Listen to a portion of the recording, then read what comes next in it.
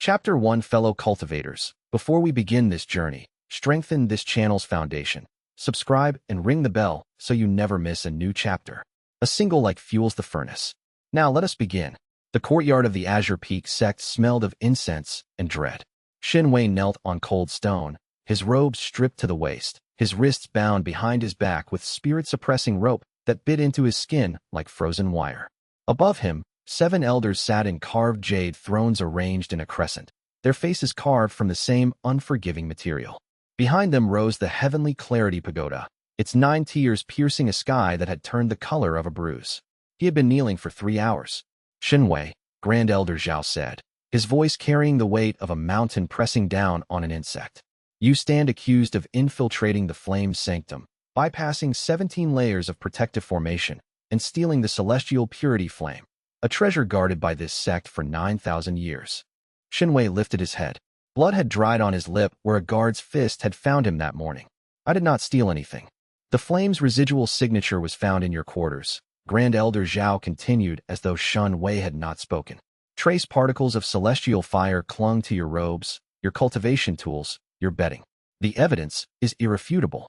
Because someone put it there, Shen Wei thought, but he had learned in the last 72 hours that truth was a currency this court did not accept. He had already named Zhao Kang, the Grand Elder's own son, the sect's golden child, core formation at 20, as the likely true thief. That accusation had earned him the split lip and a night in the disciplinary cells. The 7 elders conferred in murmurs that rustled like dead leaves. Shen Wei let his gaze drift across the courtyard, cataloging the faces of those who had come to watch. Fellow disciples he had trained with, sparred with, shared meals with. Not one met his eyes. Not one. No one did. In the shadow of the eastern colonnade, half hidden behind a pillar, a young woman in the white and green robes of an inner disciple watched him with an expression he could not quite read. Lin Yujin, the alchemist. They had spoken perhaps twice, both times in the medicinal gardens where he had gone to gather spirit herbs for cultivation. She did not look away when his gaze found her. She looked angry. The penalty for theft of a sect treasure is death, Grand Elder Zhao pronounced. Shen Wei's stomach dropped, but he kept his face still. He had trained himself for this, trained for combat, for survival, for the moment when the world turned its blade against you. Show nothing. Give them nothing. However, Sect Master Liang Feng spoke for the first time, his voice quieter than Grand Elder Zhao's, but somehow more absolute. The accused is 17 years old and has served this sect since childhood. Execution would be excessive. The Grand Elder's eyes narrowed. Then what does the Sect Master propose? Liang Feng rose from his throne. He was tall and spare, his white hair pulled back in a simple topknot, his face the kind of ageless that high cultivation produced. He could have been 40 or 400. He descended the steps and stopped before Shen Wei, looking down at him with an expression that might have been pity or might have been clinical interest. The 7-fold suppression seal, Liang Feng said. A murmur rippled through the watching disciples. Someone gasped. Shen Wei felt the blood drain from his face despite his best efforts at composure. The 7-fold suppression seal was not a punishment commonly employed. It was a technique from the sect's founding era, designed not merely to block cultivation, but to lock it so completely that the sealed cultivator would be unable to sense qi at all. 7 interlocking seals layered over the dantian, each one reinforcing the others. It was, in practical terms, a spiritual death sentence that left the body alive. The seal will suppress his cultivation entirely, Liang Feng continued, returning to his throne. He will be assigned to the punishment mines beneath the mountain. He will work. He will live. But he will never cultivate again. Grand Elder Zhao frowned, clearly preferring the cleaner solution of a severed head. But Sect Master Liang Feng's word was law within Azure Peak, and after a moment the Grand Elder nodded. So be it. They brought in the sealing formation. 7 disciples carried 7 jade pillars, each inscribed with thousands of microscopic characters that pulsed with white light. They arranged the pillars around Shen Wei in a heptagonal pattern, each pillar exactly 3 meters from his kneeling form. Shen Wei's mind raced. He was at mid-qi condensation, talented, yes, prodigiously so, with his rare dual-element affinity for fire and water that should not have been possible, but still just a boy in the foundation of his cultivation journey.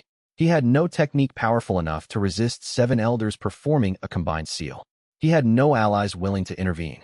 He had nothing but the certainty of his innocence and the burning knowledge that the Real thief was sitting in the audience, watching with a satisfied smirk. Zhao Kang, golden boy, core formation genius, the one who had actually entered the flame sanctum, the one whose father controlled the investigation, the one who had planted the evidence with surgical precision. Shen Wei found Zhao Kang's face in the crowd. The young man was handsome in a sharp-featured way, with the confident posture of someone who had never been told no. Their eyes met. Zhao Kang's smirk widened. Shen Wei made a promise in that moment. He did not speak it aloud. There was no need for dramatics. He simply looked at Zhao Kang and let his eyes communicate what his mouth could not. I will remember this. I will survive this. And one day, I will come for the truth. Zhao Kang's smirk faltered for just an instant before returning. He looked away first. Begin, Sect Master Liang Feng ordered. The 7 elders raised their hands simultaneously. Qi poured from their palms.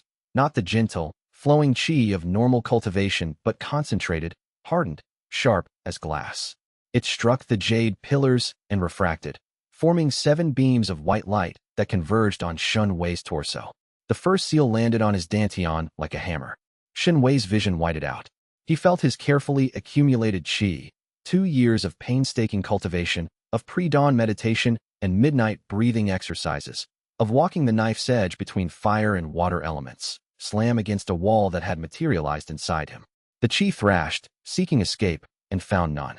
The second seal layered over the first. His meridians, the channels through which qi flowed like rivers through a landscape, began to close. He felt them pinching shut one by one, like someone crimping 100 garden hoses simultaneously. The third seal targeted his spiritual senses. The world went flat. The rich, multidimensional perception that qi cultivation granted, the ability to feel the texture of wind, to taste the mineral content of stone, to hear the subsonic hum of the earth, all of it collapsed into the dull sensory range of an ordinary mortal. By the fourth seal, Shen Wei was screaming. He did not want to scream. He had promised himself he would show them nothing. But the pain was beyond anything he had imagined. It was not the pain of injury, but the pain of amputation, of having a part of himself that was as real as his hands or his eyes carved away while he was conscious. The fifth seal, the sixth, the seventh. When it was over, Shen Wei collapsed face first onto the stone. He lay there, breathing, feeling the absolute silence inside himself where once there had been a constant, beautiful hum of energy. His dantian was not empty. The qi was still there. He could sense its shadow like a phantom limb, but it was locked behind 7 layers of impenetrable spiritual wall. He could no more access it than he could reach through stone with his bare fingers. 2 guards hauled him to his feet. His legs buckled, and they held him upright with rough, impersonal grips on his arms. Take him to the mines, Sect Master Liang Feng said. He had already turned away. The courtyard began to empty. Disciples returned to their routines. An entertainment had concluded.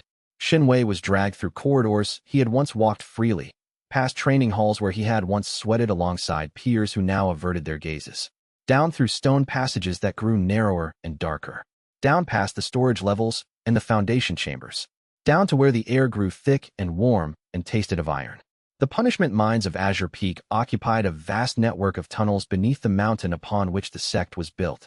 The mountain was rich in spirit stone, low-grade, but useful for formations and arrays. Extracting it was brutal, back-breaking work, and the sect had long since decided that prisoners were cheaper than equipment. The guards shoved Shen Wei through a reinforced gate and into a torchlit cavern that served as the mine's entry point. A heavy-set man with the dead eyes of someone who had stopped caring about anything decades ago looked up from a battered desk. New one, the overseer grunted. 7-fold seal, one guard said, as if that explained everything. It did. The overseer's eyebrows rose fractionally. The seal was rare enough to be noteworthy, but he simply gestured toward a pile of worn tools. Pick up a hammer and a basket. Tunnel 7 needs clearing. Move. Shen Wei picked up the hammer. It was heavy, much heavier than it should have been, because without qi-reinforced muscles, he was just a 17-year-old boy who weighed 60 kilograms. The basket was worse, made of rough iron mesh that would bite into his shoulders as it filled with broken stone. He walked into the tunnels. The mines were a labyrinth. Torches guttered at irregular intervals, casting shadows that moved like living things. The walls wept moisture, and the air was thick enough to chew. Other prisoners worked in small groups, their hammer strikes creating a rhythmic percussion that echoed through the stone. They looked at Shen Wei with the flat, incurious stares of animals too tired for curiosity. Tunnel 7 was deep. Shen Wei walked for 10 minutes through increasingly narrow passages before finding the active face. A wall of dark stone veined with the pale blue of spirit crystal. He set down his basket, hefted his hammer, and struck. The impact jarred his arms to the shoulders. A chip of stone flaked away, barely the size of his thumbnail. He struck again. Another chip. This is my life now, he thought. This is what they've made of me. He struck again, and again, and again. The tears came sometime in the first hour, but they did not last long. Shen Wei had been an orphan before the sect took him in at 8 years old. He had survived the streets of Clearwater City, where children died of cold and hunger and violence with regularity. He had survived the brutal assessment trials that culled 80% of sect applicants. He had survived. He would survive this. The hammer fell. Stone cracked. The torchlight flickered. And deep inside him, behind 7 layers of supposedly impenetrable seal, his chi, compressed beyond any tolerance it had been designed to withstand, began to move. Not outward, through the sealed meridians. Not upward, toward the blocked dantian. Downward, into the marrow of his bones. Into the iron of his blood. Shen Wei did not notice. Not yet. But the chi noticed. It noticed, and it adapted, and in the darkness beneath the mountain, something began to evolve. Chapter 2. The first week in the mines taught Shen Wei 3 things about his new existence. First, the work was designed to break you. 14 hours of swinging a hammer at stone, hauling baskets of rubble up inclined shafts, clearing collapses with bare hands when the tunnels caved, all of it calculated to drain every reserve of strength a body possessed. By the end of each shift, Shen Wei's muscles screamed, his palms were shredded despite the calluses forming with painful speed, and his spine felt like it had been compressed by several inches. Second, the other prisoners were not allies. They were a mix of punished disciples, captured bandits, and a few mortals who had offended the sect in various ways. Hierarchy ruled the mines as surely as it ruled the sect above, but here the hierarchy was based on brutality rather than cultivation talent. The strongest bodies commanded the best sleeping spots, the largest food portions, the lightest work assignments. Shen Wei, a sealed 17-year-old who was slim even by disciple standards, occupied the very bottom of this hierarchy. Third, the mines went much deeper than anyone admitted. He discovered this on his 5th day, when a wrong turn in the labyrinthine tunnels took him past the marked work areas into passages that were clearly not part of the active mining operation. The walls here were smooth, not rough-hewn like the working tunnels, but polished by time or intention, their surfaces bearing faint marks that might have been carvings worn to near invisibility by millennia. Shen Wei ran his fingers along the wall, feeling the grooves. Without his spiritual senses, he could not read whatever formations might be inscribed here. But he could feel something, a vibration in the stone, deep and slow, like the heartbeat of the mountain itself. He filed the information away and returned to Tunnel 7 before the overseer noticed his absence. The guards did rounds twice daily, morning and evening. The overseer, a man called Lu, was neither cruel nor kind. He was simply indifferent, a bureaucrat of suffering who tracked output quotas and reported to someone above him who reported to someone above them. The punishment mines were a machine, and Lu was a gear in that machine. The other prisoners left Shen Wei alone, mostly. He was unremarkable to them, just another broken disciple serving a sentence. But one man watched him with steady, evaluative eyes. Feng Zhuo was enormous, standing well over 6 feet with shoulders that could have served as a door frame. He moved through the tunnels with a ponderous grace that belied his size. His skin was rough and dark, marked with scars that spoke of decades of fighting, and his hands were the size of dinner plates. He was, Shen Wei learned from the whispered gossip of other prisoners, a former outer disciple who had been sentenced to the mines for striking an inner disciple during a training exercise. The inner disciple had been beating a servant girl. The prisoner who shared this information added, as if the distinction mattered. Down here, it did not. Feng Zhuo worked Tunnel 5, adjacent to Shen Wei's assignment. Their paths crossed at the water station, a trickle of groundwater captured in a stone basin where prisoners could drink between shifts. On the 7th day, Feng Zhuo sat down beside Shen Wei at the basin and said the first words anyone had directed at him since his arrival. "You're the one they sealed." Shen Wei looked up. Feng Zhuo's face was difficult to read. The scars and the permanent squint from years of stone dust created a mask as effective as any cultivators. "I am. 7-fold suppression. I didn't know they still did that." Feng Zhuo dipped a cupped hand into the water and drank. "How old are you?" 17. 17. Feng Zhuo shook his head slowly.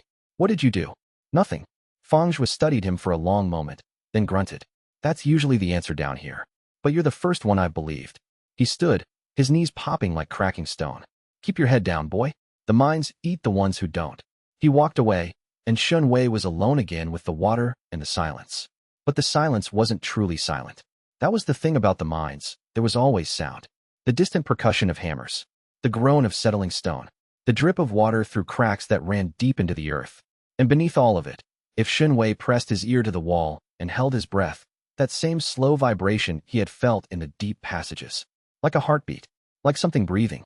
At night, the prisoners slept in a large chamber near the mine entrance, arranged on stone platforms with thin straw mattresses that smelled of decades of unwashed bodies. The lights dimmed but never went fully dark. The sect maintained low-level illumination formations on the ceiling that cast a perpetual twilight glow. Shen Wei lay on his platform and stared at the ceiling and thought about everything he had lost. His cultivation had been his life. From the moment at age 8 when a passing Azure Peak disciple had tested him and discovered his dual-element affinity, fire and water, opposites that should have been impossible to hold simultaneously, he had poured everything into the cultivation path. Every dawn found him in meditation. Every evening found him in the training halls. He had advanced through chi condensation faster than any disciple in his generation, his dual elements creating a synergy that fascinated his instructors and drew the attention of the elders. That attention, he now understood, had been his downfall. Talent without political protection was just a target. Zhao Kang had seen him as a threat, a parentless nobody whose cultivation talent outstripped the Grand Elder's own son. And Zhao Kang had removed that threat with elegant efficiency, stealing the sect treasure and planting the evidence on Shen Wei in a single night. The worst part was the neatness of it, the completeness. Every piece of evidence pointed at Shen Wei. Every witness had been either bought or intimidated. Even Shen Wei's own friends had distanced themselves, unwilling to associate with a thief who had offended the most powerful faction in the sect. He closed his eyes. Sleep came hard, but eventually the body's exhaustion overruled the mind's turmoil. In the dream, he was falling, not through air but through stone, sinking through layers of earth like they were water, descending into a darkness that was absolute and warm and somehow alive. The sealed chi inside him pulsed against its prison, not struggling anymore, but rhythmically, like breathing, like adapting. He woke with the taste of iron on his tongue and a tingling in his bones that he could not explain. The 8th day brought trouble.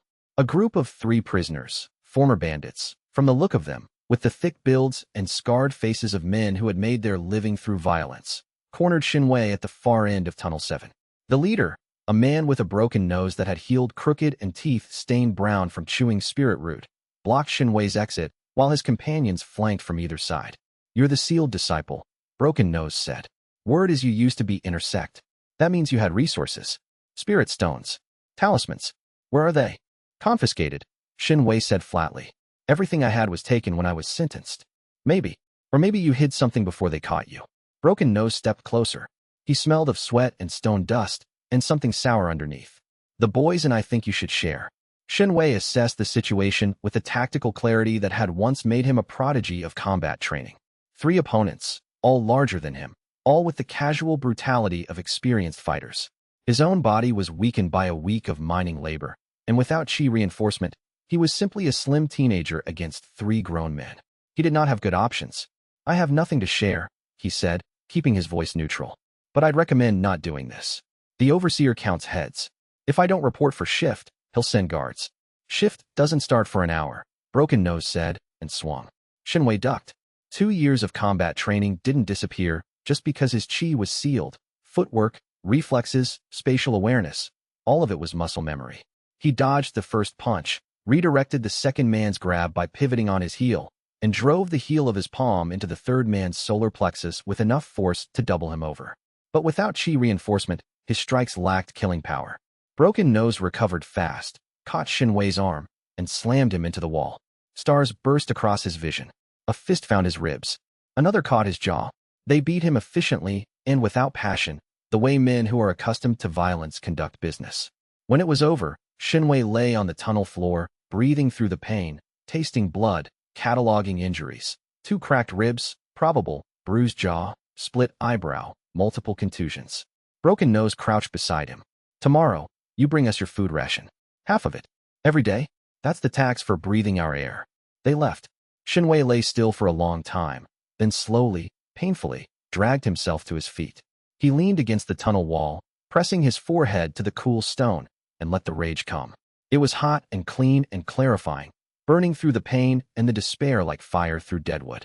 He would not give them his food. He would not submit. But he needed to be smarter about this. As he stood there, breathing, his forehead pressed to stone, he felt it again, that deep vibration, that slow heartbeat of the mountain. And this time, With the rage sharpening every sense he had left, he felt something else. A warmth in his bones. Faint, barely there, like the last ember in a dead fire. It pulsed in rhythm with the mountain's heartbeat, and when it pulsed, the pain in his ribs dimmed ever so slightly. Shen Wei held very still. His chi was sealed, locked behind 7 impenetrable layers. He could not access it, could not direct it, could not even properly sense it. But something was happening in his bones. Chapter 3. The collapse happened on the 11th day. Shen Wei had been working a new section of Tunnel 7, deeper than his usual assignment, where the spirit stone veins ran thicker and the rock was older, darker, shot through with minerals that sparkled in the torchlight like captured stars. The overseer had pushed the work crews deeper in recent days. Someone above had demanded increased output, and the easily accessible veins near the surface had been mined thin over centuries. He was alone. The other prisoners assigned to Tunnel 7 avoided him. Broken Nose had claimed him as a tax source, which in the mine's brutal hierarchy meant others steered clear to avoid getting drawn into someone else's arrangement. It suited Shen Wei. Alone, he could think. And increasingly, he needed to think, because the warmth in his bones had not gone away. It was growing. 3 days since he had first felt it, and the sensation had progressed from a barely perceptible flicker to a steady, low-grade heat that seemed to concentrate in his long bones. Femurs, tibias, humeri, and in the thick bones of his pelvis and skull. It was not unpleasant. If anything, it had made the mining work slightly easier, as if his skeleton had developed a cushion against the jarring impacts of the hammer. He was thinking about this, analyzing the sensation with the methodical attention he had once applied to cultivation theory, when the ceiling spoke. Not literally, but the deep groan that ran through the stone above him was as articulate as any warning. Shen Wei had been in the mines long enough to recognize the sound. Shifting rock, settling stone, the kind of noise that preceded trouble. He dropped his hammer and ran. The collapse chased him. Stone fell in slabs and chunks, each impact sending shockwaves through the tunnel floor. Dust billowed in choking clouds. The torches went out one by one as brackets ripped from the walls. Shen Wei sprinted blind, one hand trailing the wall for guidance, his feet finding the uneven floor by memory. The tunnel forked. He went left, the direction of the main shaft, safety, the other workers. But the collapse was faster. A massive slab of sealing stone crashed down directly ahead of him, sealing the leftward passage with tons of rubble. The shockwave threw him backward, slamming him into the opposite wall. Silence. Absolute, complete, suffocating silence. The dust settled. The darkness was total. Shen Wei coughed, tasted stone dust and blood, and assessed. He was in a pocket, perhaps 10 meters of tunnel between 2 cave-ins, one behind him where the collapse had started and one ahead where the slab had sealed the fork. The air was thick but breathable, which meant there were cracks somewhere, ventilation that would buy him time. But how much time, he could not say. He felt along the walls systematically, hands finding solid stone everywhere. The rubble fill at both ends was dense and jumbled. There would be no digging through it without tools, and his hammer was buried somewhere behind the first collapse. He sat down with his back against the wall, controlled his breathing, and considered the possibility that he was going to die here. It was a calm consideration.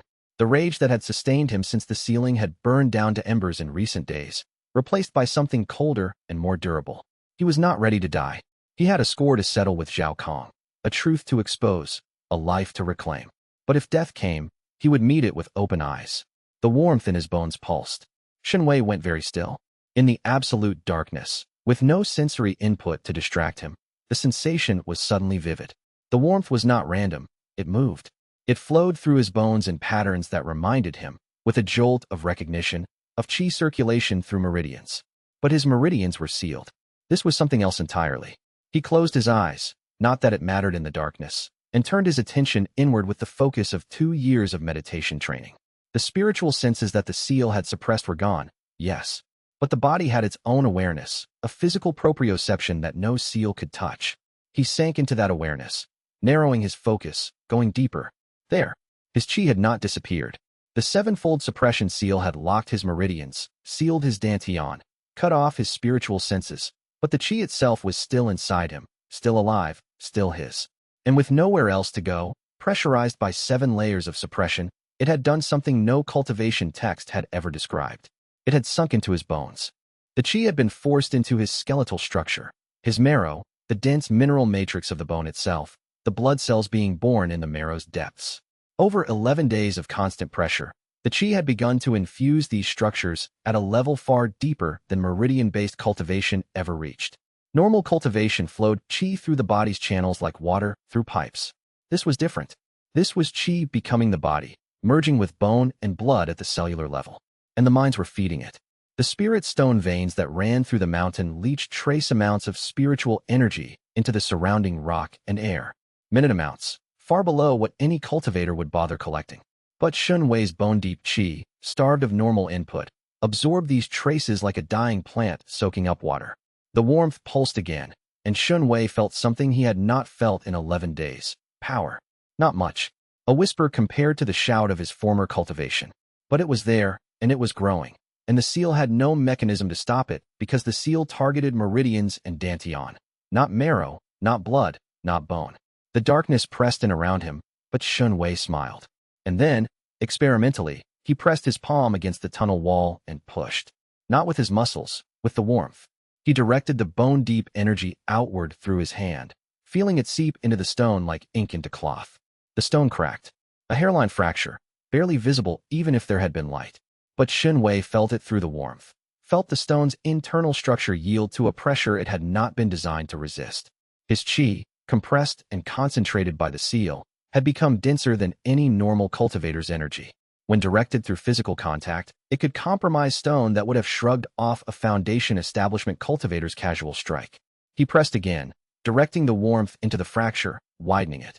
Again, and again, the stone groaned and split, a section of rubble the size of his torso shifting, creating a gap. Not toward the main tunnels. The collapse there was too massive. The gap opened downward, into a passage below his current tunnel, a space that shouldn't have existed according to the mind maps. Shen Wei hesitated for only a moment. The air from below was cooler and moved slightly, suggesting open space. Staying in the sealed pocket meant waiting for a rescue that might not come. Prisoners died in collapses regularly, and the overseer might simply mark him as dead and move on. He squeezed through the gap. The passage below was different from the mine tunnels. The walls were smooth, worked by tools or techniques far more sophisticated than prisoner hammers. The floor was level and even. And in the darkness, Shen Wei could see, not with his eyes, which registered nothing in the total absence of light, but with the warmth in his bones, which could feel the structure of the surrounding stone through vibration and heat differential. He was seeing through his skeleton.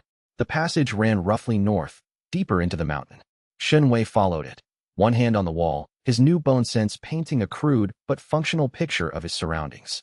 The passage was ancient. The stonework had the worn smooth quality of extreme age, and it descended at a gentle angle that took him deeper with every step. After perhaps an hour of walking, the passage opened into a chamber. It was large. His bone sense, which extended only a few meters in every direction, could not find the far walls. The ceiling was high, and in the center of the chamber, something pulsed with energy so dense that even Shen Wei's newly awakened senses could detect it. Not spiritual energy, not qi as he understood it. Something older, darker, and vastly more concentrated. He approached the source of the pulsing carefully, hands outstretched, bone sense probing ahead for traps or hazards. His fingers found carved stone, a pedestal or altar of some kind, its surface covered in inscriptions that his touch could trace, but his mind could not read. And resting on the altar, emanating that deep, slow pulse of power, was a fragment of something. Shen Wei's fingers hovered over it, not quite touching. The warmth in his bones responded to the fragment's energy, straining toward it like a compass needle seeking north. Whatever this was, his mutated qi recognized it, wanted it. He pulled his hand back. He was not a fool. Unknown artifacts in hidden chambers beneath ancient mountains were the kind of thing that killed cultivators who reached before thinking. But he had found something. A place the sect did not know about, deep enough that no one would look for him here, with energy that his new form of cultivation could feed on. He sat down in the darkness, cross-legged before the altar, and for the first time since the sealing, he began to cultivate. Chapter 4. 3 days passed before anyone found him. Shen Wei had not intended to lose himself in cultivation. His plan had been to spend a few hours exploring the chamber before finding a way back to the mine tunnels. But the energy emanating from the altar fragment was intoxicating to his bone-deep qi. The moment he had settled into a meditative posture and begun directing the warmth through his skeleton, the fragment's energy had responded, flowing into him with a smooth, natural ease that bore no resemblance to the effortful process of normal qi absorption. It was like drinking water after days in a desert. His body took what it needed, and what it needed was enormous. The qi in his marrow expanded. It grew denser, heavier, more complex in its structure.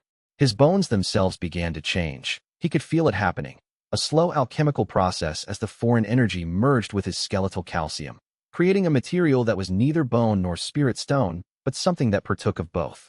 His blood, cycling through the marrow, carried the altered qi throughout his body, depositing traces of change in muscle, tendon, and organ. He was not merely cultivating. He was evolving. By the time Shen Wei forced himself out of the meditative state, his body's needs for food and water finally overriding the trance, he had changed in ways he could feel immediately. His hands, when he flexed them, possessed a density and strength that went beyond muscle. When he rapped his knuckles against the stone floor, the impact felt like striking iron on iron. His hearing had sharpened. He could catch vibrations in the stone that mapped the tunnel network around him in 3 dimensions, a sonar of sorts powered by bone-conducted resonance. He was entering a realm of cultivation that had no name in any text he had ever studied. No, that was not quite right. Old texts he had read in Azure Peak's library, during the brief period when his talent had granted him access to the inner archives, had mentioned something called body cultivation, a crude, primitive method of strengthening the physical form with qi rather than developing the spiritual aspects. But body cultivation was considered the lowest form of practice, suitable only for those without talent for proper meridian-based cultivation. What was happening to Shen Wei was not body cultivation. Body cultivation merely reinforced what already existed. This was creating something new. The qi in his bones was not simply strengthening them. It was reorganizing their fundamental structure, building new pathways through the marrow that functioned like meridians but followed the skeleton's architecture rather than the traditional channel network. New meridians. Hidden ones. Ones the sevenfold suppression seal had no power over because they had not existed when the seal was placed. The realization hit Shen Wei with the force of a revelation. The seal had not killed his cultivation path. It had forced it to evolve. He needed to test this. Carefully, he stood and faced the chamber wall. He drew a breath, pulled the warmth from his bones into his right fist, and struck the stone. A crater the size of a melon exploded inward. Chips of stone peppered his face and chest. The impact rang through the chamber like a bell, and the vibration fed back through his arm into his skeleton, carrying information. He could feel the structural integrity of the wall for meters in every direction, could sense where the stone was solid and where it was flawed. That single strike would have been beyond him even before the sealing. At mid-chi condensation, he had been able to crack stone. Azure Peak's combat training ensured that, but not create craters with bare fists. This was Foundation establishment-level physical output, at minimum, achieved through a pathway that no one in the current era of cultivation would think to look for. Shen Wei looked at his fist. The skin was unbroken. The knuckles were unmarked. He began to laugh, and the sound echoed through the ancient chamber, bouncing off walls that had been silent for millennia. The way back to the mine tunnels took him several hours to find. His bone sense, he was beginning to think of it as vibration sense, a sonar-like perception conducted through the mineral matrix of his skeleton, could map his immediate surroundings, but not the full labyrinth between the ancient chamber and the active mines. He navigated by trial and error, feeling his way through connecting passages and natural fissures. When he finally emerged into a familiar tunnel, covered in stone dust and dehydrated, but very much alive, the first person he encountered was Feng Zhua. The big man was carrying a torch, and his face registered something Shen Wei had not expected: relief. Boy, Feng Zhua's voice was rough. 3 days. They marked you as dead on the register. Not dead, Shen Wei said. His voice cracked. He had not spoken or drunk in 3 days, and his throat was raw with dust. Feng Zhua handed him a water skin without comment. Shen Wei drank greedily, then forced himself to slow down. Feng Zhua watched him with those evaluative eyes. The collapse in Tunnel 7 sealed both ends, Feng Zhua said. No one bothered to dig. Prisoners who die in collapses are just subtracted from the count. He paused. I bothered. Spent 2 days clearing rubble toward where I thought you might have been. Found the gap you squeezed through. You came looking for me. Don't make it a thing. Feng Zhua turned and began walking back toward the main tunnels. You're the only person down here who isn't a piece of garbage or a broken husk. Figured it was worth the effort. Shen Wei followed, filing away the debt. In the mines, loyalty was worth more than spirit stones. The overseer, Liu, looked up from his desk when Shen Wei appeared, registering mild surprise that quickly faded to bureaucratic adjustment. He scratched out the deceased mark on the register and wrote, returned, beside Shen Wei's number. No questions about where he had been or what he had experienced. Prisoners were not worth curiosity. Over the following days, Shen Wei established a routine. He worked his shifts, ate his rations. Broken Nose and his crew attempted to enforce their tax once more, and Shen Wei paid it without argument, not because he could not resist, but because resistance would draw attention. He needed to be invisible. At night, when the other prisoners slept, he cultivated. Not in the ancient chamber.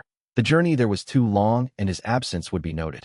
Instead, he cultivated on his sleeping platform, sinking into the bone-deep meditative state and directing the warmth through his evolving skeleton.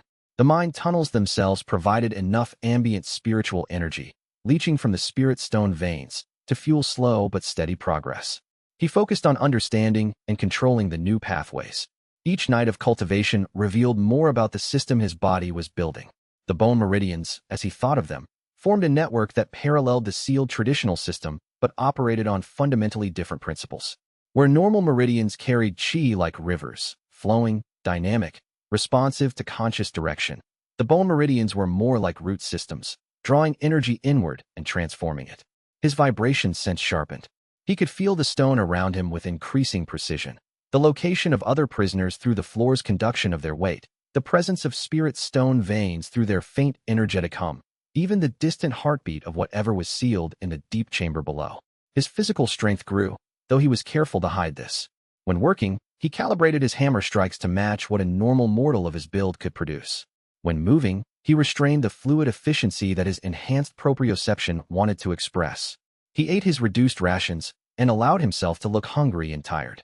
Inside, though, he was anything but.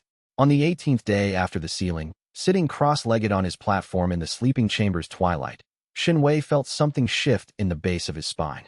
The bone meridian network had been growing steadily, branching through his skeleton like a tree's roots. But until now, the branches had been isolated. Individual pathways that carried energy in local circuits without connecting to form a whole. What shifted was the final connection.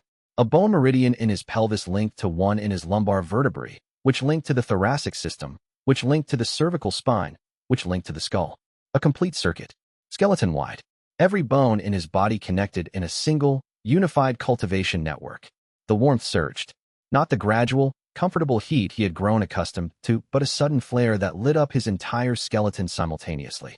He felt his bones vibrate at a frequency that was below sound, and the vibration carried information, every structure in his body, mapped in exquisite detail. He could feel his own heartbeat in his ribs. He could feel the pressure of his sitting posture in each individual vertebra.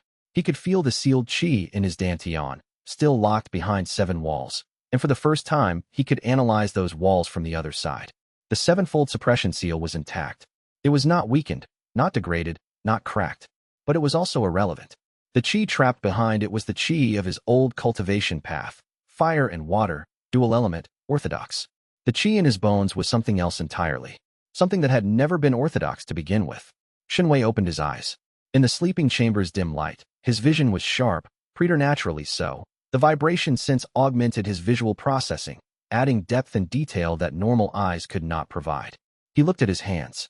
They looked the same, slim, calloused, scarred. But when he clenched them, the density of his grip could have cracked iron. He had achieved what he instinctively understood was the first realm of his new cultivation path. Marrow awakening. That was what he would call it. Not a term from any text. It was his own name for what his body had become. His marrow was awake. His bones were alive with power, and his blood carried that power to every cell. Something caught his attention. Across the sleeping chamber, Feng Zhuo lay on his platform, and unlike the other prisoners, his eyes were open. He was looking at Shen Wei. In the dim light, their gazes met. Feng Zhuo had felt something. The big man's body cultivation, crude as it was, gave him enough physical sensitivity to detect the bone-deep vibration Shen Wei had just produced. Feng Zhuo raised one eyebrow. Shen Wei shook his head minutely. Not now. Feng Zhuo nodded once and closed his eyes. Shen Wei lay back and stared at the ceiling, his skeleton humming with quiet, hidden power. The seal had been meant to end him. Instead, it had pushed him down a path that no one in the current age understood. He intended to walk it all the way to the end. Chapter 5. The cave-in came without warning, as they always did. Shen Wei heard it before anyone else. His vibration sense had become acute enough to detect the microfractures propagating through stone a full second before catastrophic failure. He was in Tunnel 5, having been temporarily reassigned while Tunnel 7 was cleared of the previous collapse's rubble, and Feng Zhuo was working the face 15 meters ahead of him. The stone above Feng Zhuo's head cracked. Move! Shen Wei shouted. Feng Zhuo reacted instantly. Years of mind work had drilled cave-in reflexes into his body, but the collapse was too fast. A slab of ceiling stone the size of a cart dropped straight down, and Feng Zhuo, for all his speed, could not clear the zone in time. The slab caught his left leg, pinning him from the knee down. Then the rest of the ceiling came apart. Shen Wei was already running. His bone-enhanced body moved with a speed that should have been impossible for a sealed cultivator. He covered 15 meters in under 2 seconds, dust and debris raining around him, smaller stones bouncing off his shoulders and skull without effect. He reached Feng Zhuo just as the main mass of the collapse descended. He did not think. His body acted. Shen Wei planted his feet, raised both arms overhead, and caught the falling stone. The weight was immense, tons of fractured rock, the accumulated mass of a mountain's innards surrendering to gravity. It pressed down on his arms, his shoulders, his spine, his legs. His feet cracked the tunnel floor beneath him. His bones screamed with the strain. But they held. Marrow awakening had transformed his skeleton into something that was no longer purely biological. His bones were infused with compressed qi, their structure altered at the molecular level to incorporate spiritual energy into their mineral matrix. They were stronger than steel, denser than spirit stone, and the force of the collapse, enough to crush any mortal and most cultivators below core formation, met a resistance it could not overcome. Shen Wei stood beneath several tons of stone, arms braced overhead, legs locked, every fiber of his enhanced body engaged in a single task, not dying, and keeping Feng Zhuo from dying. Pull free, he said through gritted teeth. His voice was strained but controlled. Feng Zhuo stared up at him with an expression of pure shock. The big man had seen many things in the mines, but a sealed qi condensation disciple holding up a cave-in with his bare hands was not among them. Pull free, Shen Wei repeated, because the stone was settling, finding new fracture planes, and his enhanced hearing could detect secondary collapses propagating from the stress point. They had seconds, not minutes. Feng Zhuo snapped out of his shock. With a grunt of pain, he wrenched his pinned leg from under the slab, leaving skin and blood on the stone but extracting the limb intact, and rolled clear of the collapse zone. Shen Wei released his hold and threw himself backward. The ceiling came down. Stone crashed into the space where they had been standing, filling the tunnel with rubble and dust. The noise was enormous, a roar of breaking earth that echoed through the mine system and set every torch in the network guttering.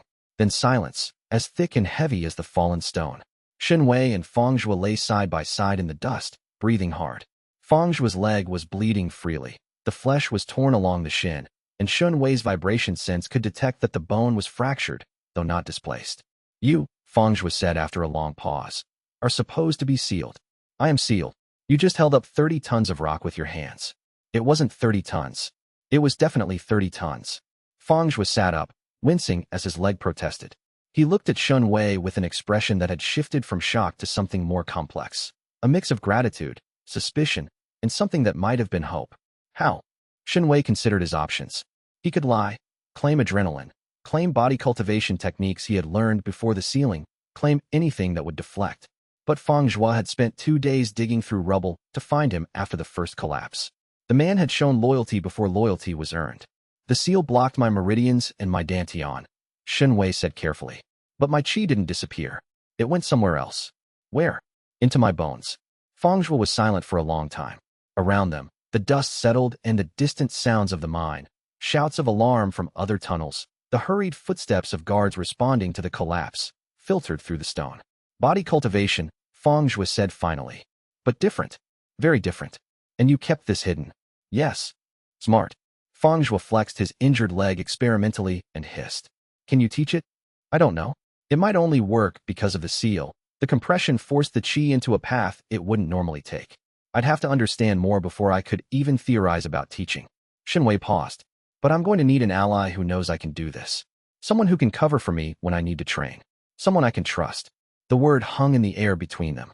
Trust was not a commodity found in mines. Feng Zhuo extended his uninjured hand.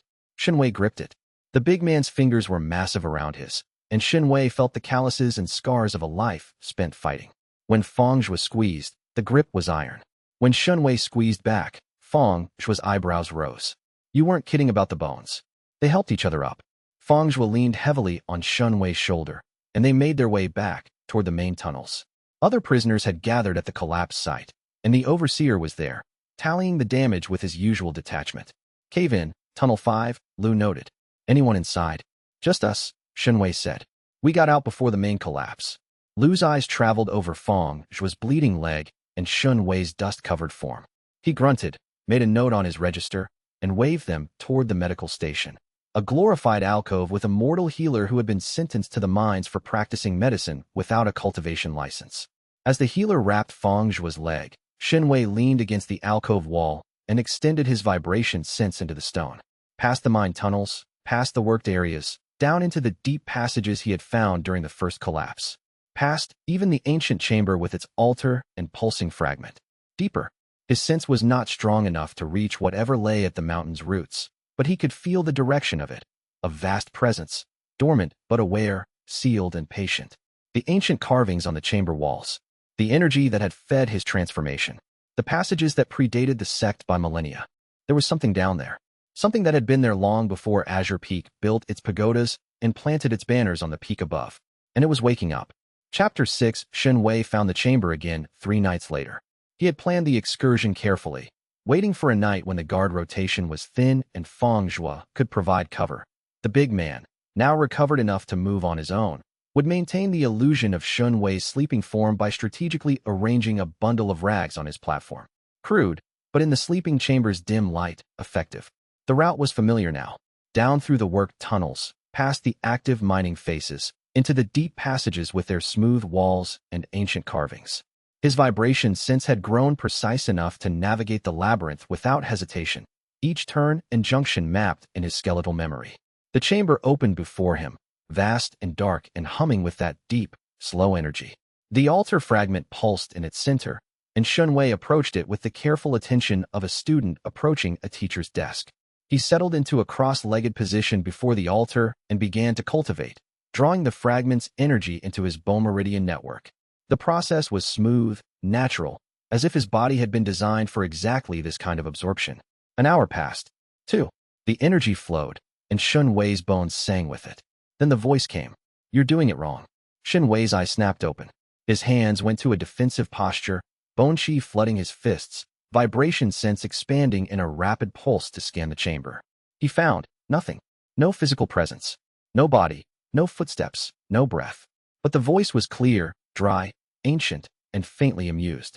Oh, calm down. I'm not going to eat you. I couldn't even if I wanted to. I don't have a mouth anymore. Where are you? Shen Wei demanded. Everywhere and nowhere. Mostly in the stone. I've been in the stone for quite a long time. A pause. But I'm particularly concentrated in the fragment on that altar. You've been drinking my residual energy like tea. I noticed. Shen Wei looked at the altar fragment with new eyes. Not a treasure or an artifact, a prison. Or more accurately, the remnant of a prisoner. Who are you? Names. It's been so long since anyone asked. The voice paused, and Shen Wei sensed a flicker of something through the fragment. An emotional resonance, old and tired and stubborn. You can call me Old Man Dusk. It's what the last person to visit this chamber called me. And that was roughly 4,000 years ago. 4,000 years, yes.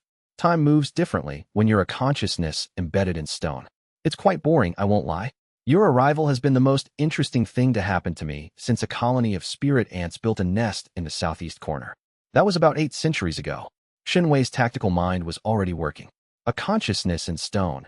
A cultivator's remnant will, perhaps, persisted through some technique beyond normal comprehension. Such things existed in cultivation lore, though they were rare enough to be considered legends. Why are you here, he asked. Same reason you are, more or less. I was sealed. Though my seal was considerably more dramatic than yours, the heavenly Tao itself put me here, which is a distinction I'm not sure I recommend. The amusement in the voice faded, replaced by something harder. I was a cultivator of the previous era, before the reset. The reset? They don't teach that anymore, do they? The fragment's pulse strengthened, and Shen Wei felt the chamber's energy shift, not threatening, but attentive, as if Old Man Dusk was focusing his considerable but limited power on the conversation. Tell me, boy, what do you know about the origin of cultivation? Shen Wei recited what every disciple learned in their first year. Cultivation began when the first humans discovered how to absorb and refine the spiritual energy of heaven and earth. The heavenly Tao established the orthodox path, meridians, dantian, the progression from qi condensation through celestial monarch. This system has existed since the dawn of the current era. Current era. Yes, that qualifier is doing a lot of work in that sentence. Old Man Dusk's voice carried the weight of deep patience. Before the current era, boy, there was another one. Cultivation was different then. Not just the heavenly path, the orthodox system your sect teaches, but also other paths. Paths that drew from below instead of above. Paths that evolved the body rather than the spirit. Paths that merged the two. Shen Wei felt a chill that had nothing to do with the underground temperature. What happened? The heavenly Tao decided that multiple paths were a threat to its authority. So it destroyed the cultivators who practiced them. All of them. Then it reset the world, erased the knowledge, sealed the energy sources, established orthodoxy as the only way. The current era of cultivation is not the original system. It's the permitted system. The implications of this settled over Shen Wei like a weight. If what Old Man Dusk said was true, and the evidence of Shen Wei's own body suggested it was, then the entire foundation of the cultivation world was built on a deliberate limitation. A cage disguised as a path. The energy in my bones, Shen Wei said slowly. The way the seal forced my chi to evolve. This has happened before. Not in 4,000 years. But yes, it happened in my era. We called it the Abyssal Path, cultivation that drew from the earth's depths rather than the heavens above. It wasn't dark, wasn't evil, wasn't any of the things the heavenly Tao's propaganda claims. It was simply different. And different was not allowed. Old Man Dusk's fragment pulsed with a resonance that Shen Wei's bone meridians absorbed unconsciously. In that pulse, he caught a flash of emotion, rage, old and tempered but undiminished. The rage of someone who had been wrongfully imprisoned for millennia. You're doing it wrong, the old cultivator repeated. What I said before. You're absorbing the energy and letting it settle wherever it wants. You need to guide it. The Abyssal Path has its own structure, its own cultivation realms. You're stumbling through the first one by instinct, but instinct will only take you so far. Can you teach me? A pause. Long enough that Shen Wei wondered if the consciousness had exhausted itself with the conversation. I can teach you, Old Man Dusk said finally. But you should know what you're agreeing to. The Abyssal Path was destroyed once. If the heavenly Tao discovers you walking it again, it will try to destroy you too. And I'm a wisp of consciousness in a rock. I can offer knowledge, but I can't protect you. I'm a sealed prisoner in a mine. I don't need protection. I need a path. Bold words from a boy. But there was approval in the voice. Very well. Sit. Breathe. And listen carefully, because I'm going to explain what your bones are doing and why it matters. You've achieved what we used to call the first realm, marrow awakening. Your chi has infused your skeletal structure, creating bone meridians that bypass the seal. But you're using them like crude pipes when they should be operating like roots. Roots? A tree's root system doesn't just transport water. It communicates with the soil, with other roots, with the organisms around it. It adapts. It evolves. Your bone meridians have the same potential. Right now, you're pumping energy through them. What you should be doing is letting them grow. Shen Wei closed his eyes and sank into his bone sense. Old Man Dusk guided him. The ancient cultivator's consciousness could touch Shen Wei's bone meridians through the altar fragment's energy, adjusting and correcting like a master tuning an instrument. The difference was immediate. When Shen Wei stopped trying to direct the energy and instead allowed the bone meridians to seek their own optimal configuration, the network expanded. New branches sprouted, reaching into tissues he had not previously connected, the cartilage of his joints, the connective tissues of his tendons, the dense bones of his inner ear. His vibration sense exploded. What had been a sonar-like perception extending a few meters became a web of awareness that encompassed the entire chamber. He could feel every crack in the walls, every grain of sand on the floor, the precise dimensions of the space, and, reaching further, the tunnel network beyond. There, Old Man Dusk said, satisfaction warming his ancient voice. Now you're cultivating, not just absorbing, growing. Shen Wei opened his eyes in the darkness and saw, for the first time, the true shape of his path. Not the stunted, sealed thing the sect had tried to make him. Not the dead end of a prisoner's life. But a road that went down instead of up, into depths that no cultivator in the current era had explored. He had a teacher. He had a path. And he had a rage that would carry him as far as he needed to go. When do we start? He asked. Old Man Dusk's laughter echoed through the stone, ancient and dark and alive. We already have. Chapter 7. The training sessions became Shen Wei's obsession and his salvation.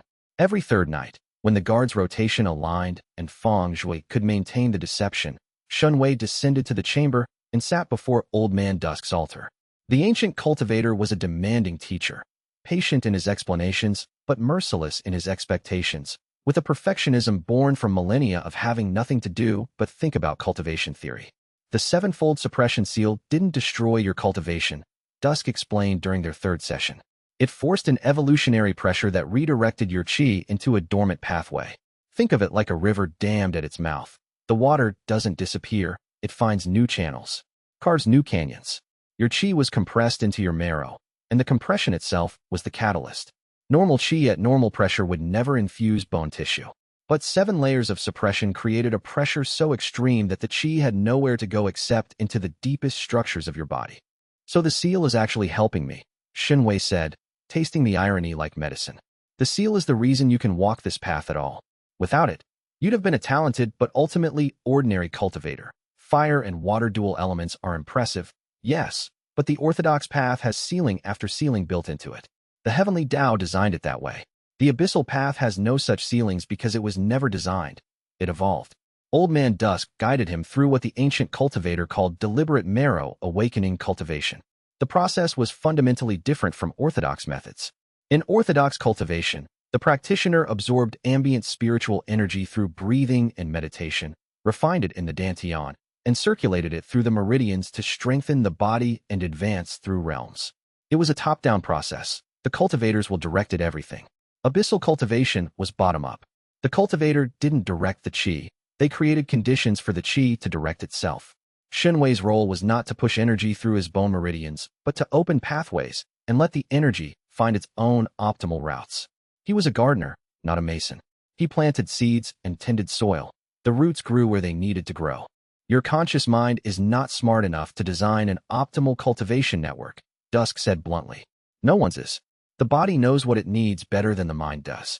Your job is to remove obstacles, provide nourishment, and trust the process. It was a philosophy that grated against everything Shen Wei had been taught at Azure Peak, where cultivation was a discipline of iron will and absolute control.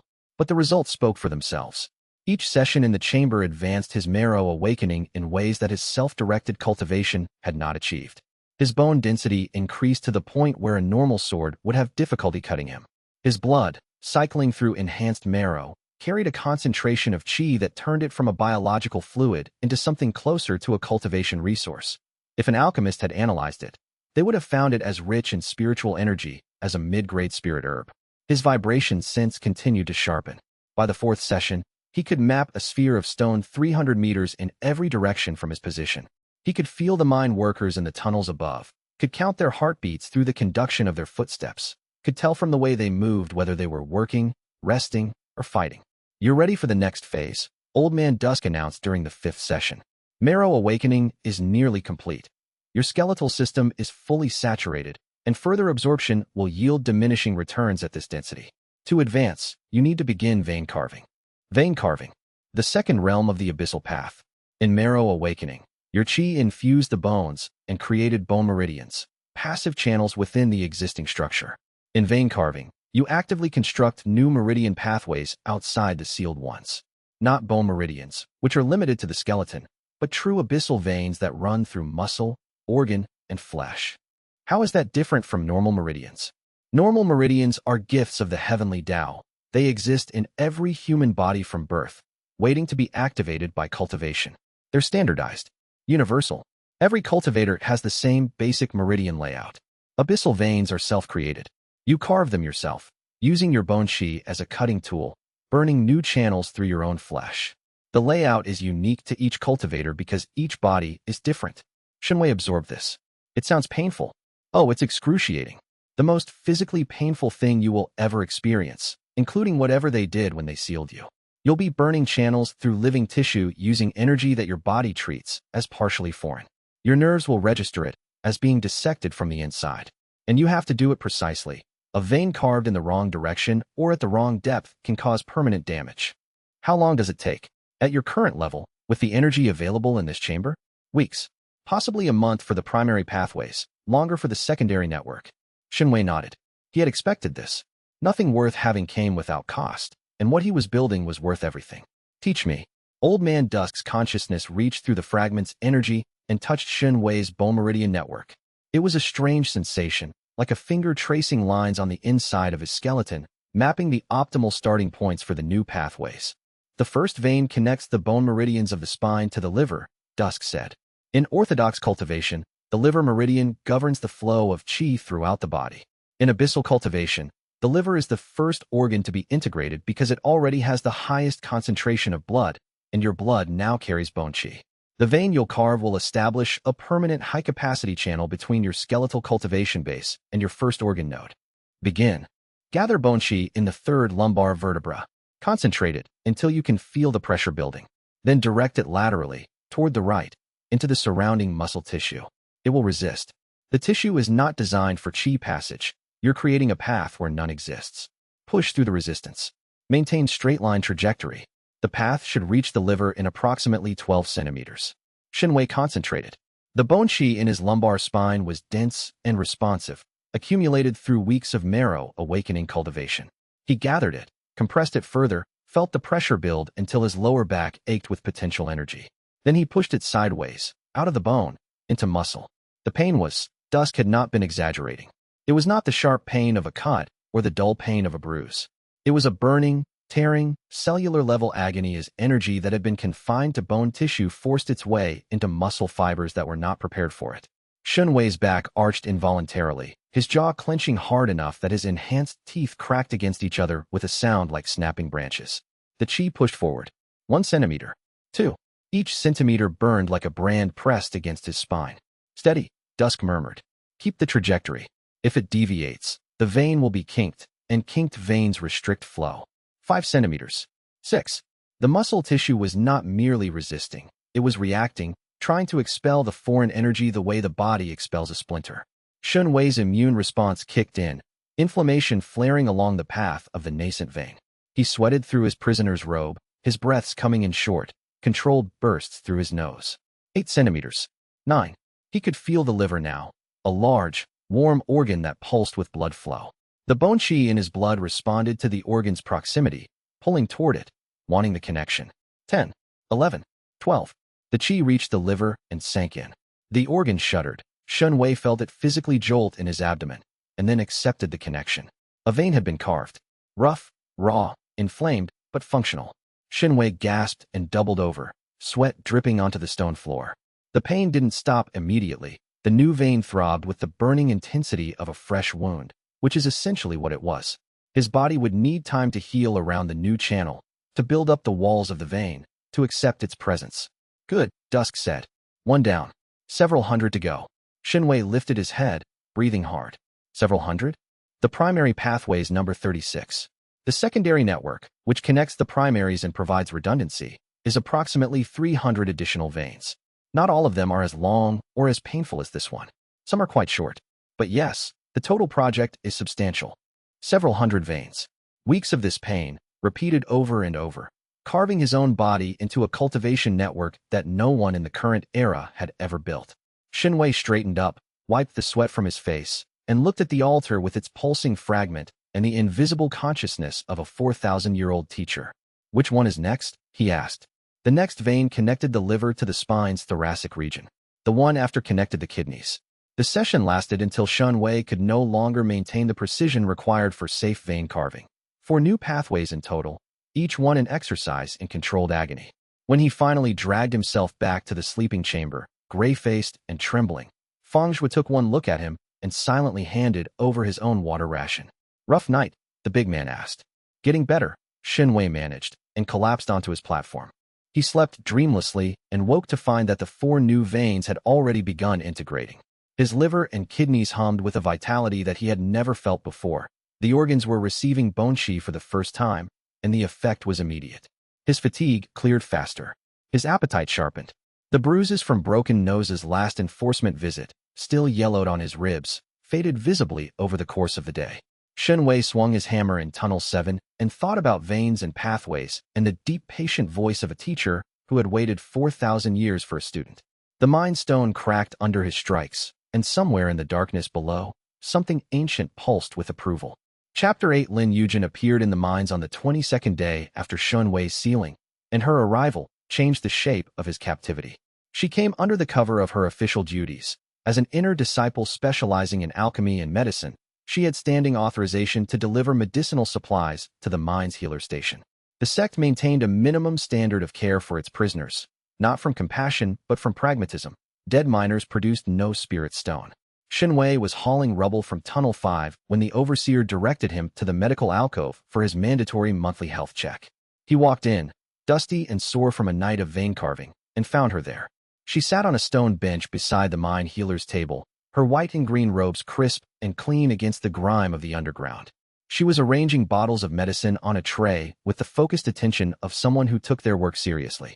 Her hair was pulled back in a practical knot, and her face, fine-boned, sharp-eyed, with the kind of beauty that came more from intelligence than from conventional symmetry, was composed in an expression of professional neutrality. But when she looked up and saw Shen Wei, her eyes flashed with something that was not neutral at all. "Sit down," she said. Her voice was calm, measured, the voice of an alchemist accustomed to precision. "I need to check your vitals." The mine healer, an old mortal named Chun who had stopped caring about anything except his own survival years ago, glanced between them and shuffled to the far corner of the alcove, pointedly interested in his fingernails. Shen Wei sat. Lin Yujin reached for his wrist, and when her fingers closed around it to check his pulse, he felt the slight tremor in her hand. She was afraid. Not of him, of being caught. "Your pulse is unusual," she said, loudly enough for Chin to hear. Then, softer, barely a breath. "I don't believe what they said you did." Shen Wei kept his face still. "My pulse is fine." "It's not." She pressed 2 fingers more firmly against his wrist. Her eyes widened slightly. She could feel something. Not the sealed qi, which was dormant and undetectable, but the bone qi that now suffused his blood. Her alchemical training gave her a sensitivity to bodily energies that went beyond normal cultivation perception. "What is this?" she breathed, so quiet that even Shen Wei barely caught it. A long story. Her fingers lingered on his pulse point. Her brow furrowed with the concentration of someone encountering a medical phenomenon outside their training. Then she released him and turned to her tray. "I'm prescribing supplementary nutrition," she said at normal volume, pulling 3 bottles from her collection. Bone-strengthening tonic, blood enrichment pills, and a general vitality elixir. Standard protocol for sealed cultivators to prevent physical deterioration. She set the bottles in front of him. Their labels matched her description. But when Shen Wei picked up the bone-strengthening tonic and turned it in his hand, he felt, through his bone sense, that the contents were not standard. The spiritual energy signature was more complex, more concentrated. She had prepared something special. "Take them as directed," Lin Yujin said. She met his eyes, and in that look was a communication that went beyond words. "I know something is happening. I'm choosing to help. Don't make me regret it." Shen Wei nodded. "Thank you." She packed up her supplies, exchanged a few words with Chun about restocking requirements, and left. The visit had lasted perhaps 10 minutes. To anyone watching, it was a routine medical supply run. Shen Wei took the bone-strengthening tonic that evening. The effect was profound. Whatever Lin Yujin had prepared, it was designed to enhance exactly the kind of bone-deep cultivation he was pursuing. The tonic's energy didn't flow through his sealed meridians. It sank directly into his skeletal system, accelerating the marrow's qi saturation and easing the inflammation along his newly carved veins. He cultivated that night on his platform, not daring the deep chamber trip, and made more progress in 4 hours than he had in the previous week. Lin Yujin returned a week later, and a week after that. Each visit followed the same format: medical check, prescription, the barest exchange of meaningful words beneath a surface of professional procedure. Each time, the medicines she brought were tailored more precisely to his evolving needs. She was analyzing him. Each pulse check was a diagnostic session, her alchemical senses mapping the changes in his body with increasing precision. She never asked him to explain. She simply observed, deduced, and adjusted her prescriptions accordingly. It was, Shen Wei reflected, an extraordinary display of trust. She was providing enhanced medicines to a sealed prisoner based on nothing more than her belief in his innocence and her professional curiosity about his condition. If discovered, she would face punishment that could end her cultivation career. On her 4th visit, she lingered longer than usual. Chen the healer had fallen asleep in his corner. He usually did by mid-morning, and the tunnel outside the alcove was empty. "Your bone density has tripled since the sealing," she said quietly, her fingers on his wrist.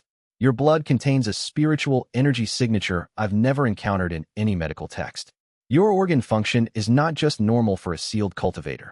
It's enhanced beyond what most active cultivators at Foundation establishment display. You've been thorough. I'm an alchemist. Observation is what we do." She paused, her thumb pressing lightly against his pulse point. "This shouldn't be possible, Shen Wei. The 7-fold suppression seal has been studied for centuries. It is understood to be absolute. What's happening to you contradicts the fundamental theory of how the seal works." Maybe the theory is wrong. Maybe. She released his wrist and sat back, studying him with those sharp, assessing eyes. Or maybe you're doing something that hasn't been done before. A silence stretched between them. In the quiet, Shen Wei heard her heartbeat through the stone floor. His vibration sense had grown acute enough to detect it, a rhythm slightly faster than calm. I'm not going to ask you to explain, she said. What I don't know, I can't be forced to reveal. But I need you to know something. She leaned forward slightly. I was in the courtyard when they sealed you. I saw your face. I saw Zhao Kang's face. And I saw Sect Master Liang Feng's face. Do you know what I saw on the Sect Master's face? What? Not surprise. Not anger. Not judgment. Lin Yujin's voice dropped to barely a whisper. Expectation. He was watching you like a man watching an experiment begin. The words hit Shen Wei like a physical blow. He had assumed Sect Master Liang Feng was complicit in the cover-up, protecting Zhao Kang and Grand Elder Zhao for political reasons. But what Lin Yujin was describing was different. Not political convenience, but deliberate design. What if the sealing hadn't been a punishment at all? What if it had been a test? He filed the thought away in the place where he kept dangerous ideas, the place that was growing increasingly crowded. Why are you helping me? He asked. Lin Yujin was quiet for a moment. When she spoke, her voice carried a weight that suggested she was sharing something she had not shared before. Because I know what it's like to be destroyed by a sect's politics. She stood, gathering her supplies. My birth sect was called the Emerald Lotus. We were alchemists, healers. We threatened no one. And we were destroyed anyway, because someone wanted our library. She left before he could respond. Shen Wei sat in the medical alcove long after she was gone, staring at the bottles of medicine she had left, thinking about destroyed sects and deliberate sealings, and the sharp intelligence in her eyes. The mind's hammers rang. The stone groaned. And somewhere far above, in the sect that had condemned him, Zhao Kang slept in silken sheets, dreaming the dreams of the unjustly powerful. Not for much longer, Shen Wei thought. Not for much longer. Chapter 9. Zhao Kang came to inspect the mines on the 31st day. Shen Wei felt him coming before anyone saw him. The vibration sense detected multiple sets of footsteps approaching the mine entrance, their rhythm the confident, unhurried cadence of cultivators who expected the world to arrange itself around them. 5 people, for with the identical stride of trained guards, and one with the loose, languid gait of someone who had never needed to rush. Shen Wei was working Tunnel 7 when the Overseer's assistant scurried through the tunnels, barking at prisoners to line up in the main chamber. Standard procedure for sect inspections. The mine's living tools were arranged for viewing, counted, assessed.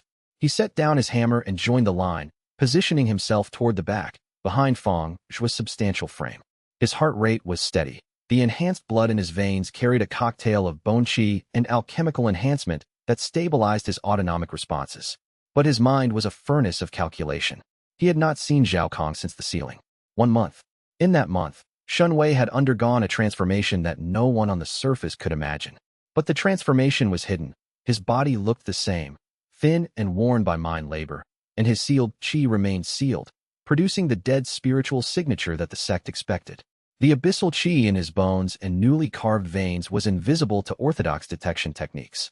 Old Man Dusk had explained why. The Heavenly Tao's perception apparatus was designed to detect heavenly qi. Abyssal qi operated on a frequency below the threshold of orthodox spiritual sense. To any cultivator scanning Shen Wei, he would appear, as what the seal had made him, spiritually dead. This was his greatest weapon and his most critical defense. He could not afford to reveal it. Not yet. Not until the gap between his power and his enemy's power was too great to bridge. Zhao Kang entered the main chamber with the casual authority of a prince visiting his stable. He wore robes of deep azure embroidered with gold, the mark of a core disciple, Azure Peak's elite, and his cultivation aura radiated at mid-core formation, filling the chamber with a pressure that made the mortal prisoners flinch. He was handsome, Shen Wei had to admit. High cheekbones, sharp jaw, eyes that held the predatory intelligence of a hawk. At 20 years old, Zhao Kang was everything the sect wanted in a successor. Talented, connected, ruthless when necessary, charming when it served. And a thief. And a liar. And the architect of Shen Wei's destruction. Zhao Kang walked the line of prisoners with the disinterest of someone inspecting livestock. His guards flanked him, their swords worn with the ease of long practice. The overseer trailed behind, providing a running commentary of output numbers and incident reports. He stopped in front of Feng Zhuo. You're the body cultivator who struck an inner disciple, Zhao Kang observed. His voice was smooth, cultured, the voice of someone raised in privilege. Feng Zhuo said nothing. His face was stone. Zhao Kang smiled. The smile of a man who enjoyed the power of silence more than the power of words, and moved on down the line. He reached Shen Wei. The world narrowed to the space between them. Shen Wei looked up at the face of the man who had stolen his life, and Zhao Kang looked down at the face of the man he had used as a scapegoat. Shen Wei. Zhao Kang's smile widened. It did not reach his eyes. How is the mind treating you? Adequately, young Master Zhao. The title was ashes in his mouth. You look thin. Are they feeding you enough? False concern, performed for the guards and the overseer, establishing the narrative of a magnanimous sect figure caring for even its lowliest prisoners. The rations are sufficient. Zhao Kang leaned closer. His cultivation aura pressed down on Shen Wei like a physical weight. At core formation, his spiritual pressure could make chi condensation cultivators stumble. To a sealed prisoner, it should have been crushing. Shen Wei felt the pressure against his skin and bones and ignored it. His bone chi absorbed the spiritual force unconsciously, drawing it in, analyzing its structure, filing the information in the crystalline memory of his enhanced marrow. Interesting, core formation aura at this proximity had a specific frequency, a resonance that could be mapped and, potentially, countered.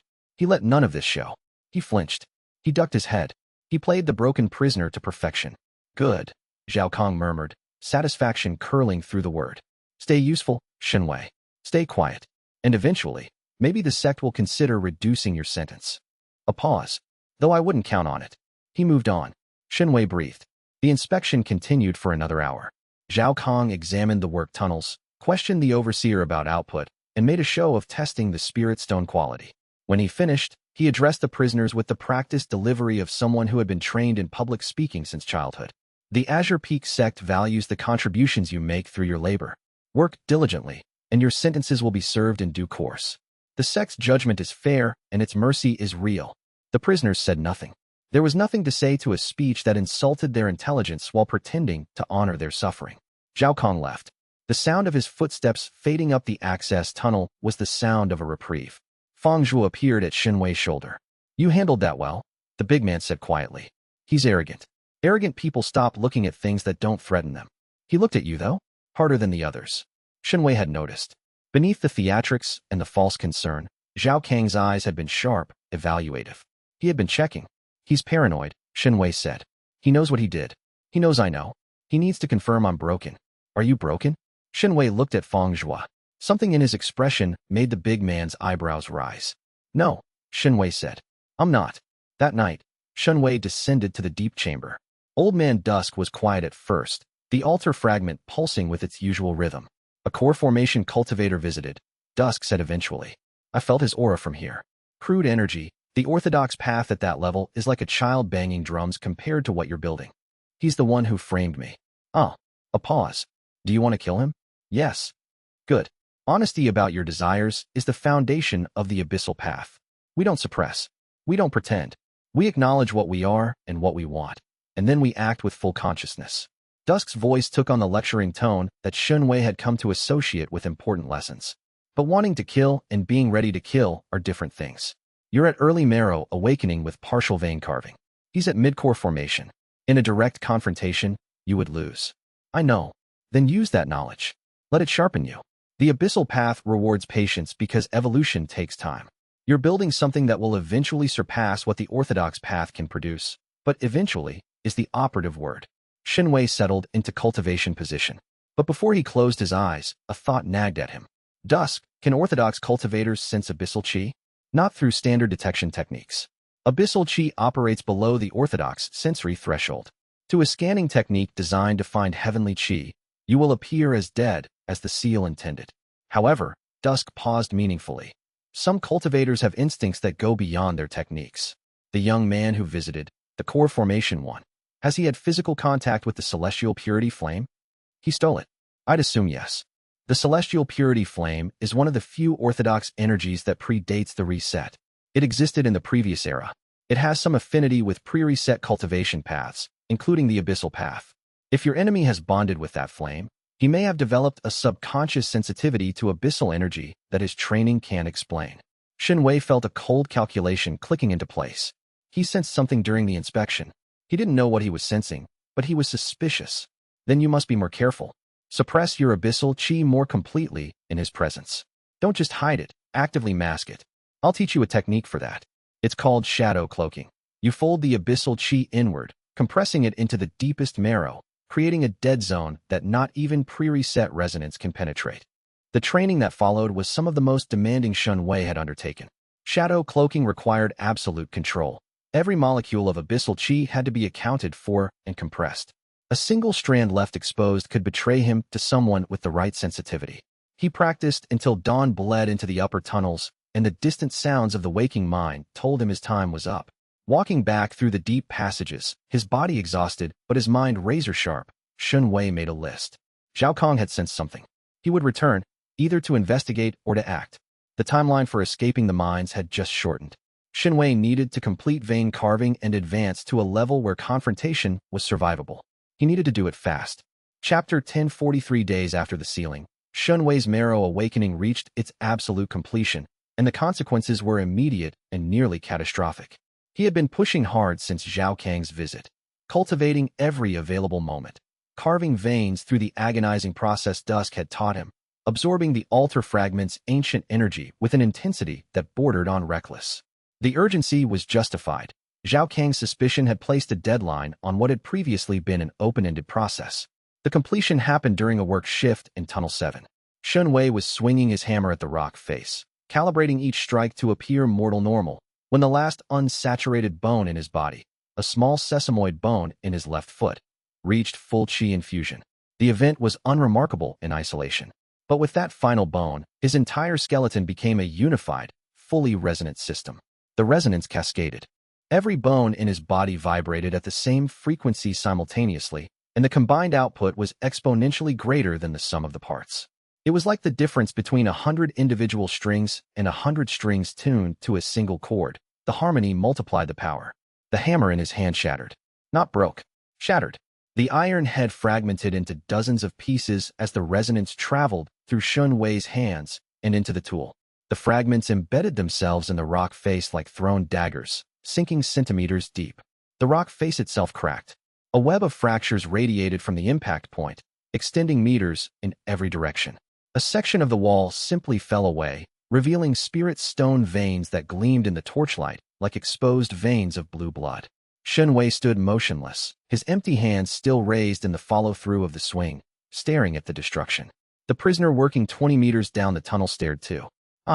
Shen Wei said, his mind racing for an excuse. Must have hit a fault line. The other prisoner, a former bandit whose name Shen Wei had never learned, looked at the shattered hammer, then at the cratered wall, then at Shen Wei.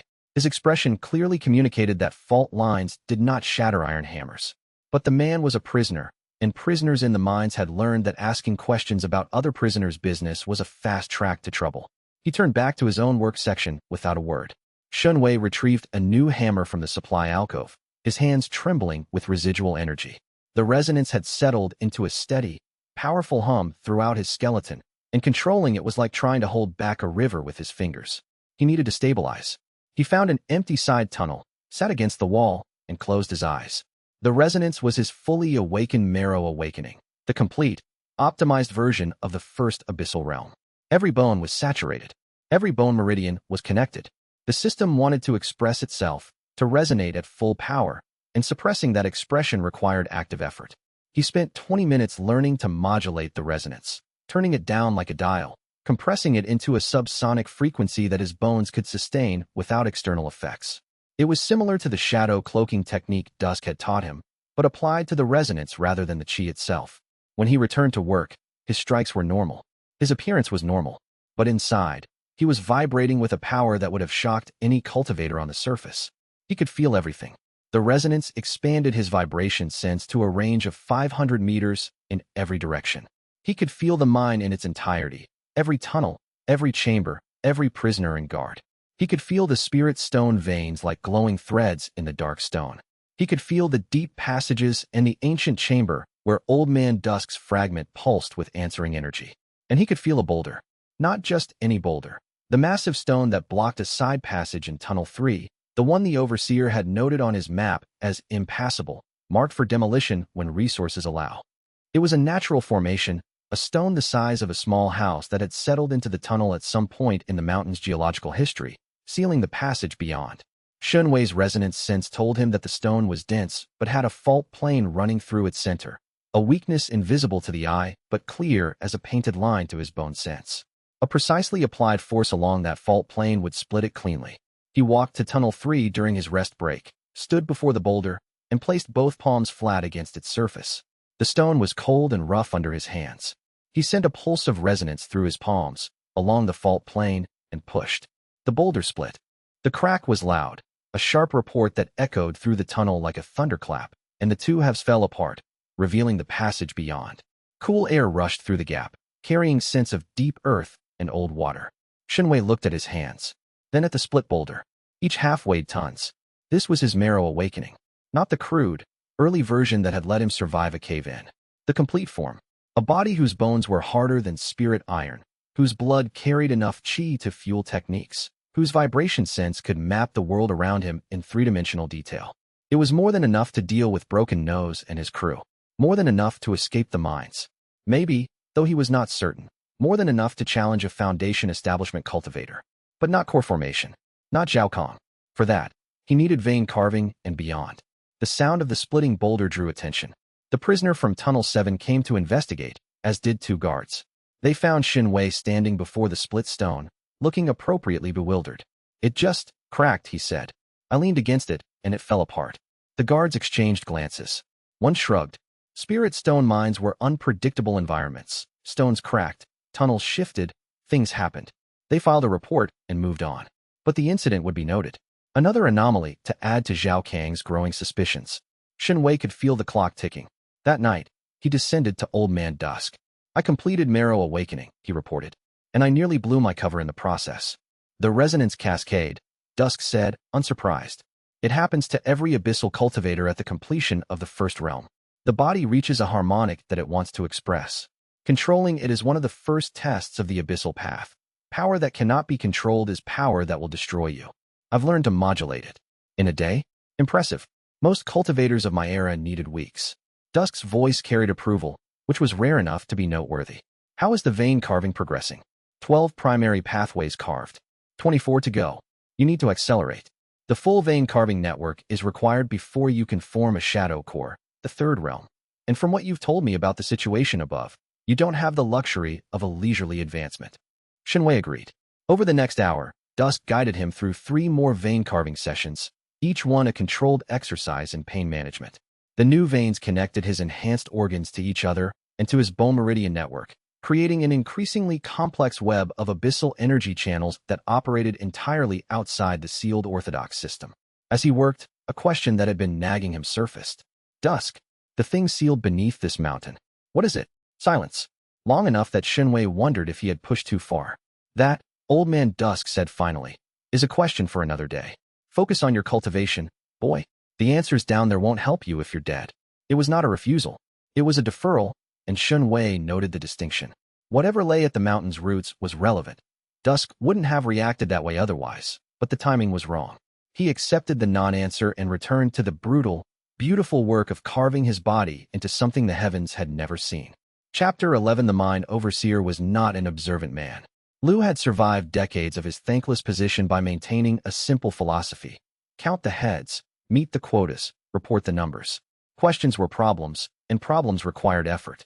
Liu did not do effort, but even Liu could not ignore the report from the guards about the shattered hammer and the split boulder. Shen Wei learned about the report through Feng Zhua, who had cultivated a network of information sources among the other prisoners with the patient diligence of a man who understood that knowledge was currency. Liu sent a note to the sect administration, Feng Zhua said during their water break, keeping his voice low. Standard anomaly report. Sealed prisoner, unexplained physical events, requesting investigation. How long before someone comes? Depends on how busy the administration is. Could be days, could be weeks. But given that Zhao Kang already has suspicions, Feng Zhua trailed off meaningfully. Shen Wei's tactical mind engaged. The report would enter the sect's bureaucracy. Under normal circumstances, it would languish in a stack of papers until someone got around to it.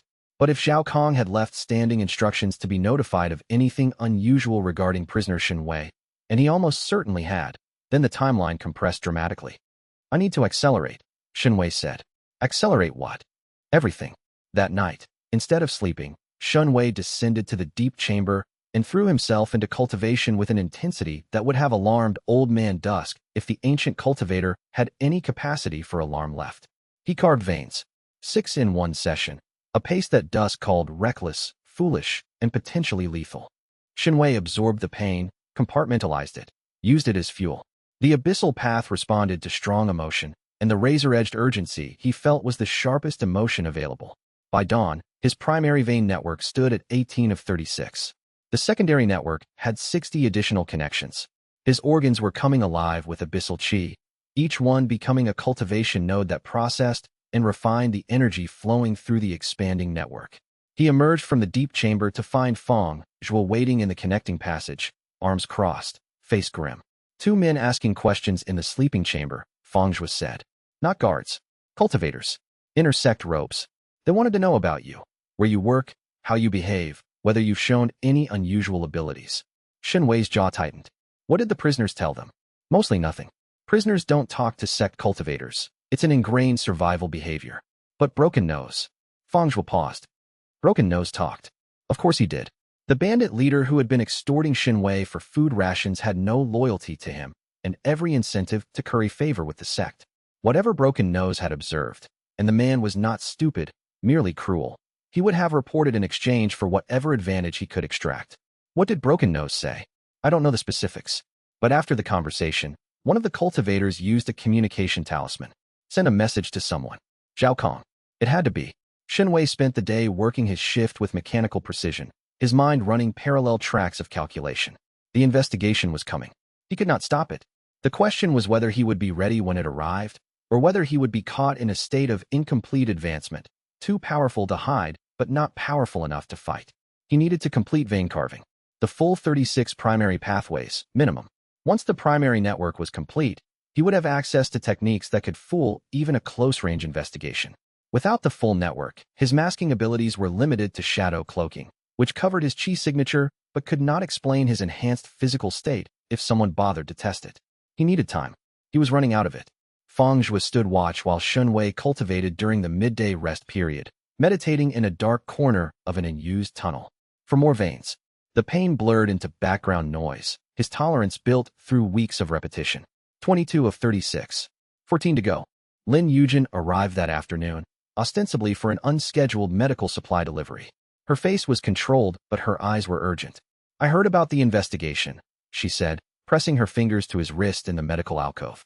2 inner disciples from the disciplinary hall. They report to Grand Elder Zhao. Not to the sect master? No. Zhao's faction is running this independently. She paused, reading his pulse with obvious concentration. Your body has changed dramatically since my last visit. The energy density in your blood has nearly doubled. What are you doing? Surviving. She looked at him with an expression that combined professional frustration with personal concern. You're pushing too hard. Whatever this cultivation method is, the rate of change I'm detecting suggests you're approaching a threshold. If you push past it without stabilizing, I don't have time to stabilize. Then take this. She produced a small jade bottle from her robe, not from the standard supply tray, but from a hidden pocket. I made this specifically for your condition. It won't accelerate your cultivation, but it will stabilize the changes you've already made. Think of it as a foundation hardener. It locks the alterations in place so they don't unravel under stress. Shen Wei took the bottle. The liquid inside was dark green, almost black, and it pulsed faintly with energy that his bone sense recognized as compatible. Lin Yujin, he said, if they find out you're helping me, then I'll deal with the consequences. Her voice was flat and final. I've been dealing with consequences since I was 6 years old and my entire sect was massacred. This isn't the hardest thing I've done. She held his gaze for a moment that stretched, and Shen Wei saw in her eyes the steel that lay beneath her composed exterior. This was not a woman who helped him out of pity or even out of conviction. She helped him because she understood, in her bones, what it meant to be destroyed by the powerful and to refuse to stay destroyed. Thank you, he said, and meant it with every fiber of his altered being. She nodded once and left. Shen Wei took the stabilizing elixir that night before his cultivation session. The effect was immediate. The raw, inflamed veins he had carved in the previous weeks smoothed and hardened, their walls thickening, their capacity increasing. The elixir did exactly what she had promised. It locked his changes in place, creating a stable platform from which to push further. He carved 4 more veins with renewed precision. 26 of 36. 10 to go. The clock was ticking.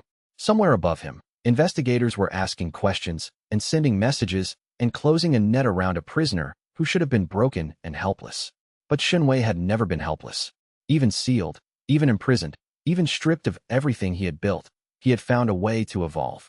The Mind Stone pressed close around him, dark and heavy and vast. And in that darkness, he carved himself a new path forward, one painful vein at a time. Chapter 12. Old Man Dusk had not exaggerated about the pain of vein carving. But what he had failed to mention, or perhaps had deliberately withheld, the crafty old spirit, was the beauty of the process. Each new vein that Shen Wei carved was not merely a channel for energy. It was an extension of himself, a custom-built pathway that reflected his body's unique architecture. Where orthodox meridians were identical in every cultivator, a standardized system imposed from without, abyssal veins grew according to the individual's needs, strengths, and weaknesses. The vein connecting his heart to his brain, for instance, did not follow the orthodox heart meridian's straight path through the chest and up the neck. Instead, it spiraled through his ribcage in a helix pattern that his bone chi had chosen instinctively, creating a channel with twice the capacity and half the resistance of the orthodox equivalent. Your body is smarter than any cultivation manual, Dusk observed as Shen Wei carved the 27th vein. The Heavenly Dao standardized cultivation because standardization is controllable. The Abyssal Path is uncontrollable because every practitioner is unique. That's what the Heavenly Dao feared, not the darkness, not the power, but the unpredictability. The 27th vein connected his liver to his lungs, completing the organ circuit. With this connection, Shen Wei's internal energy cycle became self-sustaining. His organs could process and refine abyssal qi without his conscious direction, feeding the bone meridian network and the expanding vein system simultaneously. He was becoming an engine, a self-improving, self-sustaining cultivation engine that grew more efficient with every new pathway. 28 through 32 came in rapid succession, each vein shorter and less painful than the early ones. His body had adapted to the carving process, the tissues more accepting of new channels, the nerve response dulled by familiarity. 33 was the connection between his spine and his sealed dantian. This one is critical, Dusk warned. You're not going to breach the seal. You can't, and you shouldn't try. But you need to establish a monitoring connection that lets you observe the sealed qi from the abyssal side. Think of it as building a window in a wall. You can see through it, but nothing passes. The carving was delicate work. Shen Wei guided his bone qi along the outer surface of the sevenfold suppression seal, feeling its structure from the abyssal perspective. The seal was a masterwork of orthodox cultivation, 7 interlocking barriers, each one reinforcing the others, each one designed to suppress a different aspect of cultivation. Layer by layer, the seal addressed meridian flow, dantian compression, spiritual sense, qi type, elemental resonance, consciousness projection, and, at its deepest layer, the connection between cultivator and Heavenly Dao. That last layer was interesting. Shen Wei had not understood its purpose before, but from the abyssal side, it was clear. The seal didn't just lock his cultivation, it severed his connection to the Heavenly Dao's cultivation framework. It disconnected him from the system that governed orthodox advancement. And in doing so, it had freed him to find another system. Shen Wei completed the 33rd vein and established the monitoring window. Through it, he could see his old qi, fire and water, dual element, compressed and dormant behind 7 walls. It was still there, still his, but it belonged to a path he was leaving behind. 34, 35, 36.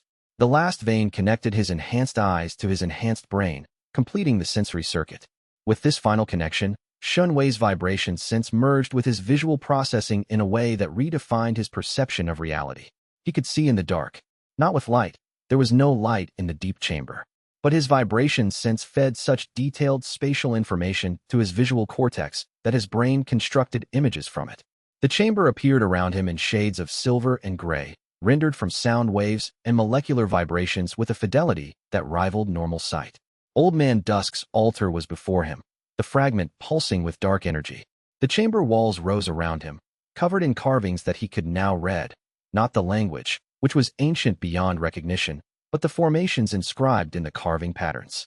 Cultivation arrays, ceiling formations, warning signs. Vein carving is complete, Dusk said, and his voice carried a warmth that surprised Shen Wei. The primary network is established. You are now a cultivator of the second realm of the Abyssal Path. Shen Wei flexed his hands. The movement sent ripples of energy through his vein network, each pathway carrying its load with smooth efficiency. His body had never felt more alive, more connected, more his. How does this compare to orthodox ranks? He asked. In raw power output, a completed vein carving cultivator is roughly equivalent to a peak foundation establishment or early core formation orthodox cultivator. But the comparison is misleading because you fight differently.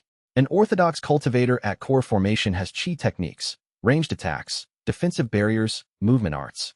You have a body that is a weapon, senses that can see through walls, and veins that can adapt to absorb and counter enemy techniques. In a straight power comparison, you're outmatched. In an actual fight, the outcome depends on how well you use your advantages. Shen Wei absorbed this assessment. Peak foundation establishment to early core formation. Zhao Kang was mid-core formation and climbing. The gap had narrowed but not closed. How long until I can begin shadow core formation? The third realm requires stabilization of the vein carving network, at least a week for the veins to fully mature. And you'll need a significant source of dense abyssal energy for the core itself. The fragment on this altar can provide some, but the shadow core demands more than residual energy. The thing sealed deeper in the mountain.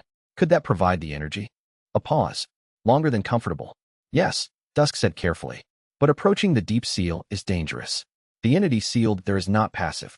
It is aware, in a limited sense, and it has been feeding energy to you through the mountain structure since you first entered these tunnels.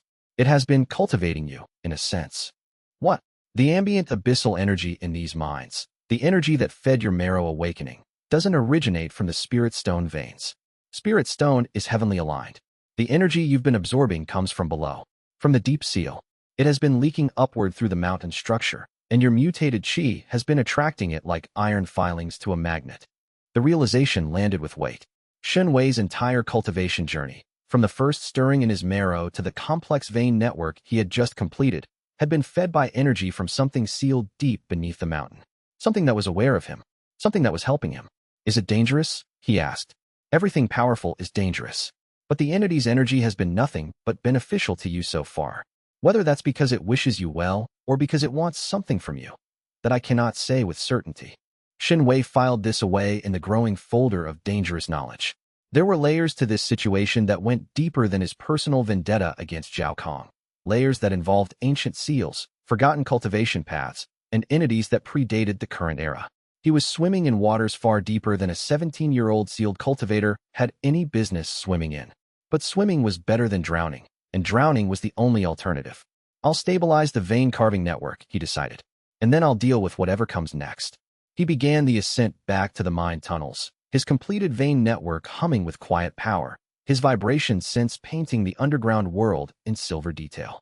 14 pathways below, in a place that maps had never charted, something vast and patient pulsed in its chains. And Shen Wei walked above it, carrying fragments of its power in his bones, heading toward a confrontation that was coming whether he was ready or not. Chapter 13. Lin Yujin came to the mines on a day when the air itself tasted of approaching trouble. Shen Wei felt her arrival through the stone, the familiar cadence of her footsteps, lighter and more precise than the guards, the faint trace of alchemical herbs that clung to her robes like perfume. His vein network had been stabilizing for 4 days since completion, and his senses had sharpened to the point where he could distinguish individual people by their gait from hundreds of meters away. He met her in the medical alcove as usual. Old Chun the healer was there, but a single pointed look from Lin Yujin sent him shuffling to his corner. The woman had a commanding presence when she chose to use it. Your pulse. She took his wrist. Her fingers were warm, and Shen Wei noticed, with the enhanced perception that his completed vein network provided, details he had not previously registered. The small calluses on her fingertips from years of grinding medicinal herbs.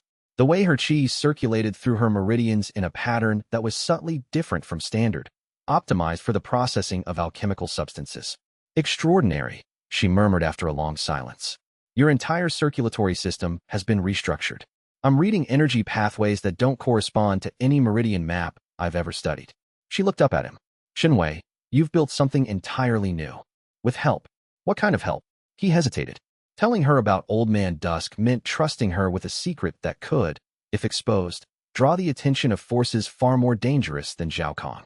But Lin Yujin had risked her position and her safety to help him for weeks. She had earned this. There's an ancient cultivator's consciousness sealed deep beneath the mountain. He's been teaching me.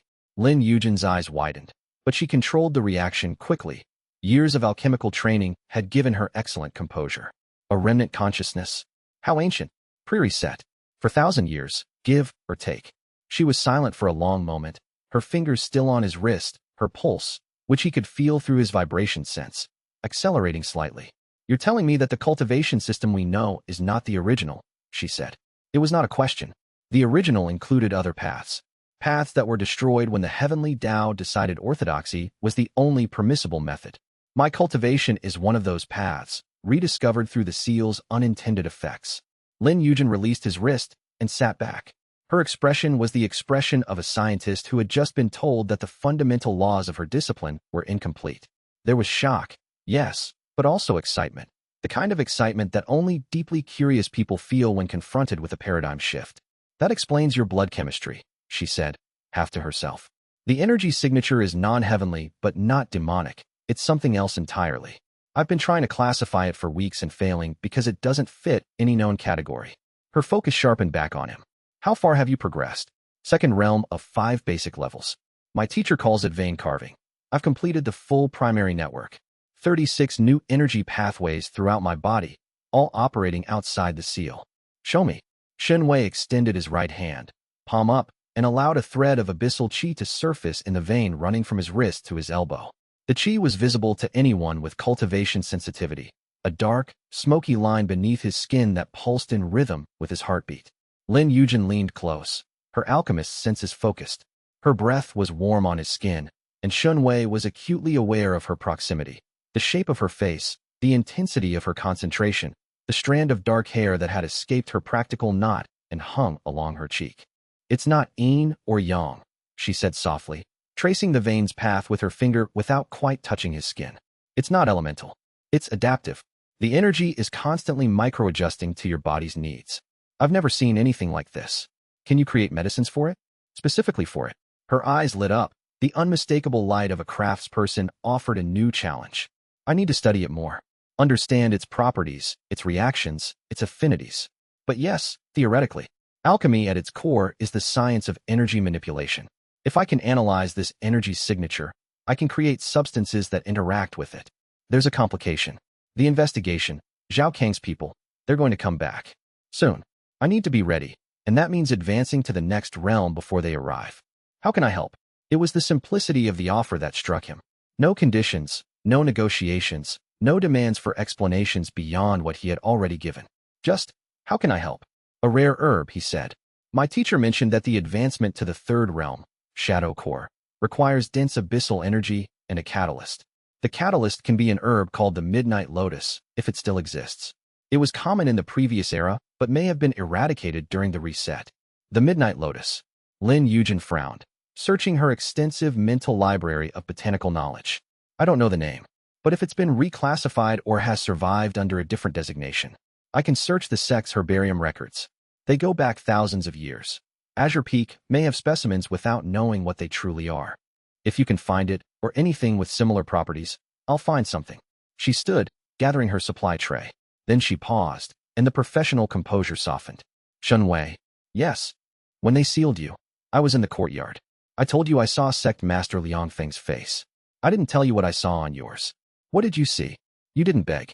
Every other sealed cultivator in the historical records begged at some point during the process. You screamed, yes, but you never once asked them to stop.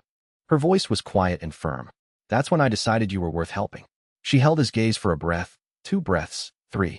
There was nothing coy or romantic in the look. It was the clear, steady assessment of one survivor recognizing another. Then she left, and the medical alcove was empty, and Shen Wei sat on the stone bench feeling the warmth of her fingers on his wrist like an echo. He had been alone since the sealing. Even with Fangzhu's loyalty and Dusk's teaching, there was a loneliness to his situation that he had pushed to the edges of his consciousness because addressing it would weaken him. But Lin Yujin's steady presence, her intelligence, her courage, her refusal to look away from difficult truths, was cracking that isolation in ways he was not sure he could control. This is dangerous, his tactical mind warned. Attachment is a vulnerability. But another part of him, the part that was 17 years old and had been stripped of everything except pain and determination, answered, she sees you. She believes you.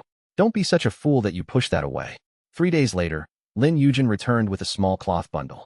Inside was a dried herb, black petals with silvery veins, preserved in a stasis formation that had kept it intact for what appeared to be centuries. It was in the deepest section of the herbarium, she said, catalogued as an unidentified specimen, filed under historical curiosities. The entry was so old it was written in a script that predates the current era's standard language. I had to cross-reference 3 translation texts to identify it. Shen Wei held the herb and felt his bone meridians sing in recognition. The energy in the petals was undeniably abyssal, old, concentrated, perfectly compatible with his cultivation base. Midnight Lotus, he confirmed. This is it. Lin Yujin smiled, and for the first time, the expression was not professional or controlled or measured. It was triumphant. I took 3 others from the collection as well. They were similarly catalogued, pre-era specimens with no known use. I suspected they might be relevant to your path. She produced 3 more bundles, a root like dark crystal, a seed pod that hummed with subsonic energy, and a handful of dried berries that were cool to the touch despite the mind's ambient warmth. Shen Wei looked at the herbs, then at Lin Yujin, and the gratitude he felt was so large that words seemed inadequate. I can't repay this, he said. I'm not asking for repayment. She paused, then added with a faint twist of humor. But if you do manage to overthrow the corrupt power structure that destroyed both our lives, I'd like to be there to see it. He laughed.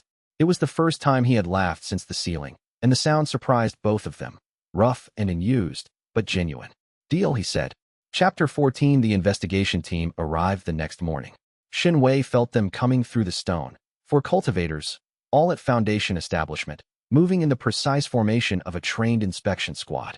They carried detection equipment, spiritual resonance scanners, chi signature analyzers, the kind of tools the sect used to investigate anomalies in their territory. He had 12 hours warning. That was the advantage of vibration sense that extended through half a kilometer of mountain. Incoming visitors announced themselves long before they arrived. He used the 12 hours to prepare. First, he activated the shadow cloaking technique at maximum intensity, compressing every trace of abyssal chi into the deepest marrow of his bones. The veins he had carved over weeks of agonizing work went dark, their energy pulled back into the skeletal system. His blood, which normally hummed with abyssal chi, was scrubbed clean of spiritual signature through a rapid filtration cycle that left him lightheaded but undetectable. Second, he dispersed the tiny amount of ambient abyssal chi that his cultivation had released into the surrounding stone. This was a technique Dusk had taught him specifically for this scenario, pushing his chi out into the mineral matrix of the mine's walls, where it would blend with the natural energy of the spirit stone veins and become indistinguishable from background noise. Third, he buried the herbs Lin Yujin had given him in a crevice deep in the unused passages, wrapped in a layer of his own chi that would mask their unique signature. When the investigation team entered the mines, Shen Wei was swinging his hammer in Tunnel 7, looking exactly like what his file said he was, a sealed, broken, physically deteriorating young prisoner serving his sentence. The team was efficient. They set up their detection equipment in the main chamber and ran comprehensive scans of the entire mine complex. Resonance sweepers probed the walls, the tunnels, the prisoners themselves. Each prisoner was scanned individually, a process that involved standing in the center of 4 pillars while formation light played over the body. Shen Wei's turn came at midday. He stood in the scanning formation, arms at his sides, face blank, and let the detection techniques wash over him. The scan probed his meridians, sealed, exactly as expected. His dantian, suppressed, dormant, 7 layers intact.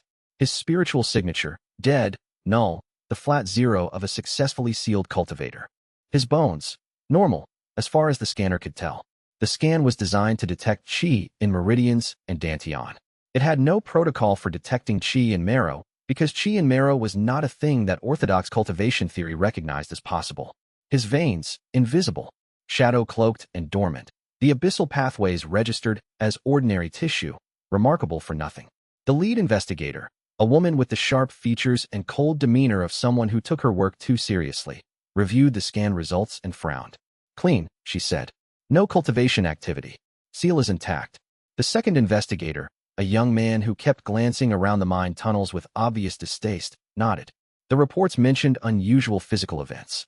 A shattered hammer, a split boulder. The hammer was old iron, probably flawed. The boulder was likely sitting on a fault line. The geological surveys of this area show significant seismic activity. The lead investigator's tone suggested she had already formed her conclusion and was merely going through motions. I see no evidence of cultivation by the subject. But the third investigator, Quiet until now, spoke up. Run the deep scan. The one we use for hidden cultivation. The lead investigator raised an eyebrow. That scan takes 3 hours per subject and uses a significant amount of spiritual energy.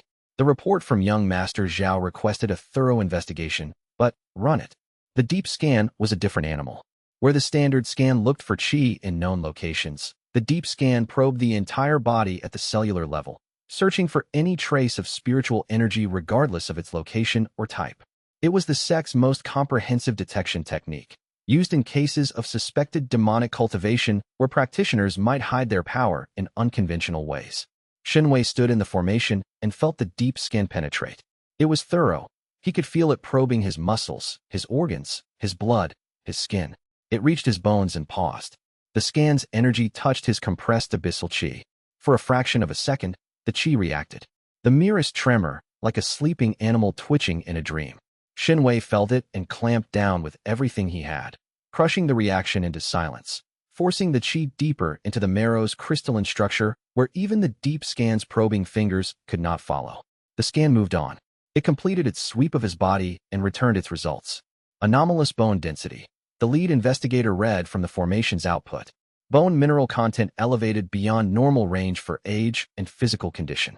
No explanation in medical records. Shen Wei spoke.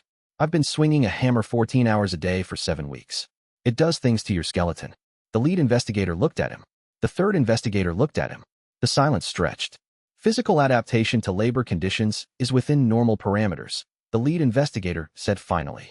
Elevated bone density is consistent with sustained heavy physical activity. The third investigator did not look satisfied but did not argue further. The scan had found nothing definitive.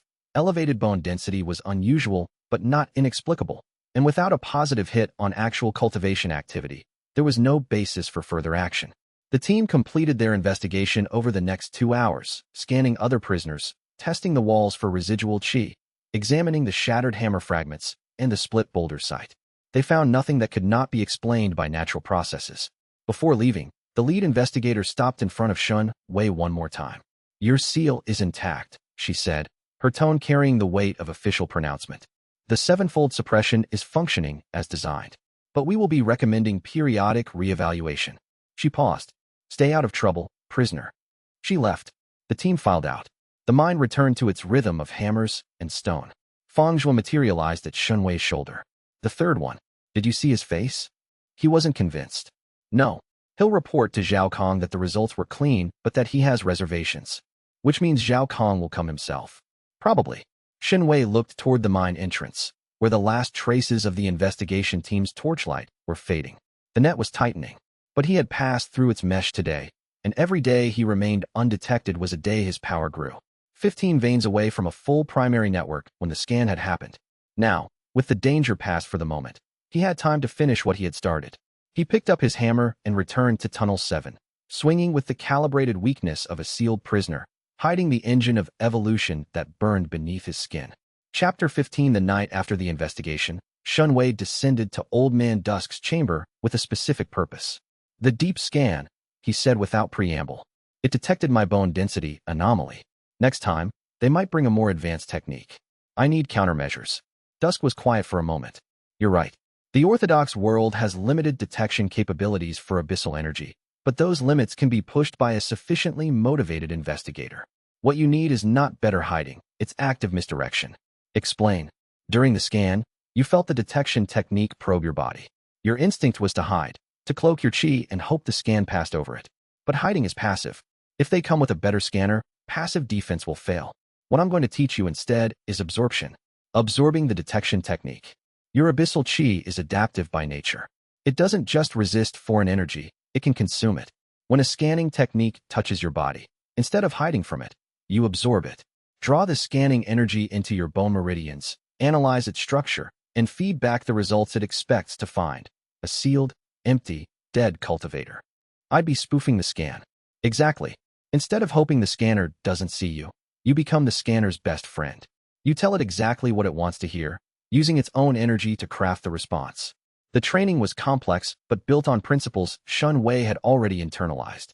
His abyssal qi could interact with foreign energies. He had demonstrated this during Marrow Awakening when he absorbed ambient spiritual energy from the mind's spirit stone veins. The difference was scale and precision. Dusk guided him through the process. Extend a thin, invisible layer of abyssal chi just beneath the skin, like a net. When a scanning technique makes contact, the net captures a sample of the technique's energy, analyzes its structure and expected response format, then crafts a reply that matches the scanner's parameters perfectly.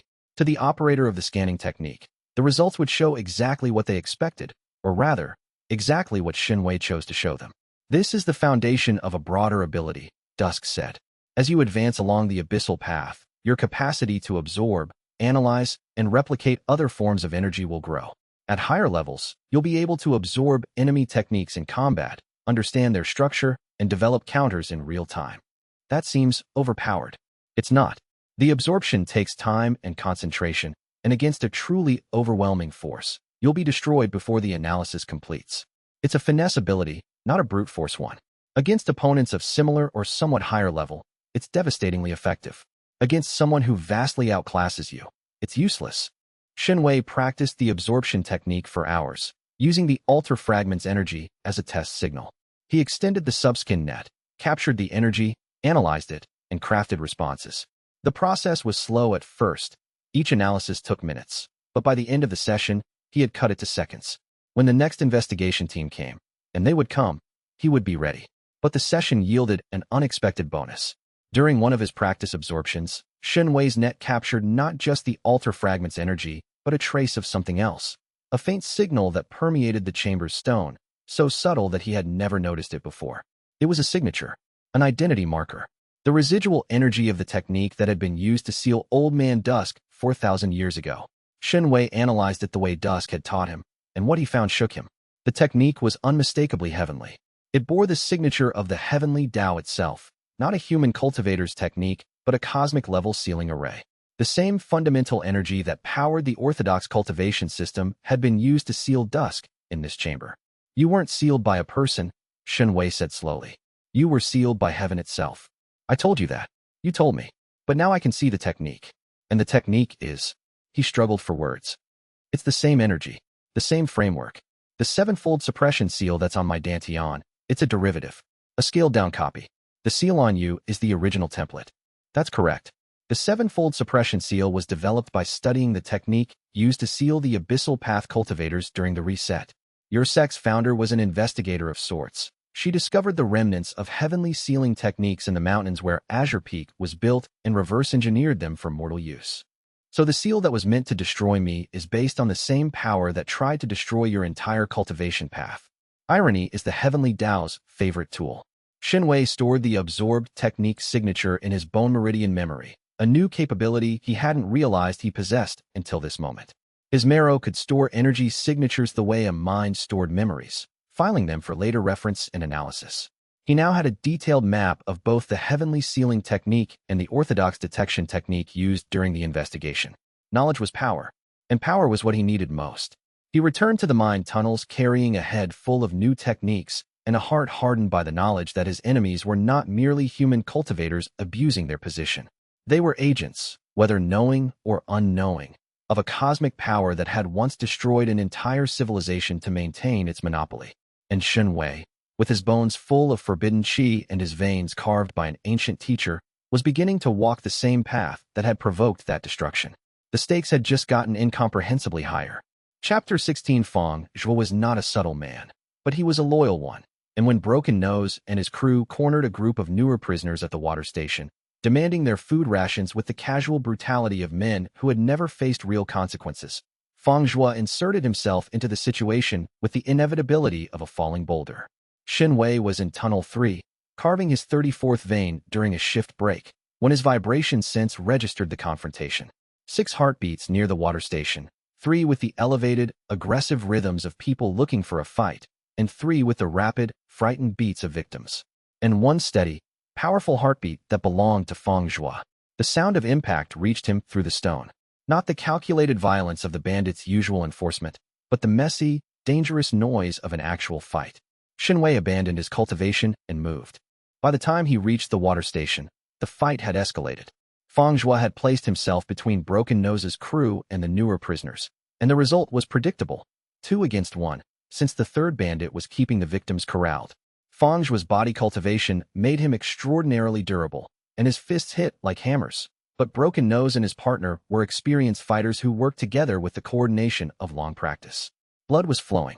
Feng Zhuo had taken a cut across his forearm from a sharpened stone tool that Broken Nose wielded like a knife. One of the bandits was on the ground, clutching a jaw that had been relocated by one of Feng Zhuo's strikes. But the remaining two were circling, and Feng Zhuo's injured arm was slowing him. A guard was coming. Shen Wei could feel the footsteps approaching from the direction of the Overseer's station, still 2 minutes away. But 2 minutes was enough time for someone to die. Shen Wei assessed the situation with the speed his enhanced brain could now produce. Direct intervention was risky. Any display of power would draw attention. But there were other ways to intervene. He pressed his palm against the tunnel wall and sent a precise pulse of vibration through the stone. The pulse traveled through the rock structure, following the natural fault lines he had mapped weeks ago, and emerged at the ceiling directly above Broken Nose's position. A stone the size of a skull detached from the ceiling and fell. It struck Broken Nose on the shoulder, not the head. Shen Wei had calculated the trajectory with bone-sense precision, driving the man to his knees. A second stone fell beside the remaining bandit, missing him by centimeters, but close enough to make him leap sideways. "Cave in," someone shouted. The universal terror of the mines. The fighters scattered. Feng Zhuo grabbed the newer prisoners and pulled them towards safer ground. Broken Nose and his conscious partner dragged their fallen comrade back toward their territory. By the time the guard arrived, the water station was empty of combatants, with only a scattering of fallen stones to explain the commotion. Settling again, the guard muttered, glancing at the ceiling. He made a note on his clipboard and moved on. Shen Wei found Feng Zhuo in a side tunnel, the big man wrapping his bleeding arm with a strip torn from his already tattered shirt. "Lucky rocks," Feng Zhuo said, meeting Shen Wei's eyes. "Very lucky. Seem to know exactly where to fall. The mountain has good aim." Feng Zhuo smiled, a rare expression on his scarred face. "Thank you. Though I had it under control." "You had it under control of their knife." The big man grunted acknowledgement. Shen Wei tore a cleaner strip from his own shirt and helped wrap the wound properly. As he worked, his vibration sense checked the injury. The cut was shallow, the muscle beneath uncompromised. Feng Zhuo's body cultivation, even at its basic level, made him remarkably tough. "The new prisoners," Feng Zhuo said. 3 brothers. Farmers from the valley below. They offended the sect by refusing to sell their land for a new training ground expansion. And for that, they're in the mines. The sect doesn't take no well. Shen Wei tied off the bandage. Broken Nose will come back. He doesn't take humiliation well either. I know, but someone had to stand up. Feng Zhuo flexed his wrapped arm, testing the range of motion. "I wasn't always a prisoner, Shen Wei. I was a disciple who believed in the sect's values. Justice, protection of the weak. The things they taught us in the training halls. The fact that those values turned out to be decorations on a corrupt structure doesn't mean the values themselves were wrong." It was the most Shen Wei had ever heard Feng Zhuo say at once, and the words carried the conviction of someone who had thought about them for years. "No," Shen Wei agreed. "The values weren't wrong. The people who abandoned them were." They sat in the side tunnel for a while, 2 prisoners in a dark mine, one with hidden power and one with open loyalty, planning nothing and everything at the same time. When they returned to their work tunnels, Shen Wei noticed that the 3 farmer brothers had positioned themselves near Feng Zhuo's area. An implicit alliance, formed by a single act of protection. The mine's hierarchy was shifting, and Feng Zhuo, without trying, without calculating, was at the center of the shift. Shen Wei watched and learned, and added leadership to the list of things that Feng Zhuo possessed, and he himself needed to develop. Power without people was just destruction, and destruction was not his goal. Justice was. Chapter 17. The discovery happened on the 58th day, during what Shen Wei had intended as a routine cultivation session. He had completed 35 of 36 primary veins, with only the final pathway, the circuit-completing vein that would link his entire abyssal network into a unified system, remaining. His power had grown to the point where controlling it required constant attention, and his sessions with Old Man Dusk had shifted from raw instruction to refined technique work. This night, however, Dusk directed him not to the altar chamber, but deeper. "It's time," the ancient cultivator said, his voice carrying a gravity that Shen Wei had not heard before. "You've been cultivating above the deep seal for 2 months. You've absorbed its energy. It has fed your growth. You deserve to see what's really down here. I thought you said it was dangerous." "I said approaching the deep seal was dangerous. I didn't say you could avoid it forever. The entity below has been patient, but patience has limits. If you don't go to it on your terms, eventually it will reach up to you on its terms. The passage beyond the altar chamber descended sharply, a staircase carved into solid stone, wide enough for 3 people abreast, worn by the passage of feet that had last walked here millennia ago. Shen Wei's vibration sense painted the descent in silver detail. The steps were precisely measured, each one identical, the work of an exacting builder. The walls bore more of the ancient carvings, formations, warnings, and what appeared to be a narrative told in images. The story in the carvings was of a war. Cultivators fighting, not each other, but something above them. Something vast and golden and all-encompassing. The cultivators used powers that Shen Wei recognized instinctively. Dark, adaptive energies drawn from the earth. Abyssal cultivation. They were losing. The carvings showed their defeat. The golden power descending like a flood, the abyssal cultivators falling one by one. And at the end of the sequence, a single figure standing against the deluge. Dusk. Shen Wei stopped walking and stared at the carving. The figure was tall, thin, with features worn too smooth by time to be recognizable, but the posture, proud, defiant, facing inevitable defeat with open eyes, was unmistakable. Keep walking, Dusk said quietly. The end of the story is at the bottom of the stairs. The staircase terminated in a chamber that made the altar room above look like a closet. This space was vast, a natural cavern expanded and shaped by cultivation techniques into a cathedral of stone, its ceiling lost in darkness above, its walls curving inward like cupped hands. The air here was thick with energy, not the subtle ambient presence of the mine tunnels, but a concentrated, almost liquid saturation that made Shen Wei's bone meridians vibrate in sympathetic resonance. And in the center of the chamber, on a raised platform surrounded by golden chains of solidified heavenly energy, stood a body. The body was crystallized, flesh, robes, hair, all transformed into a dark, translucent material that resembled smoky quartz but was no natural mineral. The figure stood in a posture of meditation, hands raised before the chest, eyes closed, face serene. The crystallization had preserved every detail with perfect fidelity. Shen Wei circled the platform slowly, taking in every angle. The golden chains, 7 of them, matching the 7 layers of his own suppression seal, wrapped the crystallized body in a cage of heavenly power. Each chain hummed with a frequency that Shen Wei's vibration sense registered as fundamentally different from any energy he had encountered. This was the seal, the deep seal, the one that had been leaking abyssal energy upward through the mountain for 4 millennia. That's me, Old Man Dusk said, and his voice was the quietest Shen Wei had ever heard it. Or what's left of me. You're a body, a consciousness anchored to it. The heavenly Tao sealed me here because killing me wasn't possible. I had advanced too far along the abyssal path for simple destruction. So they crystallized my body, chained it with heavenly seals, and left me to an eternity of consciousness without ability. I can think. I can sense. I can communicate, barely, through the fragment above. But I cannot act. Shen Wei looked at the golden chains with new eyes. His absorption technique, trained in the sessions above, could feel the chain structure, layers of heavenly law woven into physical form, each one carrying an injunction against the specific type of energy that Dusk had wielded. The heavenly Tao sealed you for the same kind of cultivation I'm developing, Shen Wei said. Yes, I was a cultivator of the Abyssal Path. I reached the highest levels.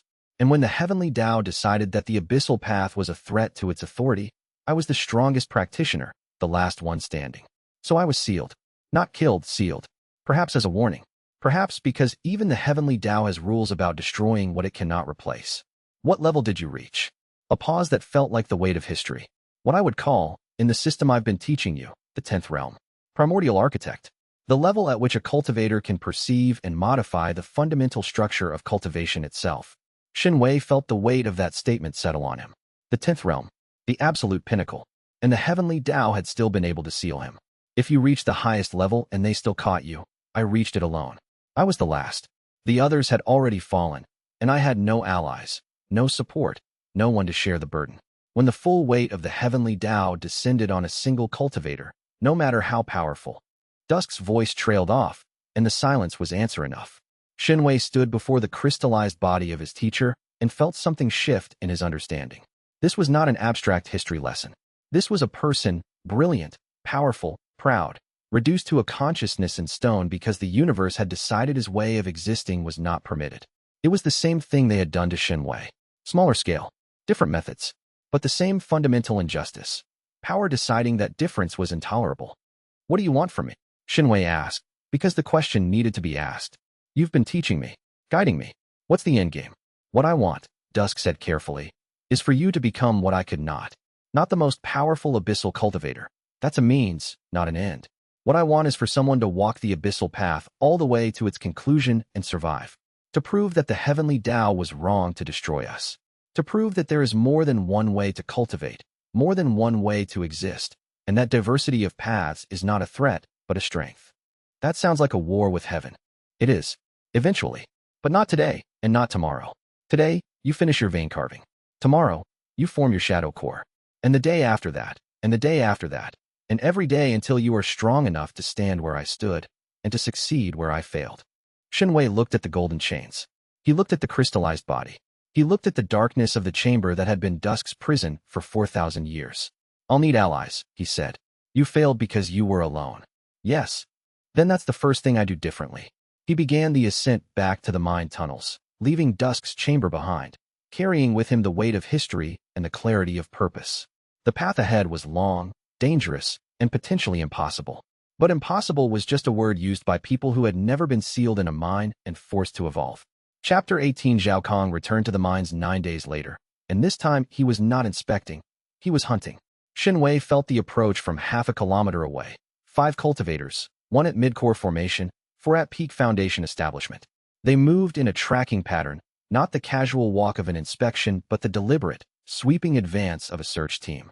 And Zhao Kang's spiritual pressure preceded him like a storm front, announcing his intentions to anyone sensitive enough to read them. He was angry. Shen Wei could feel it in the qi. The celestial purity flame that Zhao Kang carried produced a signature that fluctuated with emotional state, and right now it was fluctuating wildly. The investigation team's report must have been unsatisfying.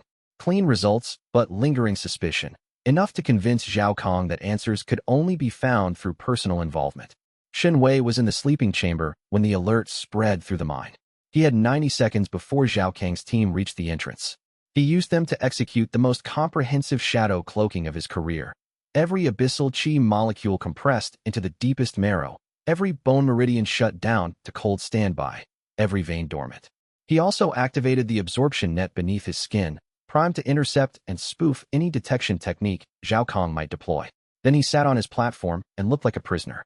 Zhao Kang entered the sleeping chamber with the contained fury of someone who was not accustomed to being thwarted. His 4 attendants spread out around the room's perimeter. The prisoners who had been sleeping or resting woke to the oppressive pressure of core formation qi and pressed themselves against the walls. Shen Wei. Zhao Kang's voice cut through the chamber like a blade. Stand. Shen Wei stood. He kept his eyes down, his posture submissive, his breathing the shallow, fearful rhythm of a sealed prisoner facing a cultivator who could kill him with a thought. Zhao Kang crossed the chamber in 4 long strides and stopped directly in front of Shen Wei. The distance between them was less than a meter. At this range, Shen Wei could feel Zhao Kang's cultivation aura pressing against his skin, could smell the clean, expensive soap that inner sect disciples used, could see the flicker of golden fire in Zhao Kang's eyes, the celestial purity flame, bonded to its thief, burning just beneath the surface. The investigation found nothing, Zhao Kang said. His voice was controlled, but barely. No cultivation activity. No anomalies. A perfectly sealed, perfectly broken prisoner. That's what I am, Shen Wei said quietly. Is it? Zhao Kang leaned closer. His spiritual pressure intensified, and Shen Wei felt it push against his absorption net like a hand pressing against a membrane. The net held, absorbing the pressure, feeding back the response of a cultivator-less body being affected by spiritual force. Shen Wei allowed himself to stagger slightly, as if the pressure was physically uncomfortable. It was good acting. The pressure genuinely had no effect on him, but showing no reaction would have been more suspicious. I know what you're hiding, Zhao Kang whispered. I don't know how, but I know something has changed. My flame tells me. It burns when I'm near you, and it shouldn't. You're sealed. You should be dead to my senses. But you're not quite dead, are you? The celestial purity flame's pre-reset sensitivity. Dusk had warned about this. The flame, an artifact from the previous era, could detect the faintest trace of abyssal energy, not because it understood what it was detecting, but because it remembered an age when such energy was commonplace. Shen Wei met Zhao Kang's eyes. He let fear show in his expression, real fear, because Zhao Kang was genuinely dangerous and genuinely close to discovering the truth. I don't know what you're talking about, Shen Wei said. I'm sealed. I can't cultivate. Your own investigation confirmed it. Zhao Kang stared at him for a long, horrible moment. Then he reached into his robe and produced a talisman, a small paper square covered in golden characters that pulsed with spiritual energy. "This is a surveillance talisman," Zhao Kang said. "Seventh-generation formation work. It will embed itself in the stone of this chamber and monitor for any chi activity, orthodox or otherwise. If so much as a whisper of spiritual energy occurs within 50 meters of this talisman, I will know." He slapped the talisman against the wall behind Shen Wei's sleeping platform. The paper sank into the stone, its golden characters spreading across the rock surface before fading to invisibility. But Shen Wei's vibration sense could feel it, a web of detection formation anchored in the wall, covering the sleeping chamber in an invisible net of surveillance. "I'll be watching, Shen Wei." Zhao Kang stepped back, his expression shifting from fury to cold satisfaction. "Enjoy the mines." He left. His attendants followed. The prisoners slowly unfroze, returning to their routines with the shell-shocked movements of people who had just been reminded how powerless they were. Shen Wei sat on his platform and stared at the wall where the talisman was embedded. His absorption net had captured the talisman's placement process, analyzing its structure and detection parameters. He now knew exactly what it was looking for, exactly how sensitive it was, and exactly how to avoid triggering it. The talisman monitored for spiritual energy fluctuations, any form of chi activity above a threshold that corresponded to roughly chi condensation level. It was sensitive, sophisticated, and almost impossible to circumvent with orthodox cultivation. But Shen Wei's cultivation was not orthodox. His abyssal chi operated on a frequency below the talisman's detection threshold. He could cultivate on his platform, a meter from the surveillance device, and it would register nothing. However, that frequency advantage only held if he maintained perfect compression. Any spike in his chi, a careless moment, a dream, a sudden emotion, could push his energy into the talisman's range. Feng Zhuo appeared at his side. "That wasn't an inspection. No, that was a threat. The talisman. Can you work around it?" "Yes, but it makes everything more dangerous. One mistake and he'll have the evidence he needs to come back with executioners instead of investigators." Feng Zhuo looked at the wall where the talisman was hidden. Then he looked at Shen Wei with the steady gaze of a man who had made his choice long ago and was not going to unmake it. "Then don't make a mistake." Chapter 19. Shen Wei's discovery of the truth happened by accident, which in retrospect seemed appropriate. The biggest revelations rarely announced themselves. He had descended to the deep chamber for his regular cultivation session, moving through the ancient passages with the practiced ease of 2 months' familiarity. The altar fragment pulsed with its usual rhythm, and old Man Dusk's consciousness greeted him with the dry observation that he looked slightly less terrible than yesterday. But tonight, instead of cultivating at the altar, Shen Wei's instincts drove him deeper, to the vast cavern where Dusk's crystallized body stood in its cage of golden chains. He had not returned since his first visit, but the image of that sealed form had occupied his thoughts relentlessly. He circled the platform, studying the chains with his vibration sense at maximum resolution. The golden links were dense with heavenly energy, but they were also old. 4,000 years of containment had degraded them, not significantly, but measurably. The outermost chain showed microfractures in its energy structure, tiny weaknesses that leaked abyssal power in a constant, slow trickle. This was the source of the energy that had fed his marrow awakening. This was why the mines had ambient abyssal chi at all. But that was not the discovery. The discovery was in the walls. The carvings surrounding the sealed platform were not just art or history. They were a record, detailed, precise, encoded in the ancient language that Shen Wei could not read, but whose formation structures he could analyze with his absorption technique. He pressed his palms to the wall and let his absorption net capture the energy signatures embedded in the carvings. The technique worked. Formations were, at their core, structured energy, and structured energy was exactly what his absorption could decode. The carvings told a story that the cultivation world had forgotten. Azure Peak sect had not been built on this mountain by accident. The founder, a woman named Qing Yu, whose name had been mythologized over the millennia into the Azure Ancestor, had discovered the deep seal during her exploration of the mountain. She had studied it. She had not been able to understand the abyssal energy, but she had recognized the sealing technique as heavenly in origin and had reverse-engineered it. The sevenfold suppression seal was a derivative of the chains that held Old Man Dusk. But that was the known history. Dusk had already told him as much. The new information was in a set of carvings that were newer than the rest, added to the wall not 4,000 years ago, but much more recently. Perhaps decades. These carvings were in a different style, careful, scholarly, precise. They documented a prophecy, or rather, They documented the discovery of a prophecy that had been encoded in the original seal's energy structure. The discoverer had translated the prophecy from the ancient language and recorded it in modern characters. The handwriting was distinctive. Shen Wei had seen it before, in the sect's inner archives during his brief period of access. It was the handwriting of sect master Liang Feng. The prophecy read, "When the 7 seals compress a soul of 2 fires, the marrow will remember what heaven made the mind forget. From the deepest bones of the earth, a path will rise that mirrors the path buried. The sealed one will become the key, and the key will turn in the lock that even heaven cannot hold forever." Shen Wei read it 3 times. Each reading landed with greater force. 2 fires, his dual element affinity, fire and water. Though water was not fire. In the ancient cultivation framework, all elements were considered expressions of primordial fire, the fire of creation. The 7 seals, the 7-fold suppression seal. The marrow will remember, marrow awakening. His chi going into his bones. A path will rise that mirrors the path buried. The Abyssal Path, rising from the suppression as a mirror of the orthodox path above. The sealed one will become the key. A key to what? The Primordial Seal? Dusk's chains? And the most damning part. This prophecy had been found and recorded by sect master Liang Feng. In the same chamber where Dusk was sealed. Recently enough that the carvings were fresh. Liang Feng had known. He had known about the deep seal, about the ancient cultivator, about the prophecy. And when a dual-element disciple appeared in his sect, a rare talent, a soul of 2 fires, he had arranged for that disciple to be sealed. Not as punishment, as activation. The entire sequence, the theft of the celestial purity flame, the frame, the sealing, the assignment to the minds, was not justice corrupted by politics. It was a deliberate, calculated triggering of a prophecy that Liang Feng had discovered in the mountain's depths. Zhao Kang had stolen the flame, yes. But had he done it on his own initiative, or had someone whispered in his ear, nudged his jealousy, made the opportunity irresistible? Shen Wei stood in the cavern, his hands pressed to the wall, the truth burning through him like the first vein he had ever carved. Not the hot, clean burn of anger, but the cold, precise burn of understanding.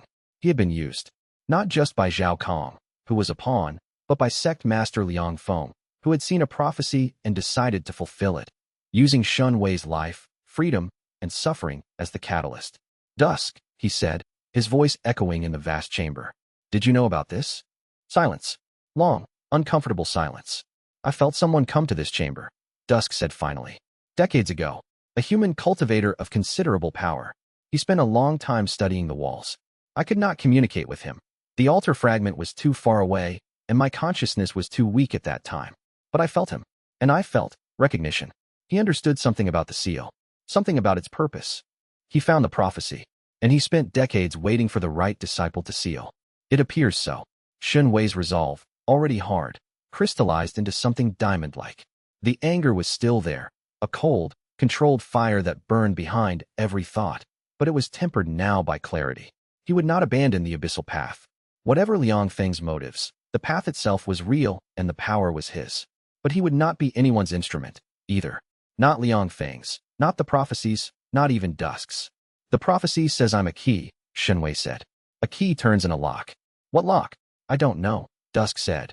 And for the first time, Shen Wei believed the old cultivator was being completely honest. "But I suspect it refers to the Primordial Seal, the seal that separates the Abyssal Path from the surface world. The seal that holds me. If that seal were to open, what would happen? The energy of the Abyssal Path would return to the world. Cultivation would no longer be limited to the orthodox path. Every cultivator would have access to both systems, heavenly and abyssal. The heavenly Tao's monopoly would end, and the heavenly Tao would respond. With everything it has." Shen Wei turned from the wall, from the prophecy, from the chains, and the crystallized body and the weight of 4,000 years of history. "Then I need to be strong enough to survive that response," he said. "Which means I need to leave these mines. Soon." "You're ready," Dusk agreed. "Complete the last vein. Advance to vein carving completion. And then go. The surface world is just a larger cage, but at least the cage has room to grow." Shen Wei climbed back toward the mine tunnels, his mind a crucible of plans and calculations. The truth about Liang Feng changed everything. Not his goals, which remained fixed on justice and survival, but his understanding of the game board. He was not just a sealed prisoner. He was a piece in a game played by powers that spanned centuries and continents. Time to stop being a piece and start being a player. Chapter 20. Shen Wei completed the 36th and final primary vein at midnight on the 63rd day after his sealing. The last pathway connected the abyssal network's endpoints, the veins in his hands and feet, to the central spinal column, completing a full-body circuit. The moment the connection closed, his entire cultivation system resonated at a frequency he had never experienced. Every bone, every vein, every organ that had been integrated into the abyssal path hummed in unified harmony, a chord of power that made his previous resonance cascade seem like a whisper. Vein carving was complete. The second realm of the abyssal path, achieved in just over 2 months of cultivation that should have been impossible. Shen Wei opened his eyes in the darkness of the deep passages and saw the world in a way that went beyond sight. His vibration sense, now powered by the full vein network, extended a full kilometer in every direction. He could feel the mine in its entirety, every tunnel, every chamber, every prisoner, every guard. He could feel Zhao Kang's surveillance talisman embedded in the wall of the sleeping chamber, pulsing with detection energy. He could feel the spirit stone veins winding through the mountain like blue rivers. He could feel the deep seal, Dusk's crystallized body, the golden chains. And he could feel something he had not felt before, the outside, the surface, sunlight heating stone, wind moving across the mountain's face. The vast, open, terrifying world beyond the mine's entrance. "It's time," he said. Old Man Dusk did not argue. The shadow core formation will require significant energy and cannot be performed in the mines. The surveillance is too tight, and the process generates detectable emissions even at abyssal frequencies. You need to reach the surface and find a location with dense, compatible energy. I know where to go. There's a passage. You showed it to me during our first session. The ancient escape route. It exits on the mountain's far side, 2 kilometers from the sect's outer perimeter. You'll emerge in the wilderness. From there, the nearest settlement is Clearwater City, 3 days' travel on foot. Shen Wei nodded. He had been planning this for weeks, and the plan was detailed. Step 1. Escape through the ancient passage. Step 2. Reach Clearwater City and establish a safe base. Step 3. Form the shadow core. Step 4. Expose Zhao Kang's theft and the sect's cover-up. Step 5. Confront sect master Liang Feng about the prophecy and the deliberate sealing. But first, there was Zhao Kang's surveillance talisman to deal with. Shen Wei climbed back to the sleeping chamber. It was the deep of night. The work shifts had ended hours ago, and the prisoners slept in their exhausted rows. The talisman hummed in the wall behind his platform. Its detection web spread across the chamber like an invisible spider's net. He sat on his platform and reached out with his absorption technique. The talisman's structure was complex but ultimately comprehensible. A 7th-generation formation array, sophisticated by orthodox standards, but built on the same fundamental principles as every other orthodox technique. Shen Wei's abyssal chi touched the talisman's outer layer. Gently, carefully, not to trigger it, but to understand it. Then he destroyed it. Not with force, with precision. His abyssal chi, vibrating at a frequency the talisman's detection threshold could not register, infiltrated the formation structure and dismantled it from within. Each character of the formation was a link in a chain. He dissolved them one by one, like acid eating through metal, until the talisman was nothing but inert paper embedded in stone. The web of surveillance vanished. The sleeping chamber was free. The destruction would be noticed. Zhao Kang would know the talisman had been neutralized. But by the time that message traveled through the sect's communication channels and reached someone who cared, Shen Wei intended to be gone. He woke Feng Zhuo with a hand on the big man's shoulder. "It's time," Shen Wei said. Feng Zhuo was on his feet in seconds, alert and ready. He had known this was coming. They had discussed it in whispered conversations during work shifts, planning the route, the timing, the contingencies. "Lin Yujin," Feng Zhuo asked, "meeting us at the passage exit. She has her own way out of the sect." They moved through the sleeping chamber to the tunnel entrance. The guard post was unoccupied. The overnight guard had a reliable habit of napping in a side tunnel during the small hours, a habit Shen Wei had been monitoring for weeks. Through the mine tunnels, past the worked areas, into the deep passages. Shen Wei led with his vibration sense, navigating the ancient labyrinth with the confidence of long familiarity. Feng Zhuo followed, his large frame navigating the narrower passages with surprising dexterity. They passed the altar chamber. Shen Wei paused. "Dusk, I'm here. I'm leaving." "I know." The ancient consciousness was quiet for a moment. "I can maintain contact through the abyssal chi network. As long as you're connected to the earth, I can reach you. The connection will weaken with distance, but should hold within the continent. I'll come back." "I know that too." A pause. "Shen Wei, the surface is just a larger cage. But remember, Even a cage can be broken from the inside. Shen Wei placed his palm on the altar fragment one last time, feeling the pulse of his teacher's consciousness, the echo of 4,000 years of patience and defiance. Then he walked on. The ancient passage climbed steeply, switchbacking through the mountain's interior before leveling off and heading roughly east. The air changed, warmer at first, then cooler, then carrying a scent that Shen Wei had almost forgotten. Fresh air. The passage ended in a crack in the mountainside, partially obscured by vegetation. Shen Wei squeezed through first, his bone-enhanced body compressing through the narrow gap, and emerged into open air for the first time in 63 days. The sky was vast. Stars blazed in the pre-dawn darkness, more than Shen Wei remembered, or perhaps his enhanced vision was showing him more than his mortal eyes ever could. The mountain sloped away below him in a cascade of rock and forest, the sect's buildings invisible on the far side. Wind touched his face, and the sensation was so overwhelming after months of still underground air that his eyes burned. Feng Zhuo emerged behind him, taking a long breath of free air. "Gods," the big man said. "I'd forgotten what this smelled like." A figure emerged from the treeline below, Lin Yujin, wearing dark traveling clothes instead of her sect robes, a pack on her back and a determined set to her jaw. "You look terrible," she told Shen Wei. "You look beautiful." The words came out before his tactical mind could intercept them, raw and honest, and completely unplanned. Lin Yujin blinked. Feng Zhuo developed a sudden interest in the stars. "We need to move," Lin Yujin said, but there was color in her cheeks that the pre-dawn light could not entirely explain. "I left a trail confusion array behind me. It will buy us 6 hours before anyone can track my route. But Zhao Kang's people will figure out the mine escape eventually." 6 hours is enough, Shen Wei said. "We move fast, stay off roads, head for the shattered gorge south of Clearwater City. It's outside any sect's direct territory." They began the descent, 3 figures moving through the mountain forest with varying degrees of grace. Shen Wei fluid and precise, with his vibration-enhanced awareness.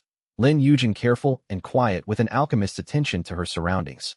Feng Zhuo crashing through undergrowth with the inevitability of a landslide. Shen Wei paused at the treeline and looked back at the mountain. Somewhere in its depths, an ancient cultivator waited in golden chains.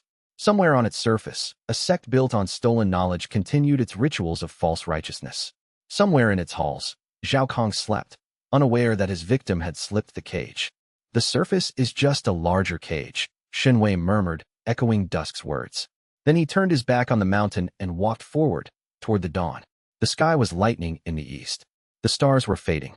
And deep in the bones of the earth, something vast and patient pulsed with quiet approval, watching through the mineral web of the continent as its chosen cultivator took his first steps into the open world. The cage was larger, but the one inside it was no longer the same person who had been locked away. Shen Wei was evolving, and he was far from finished. Chapter 21. The escape route spilled them into a ravine choked with mist and old-growth trees whose trunks were wider than Feng Zhuo's armspan. Shen Wei led the descent with his vibration sense extended to maximum range, feeling every root, every stone, every animal heartbeat within a kilometer. The mountain fell away behind them in layers of forest and cliff, and the air tasted of moss and freedom. 3 days of hard travel lay between them and relative safety. 3 days during which Azure Peak's hunters would be mobilizing, and Zhao Kang, once he discovered the empty sleeping platform and the neutralized surveillance talisman, would be pouring his considerable fury into the pursuit. They moved fast. Shen Wei set a pace that would have killed a mortal and challenged most chi condensation cultivators, but his vein-carving body could sustain it indefinitely. Feng Zhuo, with his body cultivation and decades of physical conditioning, kept up through sheer stubbornness. Lin Yujin surprised them both. Her alchemist's constitution, boosted by years of consuming her own refinements, was more durable than her slender frame suggested. By noon, they had covered 30 kilometers. They stopped beside a stream that ran cold and clean through a narrow valley. Shen Wei extended his vibration sense through the water, following its course upstream and downstream, mapping the surrounding terrain. No pursuit yet. The trail confusion array Lin Yujin had left was holding. "We need to talk about what happens next," Lin Yujin said, sitting on a moss-covered boulder and pulling dried provisions from her pack. She had planned this departure, Shen Wei realized. The pack contained food, medicine, spare clothing, and a small set of alchemical tools. She had been preparing to leave Azure Peak long before his escape. "Clearwater City," Shen Wei said. "It's a cultivation hub with loose governance. No single sect controls it. We can disappear into the population while I advance to the next realm." "And then?" Feng Zhuo asked, accepting a rice cake from Lin Yujin. Then we build. Allies, resources, information. Zhao Kang is a symptom. Sect Master Liang Feng is the disease. And behind Liang Feng is a system that has been suppressing alternative cultivation paths for 4,000 years. Shen Wei sat cross-legged by the stream, his vibration sense maintaining a perimeter. I'm not going to hide forever, but I'm not going to be stupid about confrontation, either. What realm are you now? Lin Yujin asked.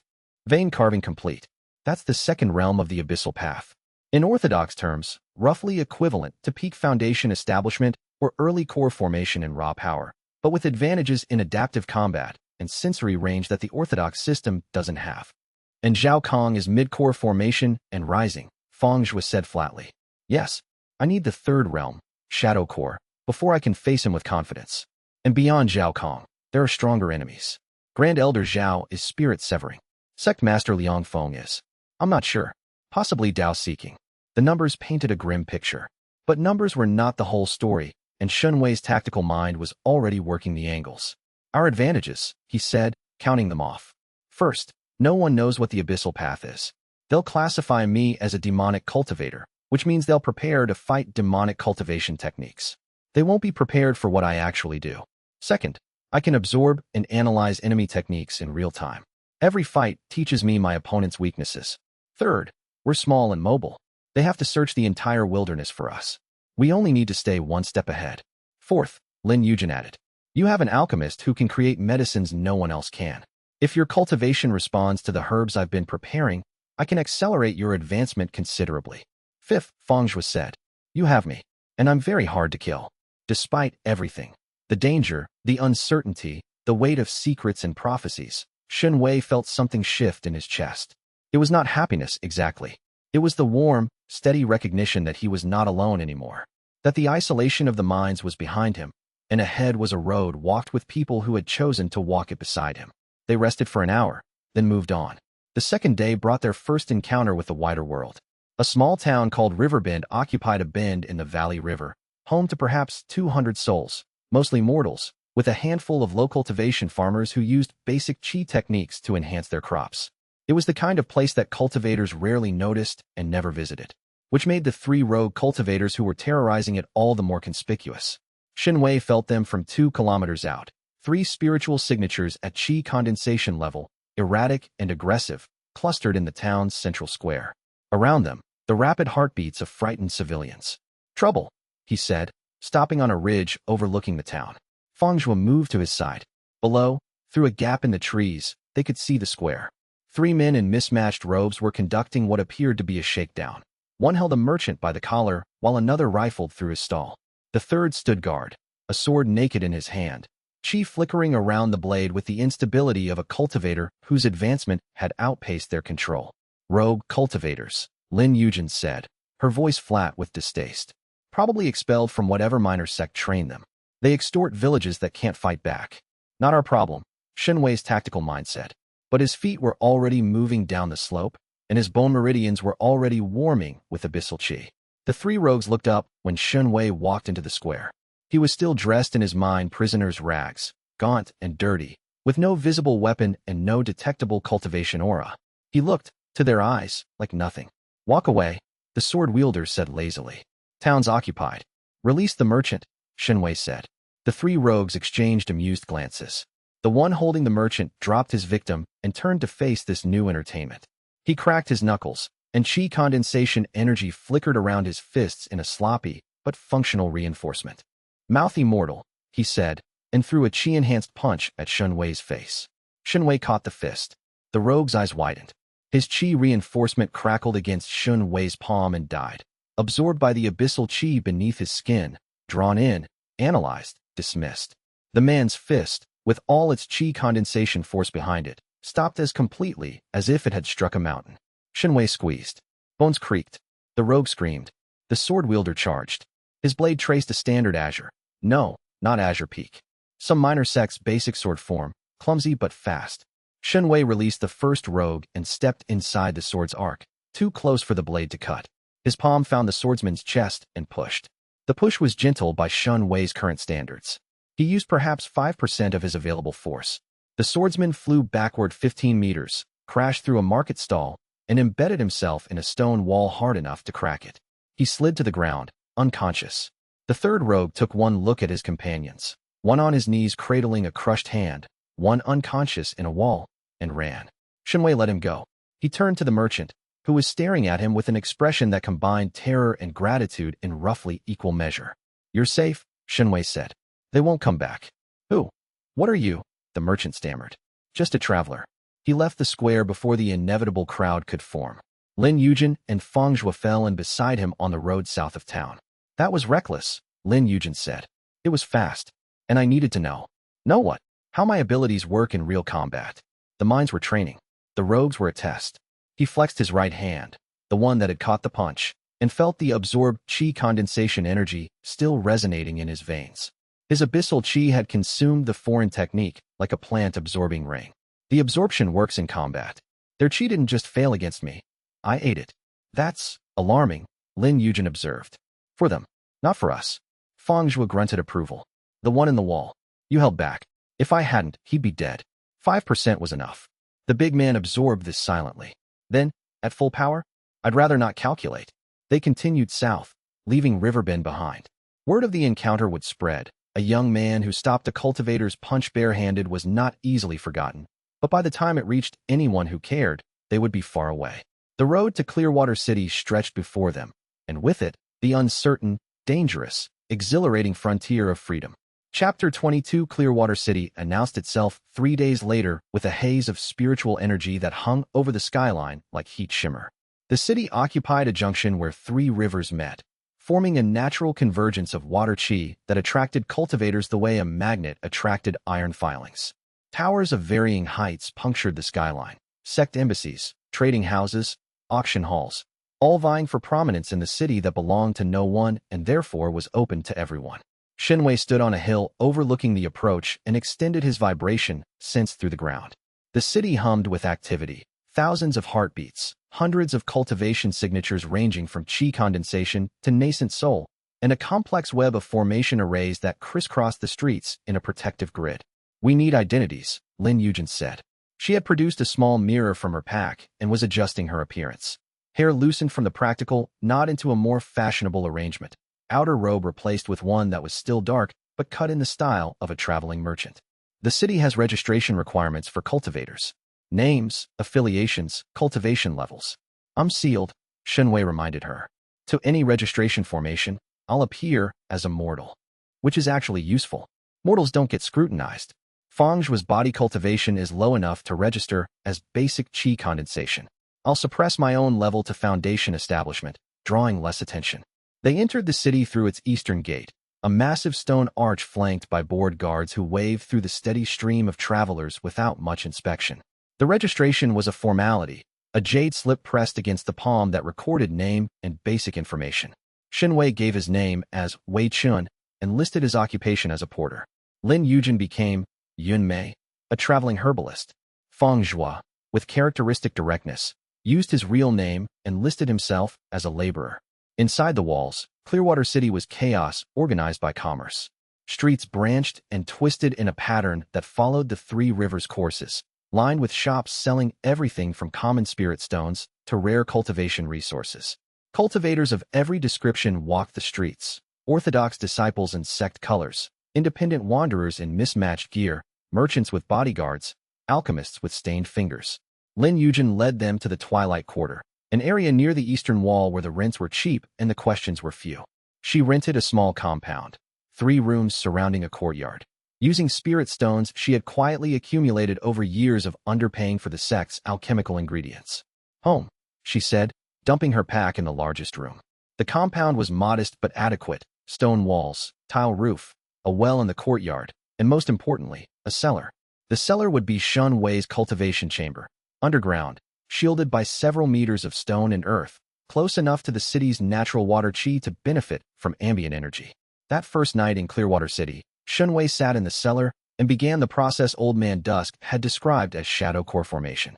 The shadow core is the third realm's defining feature. Dusk's voice reached him through the abyssal qi network, weaker than in the mines, stretched thin by distance, but still clear. In orthodox cultivation, the core forms in the dantian, a sphere of condensed qi that serves as the cultivator's central power source. The shadow core forms in the Dantian shadow. What does that mean? Every cultivator's Dantian exists in two states simultaneously. The physical Dantian, located in the lower abdomen, and its spiritual echo, which occupies a space that orthodox cultivation theory calls the void behind the center. This void is normally empty. Your shadow core will form there. How? You need to compress your abyssal qi, all of it, from every bone and vein, into a single point in that void space. The compression must be total and simultaneous. Every strand of energy, from every part of your body, drawn to a single focus point at the same instant. That sounds like it would leave me completely undefended during the process. It does. The formation takes approximately 4 hours. During that time, you will have no abyssal qi available for defense, senses, or physical enhancement. You'll be immortal, a very dense-boned mortal, but immortal nonetheless. Shen Wei considered this. 4 hours of total vulnerability. In the mines, it would have been possible with Feng Shui standing guard. Here in Clearwater City, with Zhao Kang's hunters potentially closing in, the risk was significant. The Midnight Lotus, Dusk continued. Consume it before beginning the compression. Its energy will serve as a catalyst. It smooths the transition from distributed to concentrated qi, reducing the formation time to approximately 2 hours. 2 hours was better.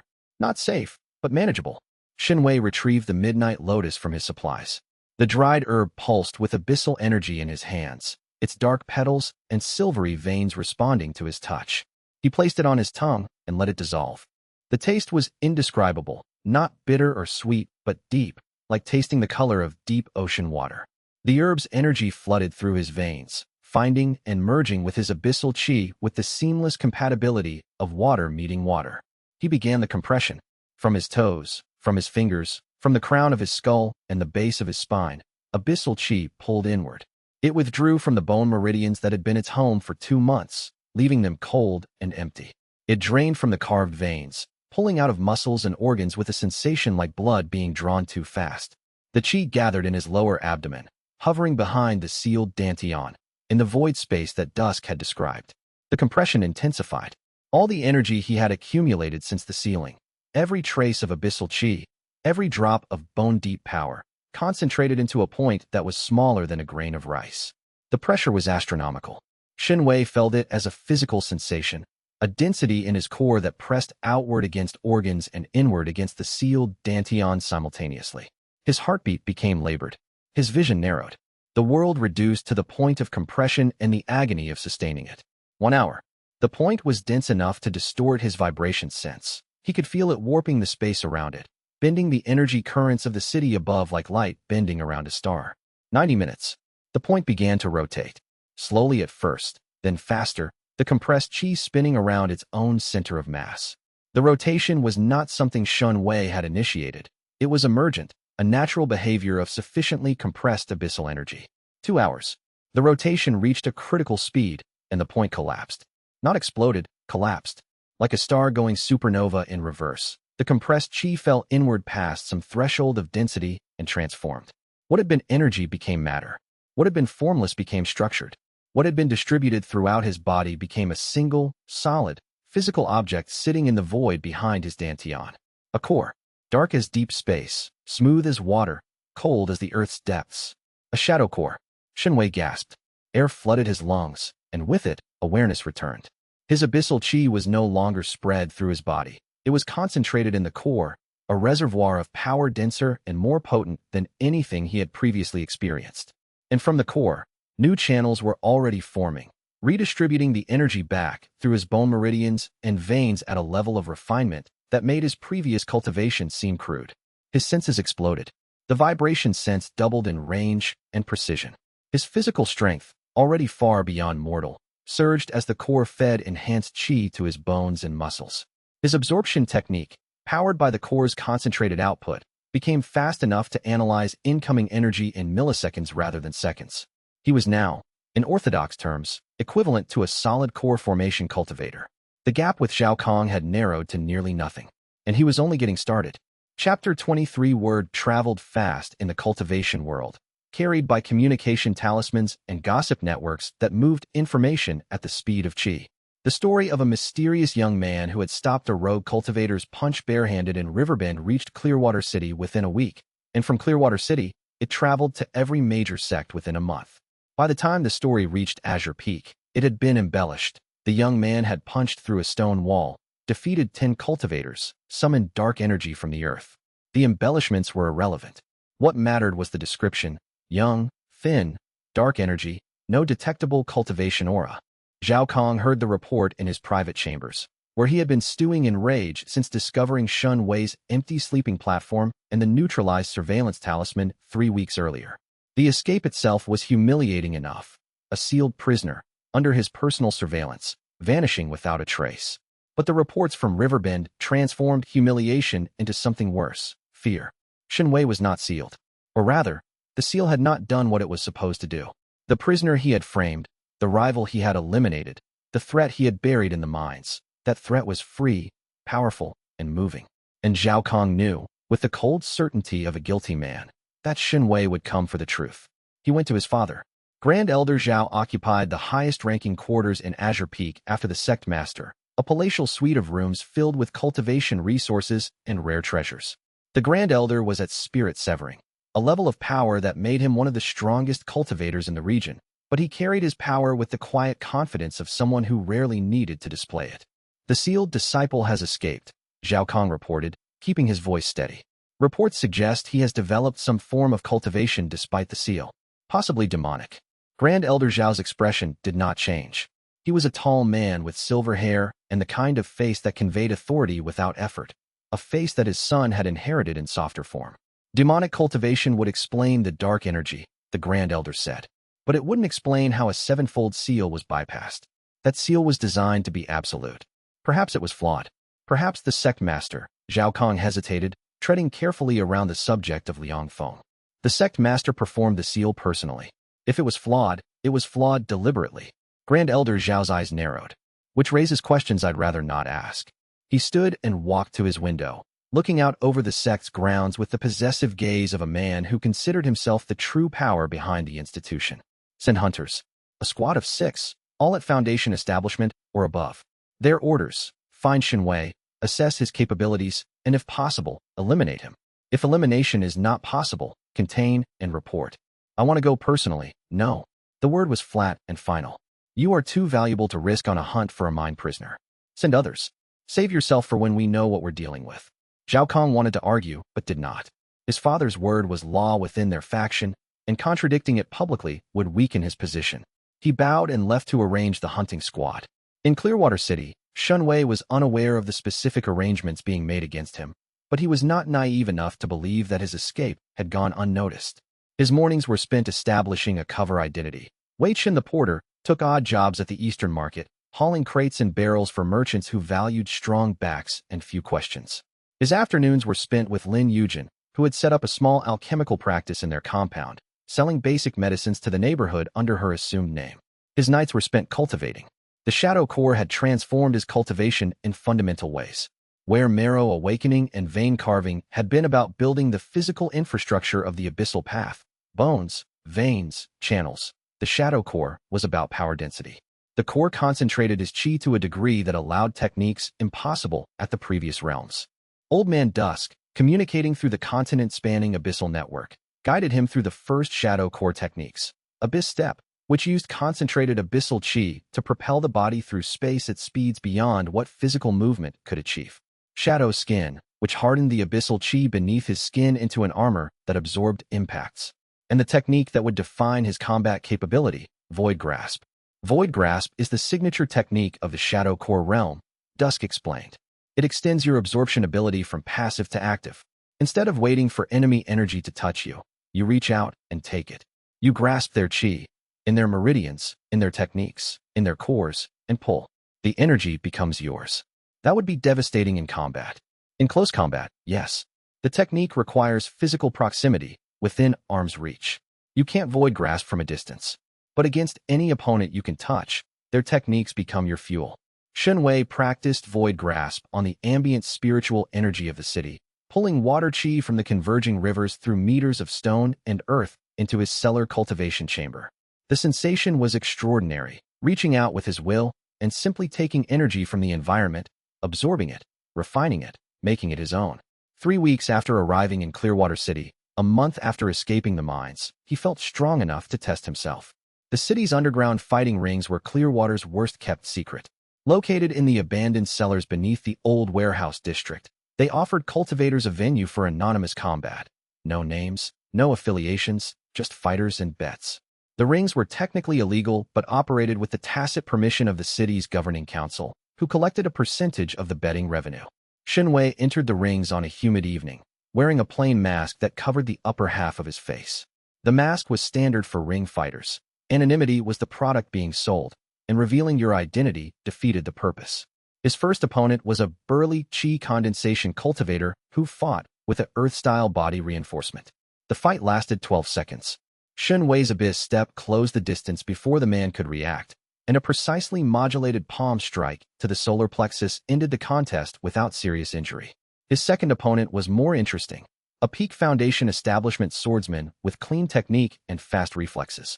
The fight lasted a full minute, not because Shen Wei needed the time, but because he was studying the man's style, analyzing the sword forms, the chi distribution, the footwork patterns.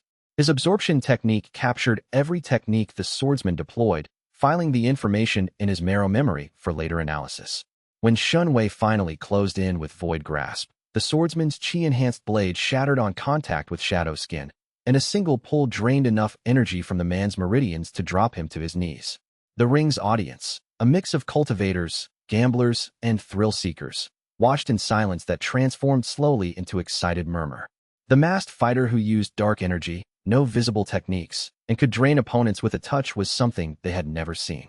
Shen Wei collected his winnings, spirit stones, the universal currency of the cultivation world, and vanished into the night before anyone could ask questions. The matches continued over the following weeks. Shen Wei fought 3 times per week, each fight against a progressively stronger opponent as his reputation in the rings grew. The fights served triple duty. They earned spirit stones for supplies, they honed his combat skills, and they taught him how orthodox cultivators fought at various levels.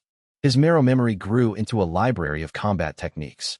Every sword form, every body reinforcement, every chi blast and defensive barrier that his opponents deployed was captured, analyzed, and stored.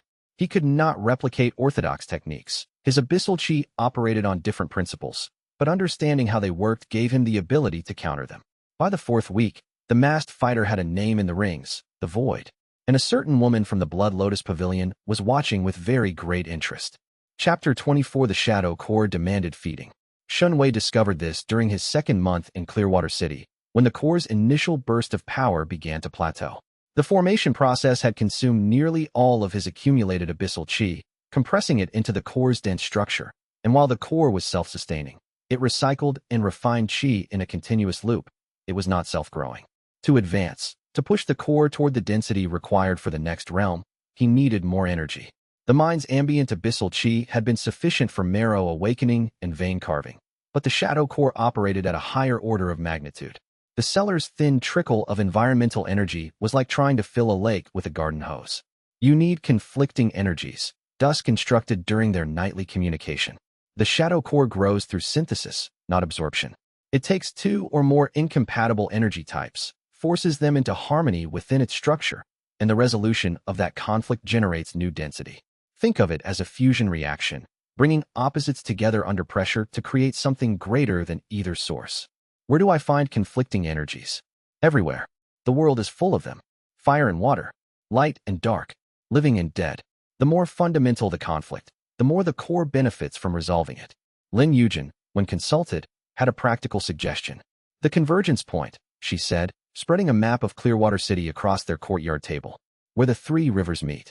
The rivers carry different types of water chi. The northern river runs through volcanic springs and carries fire aspect water chi.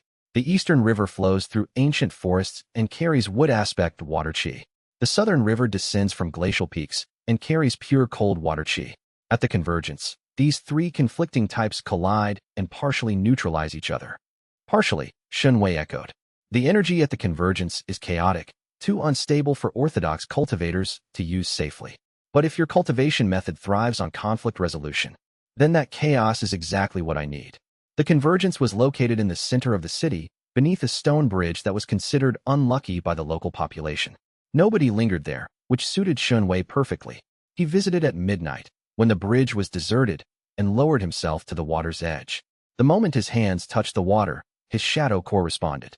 The three conflicting water chi types flooded into his abyssal veins, and the core began processing them, not absorbing each type individually, but forcing all three into simultaneous collision within the core's dense structure. The process was violent. Inside him, fire water clashed with cold water clashed with wood water, and the conflicts generated shockwaves of energy that rattled his bones and made his vision pulse. His shadow core spun faster, compressing the conflicting energies, stripping them of their elemental affiliations, and converting the raw conflict into pure density. The core grew, measurably, significantly, in a single session.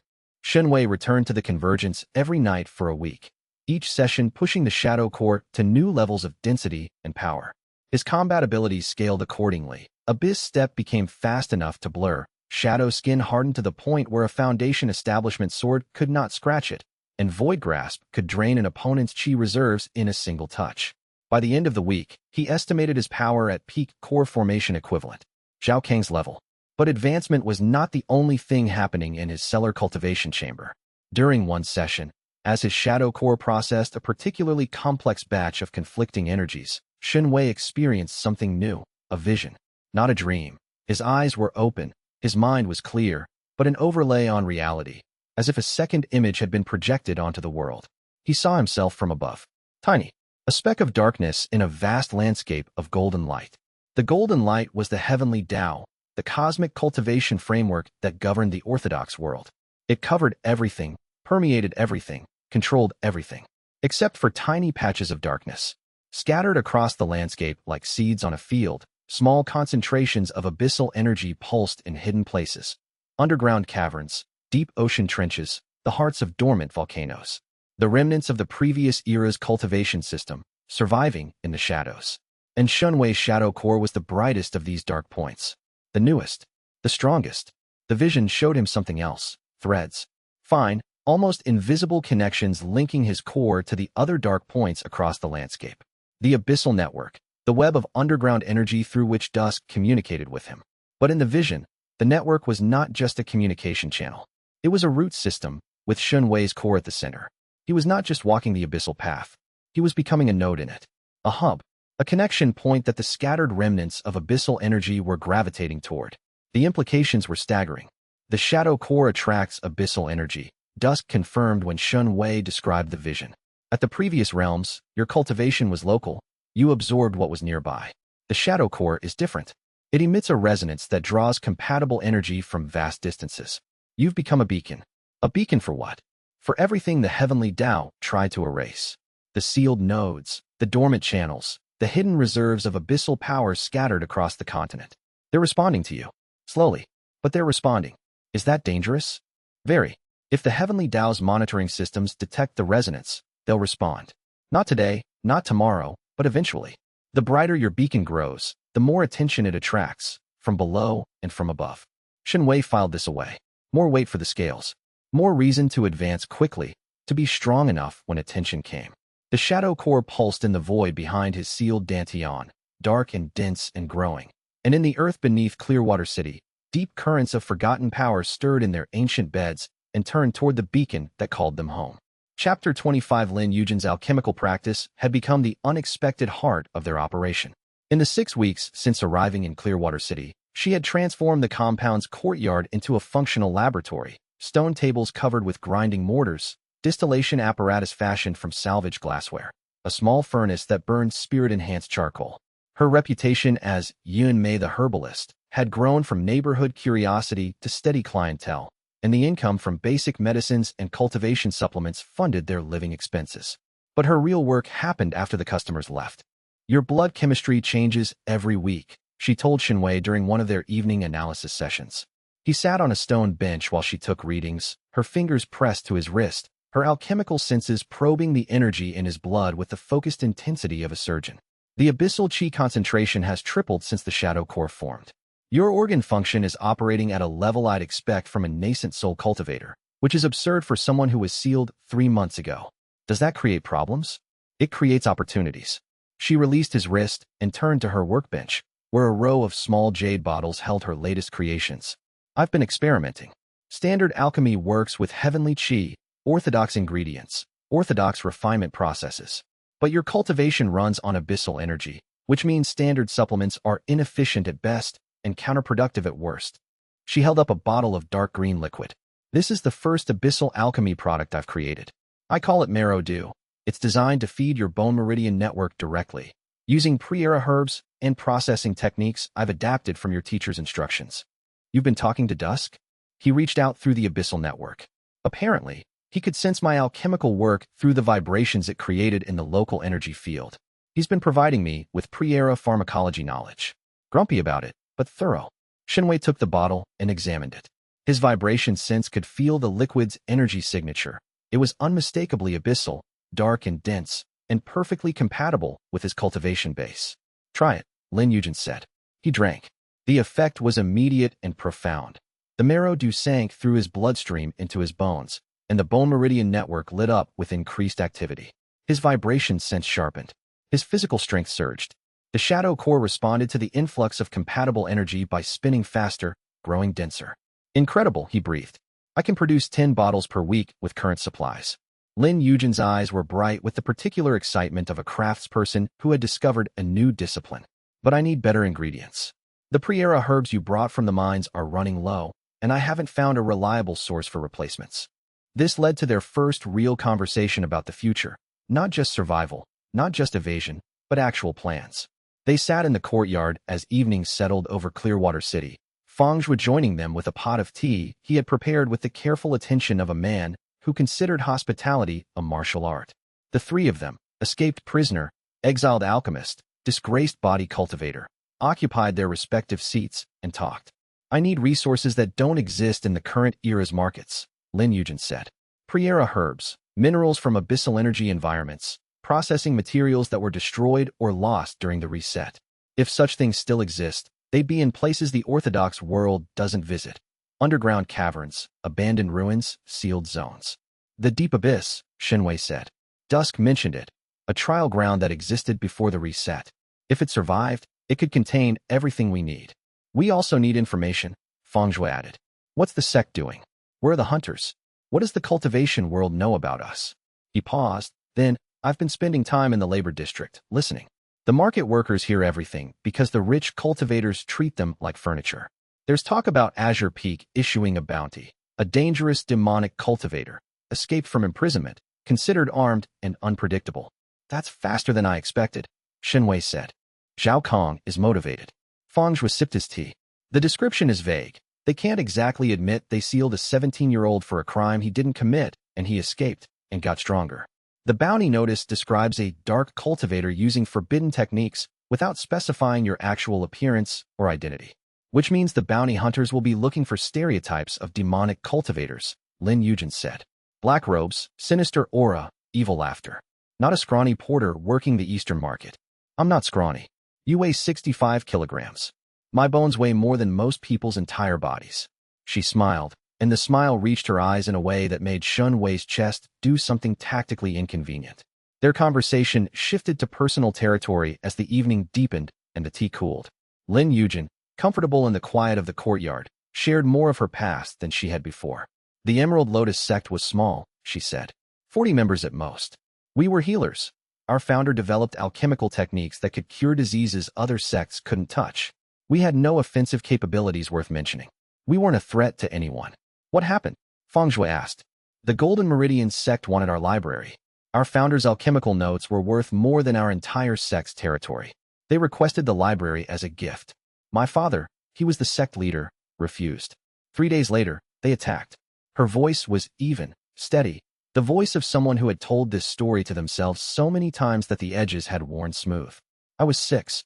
My mother hid me in a concealed room beneath the alchemy lab. I heard everything. The fighting, the screaming, the silence. When it was over, an Azure Peak patrol found me 3 days later, dehydrated and delirious. They took me in as a charity case, the orphan daughter of a destroyed sect, too young to be a threat, too talented to waste. And you've been hiding in plain sight ever since, Shen Wei said. Azure Peak gave me training and resources. I gave them obedience and alchemical output. It was transactional. I never considered it home. She looked at Shen Wei, and in the dim light of the courtyard, her expression held something raw and honest. This is the first time I've had something that feels like choosing. Shen Wei reached across the space between their seats and took her hand. Her fingers were slender and strong, the fingers of someone who had shaped the world one ingredient at a time. You chose, he said. Every time you came to the mines, every herb you prepared, every risk you took, you chose. She looked at their joined hands, then at him. Then she leaned forward, and her lips found his, and the kiss was not fire or electricity, but something deeper, the slow, certain warmth of two people who had been cold for a very long time and had finally found shelter. Feng Zhuo cleared his throat loudly and announced that the tea needed more water, and he would be going to the well and would take a very, very long time to get there. They barely heard him. Chapter 26. The hunting squad arrived in Clearwater City on a gray morning 7 weeks after Shen Wei's escape from the mines. 6 cultivators, all at Foundation establishment, wearing the muted traveling clothes that Azure Peak's intelligence operatives favored instead of sect colors. They entered the city through different gates at different times, regrouping at a rented house in the merchant quarter. Shen Wei detected them within hours. His vibration sense had expanded with the shadow core's growth. He could now feel cultivators' chi signatures from several hundred meters, and these 6 carried traces of Azure Peak's formation energy embedded in their cultivation bases. The signature was subtle, but Shen Wei had spent years training at Azure Peak and recognized it like his own heartbeat. 6 hunters, he reported to Feng Zhuo and Lin Yujin that evening. Foundation establishment, spread across the central and merchant quarters. They're searching systematically, moving through the crowds, scanning for spiritual anomalies. Can they find you? Lin Yujin asked. Not through scanning. My abyssal chi doesn't register on orthodox detection, but if someone recognizes my face. He had changed in the 3 months since the sealing. Leaner, harder, with the quiet intensity of someone who had survived things that most people could not imagine, but his basic features were unchanged. Stay in the compound during daylight, Lin Yujin said. I'll handle the market cover. The hunters don't know about me. They're looking for you, not your associates. The next 3 days were tense. Shen Wei monitored the hunters through his vibration sense, tracking their movements across the city as they searched taverns, markets, fighting rings. They were methodical. They had a description that matched the Riverbend reports and were showing it to informants and establishment owners. On the 3rd day, one of the hunters visited the underground fighting rings. Shen Wei was not fighting that night, but the ring's regulars knew the void, the masked fighter with dark energy and an untouchable defense. Someone talked. The hunter spent an hour in the ring's common area, asking questions and distributing spirit stones for information. They know about the void, Feng Zhuo reported, returning from a reconnaissance trip to the warehouse district. The hunter was asking about fight patterns, appearance, when the void usually appears. Time to move, Shen Wei said, but not to flee. The tactical mind that had kept him alive in the mines was already working on a different approach. 6 Foundation establishment cultivators, he said, laying out the plan. I'm at peak core formation equivalent. In a direct confrontation, I can handle all 6. But killing Azure Peak's operatives will escalate the response. They'll send core formation hunters next, then nascent soul. So what do you do instead? Lin Yujin asked. I send a message. The message was delivered on a moonless night, 2 days later. Shen Wei waited on the roof of a warehouse overlooking the house the hunters were using as a base. His shadow skin rendered him invisible in the darkness, absorbing ambient light rather than reflecting it. His vibration sense tracked all 6 hunters inside the house. 4 sleeping, 2 on watch. He descended. The 2 guards sensed nothing. Shadow skin absorbed their detection techniques before the techniques could return data. Abyss step carried Shen Wei through the house's front door at a speed that registered as a draft to the guards' dulled senses. He appeared in the common room between the 2 watchmen. Good evening, he said. The reaction was instantaneous. Both cultivators exploded into combat stances, chi flaring, techniques activating. A sword materialized in one guard's hand. The other formed a chi blast between her palms. Shen Wei caught the sword between 2 fingers, his bone density stopping the blade cold, and touched the other guard's chi blast with his free hand. Void grasp pulled the energy from the technique, unraveling it into nothing. The blast chi flooded into Shen Wei's shadow core, a pleasant burst of fuel. I'm going to do this as politely as possible, Shen Wei said, still holding the sword between his fingers.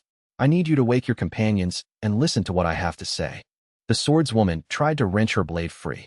It did not move.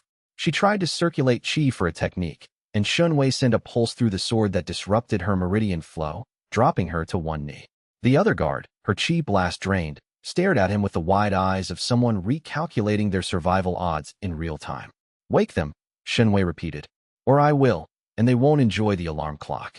5 minutes later, all 6 hunters sat in a row in the common room, their weapons confiscated, their chi suppressed by the subtle pressure of Shen Wei's shadow core aura.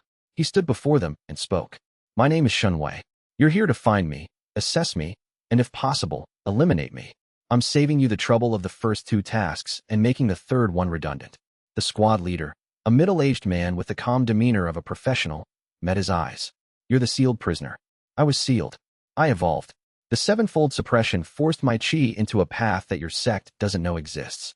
I'm not a demonic cultivator, and I'm not your enemy, unless you make me one. Our orders come from Grand Elder Zhao, who framed me for a crime his son committed to protect his son's reputation and his own political position. I have proof." Shen Wei held up a jade slip, a storage device containing the evidence he had compiled. This slip contains an analysis of the celestial purity flame's residual energy signature, cross-referenced with the signature found in my old quarters. They don't match. The flame's residue was placed in my quarters by someone who had direct access to the flame, someone who had handled it extensively. The only person fitting that description at the time of the theft was Zhao Kang. The squad leader did not take the slip. He stared at it, then at Shen Wei, with the expression of a man whose mission had just become vastly more complicated than anticipated. "I'm not asking you to believe me," Shen Wei continued. "I'm asking you to deliver this evidence and a message. The message is for Zhao Kang. Tell him, I'm coming for the truth. He'll understand." He set the jade slip on the table, released the pressure on the hunter's chi, and stepped back. "You can return to Azure Peak and report what you've seen. Or you can try to fight me. I'll win. You know that now. But I prefer not to hurt people who are just following orders. The people who give those orders are the ones who should be worried." He turned and walked out of the house. No one tried to stop him. The hunters departed Clearwater City the next morning, jade slip in hand, mission parameters exceeded in every possible way. Their report would reach Grand Elder Zhao within a week, and with it, the evidence and the message. The chess game had begun. Chapter 27. With the hunters dealt with, Shen Wei allowed himself to expand operations. The underground fighting rings had served their purpose as a training ground, but the Void's growing reputation was a liability. Too many eyes, too many questions, too much potential for the wrong person to make the right connection. He needed a new approach to combat development. He found it in the Clearwater City's Martial Bazaar, a sprawling open-air market where cultivators sold techniques, sparring sessions, and tactical consultations. The bazaar operated on a barter system, skills traded for skills, knowledge for knowledge, and it attracted a wide range of practitioners. Shen Wei, still wearing his porter's identity, browsed the bazaar's stalls with the apparent casualness of a mortal window shopping. In reality, his vibration sense and absorption technique were working overtime, cataloging every technique demonstrated by the vendors, every chi pattern displayed by passing cultivators, every formation array on display. His marrow memory was becoming an encyclopedia. Sword forms, body techniques, elemental arts, defensive formations, all absorbed, analyzed, and stored for reference. He could not perform these techniques himself, but understanding their structure allowed him to develop specific counters using abyssal methods. The bazaar also yielded unexpected information. A technique vendor specializing in ancient artifacts had, among his wares, a tattered scroll that he advertised as a pre-era cultivation text, barely legible, probably worthless. Shen Wei's vibration sense identified the scroll's energy signature as genuinely ancient. It carried the same trace of pre-reset energy that he recognized from Old Man Dusk's chamber. He bought the scroll for 3 spirit stones, a price the vendor clearly considered a windfall for worthless paper. Back at the compound, Lin Yujin helped him decipher the text. The scroll was fragmentary, but what remained was extraordinary.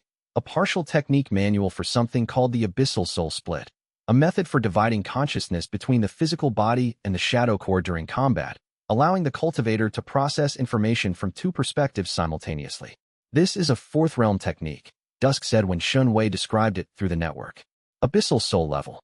You can't use it yet. The shadow core isn't mature enough to sustain a consciousness split. But study it. Learn the principles. When you advance, you'll be ready." Shen Wei spent evenings studying the scroll, afternoons managing their cover identities, and nights cultivating in the cellar. The rhythm of daily life in Clearwater City was establishing itself, not comfortable, exactly, but functional. A base from which to grow. 3 weeks after the encounter with the hunting squad, The Fighting Ring's underground network delivered an invitation. It was a physical card, delivered by a street urchin who handed it to Feng Zhuo at the Eastern Market and disappeared before questions could be asked. The card was red silk, embroidered with a gold lotus, and bore a single sentence in elegant calligraphy. The Blood Lotus Pavilion requests the pleasure of the Void's company. Shen Wei stared at the card. His vibration sense detected no hostile formations, no poisons, no tracking techniques. Just silk and thread and intent. Blood Lotus Pavilion, Lin Yujin said, her expression carefully neutral. They're a regional power broker network run by a woman called Madame Shui, the Crimson Widow. Intelligence, assassination, trafficking in rare cultivation resources. They operate across 3 provinces. How do you know this? Every alchemist knows about the Blood Lotus Pavilion. They're one of the biggest buyers of rare ingredients on the black market, and they have a reputation for being very interested in unusual cultivators. She wants to recruit me? She wants to assess you. Recruitment, exploitation, or elimination. The assessment comes first. Shen Wei considered the invitation. Accepting was risky. The Blood Lotus Pavilion was a major player in the cultivation underworld, with resources and reach that dwarfed his small group. But declining could be equally risky. Madame Shui was not known for accepting rejection gracefully. I'll go, he decided. But not as the Void. As myself. That's more dangerous. It's more honest. And honesty, used strategically, is a weapon the underworld doesn't expect. He sent a reply through the same street urchin network. Shen Wei accepted the pavilion's invitation. The meeting was set for the following evening, at a tea house in the waterfront district that was owned, Shen Wei's intelligence suggested, by the pavilion itself. When he arrived, the tea house was empty except for a single occupant. Madame Shui occupied a corner table with the languid grace of a predator at rest. She was older than Shen Wei had expected, perhaps 40 in appearance, though cultivation made age estimates unreliable, with sharp features framed by black hair that held a single streak of vivid red. Her cultivation aura was suppressed, but Shen Wei's shadow core could feel its edges, spirit severing, vastly beyond his current level. Shen Wei, she said, gesturing to the opposite seat. Not the Void.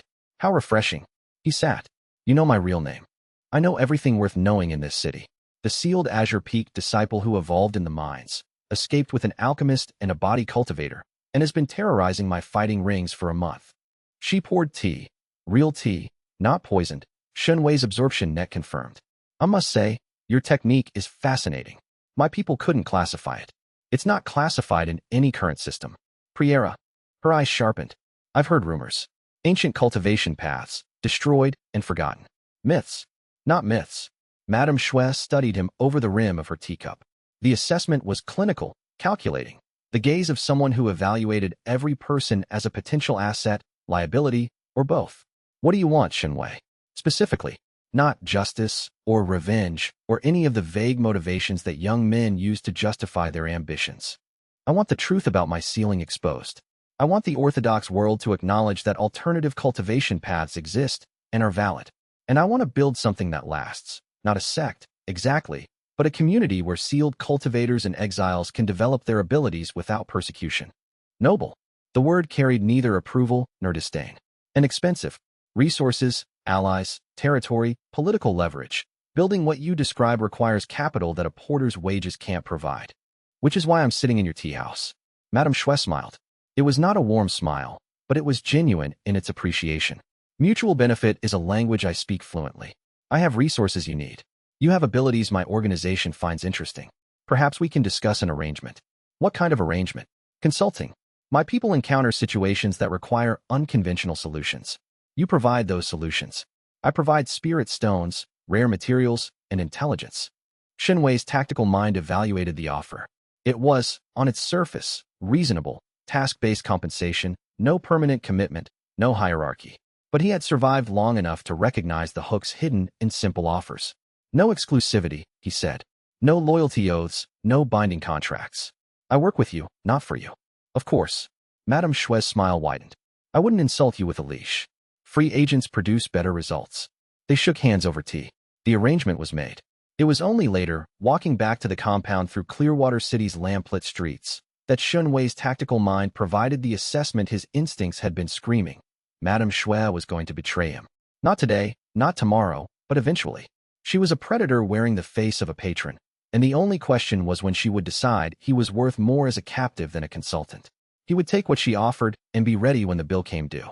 Chapter 28. The Shadow Core's growth accelerated through the following weeks, fed by the conflicting energies of the river convergence, Lin Yujin's marrow dew supplements, and the steady stream of combat experience from Madame Shui's consulting assignments. But growth at the third realm was not merely a matter of power density. The Shadow Core, Dusk explained, had cognitive properties. It was not just an energy reservoir, but a secondary processing center that operated in parallel with Shen Wei's brain. In the previous era, the ancient cultivator said during a night session, Shadow Core cultivators developed the ability to split their attention between their brain and their core. The brain handles conscious thought, decision-making, sensory processing. The core handles cultivation, energy absorption, chi refinement, technique execution. When both are working simultaneously, the cultivator effectively has two minds. The Abyssal Soul Split technique from the scroll. That's the advanced version. At your current level, the split is partial. You can delegate simple tasks to the core while your brain focuses on something else. It's like learning to pat your head and rub your stomach simultaneously, except the stakes are considerably higher. Shen Wei began practicing the split during his daily routine. While his conscious mind worked his porter job, hauled crates, maintained his cover identity, his shadow core autonomously managed his cultivation, absorbing ambient energy, refining chi, monitoring his bone meridian network. The sensation was disorienting at first, like trying to read two books at once, but his brain adapted with the speed that had once made him a cultivation prodigy. Within a week, the split was effortless. His cultivation continued 24 hours a day. Even while he slept, the shadow core processing energy with the tireless efficiency of a machine. Then came the visions. They started during a cultivation session in the cellar, as his shadow core achieved a new level of density. The world fell away, replaced by an image that was not a dream. It was too vivid, too detailed, too consistent with reality as his senses understood it. He saw the abyss, not as a metaphor or a concept, but as a physical space. A vast expanse of darkness that existed beneath the surface of the world like an ocean beneath ice. The abyss stretched in every direction, infinite and alive, filled with currents of energy that flowed in patterns too complex for his mind to parse. It was beautiful in a way that transcended aesthetics, the beauty of a system so intricate that merely perceiving its edges was an act of revelation. And scattered through the abyss, like islands in an ocean, were structures, ruins, formations, the remnants of the civilization that had existed before the heavenly Tao's reset, sealed, dormant, preserved in the abyss's unchanging darkness. You're seeing the abyssal memory, Dusk said, his voice carrying the particular resonance that indicated he was experiencing strong emotion. The shadow core, at sufficient density, can perceive the abyss itself. Everything the heavenly Tao destroyed, every technique, every breakthrough, every cultivator, left echoes in the abyss. Those echoes are not just memories. They're templates, patterns that can be recreated. I can see them. Structures, ruins of some kind. Not ruins, monuments. Each one was built by a cultivator who achieved the higher realms of the Abyssal Path. They encoded their life's work into abyssal energy and left it here, in the space beneath reality, where the heavenly Tao's reset could not reach. Shen Wei floated through the vision, his consciousness carried by the shadow core's perception. He approached one of the monuments, a tower of dark crystal that rose from the abyss's floor like a stalagmite in a cave. When he touched it, information flooded in. Techniques, theories, cultivation methods. More than he could process. He pulled back, overwhelmed. Don't try to absorb everything at once, Dusk warned. The abyssal memory is vast. It contains the accumulated knowledge of an entire era of cultivation. Take what you need, when you need it. The monuments will wait. Why didn't you tell me about this before? Because before the shadow core reached this density, you couldn't have perceived the abyss. And telling someone about an ocean before they've learned to swim is counterproductive. The visions became a regular feature of Shen Wei's cultivation sessions.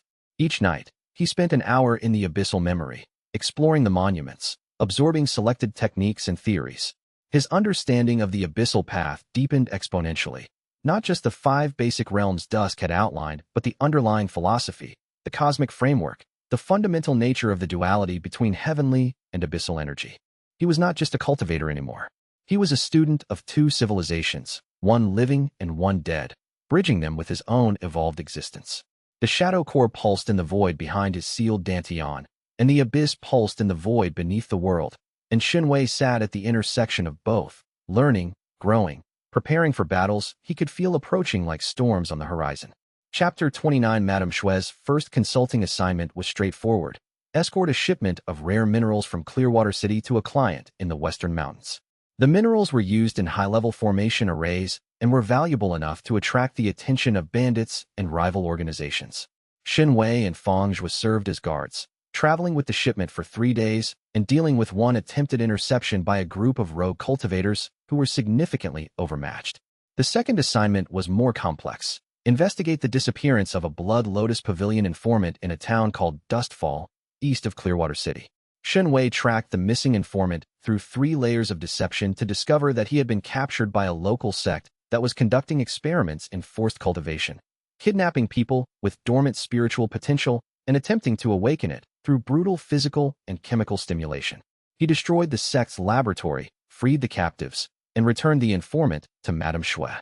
The compensation was generous: 100 high-grade spirit stones and access to the pavilion's information network for 1 month. The information access was worth more than the stones. Through the pavilion's network, Shen Wei learned the shape of the cultivation world's response to his existence. Azure Peak had formally classified him as a demonic cultivator and issued a bounty: 10,000 spirit stones for his capture, dead or alive. The bounty was significant enough to attract professional hunters, but not large enough to suggest that the sect considered him a top-tier threat. They were still underestimating him. Zhao Kang, according to the network's intelligence, had advanced to late core formation and was pushing toward nascent soul with the frantic energy of someone who felt his advantage slipping.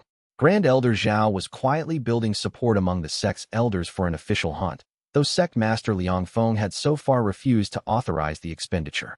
More interesting was a piece of intelligence that came from outside the cultivation world entirely. The Heavenly Dragon Empire's intelligence service had flagged Shen Wei's existence in an internal report. The Empire, which governed the mortal population and maintained loose authority over the cultivation world through its own sect of imperial cultivators, was monitoring unusual cultivation anomalies and had added the Azure Peak fugitive to a list of persons of interest.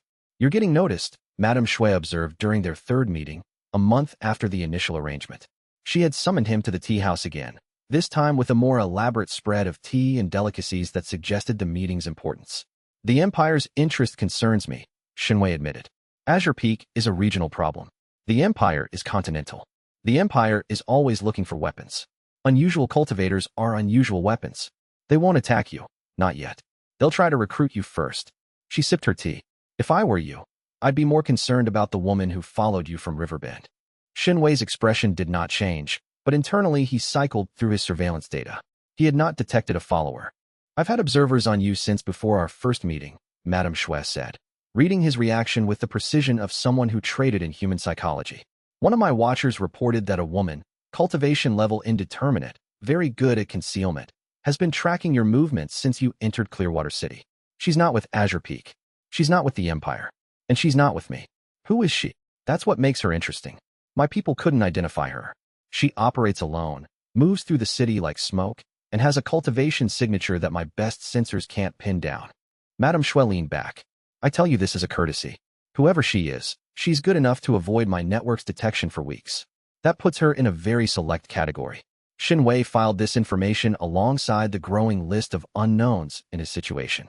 A mysterious follower was concerning, but he had more immediate challenges. "I appreciate the intelligence," he said. "I also have a request." "Oh, the Blood Lotus Pavilion operates across 3 provinces.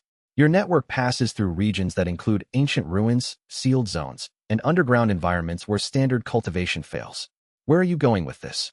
"I need access to one such location, the Deep Abyss. It's a pre-era trial ground that should be somewhere in the northern mountains. Your network's geographical intelligence would significantly narrow the search." Madame Xue's eyes narrowed with the laser focus of someone who had just received a piece of a puzzle she had been working on for years. "The Deep Abyss. I've heard the name.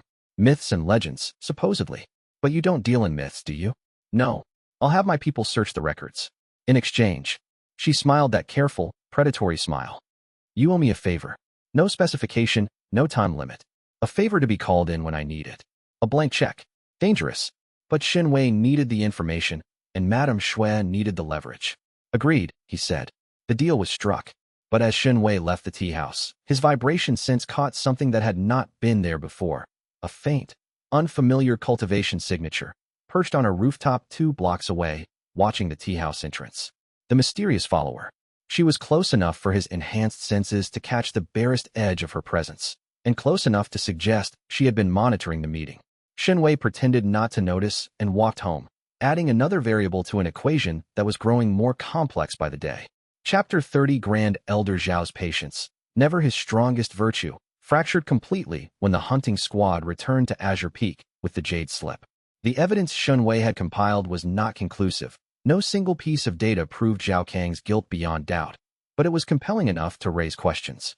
Questions that, if pursued by the wrong people, could unravel the carefully constructed narrative of Shen Wei's guilt. The Grand Elder dealt with the evidence the way he dealt with all inconvenient information. He buried it. The Jade Slip was confiscated, the hunting squad sworn to silence, and the official report was rewritten to describe an encounter with a dangerously evolved demonic cultivator who resisted capture and made incoherent claims of conspiracy. But the evidence had already been seen. The 6 hunters had read the Jade Slip's contents, and while they were loyal enough to the sect's hierarchy not to spread the information openly, the knowledge sat in their minds like a splinter. Meanwhile, Zhao Kang was spiraling. His cultivation had always been powered by confidence, the absolute certainty that he was destined for greatness, that his talent justified any method, that the world owed him recognition. That confidence was cracking. The hunting squad's report, which he had read before his father buried it, confirmed that Shen Wei was not just alive but powerful, growing stronger, and in possession of evidence that could destroy him. Zhao Kang did what scared, powerful people always do. He escalated. He went to his father with a plan. "I need to go to Clearwater City personally," he said. "With a full squad. Not foundation establishment, core formation. Disciples who can match whatever this evolved version of Shen Wei has become." "No." Grand Elder Zhao's response was immediate. "I will not send the sect's core formation disciples on a personal vendetta. This isn't personal. It is entirely personal, and we both know it. Shen Wei is a problem, but he's not the only problem. The sect has enemies, rivals, responsibilities. I cannot redirect core resources because you are afraid of a boy you framed." The words landed like a slap. Zhao Kang's face went white, then red. Father and son stared at each other across the Grand Elder's study, and in that moment, the foundation of their relationship, built on mutual ambition and the unspoken agreement that the end justified the means, showed its cracks. "Send me alone, then," Zhao Kang said, his voice tight. "I'm at late core formation. With the celestial purity flame, I'm a match for any opponent below nascent soul. Let me end this." Grand Elder Zhao considered. His son's cultivation had indeed advanced rapidly. The celestial purity flame, bonded to Zhao Kang through the theft that had started this entire chain of events, was an extraordinary power multiplier. In raw terms, a late core formation cultivator wielding a pre-era flame was equivalent to an early nascent soul fighter. "Take 4 elite disciples," the Grand Elder said finally. "Core formation, all of them. Find Shen Wei. Assess his capabilities. If you can eliminate him safely, do so. If you cannot, contain and report. Do not engage in a fight you cannot win." Zhao Kang bowed, his expression carefully controlled to hide the fear and fury warring beneath the surface. He gathered his squad within a day, 4 disciples from Azure Peak's Enforcement Division, each at early core formation, each loyal to the Zhao faction. They departed for Clearwater City with the urgency of a storm front. In Clearwater City, Shen Wei was cultivating in the cellar when his shadow core pulsed with a warning. Not a specific threat. His senses could not reach Azure Peak from this distance, but a premonition carried through the abyssal network. The deep currents of forgotten power that connected the continent's hidden nodes shifted, disturbed by something moving toward his position. "Trouble coming," Dusk confirmed through the network. "I can't tell you what kind, but the energy patterns suggest a significant orthodox force is mobilizing in your direction." "How long?" "Days. A week at most." Shen Wei emerged from the cellar and found Lin Yujin in the courtyard, grinding herbs with the focused intensity that meant she was developing something new. "We may need to move," he said. She looked up. Read his expression. "Set down the mortar." "When?" "Days. Something is coming." Dusk sensed a disturbance in the network. "I'm guessing Zhao Kang." He received the evidence. "He's scared. Scared people are dangerous. Scared powerful people are worse."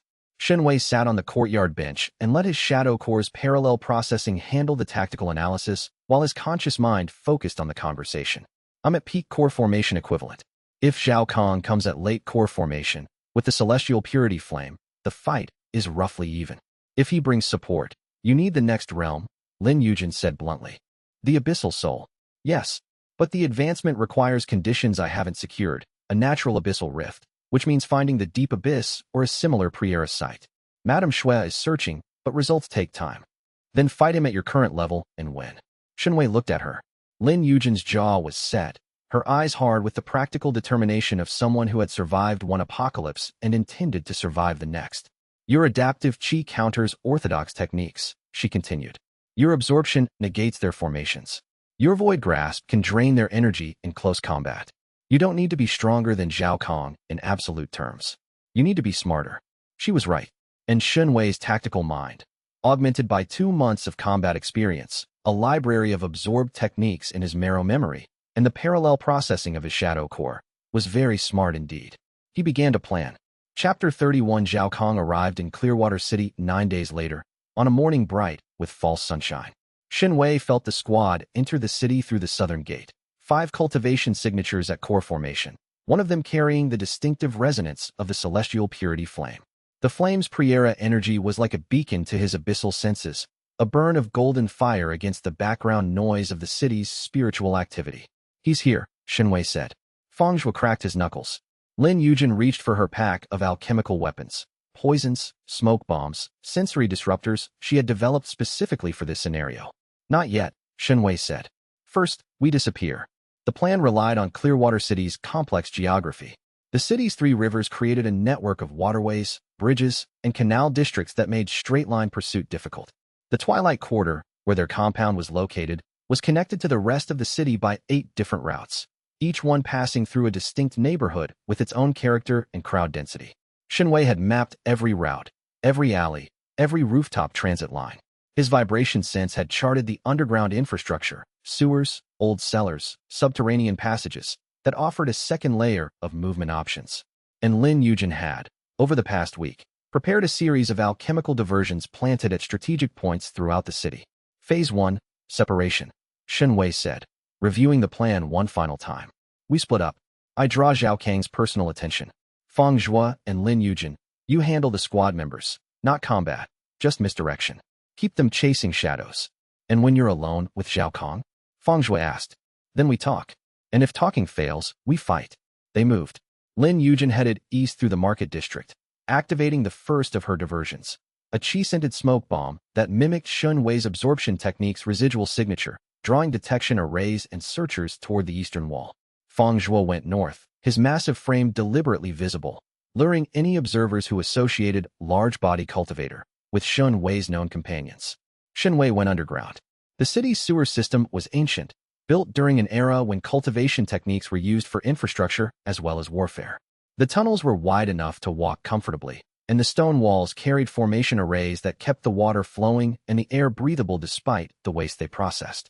Shen Wei moved through the tunnels at speed, his vibration sense tracking Zhao Kang's movements above. The golden flame's signature was easy to follow. It burned through the city's spiritual noise like a torch in a dark room. Zhao Kang was heading for the Twilight Quarter, following intelligence that his advanced scouts had no doubt gathered over the past day. He would find an empty compound, but he would also find the trail that Shen Wei had deliberately left, a series of abyssal chi traces, carefully modulated to appear accidental, leading south toward the canal district. Zhao Kang followed the trail.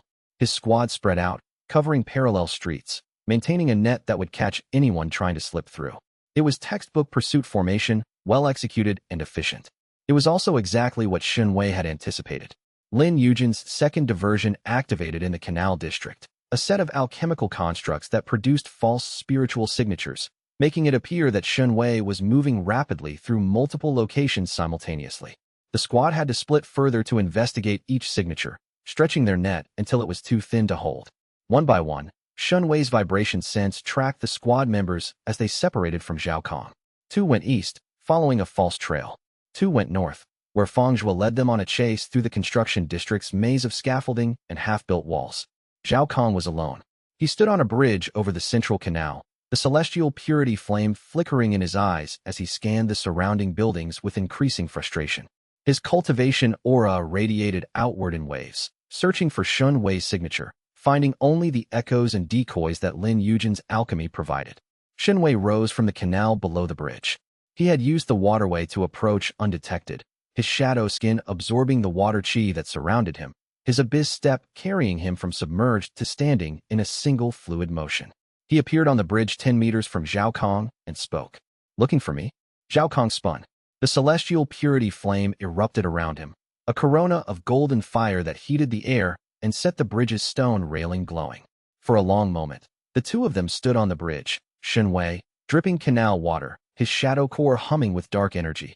Zhao Kang, wreathed in stolen fire, his core formation aura pressing outward like a physical wall. "You've changed," Zhao Kang said. His voice was steady, but Shen Wei's enhanced hearing caught the tremor beneath the control. "You haven't. Dark cultivation. I knew it. The reports were right.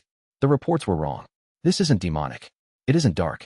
It's something you've never encountered because the cultivation world destroyed it 4,000 years ago and pretended it never existed." Zhao Kang's jaw tightened. "Philosophy won't save you. Neither will the flame you stole." The words landed. Zhao Kang's composure cracked, rage surfacing through the mask of control. "I am the Azure Peak sect's most talented disciple," Zhao Kang said, his voice rising. "I was destined for the celestial purity flame.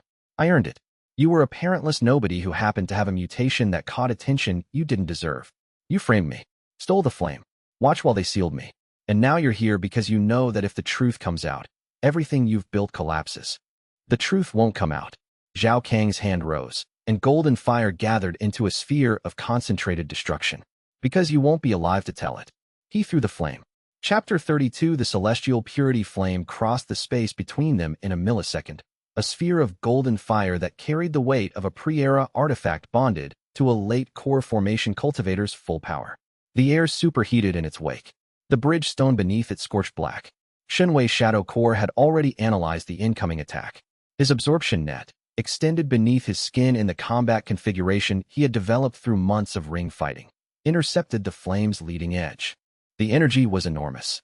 More than any orthodox technique he had absorbed before. Denser, hotter, infused with the celestial purity flame's ancient potency. His absorption net struggled, the capacity strained, and for a fraction of a second, Shen Wei felt the burn as golden fire leaked through his defenses. Then the shadow core engaged fully. The core's processing power was dedicated entirely to the absorption, analyzing the flame's structure with the speed and precision that 2 months of constant cultivation had honed. The celestial purity flame was not a simple fire technique. It was a living energy construct, an artifact that had survived 4,000 years by constantly adapting. Absorbing it completely was impossible. But Shen Wei didn't need to absorb it completely. He needed to absorb enough. His absorption net captured 30% of the flame sphere's energy, shunting it into his shadow core. The remaining 70% he deflected, using the absorbed energy's momentum to redirect the fire sphere into the canal below. The explosion of steam and superheated water erupted skyward, drenching the bridge in a scalding mist. Through the mist, Shen Wei moved. Abyss step carried him forward, closing the distance to Zhao Kang in an instant. He was inside the range of fire techniques, inside the range of long-distance combat, inside the range where Void Grasp could reach. His hand shot toward Zhao Kang's chest. Zhao Kang was fast, late core formation reflexes enhanced by the flame, and he threw himself backward, the celestial purity flame reforming around his body in a protective shell. Shen Wei's fingers brushed the shell and Void Grasp activated, pulling a strand of flame energy through the barrier.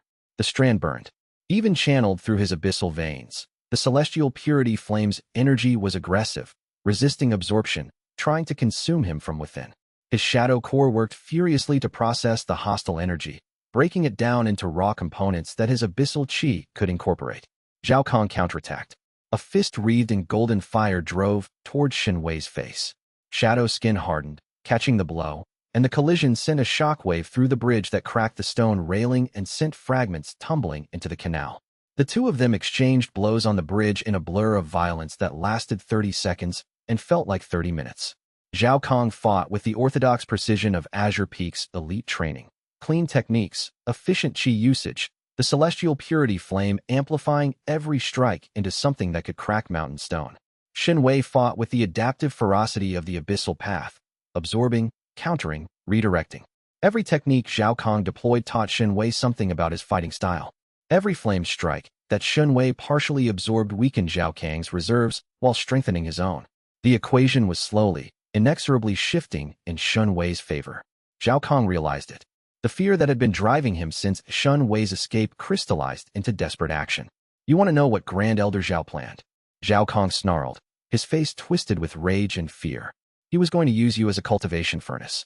Your sealed qi, compressed by the 7 layers, denser than anything a normal cultivator could produce, was going to be extracted and fed to me. That was the plan from the beginning. The seal wasn't just punishment. It was preparation. The revelation hit Shen Wei mid-combat, but his shadow core processed the emotional impact while his conscious mind maintained tactical focus. A cultivation furnace, a living battery, sealed and compressed, designed to be drained at the optimal moment to fuel another cultivator's breakthrough. Whose plan? Shen Wei demanded, pressing forward with a combination of abyss step and void grasp that forced Zhao Kang back against the shattered railing. My father's. He proposed it to the sect master. Liang Feng. Zhao Kang blocked a strike, golden fire flaring. Liang Feng refused. Said the seal would do what it needed to do on its own. My father wanted to override the sect master. That's why the investigation was his people, not the sect masters. 2 agendas. Grand Elder Zhao wanted to harvest Shen Wei's sealed qi. Sect master Liang Feng wanted to let the seal trigger the prophecy. And Zhao Kang had been the unwitting tool of both, his jealousy and ambition exploited to create the conditions that both factions wanted. The picture was clearer now, and it was uglier than Shen Wei had imagined. On the bridge 2 blocks north, Feng Zhuo was dealing with problems of his own. 2 of Zhao Kang's elite disciples had cornered him on a rooftop. A man and a woman, both at early core formation, both wielding orthodox combat techniques with the precision of Azure Peak's best. Feng Zhuo was outmatched in cultivation level. He was at qi condensation, enhanced by body cultivation that pushed his physical capabilities toward foundation establishment. Against 2 core formation opponents, the raw power differential was insurmountable. But Feng Zhuo had something his opponents did not: the willingness to absorb damage that would cripple a normal fighter. The first disciple's qi blade opened a gash across Feng Zhuo's chest. His body cultivation held the wound to the surface, muscle uncut, bone untouched, but the blood flowed freely. Feng Zhuo ignored it with the studied indifference of a man who had been beaten, cut, burned, and broken more times than he could count. He grabbed the qi blade barehanded, his body cultivated palm thick enough to resist the edge, and yanked. The disciple stumbled forward, and Feng Zhuo's forehead met the disciple's nose with the devastating simplicity of a headbutt delivered by someone with an unnaturally dense skull. The disciple dropped. The second disciple threw a qi blast that caught Feng Zhuo in the shoulder, spinning him. He crashed through a wooden railing, fell a full story, hit the ground, and rolled to his feet. Come on, he growled upward. He could not win this fight. But he did not need to win. He needed to last. And lasting was what Feng Zhuo did better than anyone alive. The disciple pursued, and the chase continued through the construction district, brutal and relentless, and buying Shen Wei the time he needed on the bridge. Chapter 33. The fight on the bridge entered its 2nd minute, and Zhao Kang was losing. Not by a large margin. His cultivation was genuinely impressive, and the celestial purity flame made him formidable. But the fundamental dynamic of the fight favored Shen Wei. Every exchange transferred energy from Zhao Kang to Shen Wei. Every flame technique that Shen Wei partially absorbed weakened the source while strengthening the receiver. Zhao Kang felt it. His qi reserves, normally vast for a late core formation cultivator, were depleting faster than his recovery could replenish. The celestial purity flame, drawing from his Dantian stores, demanded enormous energy to maintain. And each time Shen Wei's void grasp found purchase, each time those dark fingers touched the golden shell, more energy was pulled away.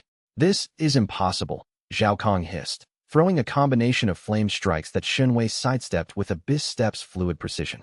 You were sealed. You should be dead. The seal created this, Shen Wei replied, catching a flame blade on Shadow's skin and absorbing its force. Every day in the mines, every drop of qi compressed into my bones, every vein I carved through my own flesh. You made this. You and your father and your sect's corruption.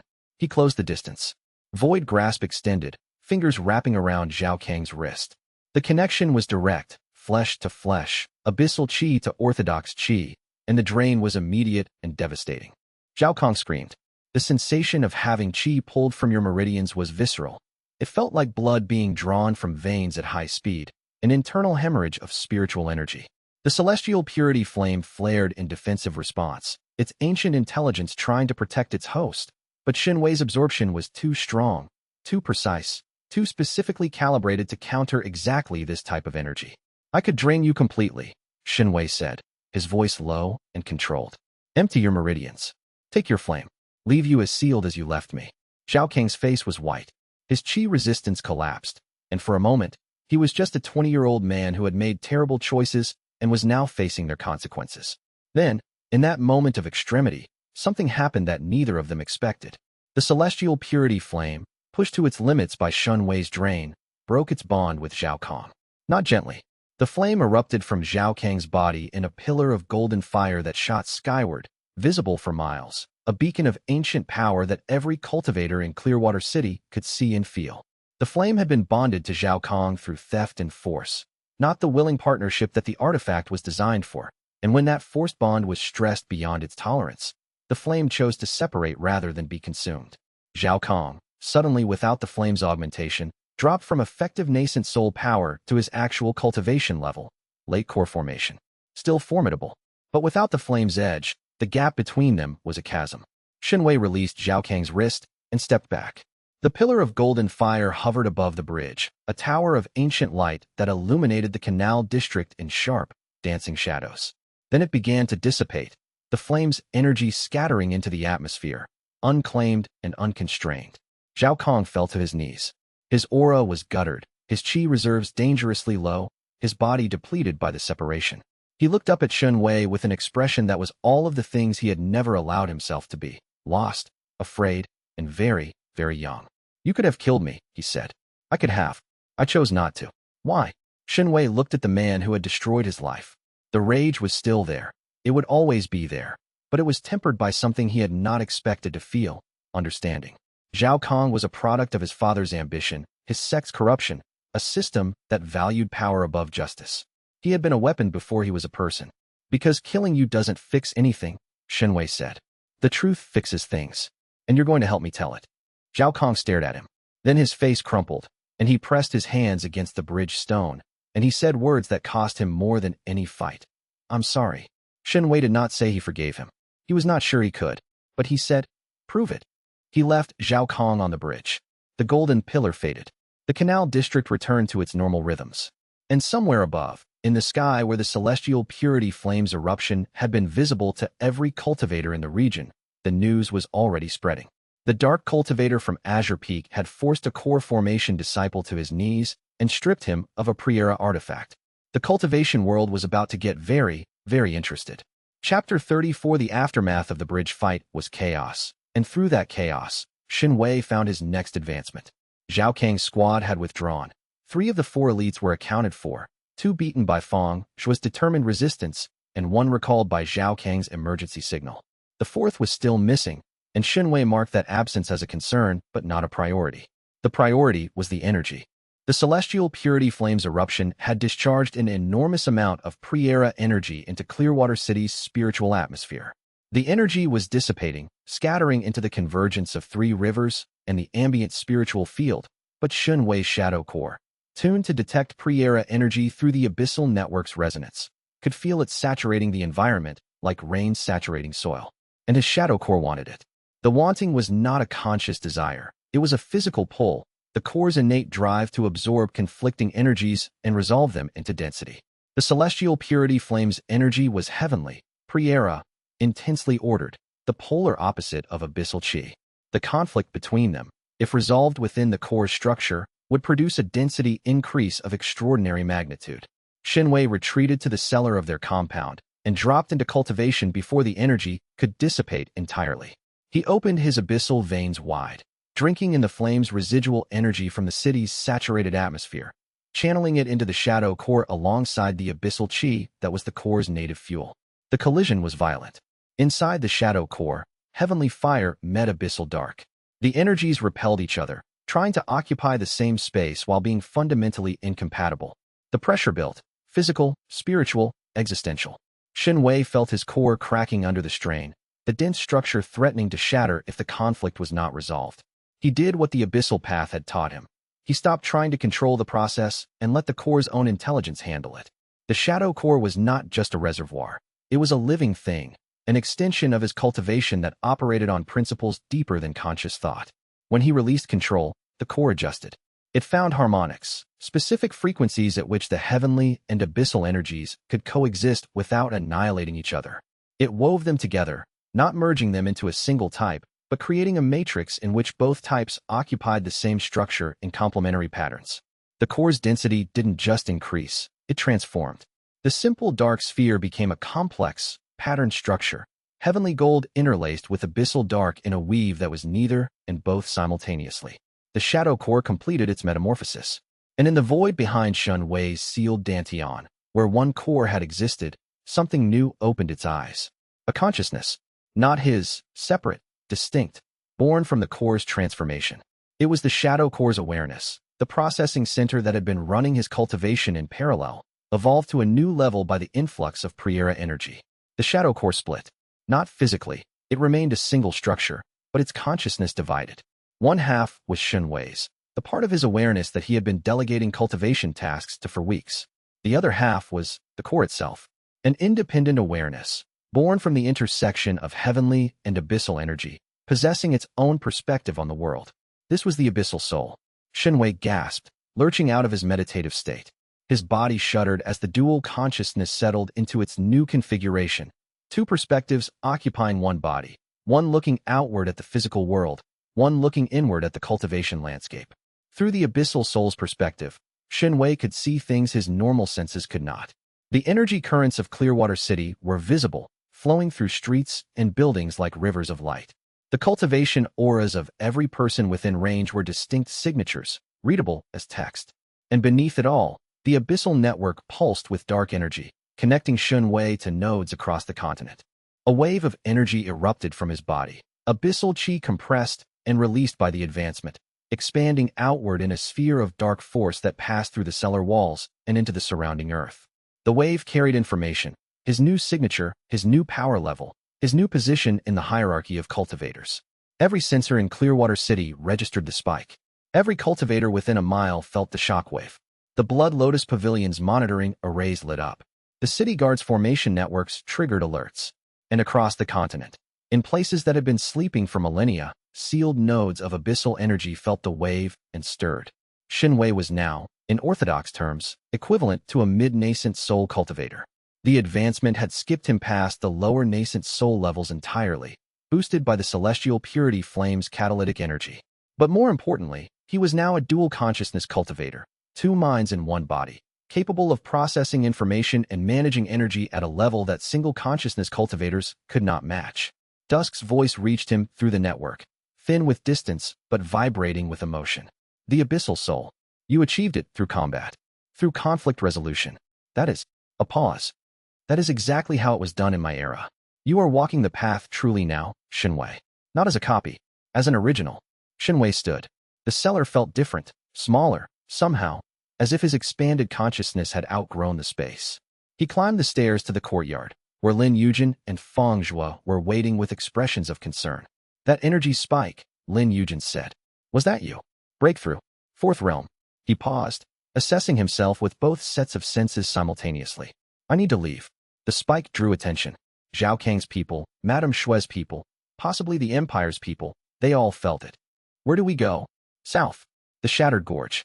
It's outside any sect's territory, defensible, and connected to the underground network. We can establish a real base, not a hiding place. They packed in 20 minutes. Feng Zhuo's belongings fit in a single bag. Lin Yujin's alchemical supplies required 3, and Shen Wei took nothing but the clothes on his back and the jade scroll containing the pre-era technique manual. As they left Clearwater City through the southern gate, moving fast in the pre-dawn darkness, Shen Wei felt the abyssal soul's perspective overlaying his normal vision. The world was vast. The enemies were many. The path ahead was steep and treacherous. But he was not the sealed, broken boy who had knelt on Azure Peak's courtyard 3 months ago. He was a four-realm cultivator of a path that heaven had tried to erase, walking in the footsteps of the ancients, surrounded by people who had chosen, freely, fiercely, without reservation, to walk beside him. The dawn rose behind them, and the road stretched forward, and the abyss beneath the world hummed with the promise of depths yet unplumbed. Chapter 35. They reached the Shattered Gorge after 2 days of hard travel, and the landscape was exactly what its name promised. A massive geological fault that split the earth in a jagged line running east-west for 50 kilometers, its walls dropping hundreds of meters to a river bottom obscured by perpetual mist. The gorge was a natural barrier that no army wanted to cross and no sect wanted to claim, making it the default home of outcasts, fugitives, and cultivators who valued independence over affiliation. Shen Wei found a defensible position on the gorge's southern rim, a cluster of natural caves connected by narrow passages, sheltered from above by an overhang of ancient stone, accessible from below only through a path that his vibration sense could monitor for kilometers. The caves were dry, spacious, and, most importantly, connected to the underground network of abyssal energy that his advancement had made increasingly accessible. They established camp. Feng Zhua, who had spent years as an outer disciple responsible for sect infrastructure, transformed the raw caves into livable quarters with the efficiency of a professional. Lin Yujin claimed the deepest cave for her alchemy lab, declaring the ambient moisture and mineral composition adequate in the tone of someone who meant excellent. And Shen Wei, for the first time since escaping the mines, rested, not from cultivation, his abyssal soul managed that continuously, but from the relentless tactical pressure that had defined every moment since the sealing. In the shattered gorge, surrounded by defensible terrain and reliable allies, he allowed himself to stop calculating and simply breathe. It was during one of these breathing moments, sitting on a ledge overlooking the gorge as the sun set and painted the mist gold, that Lin Yujin found him. She sat beside him without speaking. They had not been alone together since the kiss in the courtyard. The intervening weeks had been consumed by cultivation, combat preparation, and escape logistics. The silence between them was not awkward but weighted, filled with things unsaid. "Tell me about your mother," Shen Wei said, because he wanted to know her beyond the practical context they had shared.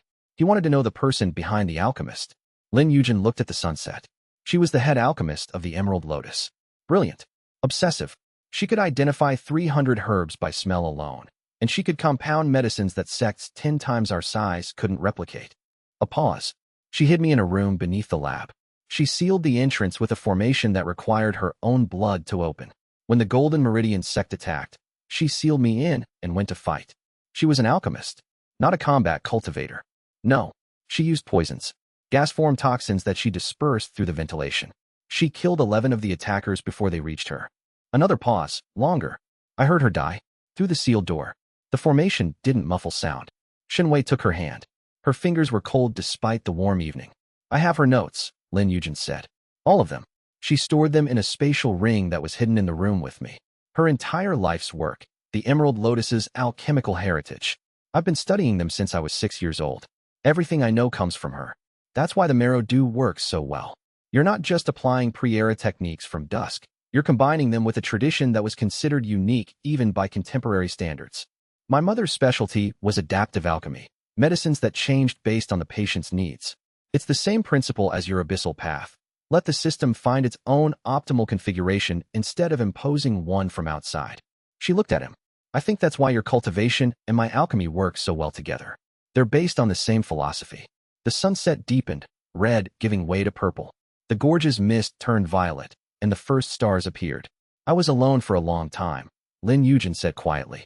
At Azure Peak, surrounded by people, I was alone. I kept my mother's notes secret. I kept my identity secret. I kept everything that mattered in a locked room inside myself. She turned to face him, and the vulnerability in her eyes was the most honest thing Shen Wei had ever seen. You're the first person I've opened that room for. He kissed her. Not the careful, tentative kiss of the courtyard, but a full, unreserved declaration. Lips to lips, breath to breath. The warmth of two people who had been forged in separate fires and found that their edges fit together precisely. When they separated, the stars had multiplied. I'm terrified, she admitted. Of what? Of losing this. I've lost everything before. I know what it costs. She pressed her forehead to his. Promise me we'll survive. I promise we'll fight for it. And I promise I won't fight alone. They sat on the ledge as night settled over the shattered gorge, and the darkness was not empty. It was full of things growing, evolving, becoming more than they had been. Chapter 36. The consequences of the Clearwater City confrontation rippled outward through the cultivation world's communication networks, each ripple growing larger and more distorted as it traveled. In Azure Peak's Grand Council chamber, Grand Elder Zhao stood before the assembled elders and presented his case with the measured cadence of a man who was accustomed to winning arguments. The fugitive Shen Wei has demonstrated cultivation abilities consistent with demonic possession or forbidden technique usage, he said, his voice filling the chamber with the authority of spirit, severing spiritual pressure. In Clearwater City, he attacked a squad of our disciples, overpowered them with dark energy techniques, and stripped my son of the celestial purity flame through a parasitic drain technique that has no equivalent in orthodox cultivation. The elders murmured. The loss of the celestial purity flame, a sect treasure that had been recovered by Zhao Kang after the thief was caught, was a significant blow. That it had been lost to the very person accused of stealing it in the first place created a narrative loop that several elders found troubling. Grand Elder, said Elder May, a woman of indeterminate age whose nascent soul cultivation made her one of the sect's strongest members. The fugitive's claims of innocence, the evidence contained in the jade slip he provided to our hunters, were these claims investigated? The claims are baseless fabrications. The jade slip was confiscated before any investigation could occur. Elder May interrupted, her voice cool. I received a copy from one of the hunters before the confiscation order was issued. The analysis it contains is technically competent and raises legitimate questions about the flame theft's chain of evidence.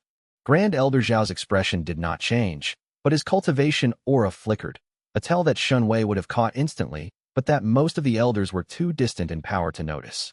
Regardless of the fugitive's claims, Grand Elder Zhao said, steering back to his argument, his current capabilities represent a clear and present threat to the sect and to the orthodox cultivation order.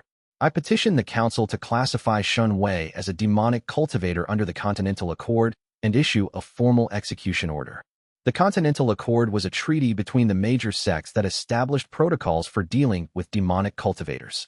A classification under the accord would authorize any participating sect to kill Shen Wei on sight and would provide Azure Peak with the legal framework to mount a full-scale hunt. Sect Master Liang Feng, who had been silent throughout the proceedings, spoke. The petition is noted. It will be taken under advisement. His voice was flat, revealing nothing.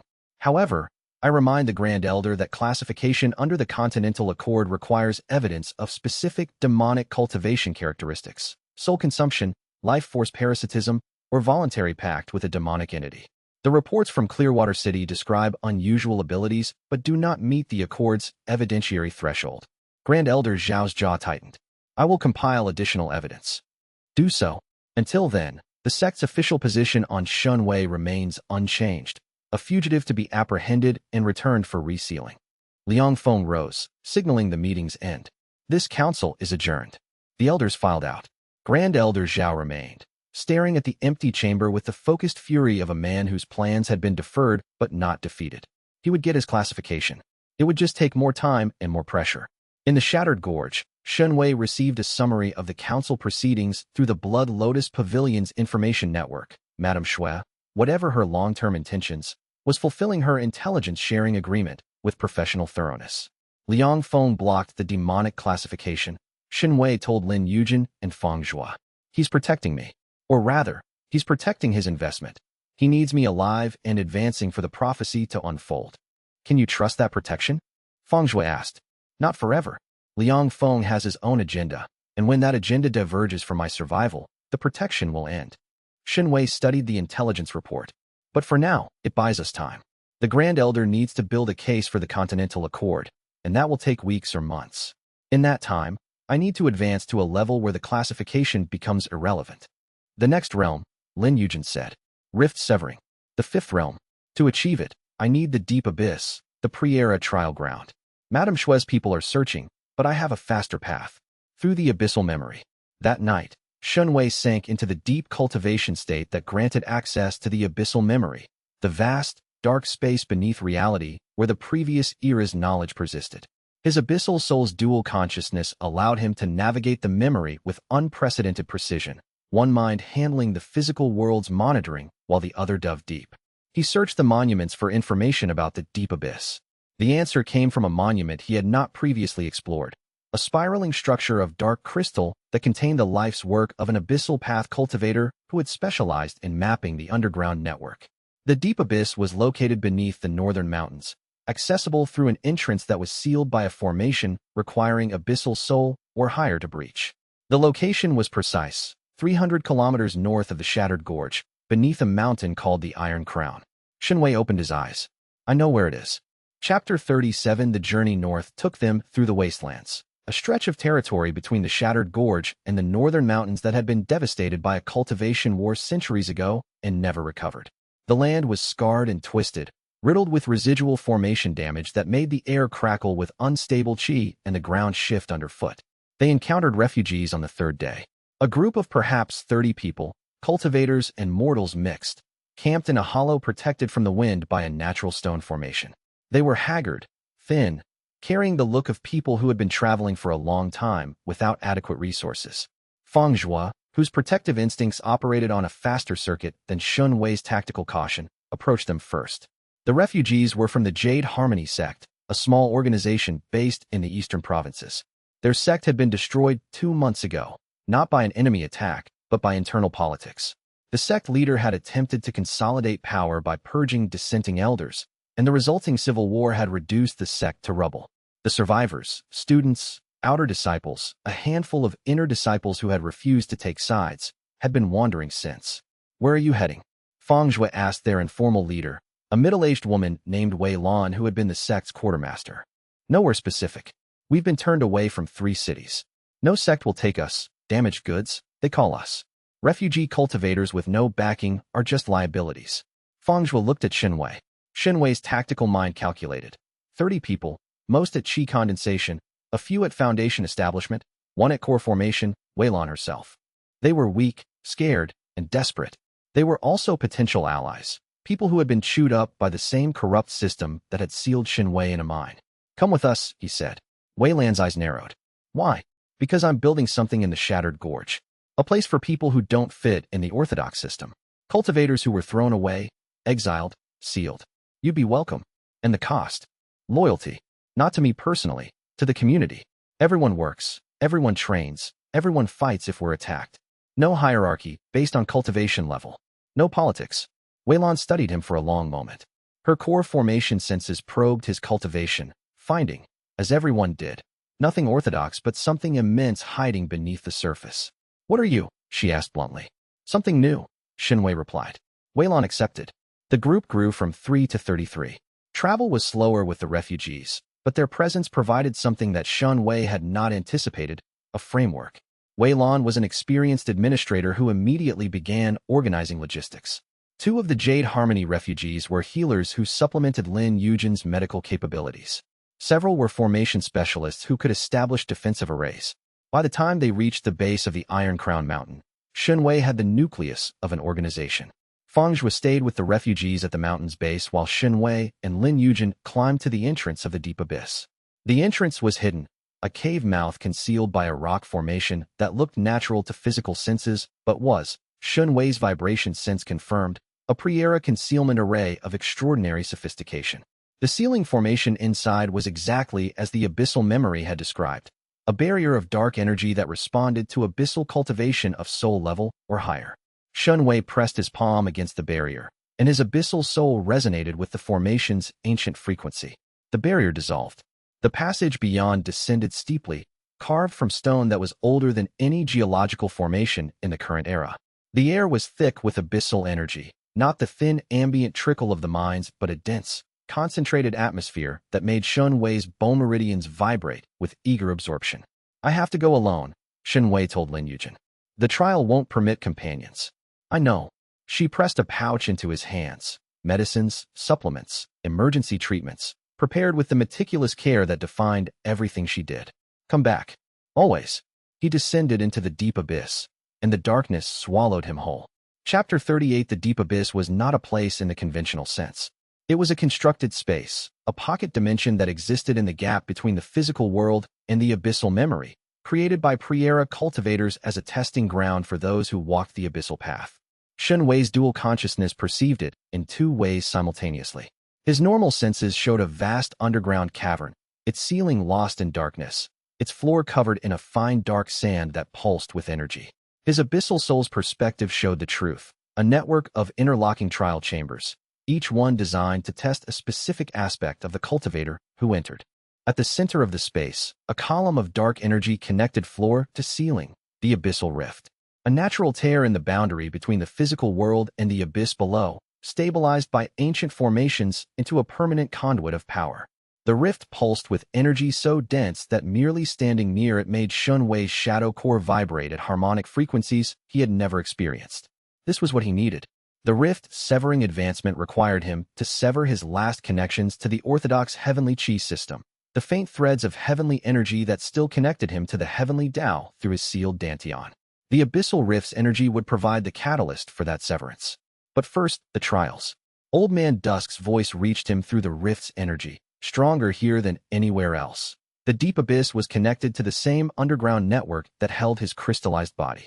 3 trials, Dusk said.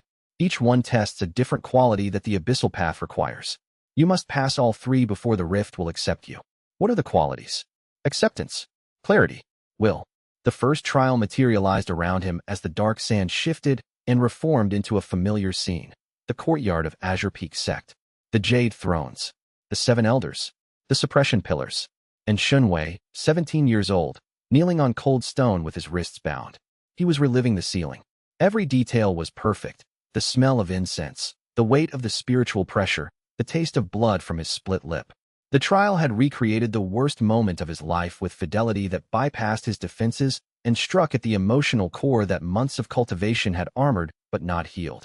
You stand accused of infiltrating the flame sanctum, Grand Elder Zhao's voice echoed. The rage surged. The familiar, comfortable, motivating rage that had carried Shen Wei through the mines, through the escape, through every advancement, and every battle. The rage that said, this was unjust, and injustice demands response. But Dusk had said the first quality was acceptance. Shen Wei fought the rage. Not by suppressing it. The Abyssal Path did not suppress, but by understanding it. The rage was real. The injustice was real. But the ceiling was also the catalyst for everything he had become. Without it, no marrow awakening. No vein carving. No shadow core. No abyssal soul. Without the worst moment of his life, the best of his cultivation would not exist. Could he accept that? Could he hold both truths, the injustice and the gift, without drowning in either? He failed the first time. The rage won, and the scene reset. He failed the second time. The grief won. Not rage, but the sorrow of a 17-year-old boy losing everything he had built, and the scene reset again. The third time, Shen Wei knelt on the cold stone and let the ceiling happen. He felt the 7 layers descend, the pain, the loss, the spiritual death, and he held it all. The rage and the grief and the gratitude and the determination, all of it, simultaneously, without letting any one emotion dominate. Thank you, he said to the Phantom Elders. Not forgiveness. Acceptance. The seal had been wrong, and the seal had been necessary, and both of those things were true. The scene dissolved. The dark sand settled. First trial complete, Dusk confirmed. That took you less time than it took me. Chapter 39. The second and third trials passed in succession. Clarity through combat against a maddened echo of a past abyssal cultivator, and will through choosing an unmarked path among visions of predetermined futures.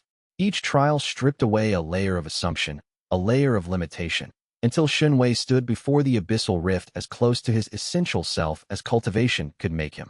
He emerged from the deep abyss 4 days later, physically unchanged but carrying inside him the achieved rift severing, the 5th realm.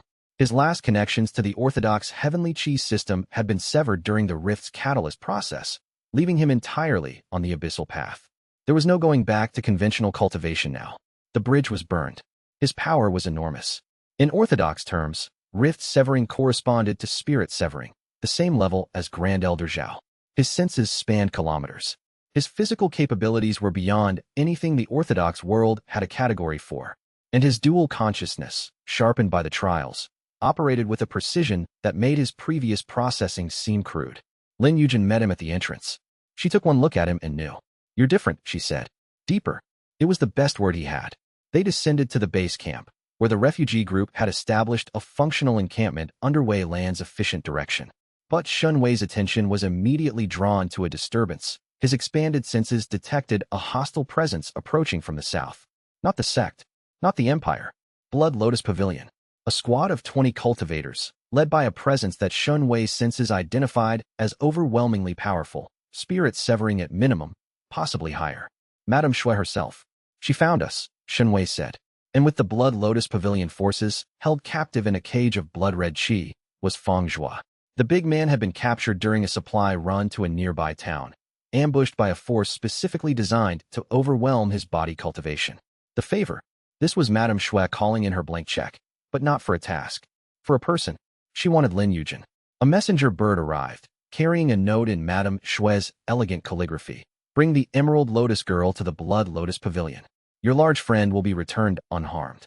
Refuse, and the consequences will be educational. Lin Yujin read the note with an expression of stone. She knows who I am. A spy, Shen Wei said. Someone in the network, or someone who followed us. The mysterious woman Madame Shui told me about. The one who was tracking us in Clearwater City. She wants my bloodline. Lin Yujin's voice was flat. The Emerald Lotus bloodline carries a unique alchemical constitution, the ability to process any substance without harm. It's hereditary. It can be transferred through blood alchemy to extend someone's lifespan. And Madame Shui needs lifespan extension. She's dying. The Blood Lotus Pavilion's cultivation methods burn through life force. Without renewal, she has years at most. Lin Yujin looked at Shen Wei with eyes that held no fear, but an absolute refusal to be sacrificed. I'm not going. You're not going, Shen Wei confirmed. We're going. Together. And we're bringing Feng Zhuo home.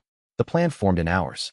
Lin Yujin, who had spent years studying her mother's notes, including the poison techniques that had killed 11 attackers during the Emerald Lotus's destruction, prepared her arsenal. Shen Wei's rift-severing power mapped the Blood Lotus force's positions from the base camp, tracking Madame Shui's cultivation signature across kilometers of terrain.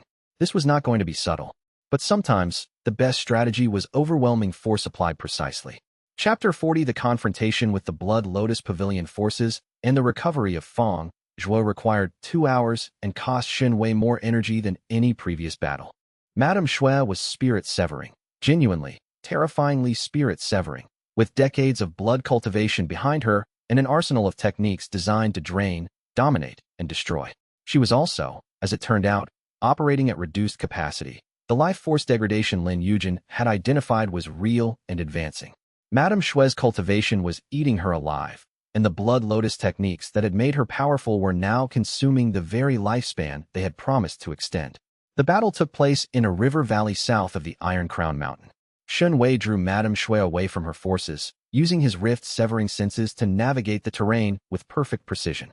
Lin Yujin, operating independently, infiltrated the Blood Lotus perimeter using a combination of her mother's concealment techniques and abyssal-enhanced poisons that disrupted the blood qi sensors. Feng Zhuo was found in a cage of solidified blood qi, guarded by 4 Blood Lotus cultivators at Foundation establishment. He was beaten, his face swollen, his body covered in cuts and burns from the torture they had applied trying to extract information about Shen Wei's capabilities. But he was alive, and when Lin Yujin dissolved the cage with a targeted poison that ate through blood qi like acid through paper, he stood on shattered legs and said, "Took you long enough." The fight with Madame Shui was the most technically demanding combat Shen Wei had ever experienced. Her blood cultivation allowed her to manipulate the life force in living things within her domain, a sphere of blood-red energy that extended 50 meters in every direction. Inside the domain, she could accelerate aging, drain vitality, rupture blood vessels, and control the circulatory system of any cultivator weaker than her. Shen Wei was not weaker, but the domain's effects were insidious. His rift-severing power resisted the blood manipulation, his abyssal qi neutralizing the life-drain techniques through sheer incompatibility. Blood cultivation drew from heavenly life force, and Shen Wei's body no longer operated on heavenly principles. But the domain's physical effects, the pressure, the environmental control, the ability to weaponize the very air, required constant adaptation. His abyssal soul processed counter-techniques at maximum speed, his dual consciousness managing defense with one mind and offense with the other. He closed the distance. Void Grasp, now powered by rift-severing density, caught Madame Shui's wrist and pulled. The drain was catastrophic. Her blood qi was absorbed at a rate that would have killed a lesser cultivator in seconds. Madame Shui screamed and unleashed a forbidden technique, burning years of her remaining lifespan to generate a blast of blood qi powerful enough to crack the valley's walls. Shen Wei took the blast on Shadow's skin, the impact driving him back 20 meters and carving furrows in the ground beneath his feet. Then Lin Yujin acted. She had been positioning herself throughout the fight, unseen, undetected, carrying a compound she had prepared using her mother's techniques combined with Dusk's pre-era pharmacology. The compound was designed for a single purpose, to interact with blood qi cultivation at the molecular level. She released the compound as a gas that filled Madame Shui's domain. The Crimson Widow inhaled it before she could react, and the compound activated, not as a poison, but as a neutralizer. It bonded with the blood qi in Madame Shui's body and rendered it inert, temporarily collapsing her domain and her cultivation both. Madame Shui stood in the suddenly quiet valley, her cultivation suppressed, her body racked by the compound's effects, and looked at Shen Wei and Lin Yujin with the expression of a predator who had just become prey. "Kill me," she said. Her voice was steady despite the defeat. "I would, in your position." "No," Shen Wei said. Madame Shui blinked. "You're dying," Shen Wei continued. "The blood cultivation is consuming you. You kidnapped my friend and threatened my partner because you're desperate. I understand desperation. I lived in it for months. Understanding doesn't. I'm offering you a deal." Shen Wei stepped forward, his abyssal soul reading Madame Shui's spiritual condition with clinical precision. "My cultivation can interact with life force at a level your blood techniques can't. I can stabilize your condition, not cure it, but stop the degradation. Buy you years instead of months. In exchange for what? Alliance. Your network, your resources, your intelligence. Working with us, not against us. And you leave Lin Yujin and her bloodline alone. Permanently." Madame Shui studied him. The calculation in her eyes was naked, the survival mathematics of someone who had exhausted all other options. "You would save the life of someone who kidnapped your friend and try to take your woman? I would invest in someone who has capabilities I need. Don't confuse mercy for weakness." A long silence. The valley's wind carried dust and the scent of blood and alchemical residue. "Deal," Madame Shui said. Shen Wei placed his hand on her shoulder and extended his rift, severing energy into her body. The abyssal chi found the blood cultivation's rot, the self-consuming cycle that was burning through her lifespan, and stabilized it. Not healing, exactly, but building a framework around the damage that prevented it from spreading. A scaffold, a reprieve. Madame Shui gasped as the pain she had been living with for years suddenly eased. Her eyes widened, then narrowed, then settled into an expression that was closer to respect than anything Shen Wei had seen from her before. "You're either very wise or very foolish," she said. "Time will tell." They left the valley together. Shen Wei, Lin Yujin, Feng Zhuo leaning heavily on Feng Zhuo's replacement crutch, and Madame Shui, newly allied, walking beside them with the careful grace of someone reassessing every assumption they had ever made. Behind them, the Blood Lotus forces withdrew under Madame Shui's orders. The alliance was new, fragile, built on necessity rather than trust. But it was real, and it added a new dimension to Shen Wei's growing organization. As they returned to the base camp, Shen Wei's senses detected something far to the south, a wave of spiritual energy, vast and organized, moving in their direction. Not Blood Lotus, not Azure Peak, the Heavenly Dragon Empire. News had reached them. A dark cultivator at spirit-severing equivalent, defeating a regional power broker, gathering outcasts and exiles under a banner that challenged orthodox supremacy. Prince Yin Shua, the empire's crown prince and its strongest cultivator, had taken notice.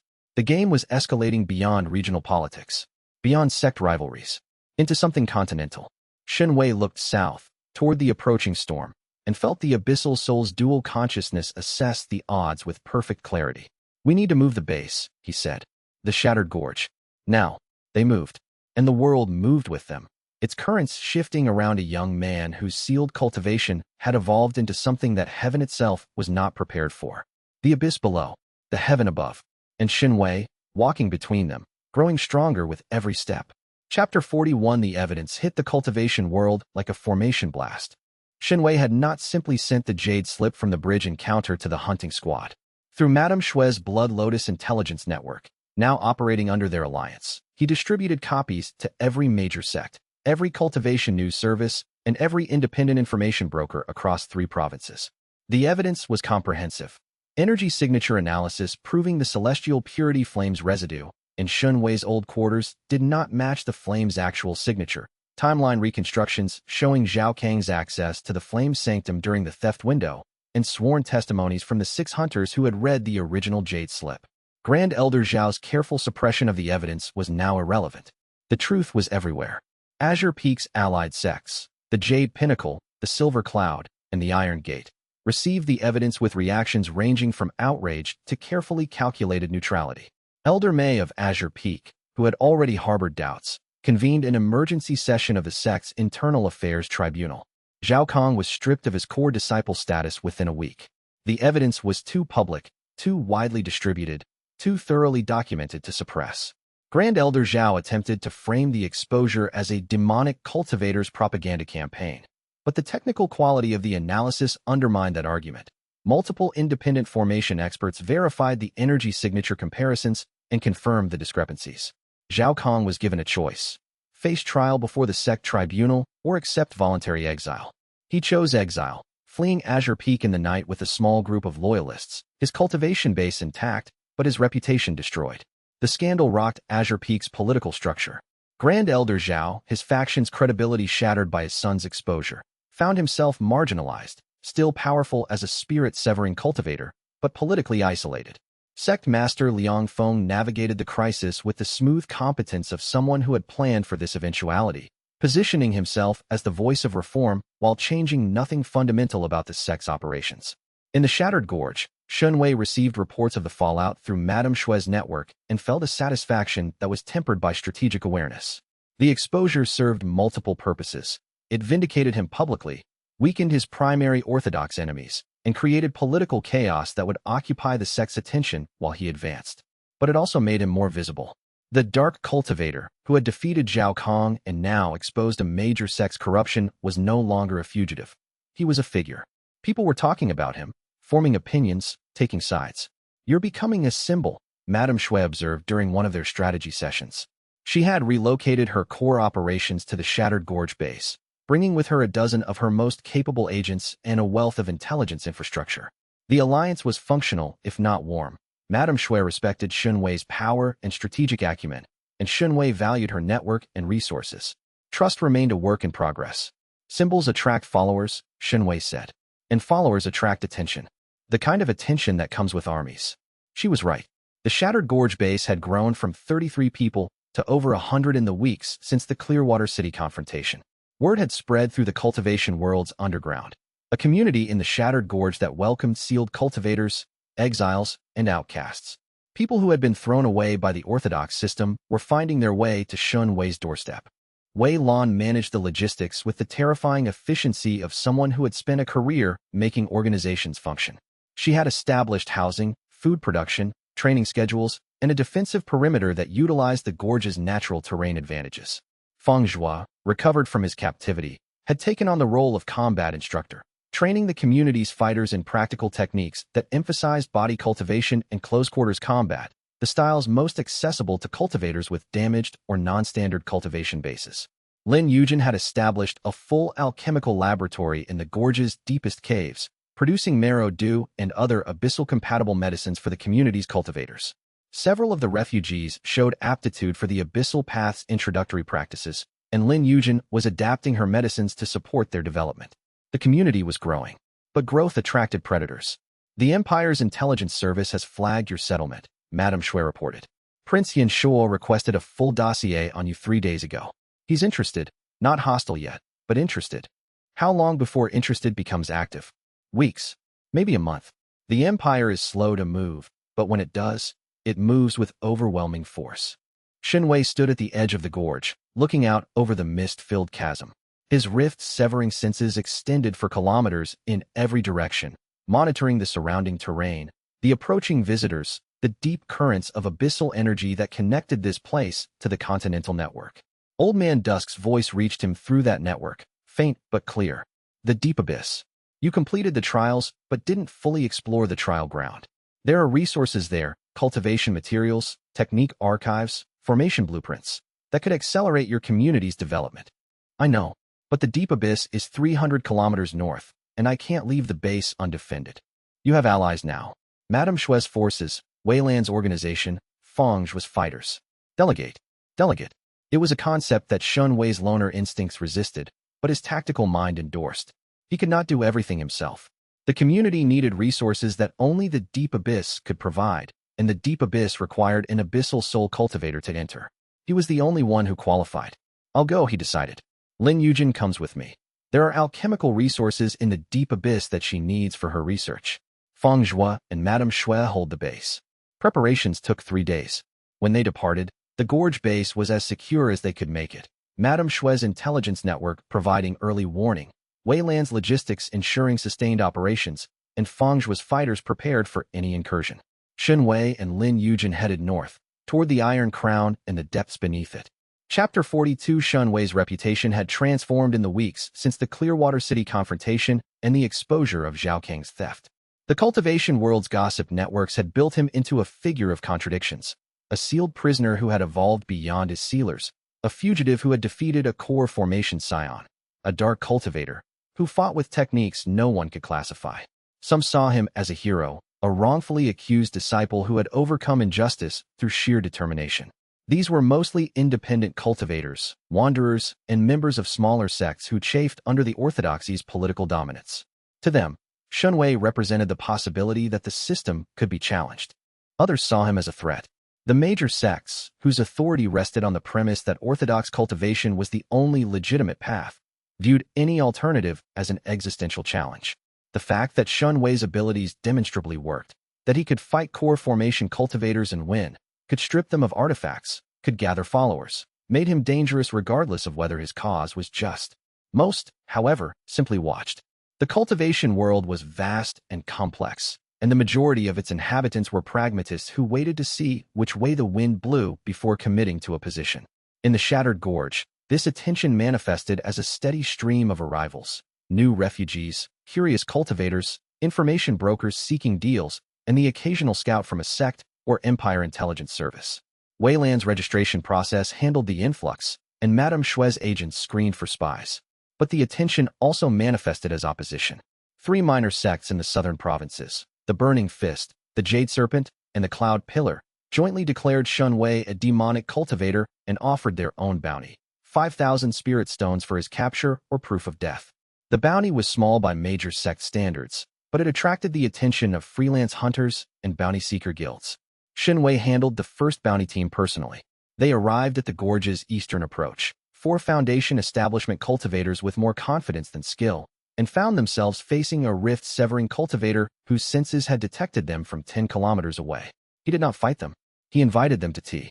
The 4 hunters sat in the gorge base's modest common area, drinking acceptable tea served by Feng Zhua, while Shen Wei explained, in calm and precise terms, the nature of his cultivation and the circumstances of his sealing. "I'm not demonic," he said. "My cultivation comes from a pre-era path that was destroyed by the heavenly Tao 4,000 years ago. It uses energy from the earth, not from heavenly qi, but it's no more evil than mining spirit stone or cultivating with water qi." "The bounty says demonic," the lead hunter said uncertainly. She was young, maybe 25, with the no-nonsense demeanor of a professional and the growing suspicion that her job was not what she had been told. "The bounty was issued by 3 sects who have never examined me." "Examine me yourself." She did. Her detection techniques, standard bounty hunter tools, found nothing that matched the classical signatures of demonic cultivation. No soul corruption, no life force parasitism, no pact residue. What she found was an energy signature that her training had no category for. "This isn't in any manual," she said. "No, it wouldn't be. The manuals were written after the reset. This predates them." The 4 hunters left without collecting the bounty. Whether they reported the truth or fabricated a story to avoid embarrassment, Shen Wei could not control. But the encounter was a template, a way to handle future bounty teams that converted opponents into, if not allies, at least neutral parties. It would not work forever. Eventually, someone would come who could not be talked down. But for now, every team that left peacefully was one less fight and one more person in the world who had seen the truth with their own eyes. Chapter 43 Old Man Dusk's guidance through the Abyssal Network led Shen Wei and Lin Yujin to a section of the deep abyss they had not previously explored, the Archive. The Archive was a vast chamber beneath the Iron Crown Mountain's deepest levels, accessible through a passage that branched off from the main trial ground. Where the trial chambers were designed to test cultivators, the Archive was designed to teach them. A repository of pre-era knowledge stored in crystallized energy constructs that could be read by any cultivator with the appropriate level of abyssal attunement. Shen Wei's rift-severing cultivation granted him access to the Archive's upper levels, which contained technique manuals, cultivation theory texts, and historical records from the previous era. Lin Yujin, whose alchemical sensitivity allowed her to interact with abyssal energy at a basic level, could access the Archive's pharmacological section, a collection of pre-era recipes and herbal knowledge that made her eyes widen with an excitement that bordered on religious experience. "This is incredible," she breathed, her hands hovering over a crystallized construct that contained what appeared to be the complete alchemical knowledge of a pre-era healer sect. "These recipes use principles I've never seen. Energy transmutation at the molecular level, adaptive compound design, self-modifying medicines. This is generations beyond anything the current era has developed." "Take what you need," Shen Wei said, "and take copies for the community." If we can bring this knowledge back to the gorge, our alchemists can begin developing medicines that serve both orthodox and abyssal cultivators. While Lin Yujin immersed herself in the alchemical archives, Shen Wei explored deeper. Dusk guided him to a section of the archive that contained information about the Abyssal Path's higher realms, the levels beyond rift severing that Shen Wei had not yet reached. The constructs here were more complex, requiring his abyssal soul's dual consciousness to process, and the information they contained was both illuminating and sobering. The void-seeking realm, the sixth, is where the Abyssal Path begins to interact with dimensions beyond the physical. Dusk explained as Shen Wei absorbed a construct's contents. At void-seeking, you can step between spaces, teleport through the underground network, perceive distant events through abyssal connections, and draw energy from the void between dimensions. That's a significant power jump. It is, and it's where the Heavenly Dao's monitoring systems start to take notice. At rift severing, you're an anomaly, powerful but local. At void-seeking, you become a systemic threat. You can reach places the Heavenly Dao thought were sealed. You can access energy reserves that the Heavenly Dao thought were destroyed. How do I advance to void-seeking? The advancement requires a fundamental shift in your relationship with the abyss. At rift severing, you severed your connection to heaven. At void-seeking, you must build a connection to the void, the space between. This isn't the physical underground or the abyssal memory. It's the literal gap between dimensions, the emptiness that separates one reality from another. And how do I connect to emptiness? By understanding what emptiness truly is. The void is an absence, it's potential. It's the state from which all energy originates before it differentiates into heavenly or abyssal. Connecting to it means accessing the source of both paths. Shen Wei studied the archive's constructs for 3 days, absorbing knowledge that filled gaps in his understanding and opened new questions faster than it answered old ones. The Abyssal Path was not just an alternative cultivation method. It was a philosophical framework that posited a fundamentally different relationship between the cultivator and the universe. Orthodox cultivation positioned the cultivator as a student of heaven, receiving power from above, refining it through prescribed methods, advancing along a predetermined hierarchy. The Abyssal Path positioned the cultivator as an explorer of the unknown, descending into darkness, adapting to what was found, creating paths where none existed. Neither was complete alone. The previous era had known this. The archive's historical records described a time when both paths coexisted, when cultivators chose based on temperament and talent, when the duality of heaven and abyss was seen as a feature rather than a bug. Then the Heavenly Dao had decided that duality was threatening, and the abyss was sealed, and the history was erased, and the world was left with half a cultivation system that pretended to be whole. Shen Wei's purpose crystallized further. He was not just cultivating for personal power. He was not just seeking justice for a wrongful sealing. He was reconstructing a lost half of reality, brick by brick, technique by technique, student by student. The weight of that purpose settled on his shoulders like a mantle. It was heavy. It was right. Chapter 44. The news reached Shen Wei through the Abyssal Network, transmitted as vibrations through the continent's underground energy channels. The Blood Lotus Pavilion's outer fortress had been compromised, and Feng Zhuo was in Madame Shui's captor's hands. No, that was the old pattern. The new information was worse. Madame Shui's agents at the Shattered Gorge base sent an emergency communication through the intelligence network. A force had struck the base while Shen Wei was at the deep abyss. Not a bounty team. Not a minor sect. A coordinated assault by an organization that knew exactly when the base's strongest defender would be absent. Feng Zhuo had been taken. Not by the Blood Lotus Pavilion this time. By a group that identified itself only by a symbol. A crimson lotus encircled by thorns. Not Madame Shui's organization. Something else. Someone had used the Blood Lotus symbol as a false flag to lure suspicion away from the real perpetrators. The attackers had demanded a single thing. Lin Yujin. It's the same play, Lin Yujin said, her face pale but her voice steady. Someone wants my bloodline. Someone other than Madame Shui. The Golden Meridian sect, Shen Wei said, his mind connecting patterns with the speed that his abyssal soul's dual processing enabled. The sect that destroyed your family. They wanted your mother's library. But what if they also wanted the bloodline? What if the library was secondary to the Emerald Lotus's unique alchemical constitution? They never captured any of us alive. My mother and the other adults died fighting. I was the only survivor, hidden and rescued by Azure Peak. Lin Yujin's hands clenched. If the Golden Meridian has been tracking me all these years, waiting for an opportunity, they would have had agents in Azure Peak. Watching you, learning your patterns. And when you left the sect's protection and appeared in the wilderness with a dark cultivator who attracted every intelligence service's attention, they saw their chance. The tactical calculation was straightforward. Feng Zhuo was bait, Lin Yujin was the target, and every moment spent deliberating was a moment their friend suffered. We go now, Shen Wei said. Together. This is not a negotiation, it's a rescue. Lin Yujin's jaw set with the determination that he had come to recognize as her combat face. I'm not hiding behind you this time. I'm not the frightened 6-year-old in a sealed room. I have my mother's techniques. I have my own techniques. And I have very strong opinions about what to do with the people who destroyed my family. They left the deep abyss within the hour. Lin Yujin's packs loaded with pre-era alchemical resources and her mind loaded with new techniques from the archive. Shen Wei's rift-severing senses tracked the attacker's trail through the underground network. They had left energy traces that his abyssal soul could follow like footprints in snow. The trail led south, toward the shattered gorge, but veered east before reaching it, toward the border territories where the Golden Meridian sect maintained its operations. How strong are they? Shen Wei asked Lin Yujin as they traveled at speed through the mountain terrain. The Golden Meridian sect leader is at nascent soul. Their core elders are core formation, but they specialize in formation arrays and binding techniques. They trap and contain rather than fight directly.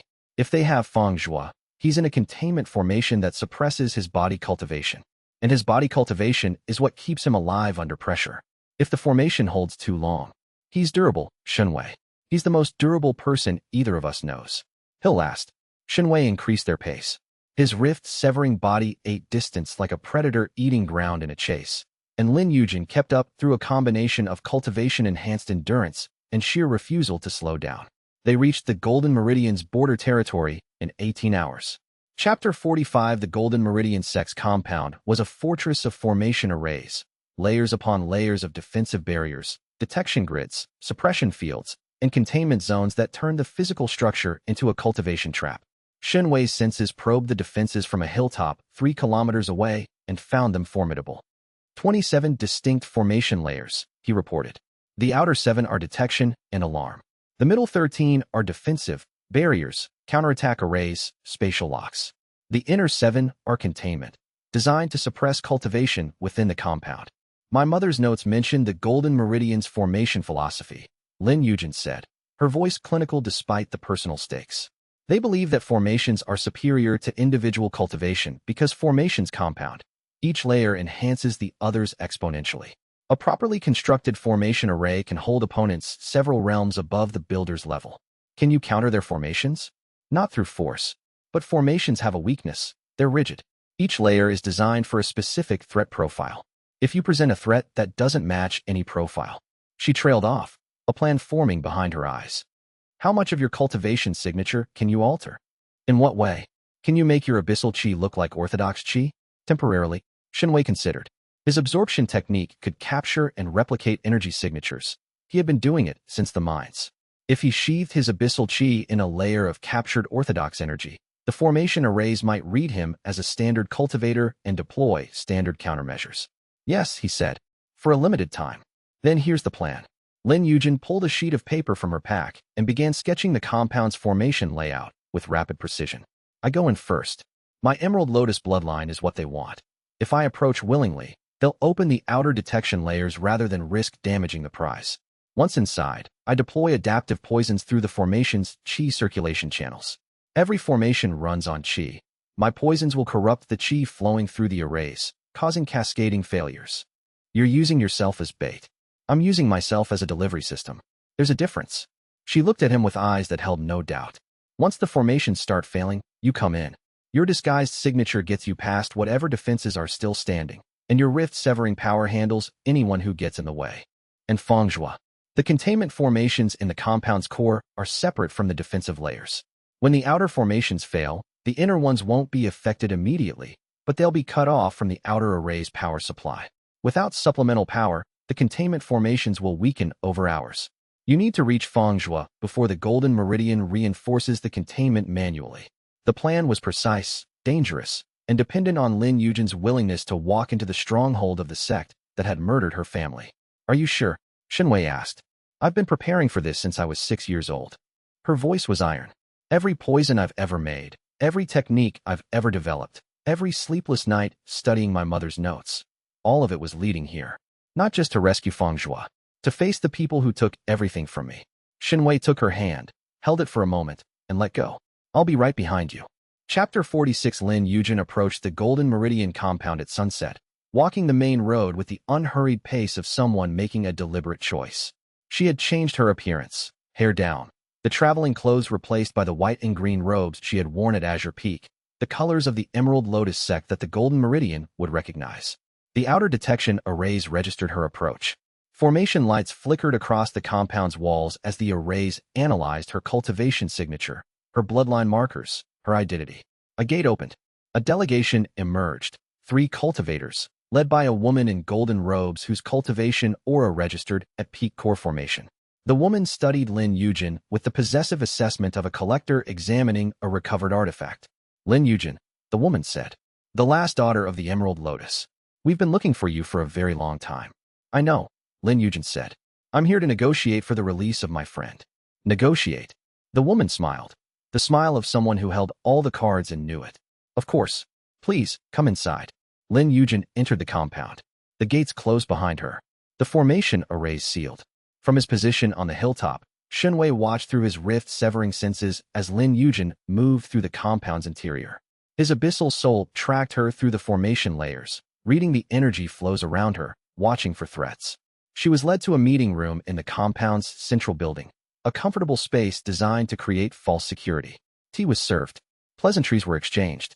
The Golden Meridian's delegation expressed their deep regret over the Emerald Lotus tragedy and their sincere desire to welcome the bloodline's last carrier into a supportive environment. Lin Yujin smiled and drank the tea and placed one hand casually on the table.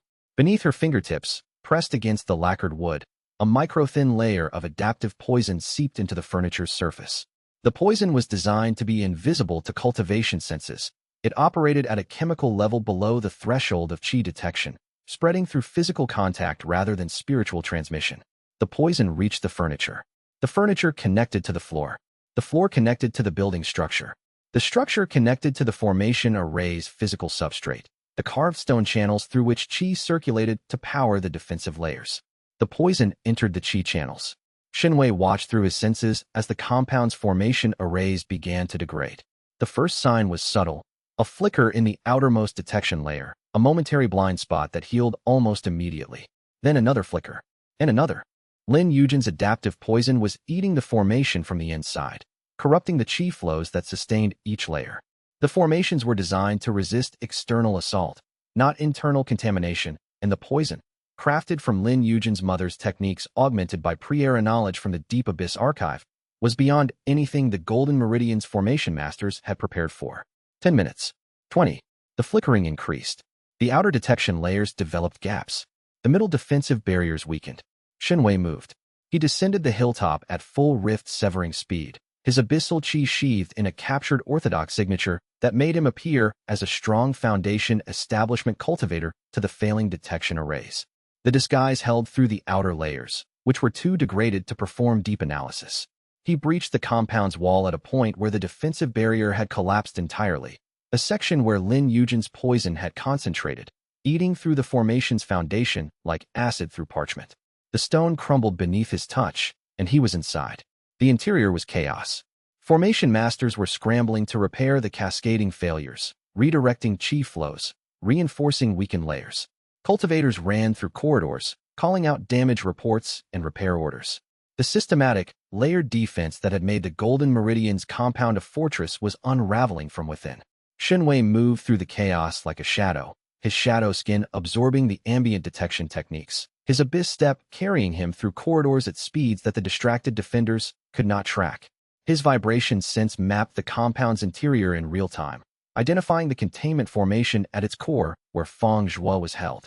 He found Feng Zhuo in a basement cell, bound by 7 formation rings that pulsed with suppressive energy.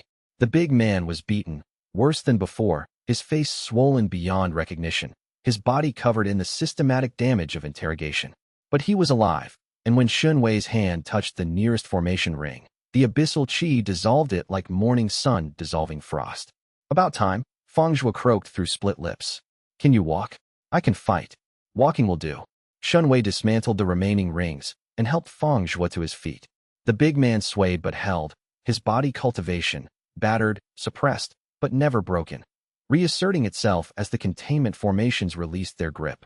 They moved toward the surface, toward Lin Yujin's signal. Chapter 47 The Escape from the Golden Meridian Compound would have been clean if the sect's leader had not been home. Sect Master Jin of the Golden Meridian was a nascent soul cultivator, one full major realm above Shen Wei's current equivalent. He had been in seclusion during the initial assault, cultivating in a shielded chamber that the formation failures had not penetrated. When the alarm reached him, he emerged with the controlled fury of someone whose home had been violated.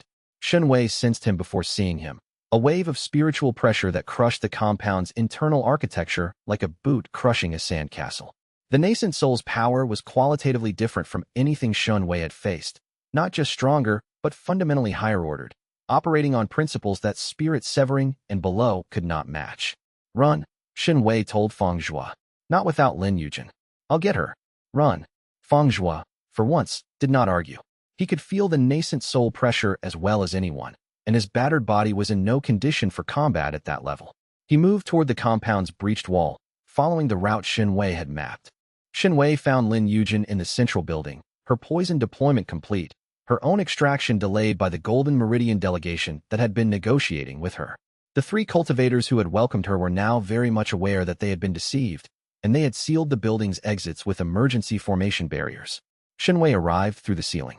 His rift-severing power had developed a technique for rapid stone traversal, sending pulses of abyssal energy through solid material to create temporary passages that sealed behind him.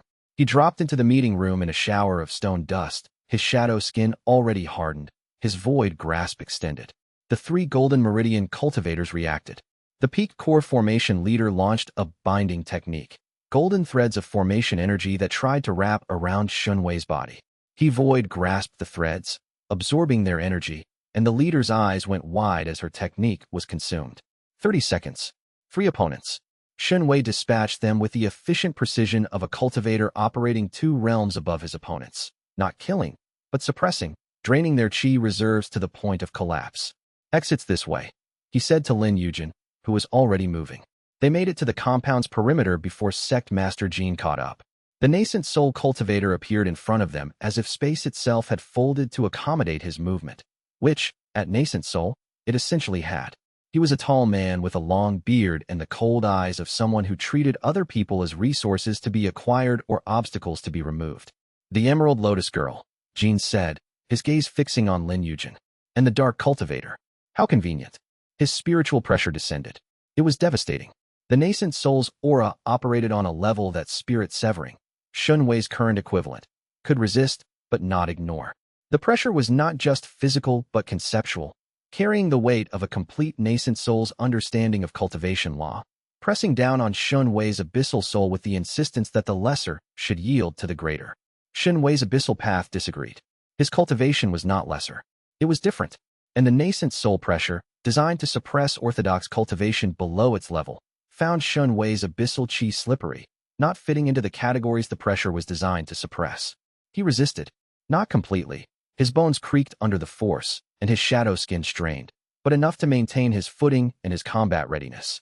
Interesting, Jin said, his cold expression shifting to analytical interest. You shouldn't be standing under my aura. What are you? Something your formations weren't designed for. Shen Wei stepped forward, his void grasp extended. Let us pass. No. The fight that followed was the most one-sided Shen Wei had experienced since leaving the mines, and he was on the losing side. Sect Master Jin fought with formation techniques woven into physical combat. Every strike carried the weight of a formation array. Every defense was a layered barrier that reinforced itself. His nascent soul chi was simply denser, more refined, more powerful than anything Shen Wei could match through raw output. Shen Wei's advantages, adaptation, absorption, sensory superiority, slowed the defeat but could not prevent it. He absorbed portions of Jin's techniques, analyzed their structure, developed counters that worked for seconds before Jin adjusted. But each exchange cost Shen Wei more energy than he gained, and the equation was unfavorable. Feng Zhua, who had not run far enough, reappeared. Despite his battered condition, he charged Jin from behind with the kind of suicidal bravery that defined him. Jin barely glanced. A backhand wave of nascent soul pressure sent Feng Zhua tumbling across the courtyard, cracking the stone where he landed. The The big man did not get up. Fang Zhua has information about their operations, Jin said conversationally, his attention still mostly on Shen Wei. The torture was informative. He's durable, but not invulnerable. Another session should yield the locations of your base and your network. Rage surged. The old, familiar rage that Shen Wei had learned to channel rather than suppress. His abyssal soul fed on it, the dual consciousness accelerating, processing combat data at maximum speed. He could not win this fight through power. But power was not his only weapon. His vibration sense detected something beneath the compound, a node in the underground abyssal network, dormant for millennia, directly connected to the deep abyss's energy grid. If he could activate it, the surge of abyssal energy would not make him stronger, but it would disrupt the spiritual energy in the area, and formation cultivators were dependent on stable energy environments.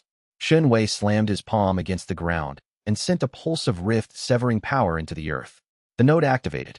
Abyssal energy erupted from the ground in a geyser of dark force that made the compound's remaining formations scream and fail. The stable energy environment that Jin's techniques relied on became turbulent, chaotic, hostile to orthodox cultivation. Jin stumbled. His formation-woven strikes lost coherence. His barriers flickered. In that moment of disruption, Lin Yujin struck. She had been preparing since the fight began. Not a combat technique, but something worse. A compound, drawn from her mother's notes and enhanced by pre-era knowledge, designed to interact with nascent soul chi specifically. She had synthesized it in the deep abyss, theorizing that she might face exactly this scenario. The compound was delivered as a dart, a tiny needle of crystallized poison that moved at a speed below the threshold of spiritual detection. It struck Jin's neck in the gap between his collar and his hair, penetrating the skin and dissolving into his bloodstream before his defenses could react. The poison did not kill. Lin Yujin was a healer, not an assassin, and the compound was designed not for death but for disruption. It created a temporary interference pattern in nascent soul chi circulation, a stuttering, a hesitation, a loss of the smooth flow that high-level cultivation required. Jin gasped. His aura flickered. The pressure lessened. Shen Wei seized the opening. Abyss step carried him to Fang Zhua's fallen form. He hoisted the big man over his shoulder. Even enhanced, Fang Zhua's dense-boned body was enormously heavy, and extended his other hand to Lin Yujin. We go? Now. They went. Through the breached wall, across the compound's perimeter, into the forest beyond. Behind them, Sect Master Jin recovered. Lin Yujin's poison was temporary, and a nascent soul cultivator's constitution would process it within minutes. But minutes was enough. Shen Wei's rift-severing speed, carrying both Fang Zhua and Lin Yujin, ate distance like a brush fire ate dry grass. By the time Jin cleared the poison and emerged from the compound, they were already kilometers away. They did not stop until the gorge's mist swallowed them whole. Chapter 48 Recovery took 3 days. Fang Zhua's injuries were severe: cracked ribs, internal bleeding from the formation suppression, nerve damage from the torture. Lin Yujin's medical skills, augmented by the pre-era knowledge from the Deep Abyss archive, stabilized him, but full recovery would take weeks. They wanted to know about you, Fang Zhua told Shen Wei from his recovery bed in the Gorge Base's medical cave. His voice was rough, his face still swollen, but his eyes were clear. Your cultivation method. How it works. How to counter it.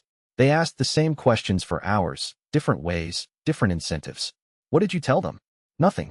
Fang Zhua managed a lopsided grin through his split lip. Told them I was just a porter. Really committed to the role. Despite everything, Shen Wei laughed.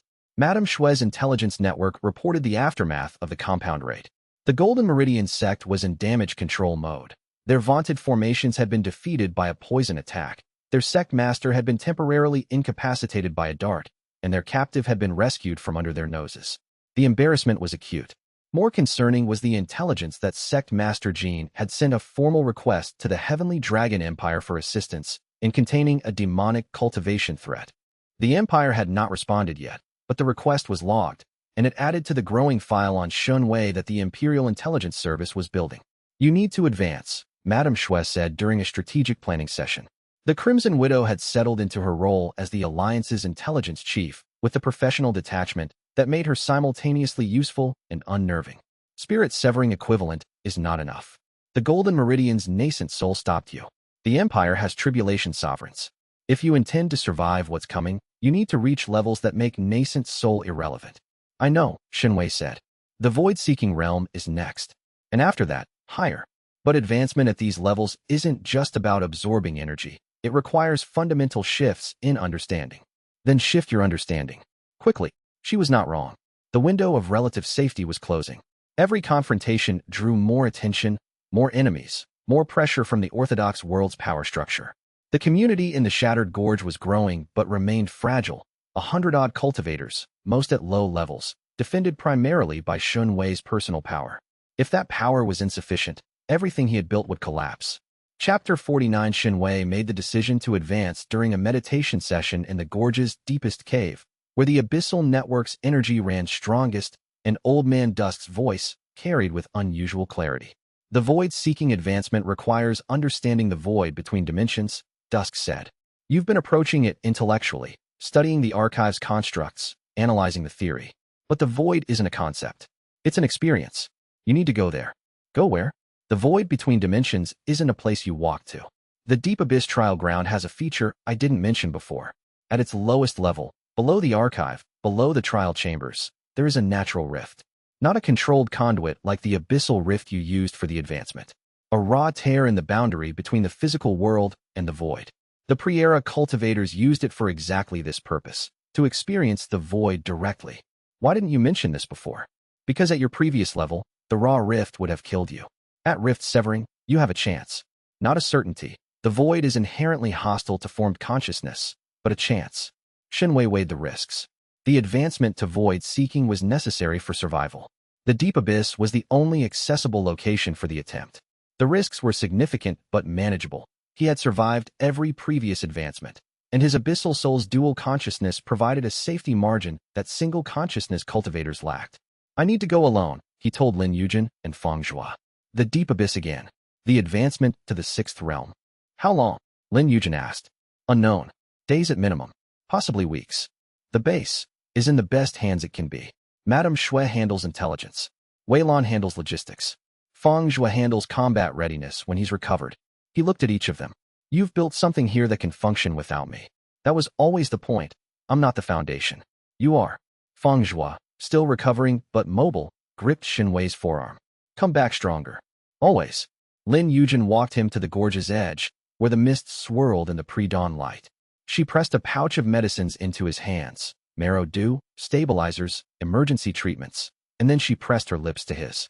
I love you, she said, the first time either of them had used the word. Come back. I love you too. And I will. He descended into the gorge, heading north through the underground network, following the abyssal energy channels that connected the Shattered Gorge to the Iron Crown Mountain. His rift-severing speed carried him faster than overland travel, and within a day he stood once again at the entrance to the Deep Abyss. The descent to the raw rift took him through the trial chambers and past the archive, deeper than he had previously gone. The air grew colder, the abyssal energy denser, the sense of reality thinner. He was approaching the boundary between the physical world and something else. The raw rift was a sight that his normal senses could barely process. It was a tear, a jagged line of not-quite darkness that hung in the air at the bottom of the deepest chamber. Through the tear, his abyssal soul perceived what lay beyond. The void, endless and empty and full of potential, a space where the rules of physical reality did not apply. Shen Wei sat before the rift, centered himself, and reached. Chapter 50. The Deep Abyss trial for the void-seeking advancement was not like the previous trials. There were no recreated scenes, no echoed opponents, no vision-based choices. There was only the void itself, a space of absolute nothing that Shen Wei's consciousness entered when his abyssal soul extended through the raw rift. The experience was indescribable literally.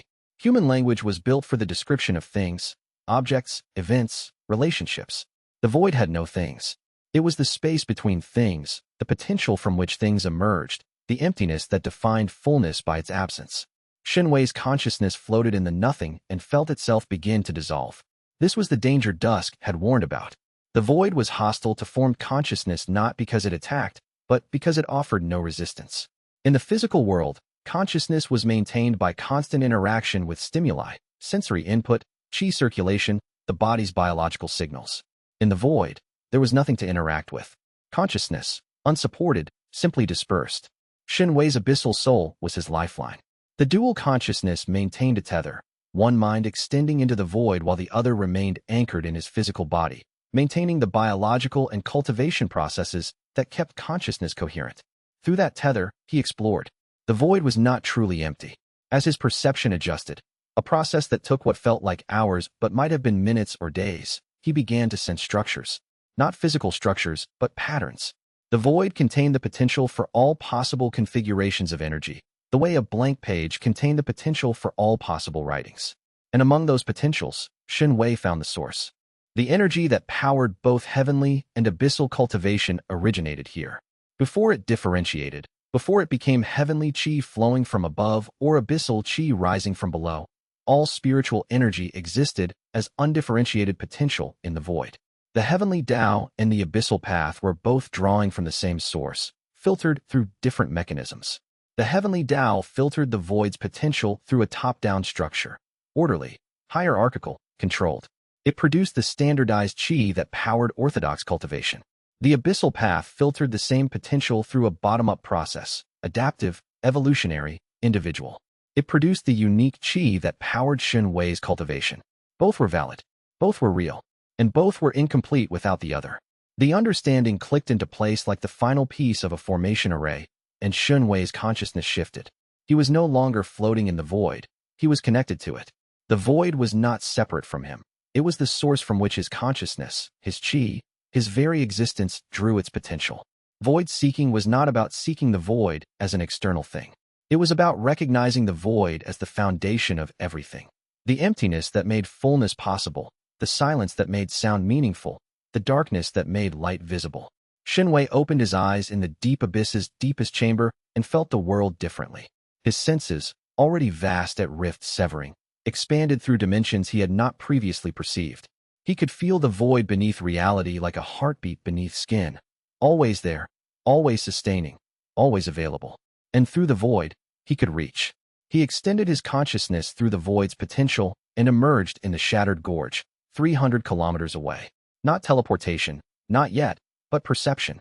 He could see the gorge base, feel its inhabitants, sense Lin Yujin's heartbeat, and the babies sleeping in the medical cave's warmth and the defensive formations humming along the perimeter. Then he pulled his perception back and felt the underground network, the web of abyssal energy channels that connected the continent's hidden nodes. The network was not physical infrastructure. It was void-derived, a pattern in the emptiness that connected all the points where abyssal energy had been used, was being used, or could be used. Shen Wei was connected to all of it. Void-seeking, the sixth realm. In orthodox terms, Tao-seeking. A level that placed him among the strongest cultivators in the region and within striking distance of the continent's true powers. The advancement was complete, but what Shen Wei had gained was more than power, it was perspective. He could see the shape of the conflict to come, the forces arraying against him, the stakes that went beyond personal justice or even community survival. The heavenly Tao would respond. It always had, whenever the Abyssal Path emerged. The question was not if, but when and how.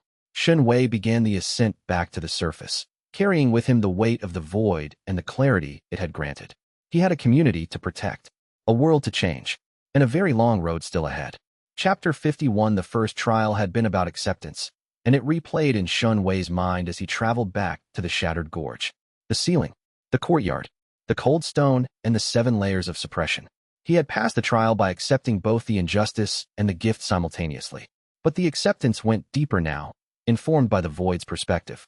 The ceiling was not just an event in his past. It was a node in a pattern that stretched across 4,000 years, connecting him to Old Man Dusk, to the previous era, to the fundamental structure of the cultivation world. He had not been randomly chosen. The prophecy that sect master Liang Feng had discovered was not about creating a weapon or fulfilling a destiny. It was about restarting a process. The Abyssal Path had been sealed, and the seal was cracking. Shen Wei was one of the cracks. This realization, that he was part of something much larger than his personal story, settled over him during the journey south. It was humbling and terrifying in equal measure. When he arrived at the shattered gorge base, the first thing he felt was growth. Not his own, the community's. In his absence, the base had expanded again. New arrivals, new structures, new cultivation activities. Weiland's organizational skill had transformed the gorge's cave system into a functional settlement. But the second thing he felt was tension. The intelligence reports waiting for him painted a picture of escalating threat. Azure Peak, under Grand Elder Zhao's pressure, had formally petitioned the Continental Accord for demonic cultivation classification. The petition was under review. The Golden Meridian sect had allied with 3 other mid-tier sects to form a coalition specifically targeting the Shattered Gorge settlement. And the Heavenly Dragon Empire had deployed a reconnaissance force to the region, not military, but intelligence. Imperial agents were mapping the settlement, assessing its capabilities, and reporting back to Prince Yanshua. The walls were closing in. Chapter 52. The weeks following Shen Wei's advancement to void-seeking were spent in preparation rather than confrontation. The community needed time to absorb the resources from the deep abyss. Time for Lin Yujin's expanded alchemical capabilities to produce medicines and cultivation aids. Time for the settlement's cultivators to train and advance. Shen Wei used the time to push deeper into his own cultivation. The void-seeking realm offered capabilities that reshaped his understanding of what was possible. Teleportation, actual physical translation through the void, became accessible after 2 weeks of practice. The process was disorienting, involving a brief dissolution of physical form into void potential followed by reformation at the destination. Short distances at first, across the gorge, then across the surrounding terrain. Eventually, he could transit several hundred kilometers in a single step, though the energy cost was significant. Distant perception became effortless. Through the void, he could observe events across the continent in real time, his consciousness sliding through the emptiness to emerge at any point connected to the abyssal network. He used this ability to monitor the coalition forming against him, tracking their communications and troop movements with precision that would have been impossible through conventional intelligence. And his combat capabilities scaled accordingly. Void-seeking techniques operated on principles that orthodox cultivation had no framework to counter. Attacks that came from the void itself, bypassing physical and spiritual defenses. Defensive techniques that shunted incoming energy into the void, neutralizing it. Sensory abilities that rendered concealment and stealth useless within his range. Old Man Dusk, whose voice through the network grew clearer as Shen Wei's power increased, provided guidance and historical context. At void-seeking, you match what I was when the Heavenly Zhao first noticed me. You are approaching the threshold at which the cosmic monitoring systems begin to react. Be cautious. How much time do I have? Unknown. The monitoring systems operate on timescales that defy human prediction. They could react tomorrow or in a year. But the reaction will come. Shen Wei accepted this with the equanimity that the void-seeking advancement had granted him. Fear was not useful. Preparation was. Chapter 53. Madame Xue's intelligence network delivered a critical update. The coalition against the Shattered Gorge settlement had consolidated under the command of a figure Shen Wei had not expected. Zhao Kang. The exiled Azure Peak disciple had not faded into obscurity as Shen Wei had assumed. Instead, he had leveraged his remaining connections, his combat skills, and his knowledge of Shen Wei's capabilities to position himself as the coalition's strategic advisor. The minor sects that formed the coalition, the Burning Fist, the Jade Serpent, the Cloud Pillar, and now the Golden Meridian, had accepted Zhao Kang because he offered something they lacked: first-hand experience fighting Shen Wei. He's motivated, Madame Xue observed. Humiliated, exiled, stripped of the celestial purity flame. He's channeling all of that into this coalition. What's his cultivation level now? Shen Wei asked. Late core formation, same as before. But he's pushing for nascent soul with dangerous intensity. My agents report he's using accelerated advancement methods that burn longevity for speed. Shen Wei felt a flicker of something that was not quite pity and not quite sympathy. Zhao Kang had been a victim of his father's ambition before he became a perpetrator of his own. The choices were his, and the consequences were his, but the path that led to those choices had been paved by others. When does the coalition move? Within the month. They're gathering forces at a staging point in the eastern mountains. Estimated strength, 200 cultivators, mostly foundation establishment and core formation, with 3 nascent soul elders from the Golden Meridian. 200 cultivators against approximately 150 in the Gorge settlement. The numbers were unfavorable, but the quality differential was stark. The settlement had 1 void-seeking cultivator, Shen Wei, 1 spirit-severing, Madame Xue, though limited by her deteriorating condition, and a handful of core formation fighters.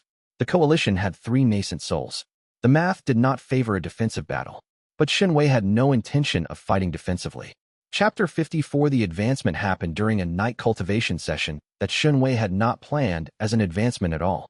He was practicing void transit, teleporting across the gorge in rapid succession, building speed and reducing energy cost, when his consciousness dipped deeper into the void than intended. The void, always responsive to his presence, opened around him like a flower, exposing layers of potential that he had not previously accessed. And in those deeper layers, he found the thread.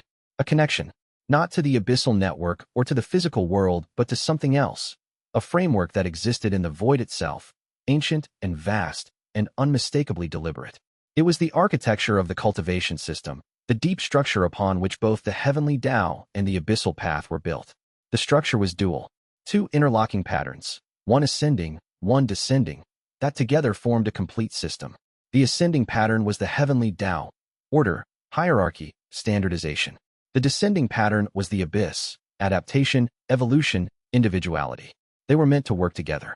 The original cultivation system, the one that existed before the reset, was both patterns operating in harmony, each supporting the other, each compensating for the other's weaknesses. The heavenly Tao had broken the harmony by suppressing the descending pattern. The result was a cultivation world that was half complete, powerful in its ascending direction, but fundamentally limited by the absence of its complementary half. Shen Wei understood this in the void's timeless space, and the understanding triggered the advancement. Rift severing had severed his last connections to the heavenly Tao. Void seeking had connected him to the space between. Now, the next step was to sever the last illusion, the belief that the heavenly Tao and the abyss were opposites. They were not opposites. They were halves. The realization shattered a fundamental assumption in his cultivation framework, and the shattering was the advancement.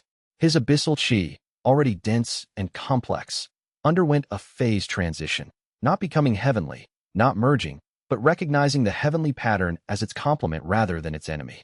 His shadow core, deep in the void behind his sealed dantian, transformed. The dark sphere that had been his cultivation's center developed golden threads, not heavenly chi, but the recognition of heavenly chi's shape, like a lock recognizing the shape of its key. Rift severing became something new. The severed connections did not reform. He remained on the abyssal path, but the severing was no longer absolute. He could see the heavenly Tao's pattern, understand it, interact with it, without being subject to it. The seventh realm, Entropy Lord, named not for destruction but for the understanding that all systems, heavenly, abyssal, physical, spiritual, were subject to cycles of decay and renewal. The Entropy Lord did not fight the cycle. The Entropy Lord was the cycle. Shen Wei opened his eyes in the gorge and felt the difference immediately. His power had not simply increased, it had changed in character. At void seeking, he could perceive through the void. At Entropy Lord, he could act through the void. He extended his hand and touched the stone wall of the cave. The stone aged. 50 years of weathering occurred in 5 seconds, and the surface crumbled to dust. Then he touched the dust, and the process reversed. The particles reassembled, the stone reformed, renewed and whole. Decay and renewal. The fundamental cycle of all matter and energy. At his command, Entropy Lord, Dusk breathed through the network, his voice carrying the weight of recognition. I did not expect this so soon. You are moving faster than anyone in my era. The void showed me the connection. Heaven and abyss, they're not enemies. They're halves. A long silence. Then, it took me 2 centuries to understand that. It took you months. I had better teachers. And more motivation. Shen Wei stood in the gorge's cave, his Entropy Lord power humming through every molecule of his body, and felt the coalition's forces gathering in the eastern mountains with perfect clarity. 3 nascent souls. 200 cultivators. Zhao Kang's strategic mind directing them, against an Entropy Lord whose understanding of cultivation had just transcended the boundary between heaven and abyss. The math had changed. Chapter 55. Shen Wei emerged from the deep abyss trial for the last time with power that made the air around him crackle with barely contained potential. His advancement to Entropy Lord, and before it, void seeking, had not just increased his raw power. It had fundamentally altered his relationship with reality. He could see the energy structures of the world like a scholar reading text, the flow of heavenly chi through the atmosphere, the deep currents of abyssal energy beneath the ground, the void potential that permeated everything between. Each system was a thread in a tapestry, and he could see the tapestry's design. But as he traveled back to the shattered gorge, something followed him. Not a physical pursuer, something stranger. A tendril of awareness, thin as spider silk, that extended from the direction of the void rift he had used for the advancement. It touched his consciousness with the delicate persistence of a vine reaching for sunlight. The entity at the bottom of the deep abyss. The thing sealed beneath the mountain, older than old Man Dusk, older than the current era. It had been watching his advancement, feeding his cultivation from the first day in the mines, and now, with his consciousness operating at Entropy Lord levels, it was reaching out. The tendril carried no words, no demands, no threats. Just awareness. A recognition. One entity noting the existence of another. Shen Wei allowed the contact, but did not engage. The entity was vast. His entropy-lord senses could feel its edges, and those edges extended far deeper than any power he had encountered. Whatever was sealed at the deep abyss's bottom was not merely a cultivator or a spirit beast. It was a piece of the pre-arrow world itself, preserved and contained by the same heavenly sealing technique that held Dusk. Old Man Dusk, for the first time in their relationship, sounded nervous. "It's awake," Dusk said through the network. "The entity. It's been dormant for millennia, conscious enough to leak energy, but not enough to act.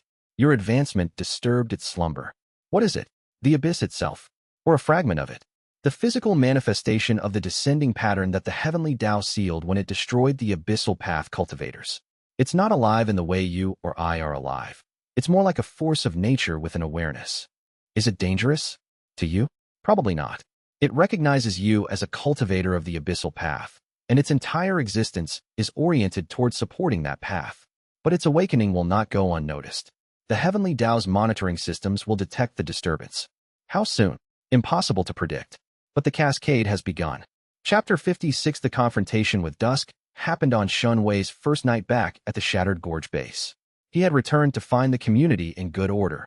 Weiland's administration running smoothly, Lin Yujin's alchemical production at full capacity, Feng Zhuo recovered, and training the settlement's fighters with renewed intensity. The only disruption was the general unease caused by the growing coalition in the eastern mountains, which everyone was aware of and no one could ignore. But Shen Wei had a more immediate concern. He descended to the gorge's deepest cave, the one where the abyssal network's energy ran strongest, and addressed Old Man Dusk directly. "We need to talk about your agenda," Shen Wei said. Dusk's consciousness was clearer than it had ever been. Shen Wei's entropy-lord power amplified the network connection to near-physical clarity. When Dusk spoke, the words carried emotional nuance that had previously been lost to distance and degradation. "I've been honest with you," Dusk said, but his tone carried the careful modulation of someone preparing to be more honest. "You've been selective. You've told me what I needed to know to advance, the cultivation techniques, the history, the theory, but you've held back the endgame, the Primordial Seal, the entity at the bottom of the deep abyss. What you actually want me to do." A long silence. The abyssal energy in the cave pulsed with Dusk's emotional resonance, conflict, guilt, determination.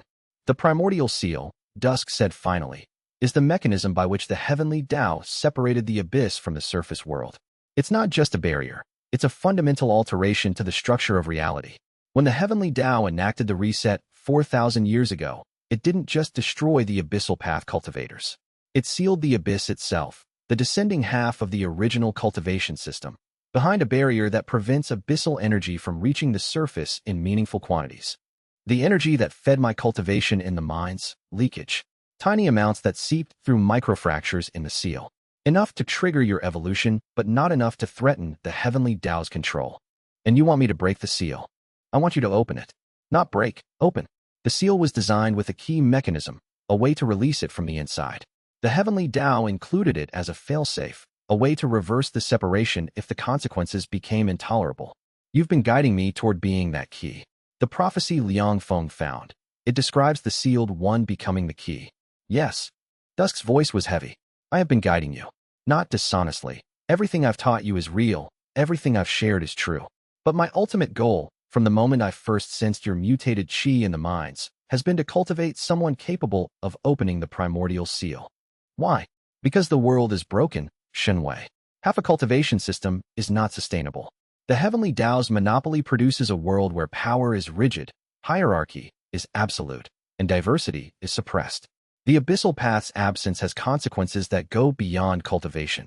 It affects the fundamental vitality of reality. Without the descending pattern, the ascending pattern has no counterbalance. Eventually, the imbalance will cause a collapse. Not tomorrow, not in a century, but eventually.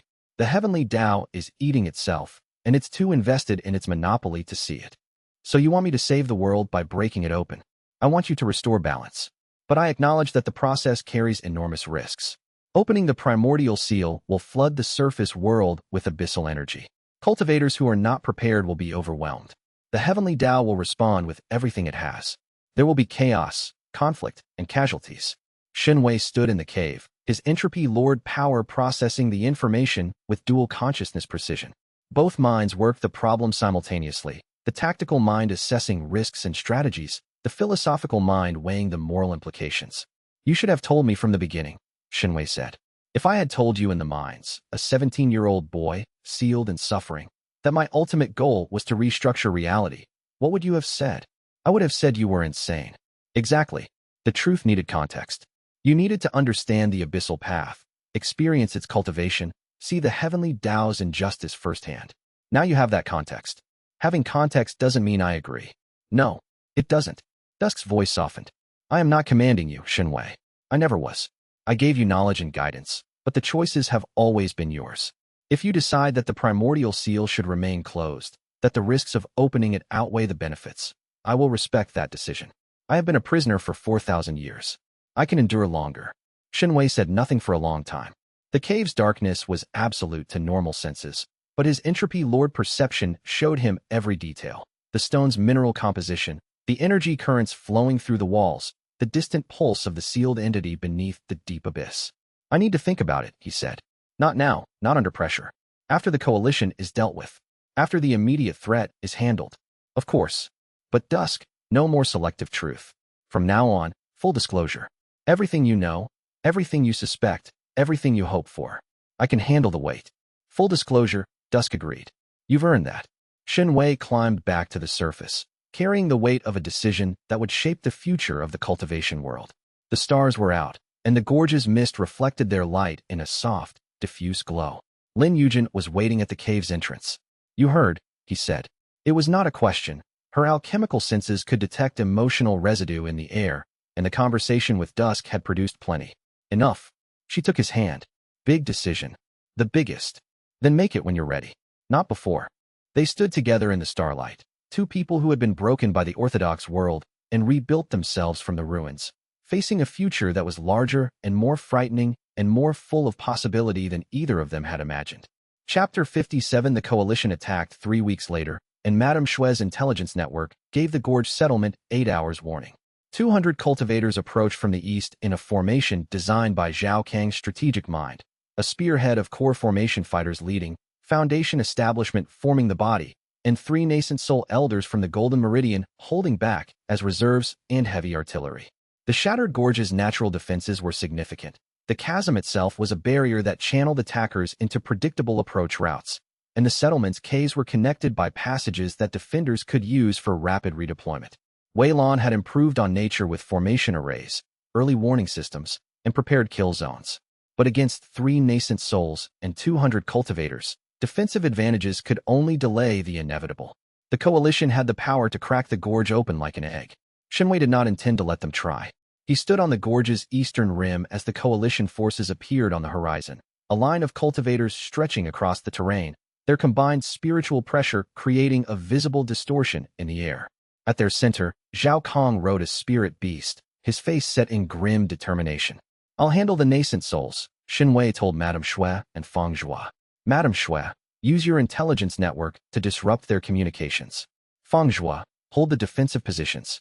Lin Yujin, poison the approaches. He stepped off the gorge's rim and dropped. Not fell, stepped.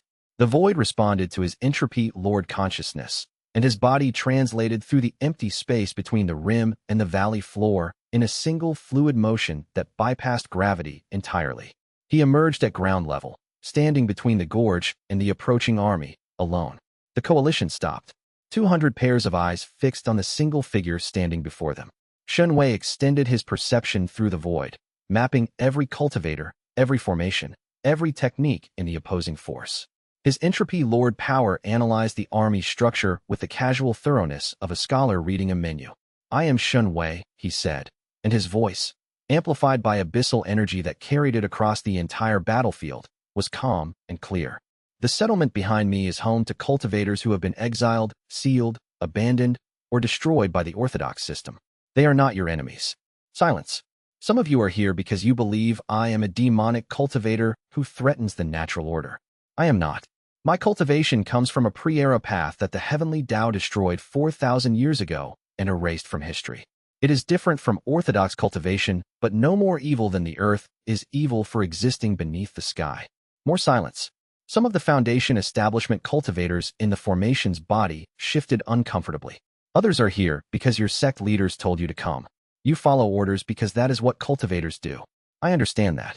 But I ask you to consider whose orders you are following and what those orders serve. Movement in the coalition's rear. The three nascent soul elders exchanging glances. Sect Master Jean of the Golden Meridian was among them, his expression unreadable from this distance, but his spiritual pressure betraying agitation. I will not fire the first shot, Shen Wei said, but I will fire the last one. Zhao Kang's voice cut through the silence, amplified by a communication talisman. Don't listen to him. He's a demonic cultivator who defeated our people through parasitic techniques. He drained the celestial purity flame from its rightful bearer. He's building an army of outcasts to challenge the orthodox order. The celestial purity flame was stolen from its guardian by you, Zhao Kang, Shen Wei replied. You framed me for the theft. I have the evidence. Your own sect has the evidence. The cultivation world has the evidence. The only person here who committed a crime is the one directing your army. A murmur ran through the coalition ranks. Not all of them had heard the full story. Sect propaganda had described Shen Wei as a demonic cultivator, not as a wrongfully accused disciple whose accuser was leading the attack against him. Sect Master Jean stepped forward, his nascent soul pressure asserting control over the conversation. The fugitive's legal status is irrelevant. He harbors cultivators who practice forbidden techniques, and his own abilities violate the established laws of cultivation. The coalition's mandate is enforcement of those laws. Laws written by the heavenly Tao to suppress alternatives, Shen Wei said. Laws that serve a monopoly, not justice. Philosophy will not stop this army. Jean raised his hand. Attack formation. The coalition moved. Chapter 58. Shen Wei met the charge alone. His entropy lord power activated fully, and the world changed around him. The valley between the gorge and the approaching army became his domain, a space where decay and renewal were subject to his will. The first wave of Foundation establishment cultivators hit his position with a combined chi assault, fire techniques, wind blades, earth spikes, water jets, a cacophony of orthodox attacks from 24 sources. Shen Wei stood in the center of the barrage and let his entropy lord power process it. The attacks decayed. Chi techniques were structured energy, patterns imposed on spiritual power by a cultivator's will. Entropy lord perceived those patterns and unraveled them. Fire became heat, became potential, became nothing. Wind became motion, became stillness. Earth became mineral, became dust, became potential. The barrage passed through Shen Wei and dissolved.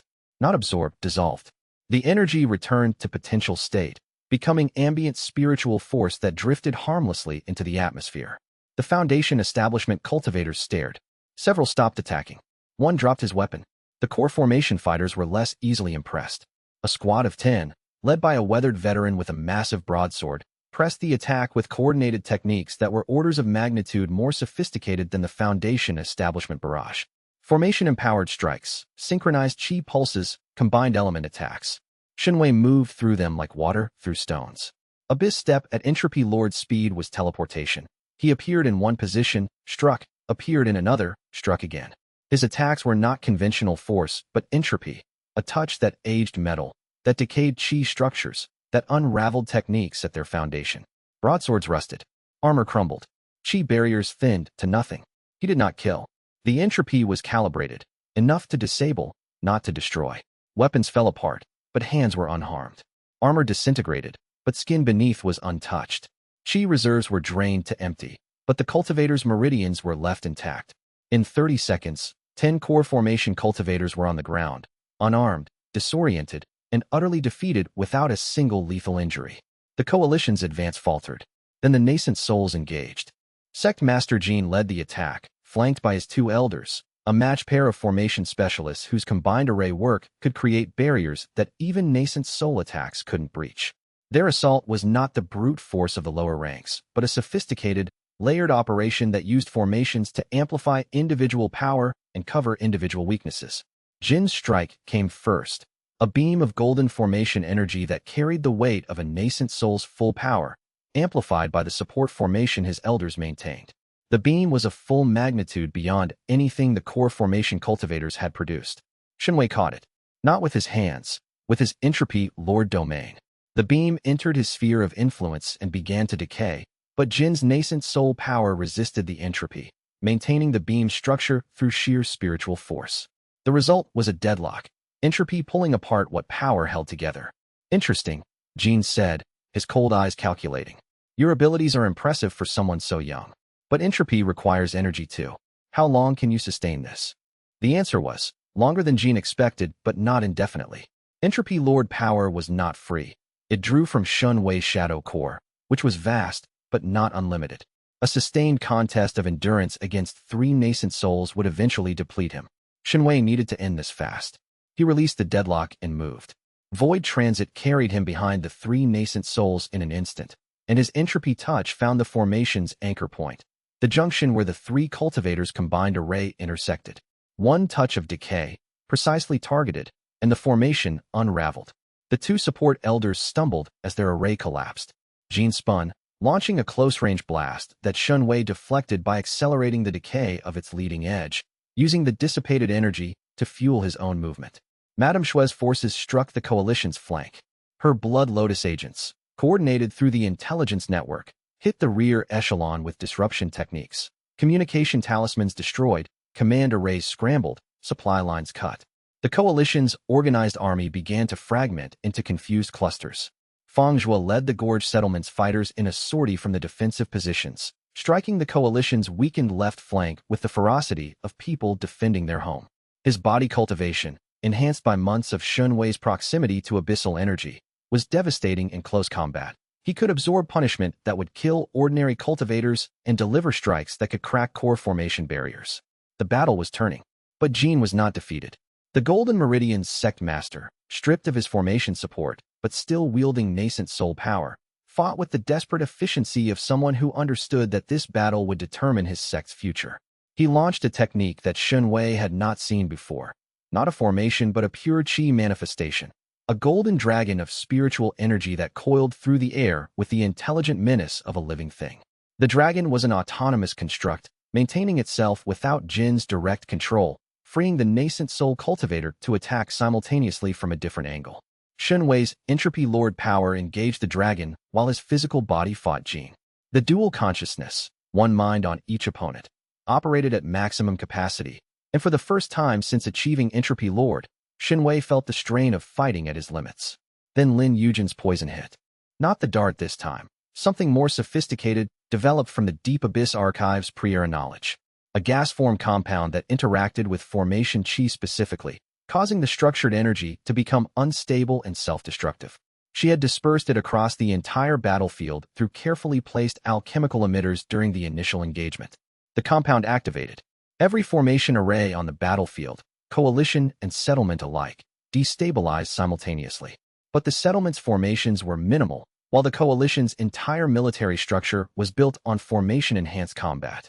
The Golden Meridian's formation specialists found their arrays turning against them. The support elders' remaining techniques backfired, their own chi constructs attacking their creators. Jin's golden dragon shattered, its structured energy collapsing into chaos. And Shen Wei, freed from the dual engagement, directed his full entropy lord power at Sect Master Jin. Chapter 59. The final exchange between Shen Wei and Sect Master Jin lasted 4 seconds and decided the battle. Shen Wei closed the distance through the void, not teleporting beside Jin, but through him, his consciousness passing through the nascent soul's spiritual defenses from the inside. It was a technique that the void-seeking realm had theorized and the entropy lord realm had made possible. Void transit through a living target, disrupting their internal energy flows without physical contact. Jin's chi circulation stuttered. His nascent soul power, vast and refined but dependent on smooth internal flow, hiccuped. In that moment of disruption, Shen Wei's entropy touch found Jin's core, not to destroy it, but to show it what entropy meant at the fundamental level. Decay and renewal. The cycle that governed all things. Jin's cultivation was powerful, but it was also old. Decades of accumulated chi, patterns calcified by repetition, techniques polished smooth by practice, but never renewed. The entropy touch didn't drain Jin's power. It showed him the stagnation at its heart. Jin gasped. His eyes went wide. And then, in an act that surprised everyone on the battlefield, he withdrew his spiritual pressure and raised his hands in surrender. Enough, he said. The 2 support elders, seeing their sect master surrender, immediately followed suit. The coalition's nascent soul backbone was broken. Without it, the army's cohesion collapsed entirely.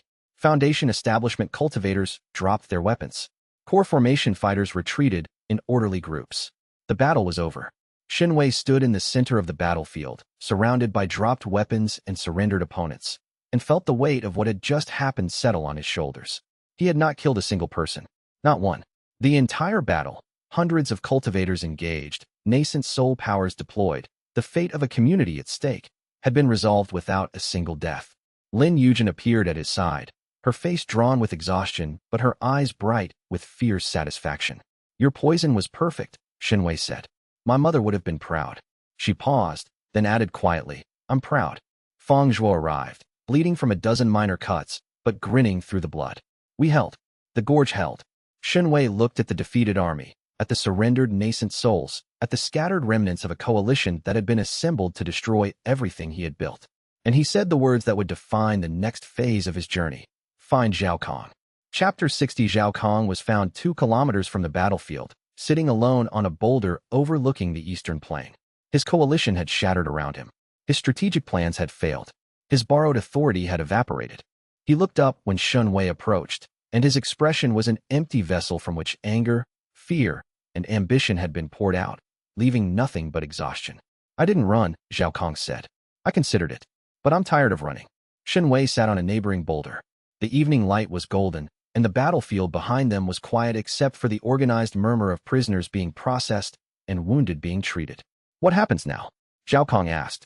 That depends on you. I have nothing left. No sect. No flame. No followers. Zhao Kang stared at his hands. My father won't take me back. The coalition sects will blame me for the defeat. I'm finished. Shen Wei studied the man who had been his nemesis, his frame, his catalyst. Zhao Kang at 21 looked older than his years. The accelerated cultivation techniques had taken a visible toll, aging his features and dulling his once bright eyes. I offered you mercy on the bridge in Clearwater City, Shen Wei said. You apologized.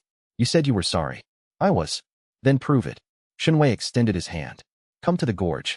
Not as a prisoner, as a member of the community. Your combat skills are valuable. Your strategic mind is valuable. Your knowledge of the orthodox world is valuable. Zhao Kang stared at the offered hand as if it were a snake that might bite or might lead him to water, and he could not tell which. After everything I did to you, he said. The framing, the sealing, the hunts. After everything. Because the person who sealed me in those mines inadvertently created the path that led me here. Because holding on to hate costs more energy than letting it go. Because I need capable people, and you are, despite everything, capable. Zhao Kang took the hand. His grip was weak, exhaustion, depletion, and something deeper that might have been the beginning of humility. I'll try to deserve it, he said. That's all I ask. They walked back toward the gorge together, the accused and the accuser, the sealed and the sealer, 2 young men whose intertwined fates had produced outcomes neither could have predicted. At the gorge's rim, Madame Xue met them with a report. The coalition is dissolved. The minor sects are withdrawing. Sect Master Jean has requested a formal meeting to discuss terms. She paused, her eyes on Zhao Kang with the calculating assessment that was her default expression. Interesting choice. Pragmatic choice, Shen Wei corrected. Those are the best kind. She handed him a second report. This is less encouraging. The Heavenly Dragon Empire has formally designated you as a strategic threat to the orthodox cultivation order. Prince Yin Shua has been given authority to address the situation. Shen Wei read the report. Prince Yin Shua, Crown Prince, Tribulation Sovereign, commander of the Empire's cultivation forces. A power level that dwarfed anything Shen Wei had faced. How long, he asked. Months. The Empire moves slowly, but it moves inevitably. Shen Wei looked south, toward the distant borders of the Heavenly Dragon Empire. His entropy-lord senses could feel, at the very edge of their range, a stirring of immense spiritual power, the mobilization of forces that made the coalition's army look like a training exercise. The regional game was over. The continental game was beginning. And beneath his feet, the abyssal network pulsed with energy that was growing stronger every day, fed by the deep abyss's awakening entity, connected to nodes across the continent that were stirring from millennia of dormancy. Shen Wei walked to the gorge's edge and looked into the mist-filled chasm. The void between the walls was vast and dark and full of potential. Like the future. He turned back to his allies. Lin Yujin with her poisons and her courage, Fang Zhuo with his fists and his loyalty, Madame Xue with her network and her survival instincts, Zhao Kang with his knowledge and his fragile redemption, Wei Lan with her organization and her quiet strength. We have work to do, he said. The gorge swallowed his voice. and the echo that came back sounded, to his entropy-lord ears, like a promise and a warning all at once. Chapter 61. The Imperial Envoy arrived at the Shattered Gorge 3 months after the Coalition's defeat, riding a spirit beast whose cultivation aura alone was stronger than most Foundation establishment cultivators. The beast was a silver-scaled Qilin, a creature of heavenly lineage, bred in the Empire's sacred stables, its mere presence a statement of the Heavenly Dragon Empire's resources and reach. The envoy himself was unremarkable by comparison, a middle-aged man in formal robes, carrying the Imperial Seal and the quiet confidence of someone backed by irresistible force. He was escorted by 12 Imperial guards, each at core formation, their movements synchronized with the precision of a well-oiled machine. Shen Wei met them at the gorge's eastern approach, flanked by Feng Zhuo and Madame Shui. The settlement behind them had grown considerably in the 3 months since the battle. Over 300 cultivators now called the Shattered Gorge home, organized under Wei Land's administration and defended by a combination of Shen Wei's personal power and the increasingly sophisticated formation arrays that the settlement's craftspeople had developed. Shen Wei, the envoy said, dismounting with practiced grace. I am Minister Hua, representative of His Imperial Highness Prince Yin Shua of the Heavenly Dragon Empire. I bring greetings and an offer. I'm listening, Shen Wei said. Minister Hua produced a scroll sealed with golden wax. His Highness recognizes your exceptional cultivation talent and your demonstrated military capability. He offers you the rank of Imperial Cultivation Advisor, with attendant lands, resources, and the full protection of the Empire. In exchange, you would serve as a consultant on matters of cultivation defense and contribute your unique abilities to the Empire's security apparatus. The offer was generous on its face. A title, lands, protection, everything a fugitive cultivator could want. But Shen Wei's entropy lord perception read the subtext like open script. The offer requires me to relocate to the Imperial capital, he said. Naturally, the position requires proximity to the Imperial court, and my community would be absorbed into the Empire's provincial administration, resettled, documented, integrated. And my cultivation method? A pause, the first crack in the envoy's composure, would be studied for the benefit of the Empire's defensive capabilities. There it was, the real offer. Come willingly and be dissected, or refuse and be conquered. No, Shen Wei said. Minister Hua's expression did not change. I urge you to reconsider. His Highness's patience is considerable but not infinite. The designation of strategic threat carries implications that I understand the implications. The answer is still no. My community is not a resource to be absorbed. My cultivation is not a weapon to be studied. And I am not a subject of the Heavenly Dragon Empire. You exist within the Empire's sphere of influence. By that definition, the Shattered Gorge is unclaimed territory. No sect holds it. No empire governs it. We are here by right of settlement, and we will remain here by right of defense. Minister Hua studied Shen Wei for a long moment.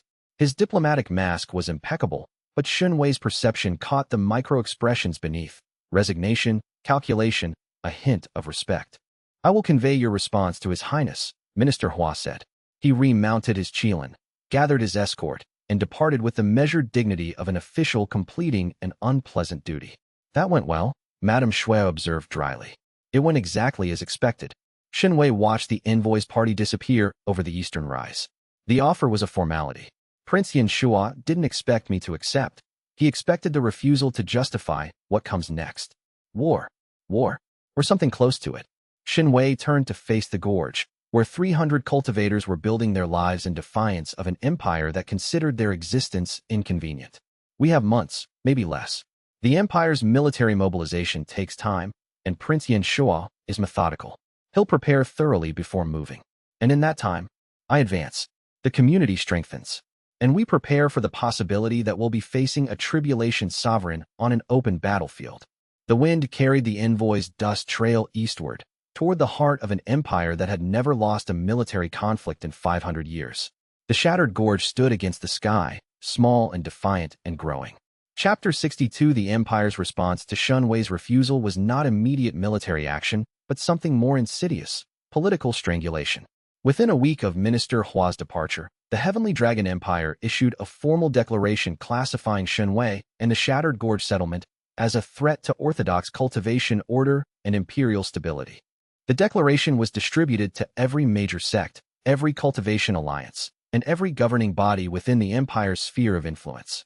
The consequences were immediate. Trade routes that the settlement had begun to establish with nearby towns were severed.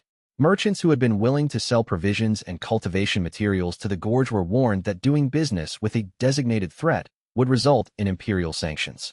Supply lines dried up overnight.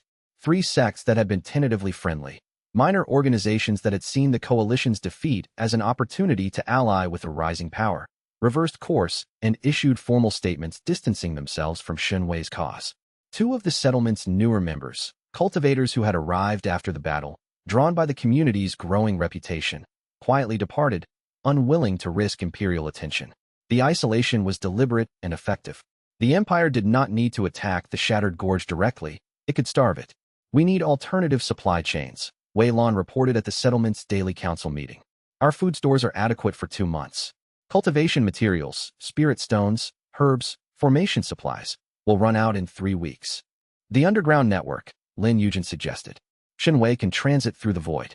If we establish trade contacts in areas outside the Empire's direct control, the western deserts, the northern frontier, I can transit supplies, Shen Wei confirmed. But the volume is limited. Void transit taxes my energy, and long-distance transits require recovery time. Then we need to become self-sufficient, Wei Lan said. The gorge has natural resources, spirit stone veins in the cliff walls, medicinal herbs in the mist-fed valleys, minerals in the caves. If we develop these resources, that takes time we may not have, Madame Shui interjected. The Empire is building a coalition. Not the minor sect coalition that Zhao Kang assembled, a real one. Azure Peak, under Grand Elder Zhao's remaining influence. The Golden Meridian, still smarting from their defeat. And the Empire's own imperial cultivation forces. How many? Feng Shui asked. Estimates vary. 3,000 to 5,000 cultivators. At least a dozen nascent souls. Several spirits severing. And Prince Yin Shua himself, Tribulation Sovereign. The room went quiet. 3,000 to 5,000 cultivators was not an army. It was an extinction event for a settlement of 300. Shen Wei stood. Then we don't fight the army. We make the army irrelevant. How? By changing the game. The Empire is assembling orthodox cultivators to suppress an unorthodox threat. If that threat becomes something the orthodox world needs rather than fears, the coalition loses its purpose. And how do you make an existential threat into a necessity? By being right. And by proving it in a way that can't be ignored. The plan that emerged from the council meeting was audacious even by Shen Wei standards. Instead of preparing for a defensive siege, the settlement would go on the offensive, not militarily, but diplomatically and demonstratively. They would prove that the Abyssal Path was not a threat to the orthodox world but a complement to it. The vehicle for this proof was Lin Yujin's alchemy. Chapter 63 Shen Wei's advancement to void seeking had given him the ability to perceive and interact with the void between dimensions. His further advancement to Entropy Lord had given him the ability to manipulate the fundamental cycles of decay and renewal.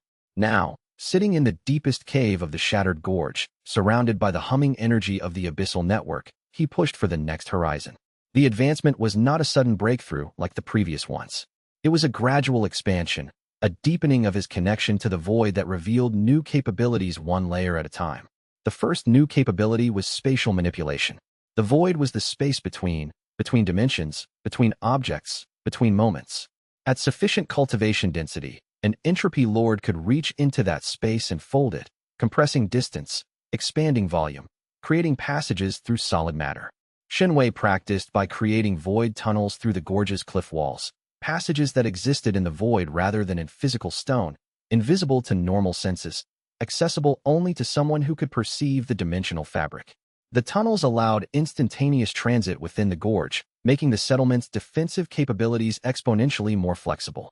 The second capability was temporal perception, not time manipulation. The void did not grant power over time directly, but the ability to perceive the temporal dimension with the same clarity that normal senses perceive the spatial dimensions.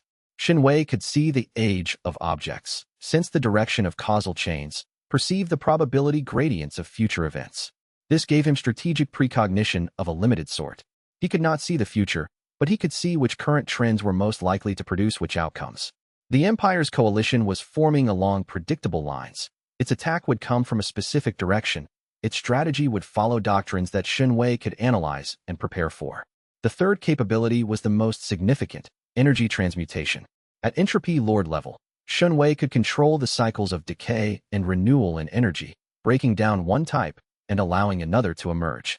Now, with deepened void connection, he could transmute between energy types entirely. Orthodox Qi could become Abyssal Qi. Abyssal Qi could become Orthodox Qi. The conversion was not efficient. Significant energy was lost in the process, but it was possible. This changed everything. If Shen Wei could convert between energy types, he could demonstrate, concretely, irrefutably, that orthodox and abyssal cultivation drew from the same source. They were not opposed forces, but different expressions of the same fundamental energy. The distinction between orthodox and demonic was not a law of nature. It was a policy decision. He shared the discovery with Lin Yujin, whose alchemical mind immediately grasped the implications. If you can convert between types, I can create dual-path medicines, she said, her eyes widening with the particular intensity that preceded a creative breakthrough. Medicines that work for both orthodox and abyssal cultivators. Medicines that use both energy types in synergy. Can you make something that demonstrates the synergy publicly? Something undeniable. Give me a week. He gave her a week. She produced a pill that she called the Harmony Pill, a medicine that, when consumed by an orthodox cultivator, temporarily opened a secondary energy channel that drew from abyssal sources. The effect was not permanent or transformative. It simply allowed the cultivator to feel the Abyssal Path's energy for approximately 1 hour. The experience was, according to the 3 orthodox cultivators in the settlement who tested it, like suddenly hearing a frequency that had always been present but never noticed. Shen Wei began distributing Harmony pills to anyone willing to try them. The effect was consistent and repeatable. Orthodox cultivators who took the pill experienced abyssal energy as complementary, not hostile. Many described the experience as finally understanding a concept that had always eluded them, or seeing the other half of a painting. The pills traveled through the underground network of contacts that Madame Shue's intelligence service maintained, through the informal channels of traveling merchants and wandering cultivators, through the simple mechanism of word of mouth. Orthodox cultivators across the region were discovering that the demonic threat from the shattered gorge produced medicine that made their cultivation feel more complete. The Empire's narrative, that Shen Wei represented an existential threat to the Orthodox order, was developing cracks. Chapter 64. The Heavenly Dragon Empire's military campaign began not with a grand assault, but with a series of probing attacks designed to test the shattered gorge's defenses. Strike teams of Imperial cultivators, small, highly skilled squads at core formation and nascent soul levels, hit the settlement's outer perimeter at irregular intervals, testing response times, mapping defensive formations, cataloging the settlement's combatants and their capabilities. Shen Wei countered with his void perception, detecting the strike teams before they reached the perimeter and deploying defenders with precision that the Imperial commanders could not anticipate.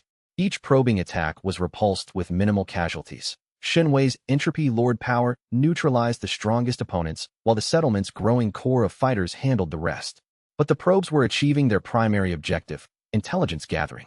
The Imperial strategists were building a comprehensive picture of the shattered gorge's capabilities, and each probe refined their understanding. They're being methodical, Zhao Kang observed during a defensive planning session.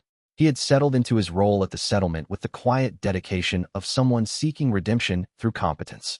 His strategic mind, once directed against Shen Wei, now served the community's defense. The probing attacks follow Imperial doctrine, 12 contact events to establish baseline defense parameters, followed by an analysis period, followed by a tailored assault plan. How many probes have there been? Shen Wei asked. 9. 3 more before the real attack. Unless they decide they have enough data early. Which, given the quality of what they've gathered, Zhao Kang shrugged. The next probe might be the last. Shen Wei used the remaining probe window to strengthen the settlement's defenses in ways that the Imperial scouts could not detect. Void tunnels connected every defensive position, allowing rapid redeployment. Lin Yujin's alchemical weapons were distributed to key positions. Madame Shue's intelligence network provided real-time information on the Empire's staging areas. And Shen Wei himself continued to advance. The gap between Entropy Lord and the next realm, Cataclysm Sovereign, the 8th level of the Abyssal Path, was not a gap of power but a gap of conception. Entropy Lord understood cycles. Cataclysm Sovereign transcended them. At Cataclysm Sovereign, Dusk explained through the network, you don't just control decay and renewal. You become the force that triggers cataclysmic change, the asteroid impact that ends one era and begins another, the volcano that reshapes a continent, the paradigm shift that transforms a civilization. That sounds destructive. Cataclysm is not destruction. It's transformation. the destruction of one state to enable the creation of another. The heavenly Tao's reset 4,000 years ago was a cataclysm. It destroyed the old order to create the current one. At Cataclysm Sovereign, you would have the ability to trigger similar transformations. I'm not interested in destroying the current order. You don't have to destroy anything. But the ability to trigger transformative change at a level that reshapes the rules of the game is what you need to survive what's coming. Chapter 65. Lin Yujin's contribution to the war effort was not combat, but something more devastating.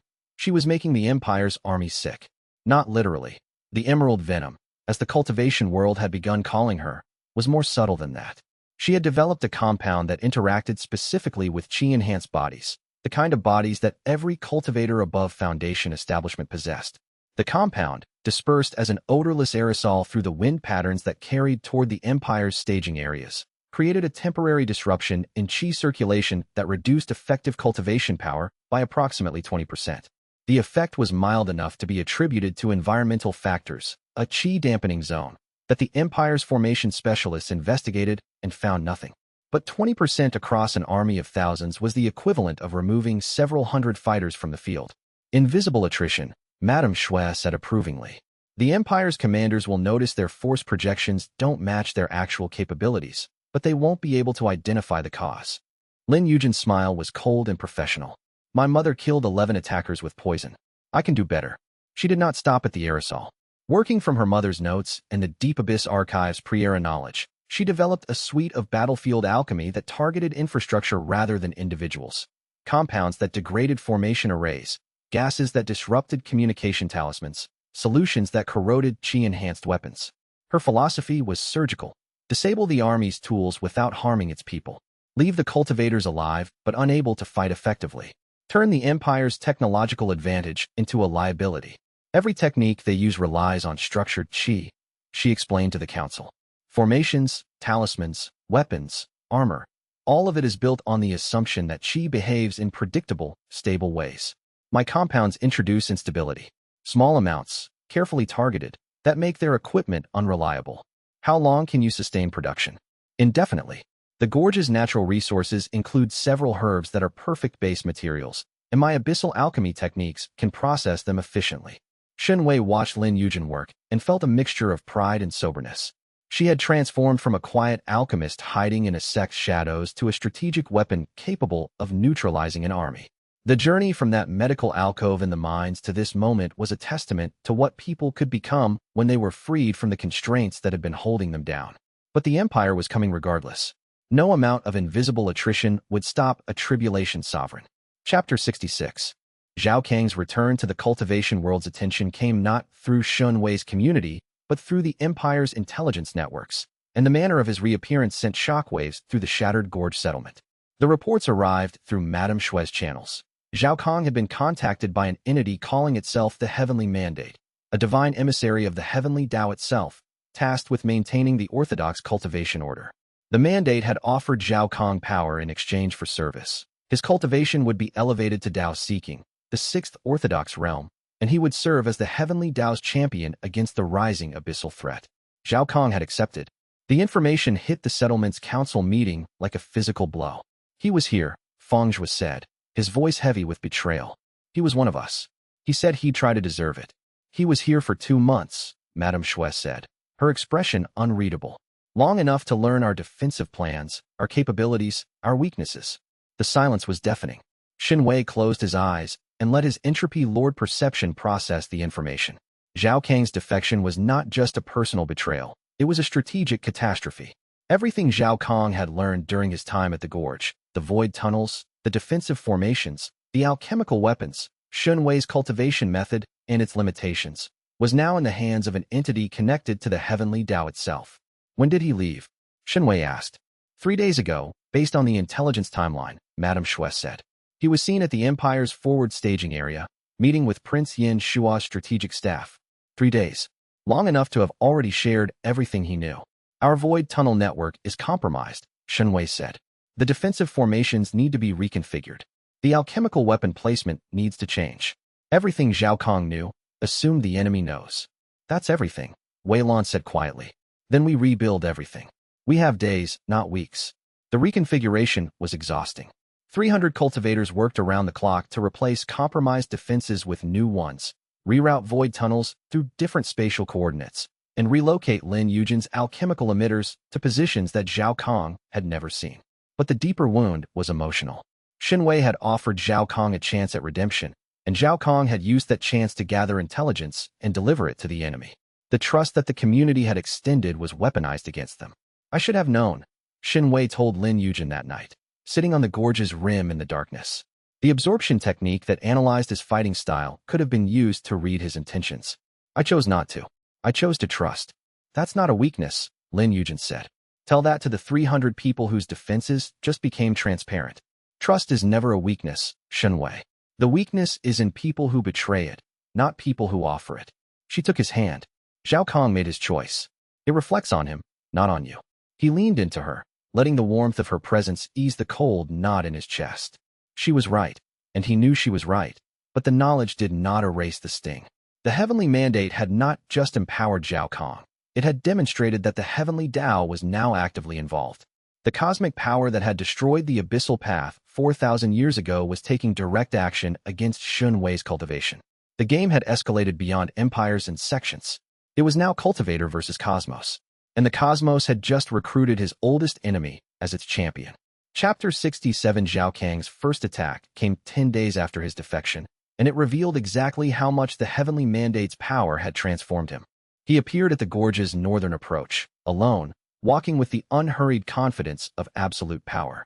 His cultivation aura was blinding, Tao-seeking, the sixth orthodox realm, radiating golden heavenly energy that made the air shimmer and the stone vibrate. The celestial purity flame, which had been separated from him on the bridge in Clearwater City, was back, reattached, rebonded, burning with a brilliance that suggested the heavenly mandate had not merely returned the flame but enhanced it. Shen Wei met him on the ridge above the gorge, 100 meters apart. They looked at each other across the distance, and the cultivation world's most personal rivalry found its latest expression. The dark cultivator from the mines versus the golden champion of heaven, standing on opposite sides of a chasm that was both literal and metaphorical. You look different, Shen Wei said. I am different. Zhao Kang's voice had changed. It carried an harmonic undertone that was not his own, as if someone else was speaking through him. The heavenly mandate's influence. The heavenly Tao has shown me the truth, Shen Wei. Your path is a corruption, an aberration. The abyss was sealed for a reason. It is not a compliment to heaven, but a cancer on reality. You don't believe that. The mandate is feeding you dogma. The mandate showed me what happens when the abyss is unsealed. The previous era, the chaos, the destruction, the wars between paths that consumed civilizations. The heavenly Tao ended that chaos. The seal brought peace. The seal brought stagnation. And the chaos of the previous era was not caused by the abyss. It was caused by the heavenly Tao's decision to suppress it. Philosophy. The golden aura intensified. I'm here to end this, Shen Wei. The mandate is patient, but its patience has limits. Surrender, submit to the seal's restoration, and your community will be spared. No. The celestial purity flame erupted. The attack was a wall of golden fire that covered the entire ridge, incinerating stone and superheating air in a wave that would have killed every cultivator below nascent soul. Shen Wei's entropy lord power met the wave, his domain activating. The fundamental cycle of decay, catching the fire and unraveling its structure. But the fire was different now. Enhanced by the heavenly mandate, the celestial purity flame was not just pre-era fire. It was heaven-empowered fire, carrying the authority of the heavenly Tao itself. Shen Wei's entropy met that authority and found resistance. Not like fighting a stronger opponent, like fighting a law of nature. The collision produced a shockwave that cracked the ridge beneath their feet and sent debris cascading into the gorge. Shen Wei and Zhao Kang were thrown backward simultaneously, their powers canceling each other at the impact point. They closed to melee range. Zhao Kang's Tao-seeking power wrapped itself in celestial purity flame, creating a combat style that was part swordsmanship, part divine conflagration. Every strike carried golden fire. Every defense was a wall of heavenly flame. Shen Wei fought with everything his entropy lord cultivation provided. Void transit for positioning. Entropy touch for degrading Zhao Kang's defenses. Absorption for stealing energy from the celestial purity flame's edges. But the flame resisted absorption now. The heavenly mandate's enhancement included a specific counter to Shen Wei's technique, designed with the knowledge Zhao Kang had provided. Betrayal's gift. an enemy who knew your methods and had counter-developed against them. The fight lasted 4 minutes, an eternity in combat between cultivators of their level, and ended in mutual retreat. Shen Wei's shadow skin was scorched, his energy reserves significantly depleted. Zhao Kang's golden aura was flickering, his celestial purity flame burning through his reserves faster than his Tao-seeking cultivation could replenish. Neither had a clear advantage. The heavenly mandate's power made Zhao Kang a match for Shen Wei's entropy lord, turning what should have been a two-realm advantage into a deadlock. Next time, Zhao Kang said, his voice carrying that alien harmonic, "I'll come with the army." He vanished, golden light folding around him like wings as the heavenly mandate's power carried him away. Shen Wei stood on the scorched ridge, breathing hard, assessing the damage. The fight had been inconclusive, but it had delivered a critical piece of intelligence. The heavenly Tao was directly empowering agents to counter the Abyssal Path. This was not political. This was cosmic. The rules of the game had changed again.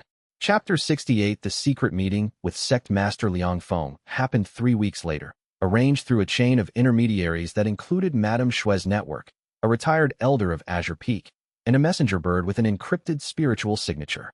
Shen Wei transited through the void to a neutral location, a mountain shrine 100 kilometers from the Shattered Gorge, maintained by a monastic order that pledged neutrality in cultivation conflicts.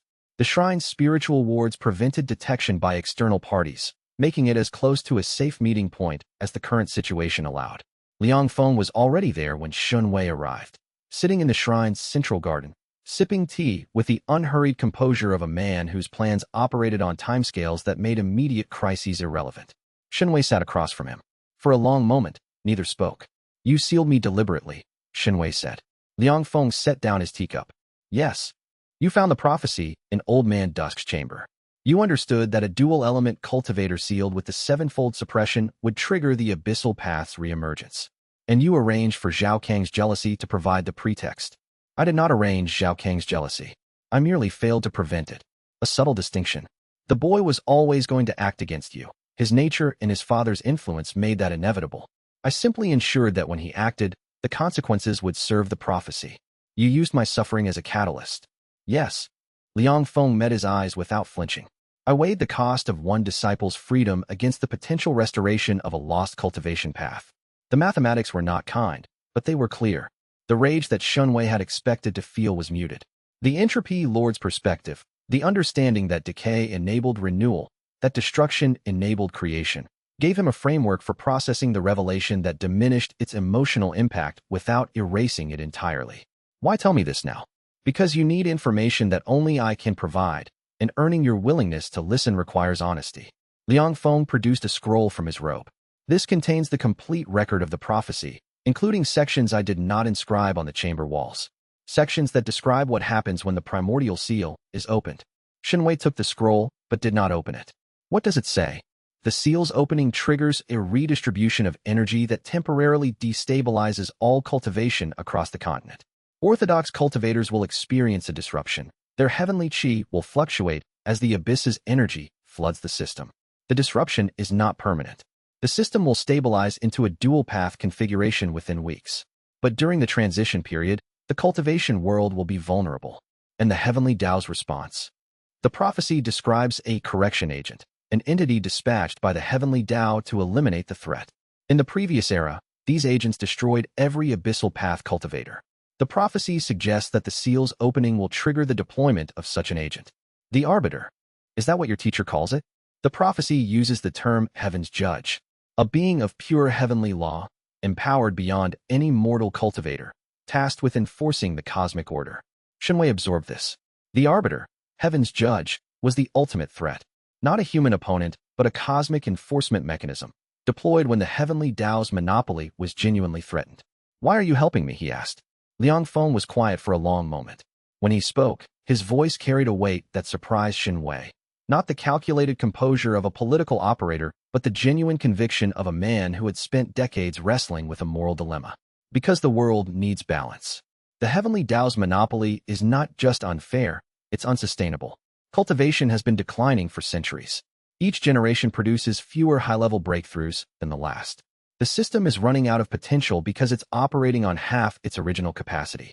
If the trend continues, within a millennium, cultivation itself will become impossible.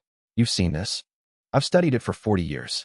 The decline is measurable, consistent, and accelerating. The heavenly Dao system is cannibalizing itself.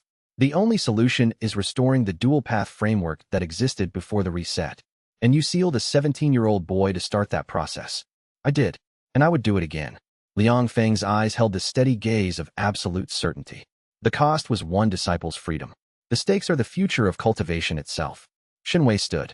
He held the scroll, the complete prophecy, the roadmap to either salvation or catastrophe, and looked down at the man who had engineered his worst experience and his greatest evolution. You're a monster, he said. Yes, and you may be right. He left the shrine and transited through the void back to the shattered gorge, carrying the scroll and the weight of a choice that grew heavier with every new piece of information.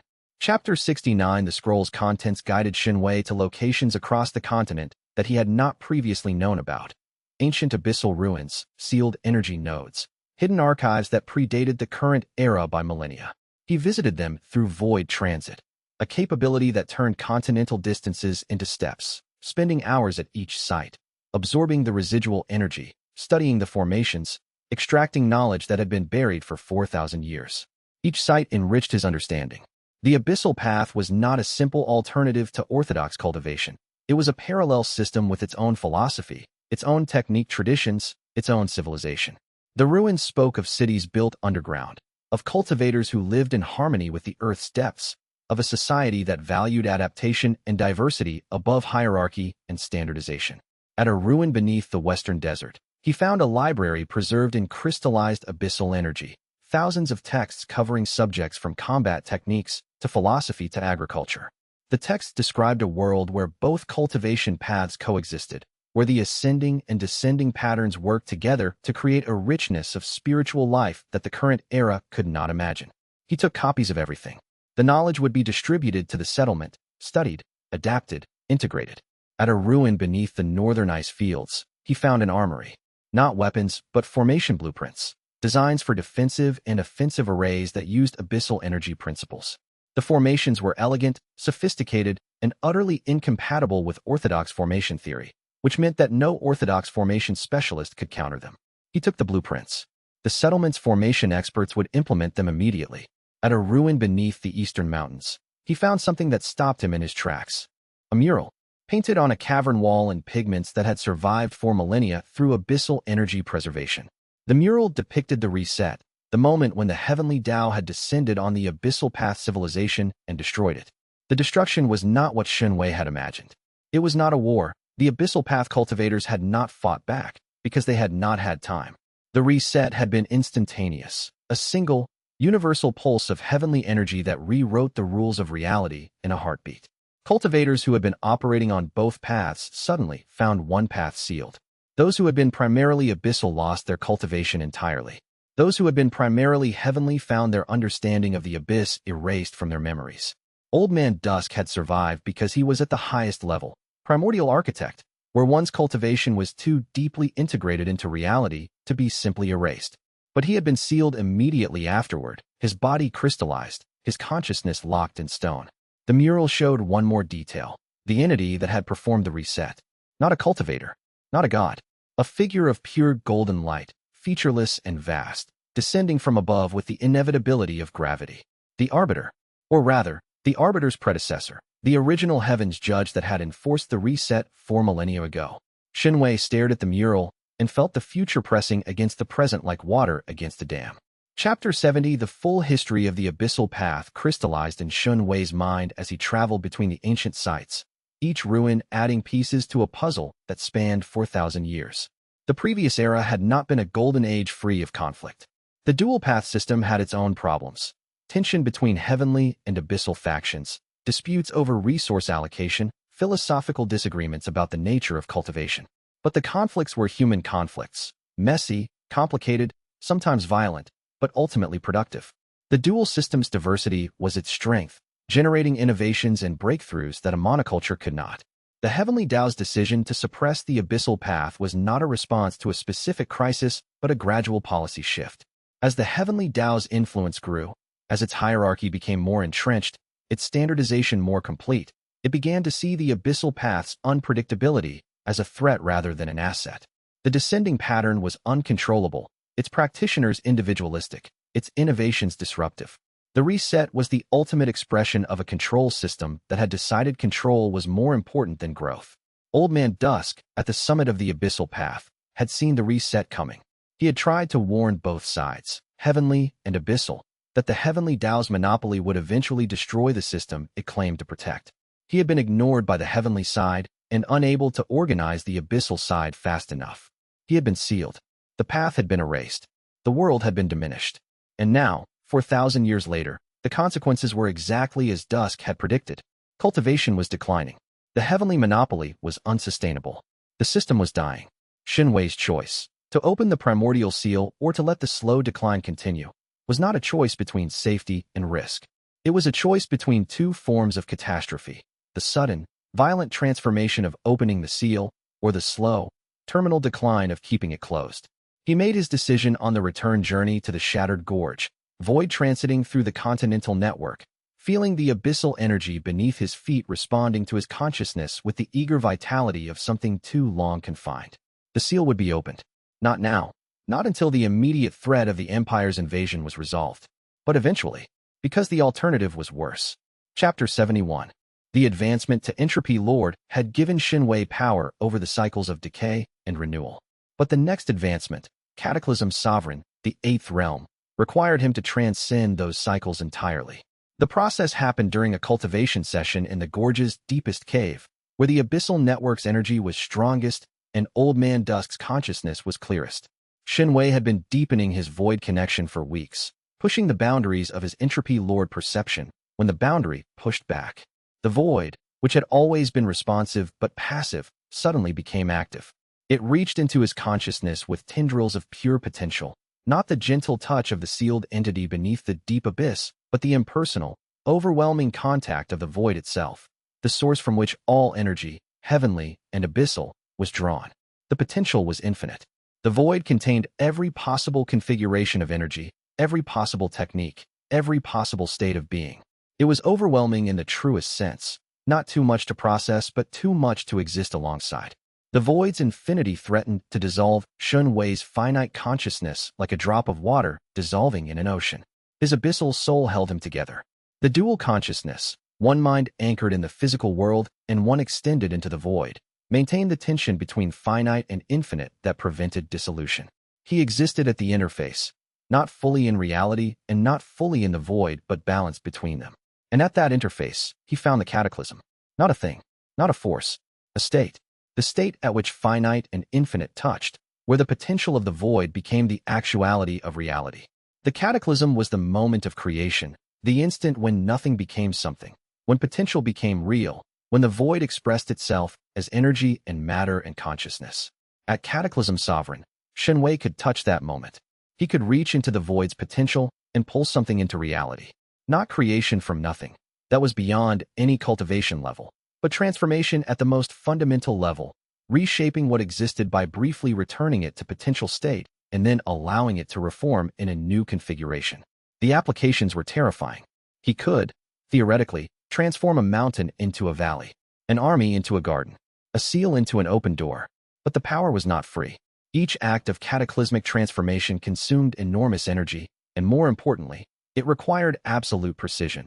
A single error in the transformation's parameters could produce results that ranged from useless to catastrophic. Cataclysm Sovereign, Dusk whispered through the network. The Eighth Realm. I reached this level only briefly before being sealed. At this level, the Heavenly Dao cannot ignore you. The monitoring systems will activate within days. How long before the Arbiter? Weeks. Perhaps less. The Heavenly Dao has become faster in its responses since the previous era. It has learned from the delay that allowed me to reach Primordial Architect before being contained. Weeks. And the Empire's army was still assembling, its attack still pending.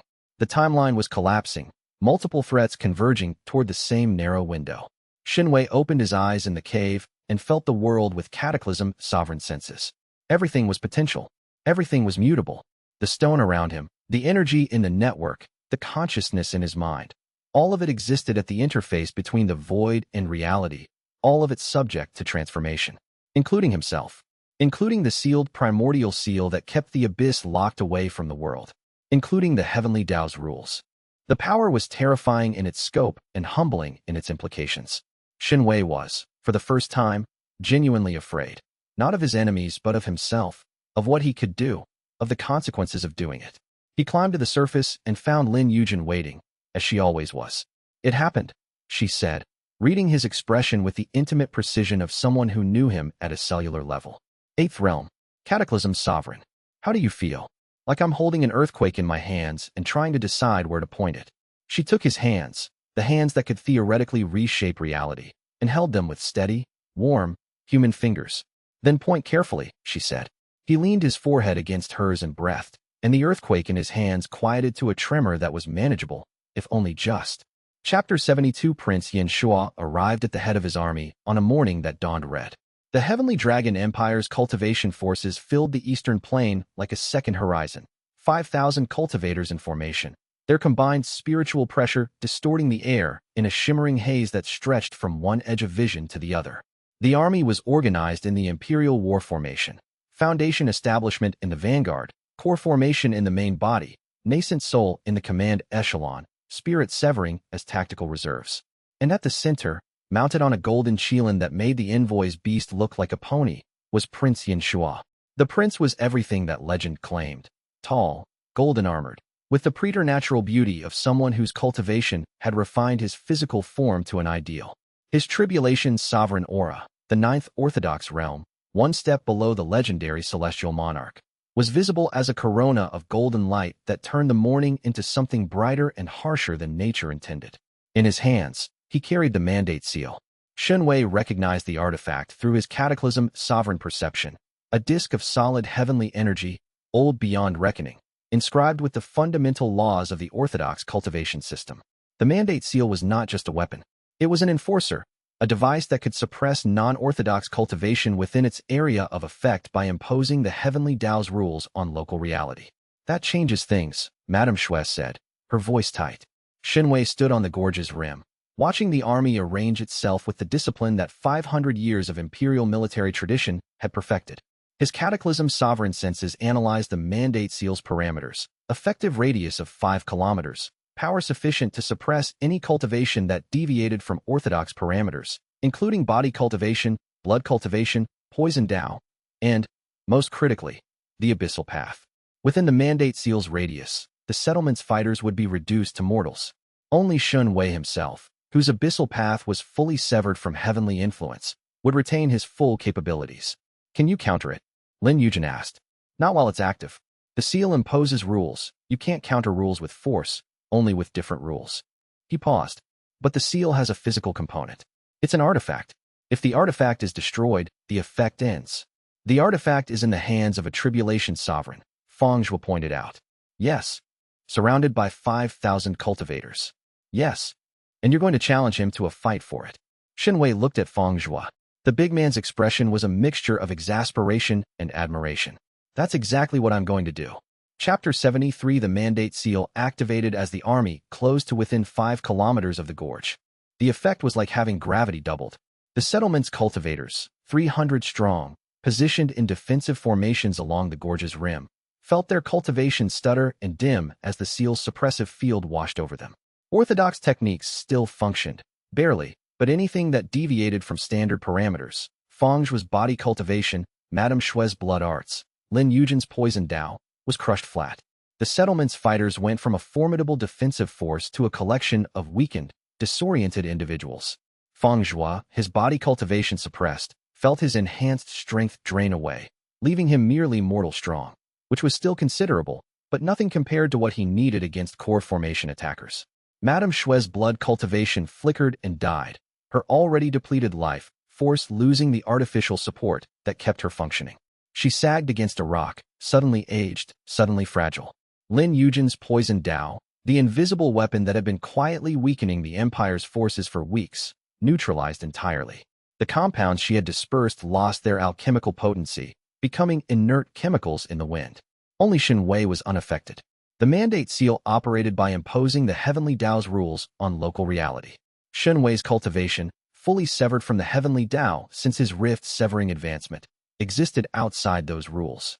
The seal's suppressive field passed over him like wind over a stone, felt but not affecting. He stood alone on the gorge's rim, the last cultivator at full power, facing 5,000 enemies and a tribulation sovereign. I challenge Prince Yin Shua to single combat, Shen Wei said, his voice amplified by abyssal energy that the mandate seal could not suppress. The terms: if I win, the army withdraws and the mandate seal is destroyed. If the prince wins, I surrender myself. The challenge echoed across the plain. 5,000 cultivators heard it. Prince Yin Shua heard it. The prince's response was a long, evaluative silence. His golden qilin pawed the ground. His tribulation sovereign aura flickered with calculation. You challenge a tribulation sovereign? The prince's voice carried the natural authority of someone who had commanded armies since adolescence. Bold or desperate? Both. But the challenge is formal, and in the Heavenly Dragon Empire's own military code, a formal challenge from a combatant of comparable power must be answered. Comparable power? The prince's aura flared. You claim your cultivation is comparable to tribulation sovereign? I claim the challenge. The code does not require me to prove my level before the fight, only to survive long enough for the proof to be self-evident. A murmur ran through the army. The imperial military code was sacred. It had been the foundation of the empire's honor system for 5 centuries, and publicly violating it would undermine the prince's legitimacy. Prince Yin Shua dismounted from his qilin with the careful dignity of someone whose reputation required consideration.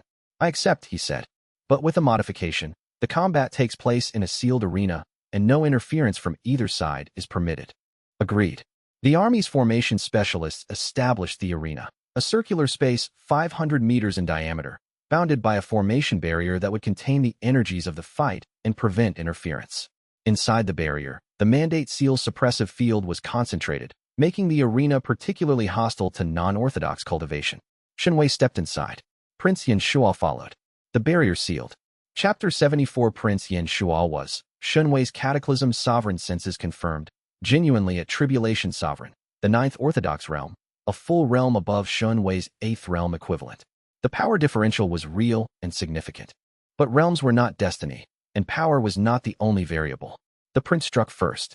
His technique was not a specific art, but a manifestation of pure tribulation sovereign force, a compression of heavenly chi so dense that it warped local space, creating a gravity well that pulled everything within the arena toward its center. Shen Wei was dragged forward, his cataclysm sovereign power resisting the pull, but not negating it entirely. The prince followed the gravity technique with a golden spear, not a physical weapon but a construct of pure heavenly energy, formed from the mandate seal's concentrated power. The spear punched through the arena's air like a thunderbolt, carrying enough force to crack a mountain. Shen Wei's entropy field caught the spear's leading edge, but the tribulation sovereign's power resisted entropy the way a river resists a dam, by sheer volume and pressure. The spear degraded but did not dissolve, punching through the entropy field with enough residual force to slam Shen Wei backward into the barrier wall. The impact cracked the barrier. Shen Wei felt his ribs protest. Enhanced as they were, tribulation sovereign force exceeded his structural tolerance. He pushed off the wall, blood in his mouth, and assessed. Raw power, disadvantage. The prince had more, and the mandate seal amplified it further. Speed, roughly equal. Tribulation sovereign speed was matched by Shen Wei's void transit capability. Technique, advantage, Shen Wei. His absorption and entropy provided adaptive combat capabilities that the prince's standardized orthodox techniques could not match. Endurance, advantage, prince. His tribulation sovereign reserves were deeper, and the mandate seal provided supplemental power. The key was the mandate seal. While the prince held it, his power was amplified, and Shen Wei's settlement allies were suppressed. Destroying or separating the seal was the primary objective. Shen Wei engaged. He used void transit to close distance, appearing behind the prince in a flash of dark energy. His entropy touch reached for the mandate seal. If he could age the artifact, degrade its structure, force it into decay, the prince blocked without turning. A backhand wave of tribulation sovereign force, guided by spiritual senses that covered the entire arena, caught Shen Wei in the chest and sent him skidding across the floor. The prince turned, his golden eyes calm and analytical. You're fast, Yin Shua said, and your abilities are genuinely novel. But you're outmatched, Dark Cultivator. Surrender, and I give you my word that your people will be treated fairly. Your word is bounded by the Empire's policies, and those policies designated my community as a threat. Policies can change. Not while the mandate seal suppresses everything that isn't orthodox. The fight resumed. Shen Wei fought with everything. Void transit, entropy manipulation, absorption, the full suite of Cataclysm sovereign capabilities. The prince fought with tribulation's sovereign orthodoxy, overwhelming force, perfectly executed, augmented by an artifact of heavenly authority. The arena became a storm of golden fire and dark energy, forces colliding with impacts that shook the earth beneath the formation barrier. Mountains in the distance cracked. The sky, visible through the barrier's transparent ceiling, darkened as the sheer volume of spiritual energy distorted the atmosphere. Shen Wei was losing. Slowly, incrementally, but losing. Each exchange cost him more than the prince, and the differential was accumulating. In 10 minutes, his reserves would be critical. In 15, depleted. He needed a different approach. The Mandate Seal was not just an amplifier, it was a rule engine. It imposed the heavenly Tao's laws on local reality. And at Cataclysm Sovereign, Shen Wei could see those laws, their structure, their parameters, their assumptions. The Mandate Seal assumed that all cultivation was either orthodox or foreign. Orthodox cultivation was amplified. Foreign cultivation was suppressed. There was no third category. But Shen Wei's cultivation, after the Entropy Lord Advancement's insight into the dual nature of heaven and abyss, was neither purely orthodox nor purely abyssal. It was something that existed at the interface, the place where both paths met. He stopped fighting the seal's suppression and instead leaned into it. The seal's field washed over him, and instead of resisting, he opened his cultivation to it. His abyssal chi, which had been operating outside the seal's parameters, allowed the seal to see it, not as foreign but as the complement to orthodox chi that it truly was. The Mandate Seal's rule engine encountered something it had no protocol for, an energy that was not orthodox and not foreign, but both, and neither simultaneously. The interface state. The place where two halves of a whole system met. The seal glitched. Not a catastrophic failure. The artifact was too well constructed for that, but a moment of confusion, a processing delay as its ancient logic tried to categorize something that predated its categories. In that moment, the suppressive field flickered. 5 kilometers away, 300 settlement cultivators felt their cultivation return. Shen Wei seized the glitch.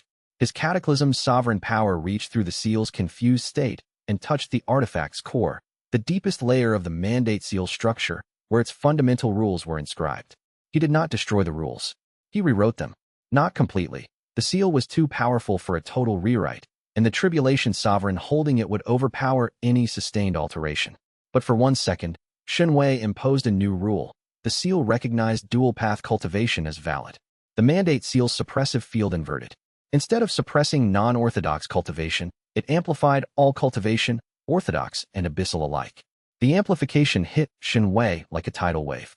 His Cataclysm's sovereign power, already vast, surged beyond its previous limits, fed by the Mandate Seal's own energy. For 1 second, he was operating at a level that exceeded Tribulation Sovereign. He struck. Chapter 75. The duel between Shen Wei and Prince Yin Shua transcended the arena's boundaries. When Shen Wei's amplified strike connected, the formation barrier shattered. The arena's containment failed, and the energies of 2 realm-transcending cultivators exploded outward across the plain. Mountains cracked. Rivers reversed their courses. The sky split along fault lines of stressed spiritual energy, revealing glimpses of the void between dimensions. The army scattered from the shockwave. 5,000 cultivators dove for cover as reality itself distorted around the 2 combatants. Shen Wei's amplified state lasted 2 seconds. The Mandate Seal's ancient logic was recovering, reasserting its original parameters, rejecting the altered rule. But 2 seconds at transcendent power was enough. His Cataclysm sovereign strike found the Mandate Seal, not the prince. Shen Wei deliberately bypassed Yin Shua's defenses, targeting the artifact rather than its wielder. His entropy touch, amplified to the level of universal force, reached the seal's core and triggered a phase transition. The artifact's structure, maintained by heavenly energy for millennia, destabilized. The Mandate Seal cracked. The crack propagated through the artifact like ice breaking on a warming lake, starting from the point of contact and spreading in fractal patterns across its golden surface. Heavenly energy leaked from the cracks in beams of light that cut through the dust-filled air like searchlights. Prince Yin Shua felt the seal's destruction through his bonded connection. The loss was physical. Part of his amplified power was stripped away as the artifact that supplemented it crumbled. His face showed genuine shock for the first time, not at the destruction of a weapon, but at the demonstration of power that had made it possible. That was beyond Cataclysm Sovereign, the prince said, his voice carrying the analytical calm of a warrior who respected what he could not understand. For a moment, you exceeded my level. For a moment, Shen Wei confirmed. His reserves were critically depleted. The amplified strike had consumed most of his remaining energy. But a moment was enough. The mandate seal shattered completely. The golden disk dissolved into motes of heavenly light that drifted upward like sparks from a dying fire. The suppressive field vanished. Across the battlefield, the settlement's cultivators felt their full power return. Fang Zhu's body cultivation surged. Madame Shue's blood art stabilized. Lin Yujin's poison Dao reactivated. And the 5,000 imperial cultivators felt something they had not felt before. The presence of abyssal energy, freed from the seal's suppression, rising from the earth beneath their feet like the first breath of spring. The energy was not hostile. It was not invasive. It was simply there, a current of power that had been suppressed by the seal and was now flowing freely, complementing the heavenly qi that the army's cultivators relied upon. Several soldiers reported, in their after-action accounts, that their cultivation felt more complete for the brief period when both energies were present. Prince Yin Shuo looked at the space where the mandate seal had been, then at Shen Wei, then at his army, which was experiencing an unexpected spiritual phenomenon that no one in 500 years of imperial military history had reported. The prince was not a fool. He was not a tyrant. He was a military leader of extraordinary competence who had been given a mission based on information that was now, visibly and undeniably, incomplete. "Show me," he said. Chapter 76, "Show me what you showed the seal," Prince Yin Shuo repeated.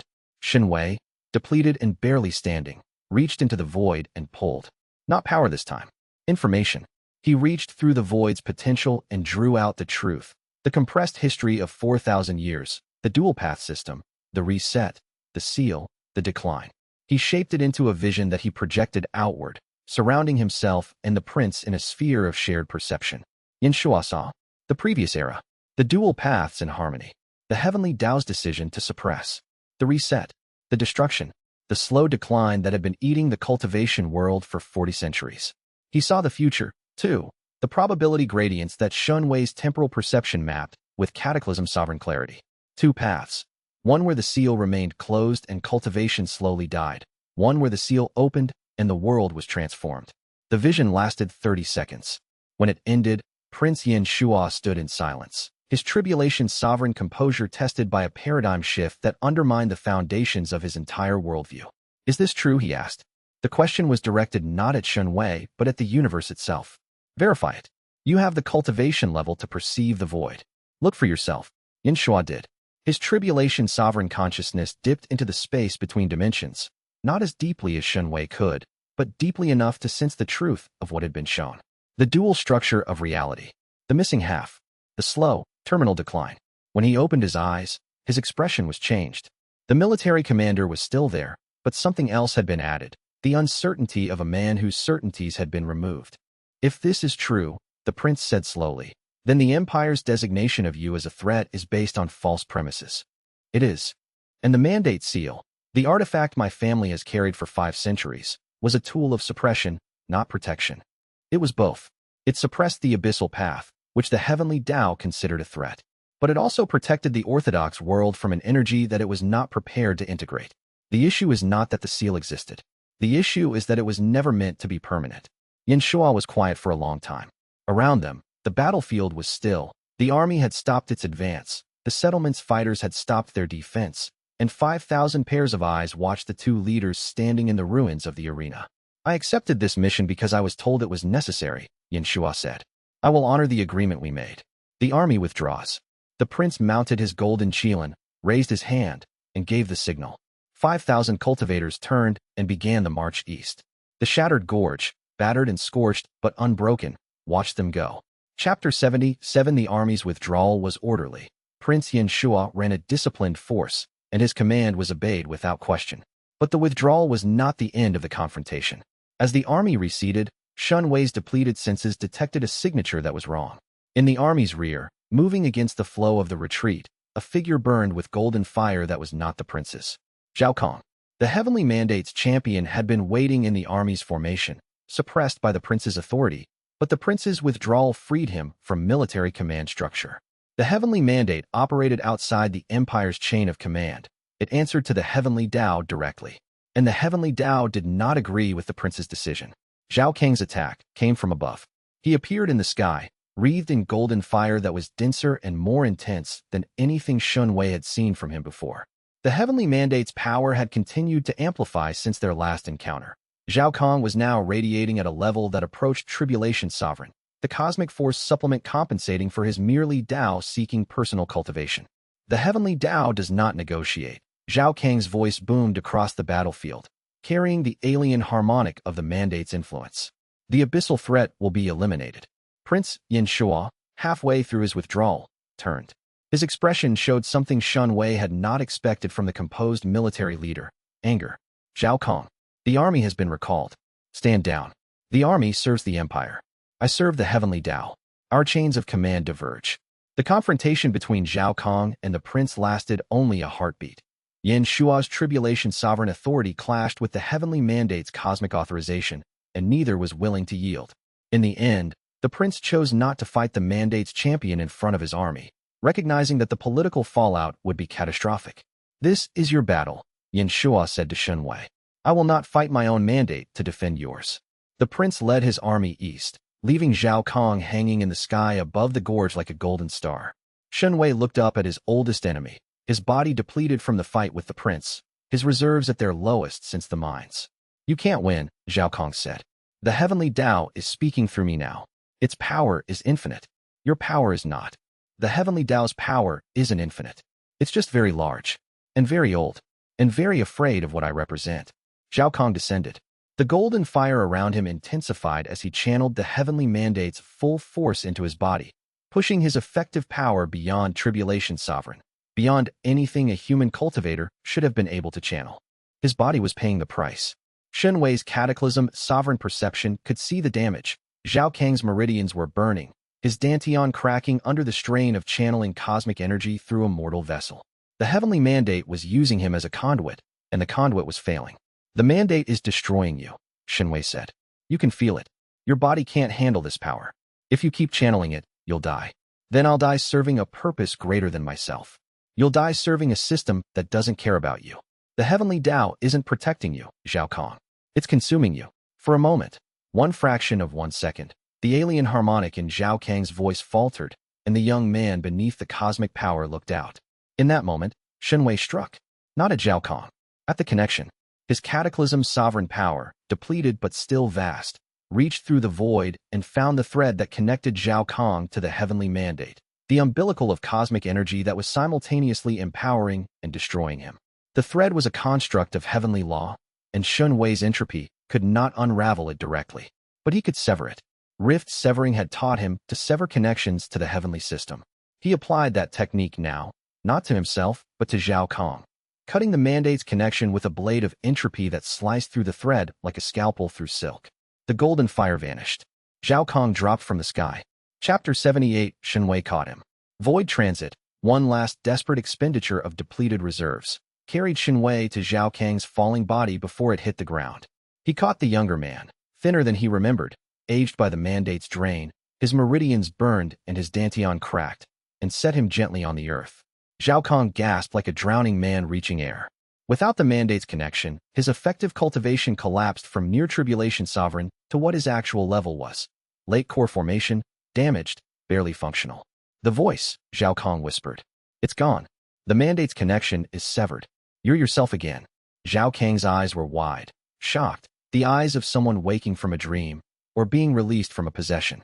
The heavenly mandate's influence had not been possession in the conventional sense, but it had been close enough. A constant voice in Zhao Kang's mind, guiding his thoughts, amplifying his resentments, directing his actions toward the heavenly Dao's objectives. Without it, Zhao Kang was just a young man with burned meridians and a lifetime of bad decisions. I betrayed you, he said. Again. Yes. I don't deserve, no. Shen Wei's voice was flat with exhaustion.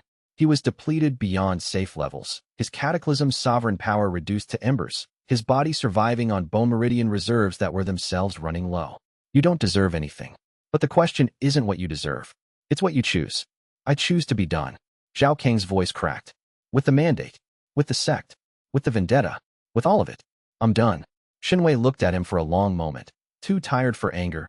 Too experienced for hope. Then be done. Go somewhere quiet. Heal your meridians. Find something to live for that isn't someone else's agenda. And if I can't, then that's your problem. I've saved your life twice and offered you mercy twice. There won't be a third time.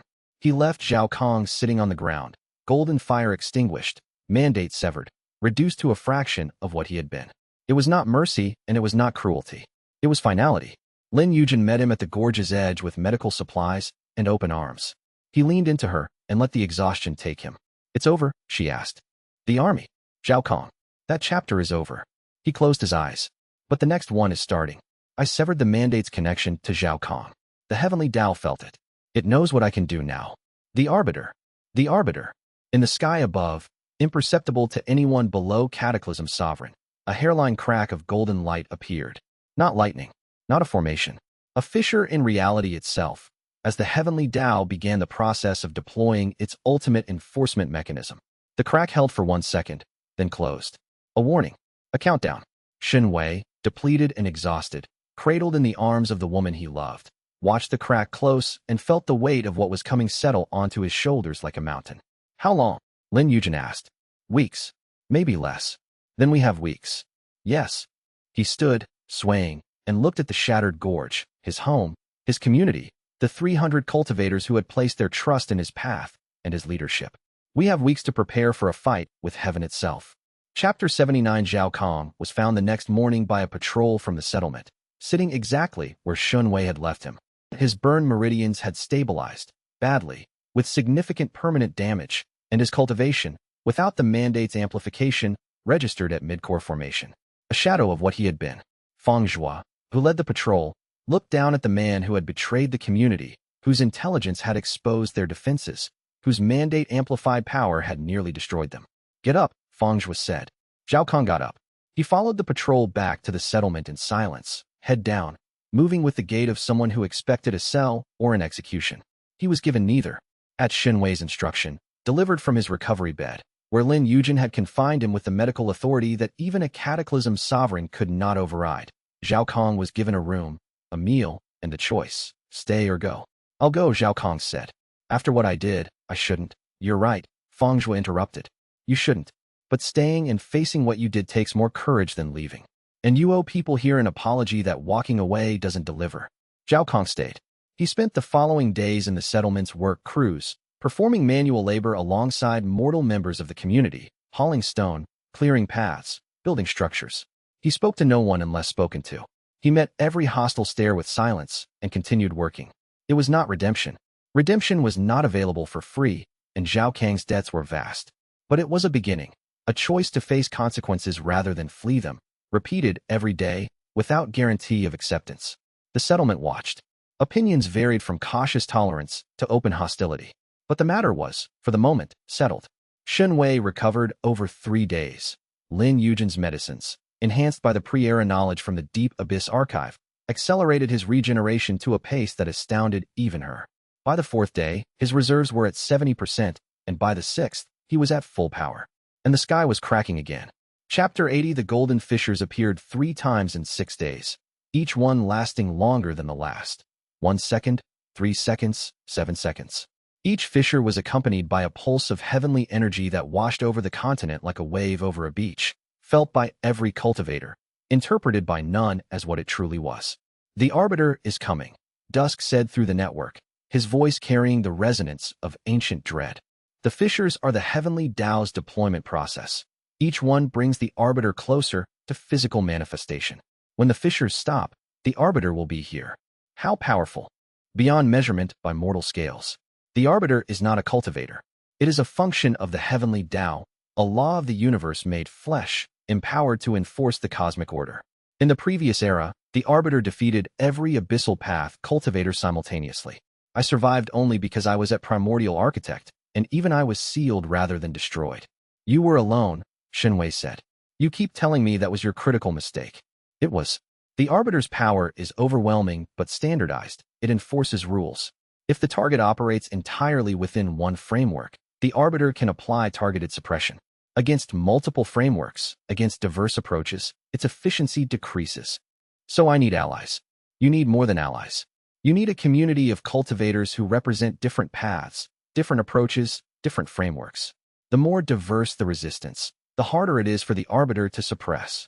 Shen Wei looked out over the shattered gorge settlement, 300 cultivators of varying paths, levels, and backgrounds. Body cultivators, blood cultivators, poison practitioners, formation specialists, orthodox refugees, abyssal students. A community defined by its diversity. This was what he had been building. Not just a safe haven for the displaced. A weapon. A living, breathing counter to the heavenly Tao's standardization. He convened the community. In the gorge's largest cave, a natural amphitheater that could hold the entire settlement, Shen Wei stood before 300 faces and told them the truth. All of it. The Abyssal Path. The heavenly Tao. The reset. The Primordial Seal. The Arbiter. He told them what was coming and what it would take to survive. The silence that followed was profound. Then Weilon stood. What do you need us to do? Fangzhou stood. Name it. Lin Yujin stood.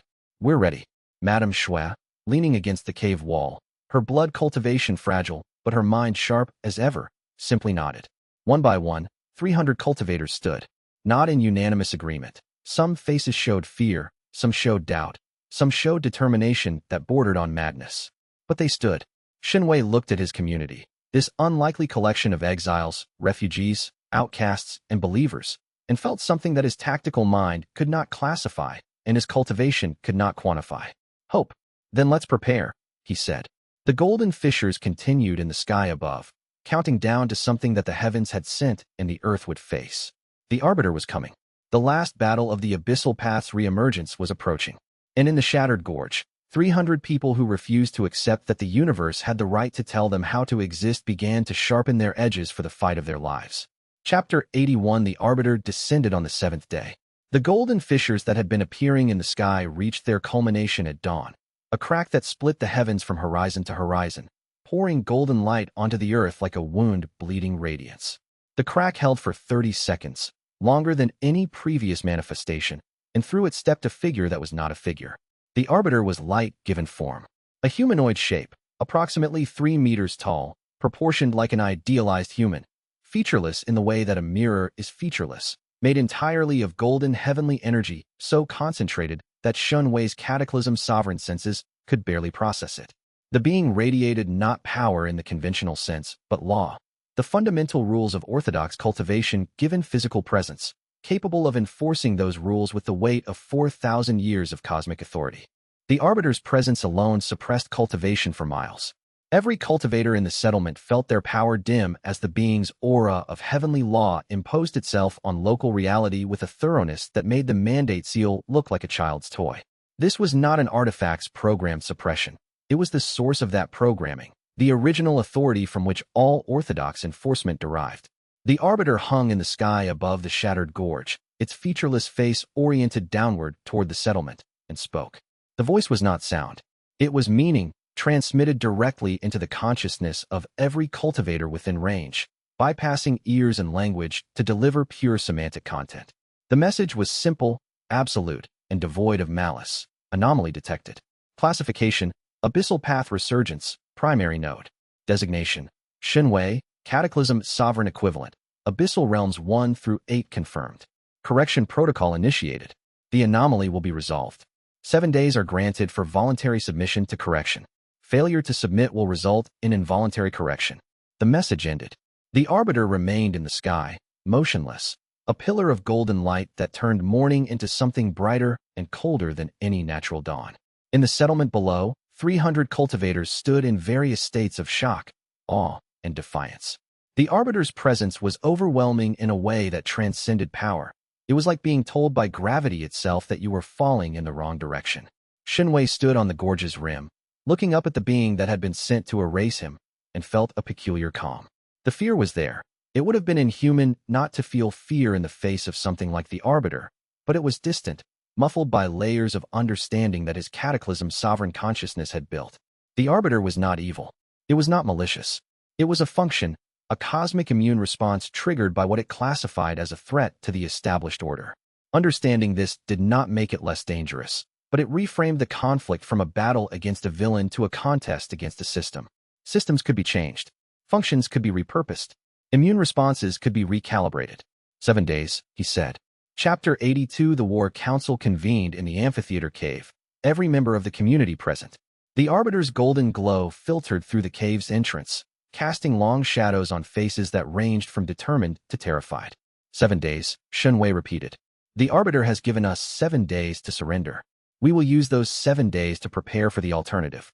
Prepare for what exactly? Wei Lan asked, her quartermaster's pragmatism cutting through the dramatic tension.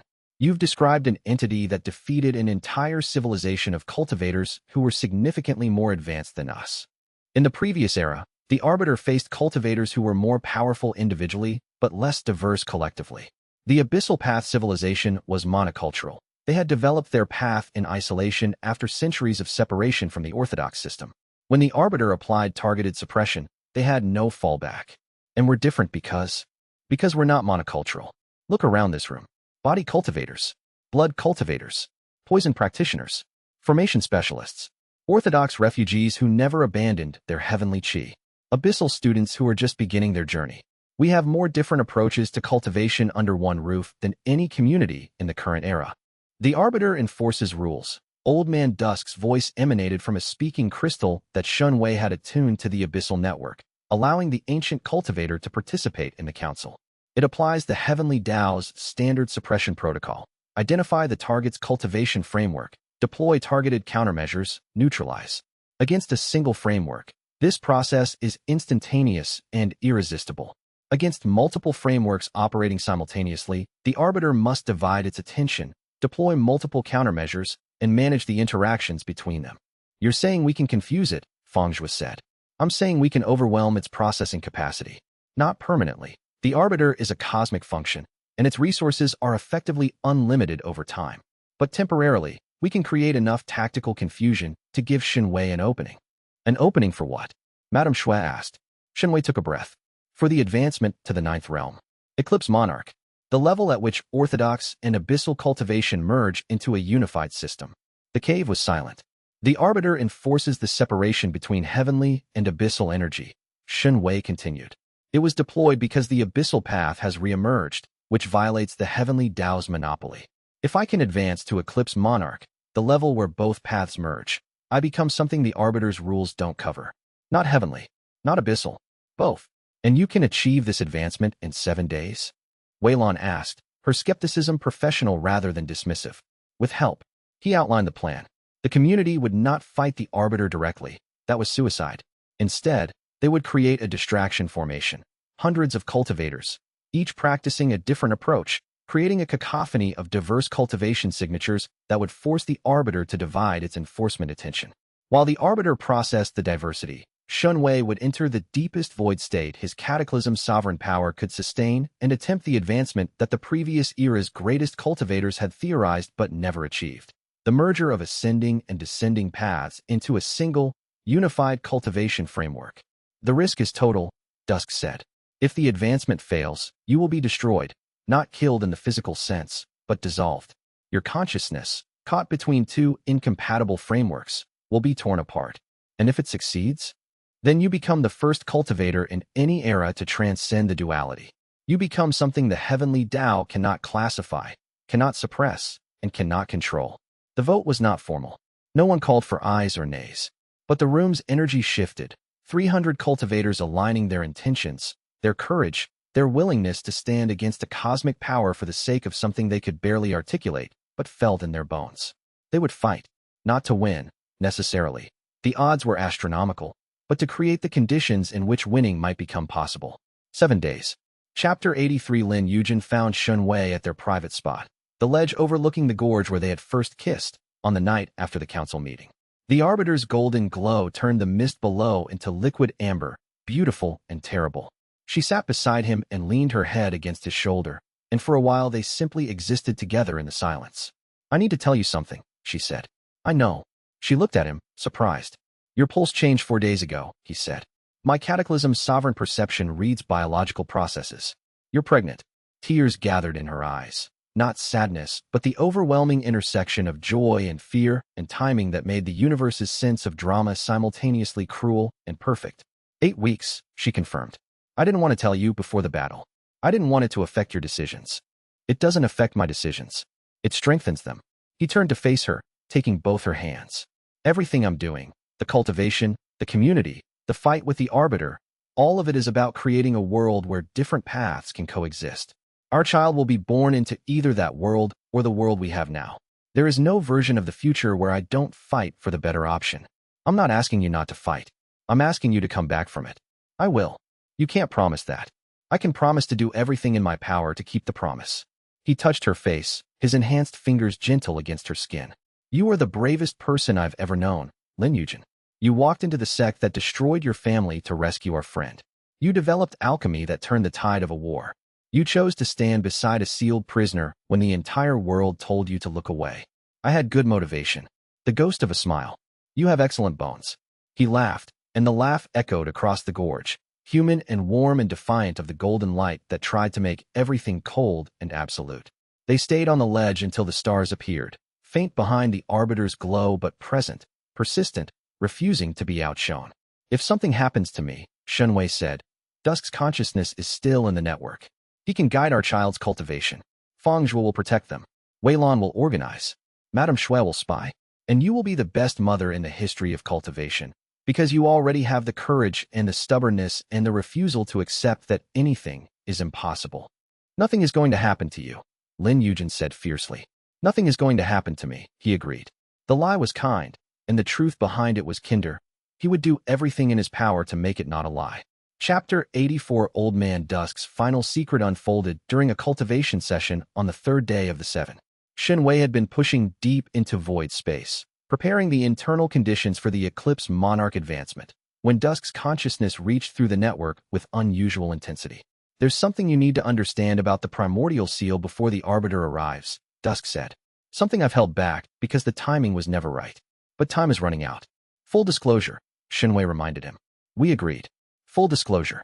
Dusk's voice carried the weight of something he had been carrying for 4 millennia. The Primordial Seal doesn't just separate the abyss from the surface world. It is the mechanism by which the heavenly Tao maintains its version of cultivation as the only version. The seal suppresses not just abyssal energy, but abyssal memory, the knowledge of the original system, the dual path framework, the understanding that both halves are needed. I know this. You've explained. I haven't explained what opening the seal actually means. Not just the flooding of abyssal energy that Liang Feng's prophecy describes. There's a secondary effect that I discovered during my millennia of consciousness within the seal structure. What effect? The seal stores the memory it suppresses. 4,000 years of accumulated knowledge, every technique, every breakthrough, every cultivation insight that the reset erased, exists within the seal's structure as compressed information. If the seal is opened, that information is released simultaneously. Every cultivator in the world will experience a sudden, overwhelming influx of knowledge about the Abyssal Path. Every cultivator, including orthodox ones who have no framework to process it. Yes, the influx would be disorienting, days of confusion, possibly weeks for higher-level cultivators whose understanding is more deeply entrenched. But it would also be educational. The knowledge would demonstrate, irrefutably and universally, that the dual path system existed and worked. You're describing a planet-wide paradigm shift, triggered instantaneously. No arguments, no politics, no gradual persuasion. Every cultivator in the world, from the newest Qi condensation disciple to the strongest tribulation sovereign, simultaneously understanding that their cultivation is half of a whole. The implications were staggering. Shen Wei's political strategy, the harmony pills, the diplomatic outreach, the gradual education of the orthodox world, would be rendered obsolete. The seal's opening would accomplish in seconds what years of effort might not achieve. But the cost, the chaos, the millions of cultivators whose understanding would be overturned without warning or consent. This is why you pushed me toward the seal, Shen Wei said. Not just for the energy release, for the knowledge release. The world needs both. The energy restores the physical balance. The knowledge restores the philosophical balance. Without both, any change would be superficial. Shen Wei sat in the void between dimensions and contemplated the shape of what he was being asked to do. Not just fight the Arbiter, not just advance to Eclipse Monarch, but open the Primordial Seal and transform every cultivator in the world, ready or not. The Arbiter will try to stop the opening, he said. The Arbiter exists to prevent exactly this. Its entire purpose is maintaining the seal. If you attempt to open it, the Arbiter will redirect all of its considerable power towards stopping you, which creates a contradiction. If the Arbiter focuses on preventing the seal's opening, it can also suppress my community. And if it suppresses my community, it can't prevent the opening. Exactly. The Arbiter is powerful but not omnipotent. It must choose its priority. Your community's diversity forces it to allocate resources across multiple suppression targets. The seal's opening threatens its core function. It cannot do both at full capacity. So the plan hasn't changed. The community creates the distraction. I advance to eclipse Monarch. And if the advancement succeeds, I open the seal. If you choose to open the seal, the decision remains yours. Shen Wei was quiet for a long time. Then, I choose. Not because you want me to. Not because the prophecy says I should. Because the world that exists after the opening, chaotic, confused, transformed, is better than the world that exists without it. Then prepare well, Shen Wei. The seventh day approaches. Chapter 85. The seventh day arrived with a sky that had turned entirely golden. The Arbiter, patient beyond human comprehension, had spent the 7 days in motionless observation, cataloging the settlement's cultivators, analyzing their techniques, preparing targeted suppression protocols for each individual. Its preparation was thorough, methodical, and absolutely confident. At dawn, the Arbiter descended. It moved from its position in the sky with the slow inevitability of a glacier, not fast, but irresistible. Its golden form brightened as it approached the gorge, the heavenly law it embodied intensifying until every surface within a kilometer glowed with reflected divinity. The suppression began. It was not like the Mandate Seal's blanket approach. The Arbiter's suppression was surgical, individually targeted, specifically calibrated, devastatingly effective. Each cultivator in the settlement felt their particular path targeted and diminished. Body cultivators felt their enhanced physiques weaken. Formation specialists felt their arrays destabilize. Alchemists felt their compounds lose potency. But there were 300 targets. 300 different cultivation approaches, each requiring its own suppression protocol. And the Arbiter, for all its cosmic power, had to divide its attention. The community fought back. Not with attacks. Their power was suppressed, and any offensive technique would have been swatted aside like a candle flame in a hurricane. They fought with diversity, with the plan that Shen Wei and the Council had prepared over the previous 6 days. Each cultivator began practicing their unique cultivation method at maximum intensity. Not fighting the Arbiter's suppression, but pushing against it, forcing the Cosmic Enforcer to maintain and adjust 300 individual suppression protocols simultaneously. Fangzhu's body cultivation surged against its constraints, his dense bones and enhanced muscles requiring a specific type of physical plane suppression. Beside him, a formation specialist activated arrays that required a completely different suppression approach. Behind them, Lin Yujin's poison Dao, which operated on chemical rather than purely spiritual principles, demanded yet another protocol. The Arbiter adjusted. It was fast, efficient, and powerful. Each cultivation method was suppressed within seconds of its activation. But each adjustment required processing power, and 300 simultaneous adjustments created a computational load that, while manageable, was not trivial. And that load freed a fraction of the Arbiter's attention from its highest priority, Shen Wei. Chapter 86. Shen Wei engaged the Arbiter directly. He had positioned himself at the gorge's deepest point, where the Abyssal Network's energy was strongest and the Void's proximity was thinnest. The community's distraction freed enough of the Arbiter's attention that Shen Wei could operate without immediate, full-force suppression, still diminished, still constrained, but functional. He launched his first attack not with power, but with principle. His entropy manipulation targeted the Arbiter's suppression field, not to break it, but to introduce decay into its standardized structure. The field was a law, and laws, like all structured systems, were subject to entropy. Given time, the field's precise calibrations would drift, its effectiveness would diminish, its targeting would blur. The Arbiter countered instantly. It was not accustomed to being attacked at the conceptual level. Mortal cultivators typically fought with techniques, not with thermodynamic principles, but its cosmic intelligence adapted quickly. The suppression field regenerated faster than Shen Wei's entropy could degrade it, the heavenly Tao's infinite reserves providing repair energy. But the repair required attention, and attention diverted from the community was attention that 300 cultivators could exploit. Shen Wei pressed. Void transit carried him around the Arbiter's form, attacking from multiple angles simultaneously, not with the intention of damaging the Cosmic Enforcer, but with the intention of forcing it to defend from every direction. Each attack was different. Entropy from the left, void manipulation from the right, energy transmutation from above, sensory disruption from below. The Arbiter was not overwhelmed. It was not even seriously threatened. Its power was beyond Shen Wei's in raw terms, and its cosmic intelligence processed threats faster than any mortal mind. But it was engaged, occupied. Its attention split between Shen Wei's attacks and the community's distraction. And in the deepest void, beneath layers of reality that the Arbiter's monitoring could not penetrate while its attention was divided, Shen Wei's abyssal soul began the advancement. The dual consciousness, one mind fighting, one mind cultivating, operated at maximum separation. The fighting mind maintained the engagement, keeping the Arbiter busy, buying seconds and minutes with feints and strikes that had no hope of winning, but kept the cosmic enforcer's attention from wandering. The cultivating mind reached into the void's deepest layers and began the process of merging. Chapter 87. The community held the line.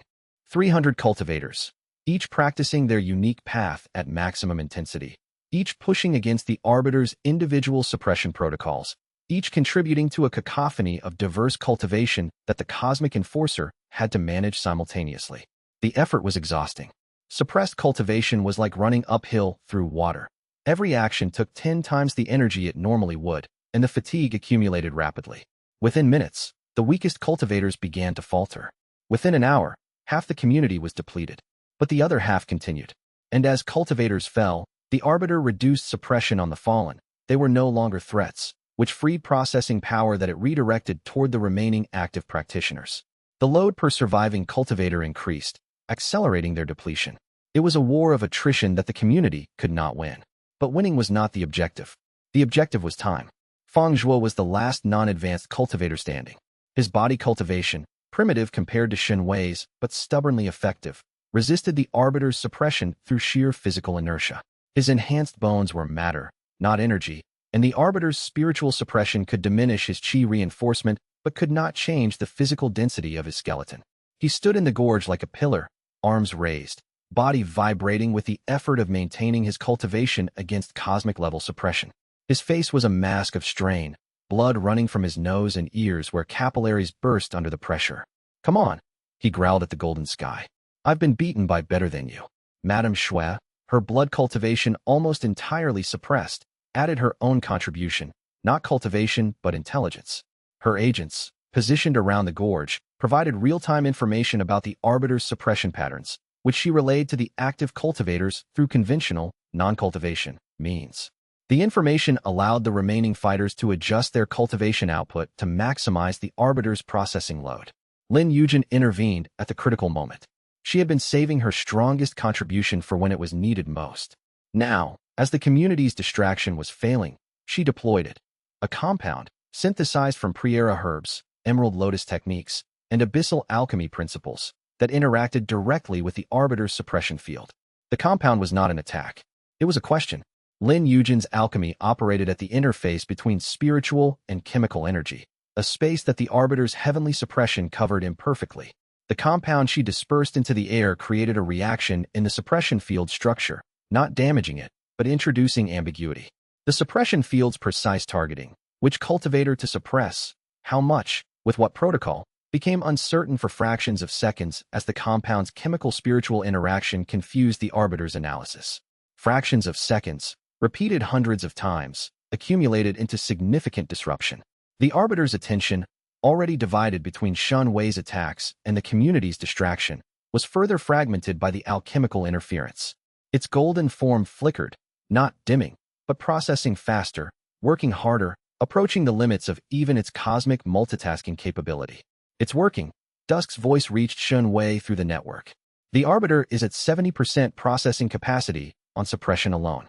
30% is available for direct combat. Keep pushing." Shen Wei pushed. His fighting mind threw everything at the Arbiter, entropy cascades, void distortions, energy transmutations, all deployed at maximum speed and variety. The Arbiter blocked everything, but the blocking consumed resources. And in the void, his cultivating mind reached the threshold. Chapter 88. The merger began. In the deepest layer of the void, the place where heavenly and abyssal energy existed as undifferentiated potential, Shen Wei's cultivating consciousness found the interface. The exact point where the ascending pattern met the descending pattern, where heaven's order intersected the abyss's evolution. He had touched this interface before, during the entropy lord advancement. But touching was not merging. Merging required something that no amount of power or technique could provide: the willingness to let go of what he was in order to become something he could not predict. His abyssal path was him. It had defined his cultivation since the mines, shaped his identity, given him purpose and power and a framework for understanding the world. merging it with the heavenly pattern. The very system that had sealed him, persecuted him, tried to erase the path he walked, required an act of trust that went beyond strategy into something that could only be called faith. He let go. The abyssal chi that was the foundation of his being reached toward the heavenly pattern, and the heavenly pattern, which had been present in the void all along, waiting for someone to extend the invitation, reached back. They touched. The collision was not violent. It was harmonic. Two frequencies that had been separated for 4,000 years found their resonance. The ascending and descending patterns interlocking like halves of a puzzle, each one filling the gaps in the other, each one completing what the other lacked. Shen Wei's shadow core, the dark sphere that had been his cultivation center since the third realm, transformed. The golden threads that had appeared during the entropy-lord advancement deepened, expanded, multiplied. The dark sphere became a sphere of interwoven light and dark, heavenly gold, and abyssal black in a pattern so complex that it transcended both. His sealed dantian, locked behind 7 layers of suppression since the courtyard of Azure Peak, felt the merger and responded. Not by breaking. The seal was still intact, but by becoming irrelevant. The seal suppressed the connection between Shen Wei's original cultivation and the heavenly Dao's orthodox system. The merged cultivation existed outside that connection entirely. It was not orthodox, and it was not abyssal. It was both. It was the original system, restored in a single consciousness for the first time in 4,000 years. Eclipse Monarch, the 9th realm, the merger of heaven and abyss. Shen Wei's fighting mind felt the advancement ripple through his body and disengage from combat. There was no need to continue attacking. The advancement itself was the weapon. The merged cultivation expressed itself as an aura that expanded outward from Shen Wei's body in a sphere of light that was simultaneously golden and dark, 2 colors occupying the same space without mixing, creating a visual paradox that the human eye struggled to process. The aura reached the arbiter and stopped. The cosmic enforcer, for the first time since its arrival, reacted with something other than mechanical efficiency. It froze. Its golden form flickered rapidly, processing, analyzing, attempting to classify the energy signature that had just appeared. The signature did not fit any category. It was not heavenly. It was not abyssal.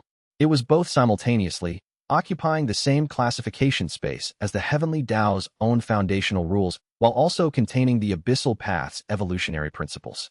The arbiter could not suppress what it could not classify. Anomaly reclassification in progress. The cosmic voice transmitted. Unknown cultivation framework detected. Standard suppression protocols ineffective. Escalating to primary enforcement. The arbiter's golden form expanded, growing from 3 meters to 10, to 30, to 100. Its presence intensified beyond anything previously experienced. Not just suppression, but reality enforcement. The heavenly Dao's rules written in letters of fire across the sky. And Shen Wei, standing in the gorge with the merged light of Eclipse Monarch burning around him, showed no fear. The arbiter recognized something that it could not classify, and that recognition, that moment of categorical failure, was the crack in the cosmic armor that 4,000 years of monopoly had never produced. Chapter 89. The battle between Shen Wei and the arbiter moved beyond the physical world.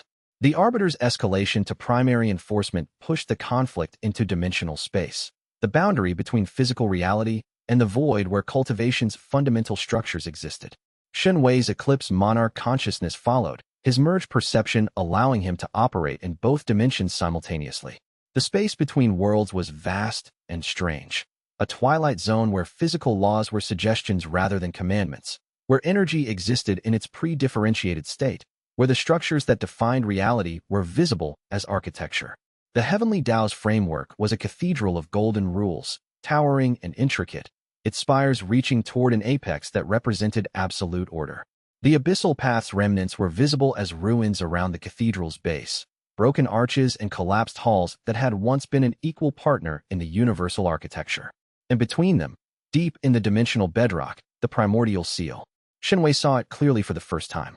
Not through vibration sense or void perception, but through the merged consciousness of Eclipse Monarch that could perceive both heavenly and abyssal structures simultaneously. The seal was a wall, not a physical wall, but a dimensional partition, a barrier woven from the heavenly Dao's rules that separated the ascending pattern from the descending pattern at the fundamental level. The wall was weakening. For 1,000 years of suppression had not been kind to it. Microfractures ran through its structure, hairline cracks where the sealed abyssal energy had been slowly, inexorably eroding the barrier. The cracks were the source of everything. The energy that had leaked into the mines, the ambient abyssal chi that had fed Shen Wei's cultivation, the sealed entity beneath the deep abyss that was stirring. The Arbiter interposed itself between Shen Wei and the seal with the defensive urgency of a guardian protecting its charge. Primary function engaged, the cosmic voice transmitted. Seal integrity is paramount. All resources allocated to seal defense. The Arbiter stopped trying to suppress the community. It stopped trying to classify Shen Wei. It focused everything, every iota of cosmic power, every law enforcement capability, every dimensional manipulation technique, on one objective: keeping the Primordial Seal closed.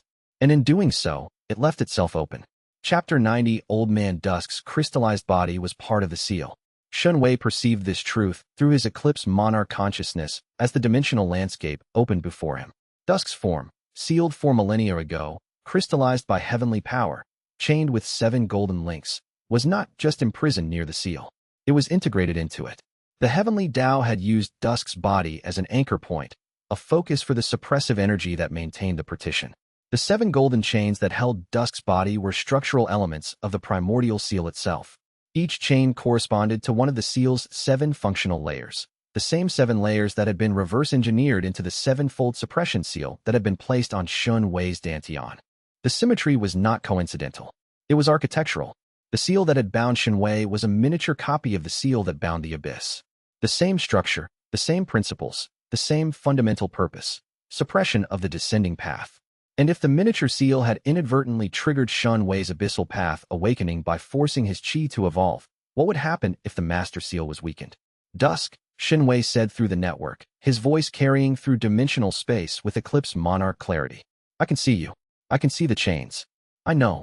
Dusk's consciousness was clearer than it had ever been. The proximity to the seal and the dimensional states enhanced communication, made his voice as present as a physical companion. I can see you too. For the first time in 4,000 years, I can see another consciousness with both heavenly and abyssal perception. The chains are anchor points. If I remove them, the seal weakens. Each chain removed reduces the seal's integrity by approximately 1/7. 3 chains would create structural instability, 4 would cause progressive degradation. All 7 would open the seal completely. But the chains are part of your prison. Removing them would free me. But the process of removal is destructive. The chains are integrated into my crystallized body. Removing a chain means breaking a piece of me along with it. No, the word was immediate and absolute. I am not sacrificing you to open a seal. Shen Wei, find another way. There's always another way. But the Arbiter was not giving them time to find another way. The Cosmic Enforcer, focused entirely on seal defense, began reinforcing the partition, adding new layers of heavenly law on top of the 4,000-year-old structure, patching the microfractures, strengthening the chains.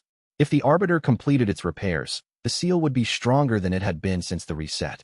The cracks that had allowed abyssal energy to leak through, the cracks that had made Shen Wei's cultivation possible, would be sealed permanently. The window was closing. There's no other way, Dusk said, his voice carrying the quiet certainty of someone who had spent 4 millennia preparing for this moment. I am the anchor. The chains are in me. The only way to weaken the seal without destroying it entirely is to remove the anchors one at a time, allowing the seal to degrade gradually rather than collapse catastrophically. That means I sacrifice the crystallized body that has been my prison and my home for 4,000 years. My consciousness may survive in the network, or it may not. The body is what anchors me to existence. Without it, I am a wisp of will in an ocean of energy. Shen Wei's eclipse monarch consciousness raged against the mathematics. He had promised to come back. He had promised to free his teacher. He had not promised to free him through destruction. I was sealed because I tried this alone, Dusk said, echoing words he had spoken before, in a different context, a lifetime ago. I failed because I had no one to share the burden. You have what I didn't, people who chose to stand with you. Use that. Don't let my sacrifice be wasted by refusing it. Chapter 91. Shen Wei fought the Arbiter while his mind screamed with the impossible choice. In the dimensional space, the Cosmic Enforcer's repair work was accelerating. New layers of heavenly law materialized over the seal's surface, golden threads weaving closed the fractures that 4 millennia of erosion had created. Each repair reduced the abyssal energy flowing through the cracks, weakening the network, dimming the connection between Shen Wei and the Earth's depths. He had minutes, not hours. His eclipse monarch power engaged the Arbiter at the seal's surface, merged energy, golden and dark simultaneously, clashing against pure heavenly enforcement. The Arbiter was powerful beyond measure, but Shen Wei's merged cultivation confused its targeting algorithms. Every countermeasure the Arbiter deployed was designed for either heavenly or abyssal energy. Eclipse Monarch was both, and the Arbiter's protocols, honed over 4,000 years against singular threats, stuttered against the duality. But stuttering was not failing. The Arbiter adapted, slowly, its cosmic intelligence developing new protocols in real time. Each adaptation made the Enforcer more effective against Eclipse Monarch energy. Given time, it would develop complete countermeasures, and Shen Wei's advantage would evaporate. Time. Everything came down to time. He searched desperately for alternatives to Dusk's sacrifice. Could he open the seal without removing the anchors? No, the seal's structure was specifically designed to resist external force. Could he empower Dusk to remove his own chains? No, the chains suppressed Dusk's power completely. Could he find another weak point in the seal's architecture? His Eclipse Monarch perception scanned the seal's structure with dual-path clarity, seeing both the heavenly construction and the abyssal response simultaneously. The seal was a masterwork, no structural weaknesses, no design flaws, no hidden vulnerability. Except one, the 7 chains. The anchor points. Dusk had described them as integrated into his crystallized body, and removing them would be destructive. But integrated did not necessarily mean inseparable. The chains were heavenly constructs attached to an abyssal cultivator's body.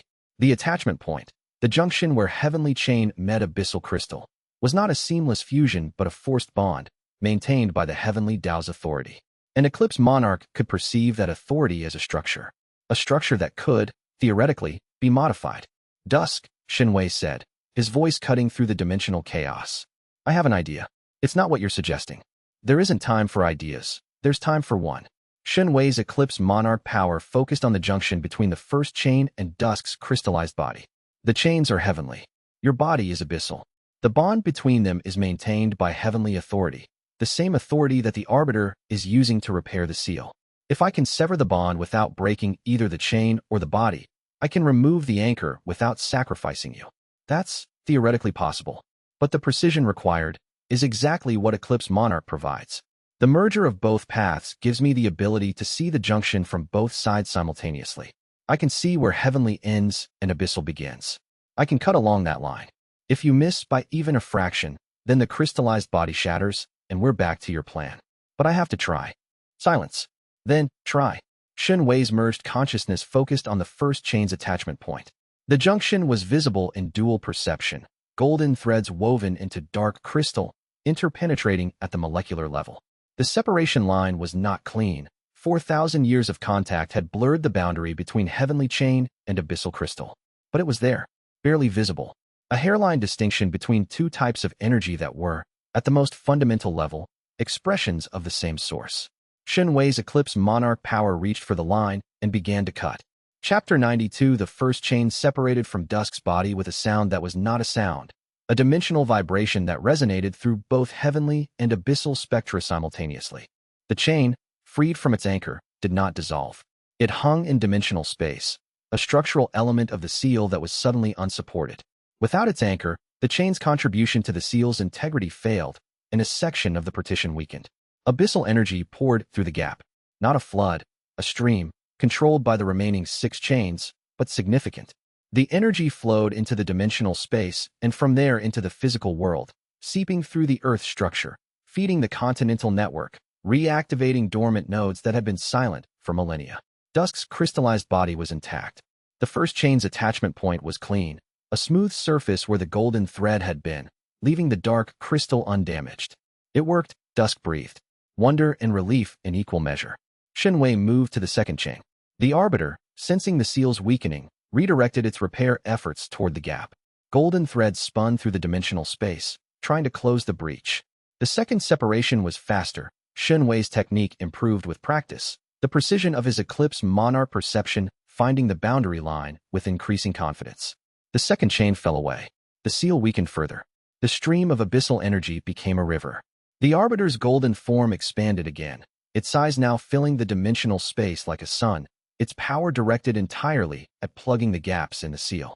But each chain removed created a new gap, and the Arbiter could not repair fast enough to compensate. Third chain. Fourth. The seal's integrity was dropping rapidly, its 4,000-year-old structure losing the anchors that held it together. The dimensional partition vibrated with stress, its golden surface spiderwebbed with expanding cracks. Fifth chain. Sixth. The last chain. Dusk's voice reached Shen Wei as he approached the final anchor. The ancient cultivator's consciousness was stronger now. The removal of 6 chains had partially freed him, allowing his trapped power to stir for the first time in 4 millennia. Shen Wei. When the last chain is removed, the seal will not collapse immediately. The partition has its own inertia. It will hold for approximately 30 seconds before structural failure. In those 30 seconds, the Arbiter will throw everything it has at resealing. Can it succeed? Not against Eclipse Monarch. But it will try. And the trying will produce dimensional shockwaves that will be intense. How intense? Continent reshaping. Shen Wei's hand hovered over the 7th chain. The junction was the deepest, the oldest, the most firmly integrated. The boundary line between heavenly and abyssal was almost invisible, blurred by 4,000 years of intimate contact. He cut. The 7th chain fell away. Old Man Dusk's crystallized body, freed from all 7 anchors, shuddered. The dark crystal, which had been his prison, his shelter, his only reality for 40 centuries, began to crack. Not from damage, from reactivation. The power within, suppressed for millennia, was waking up. I can feel it, Dusk whispered. After all this time, I can feel it.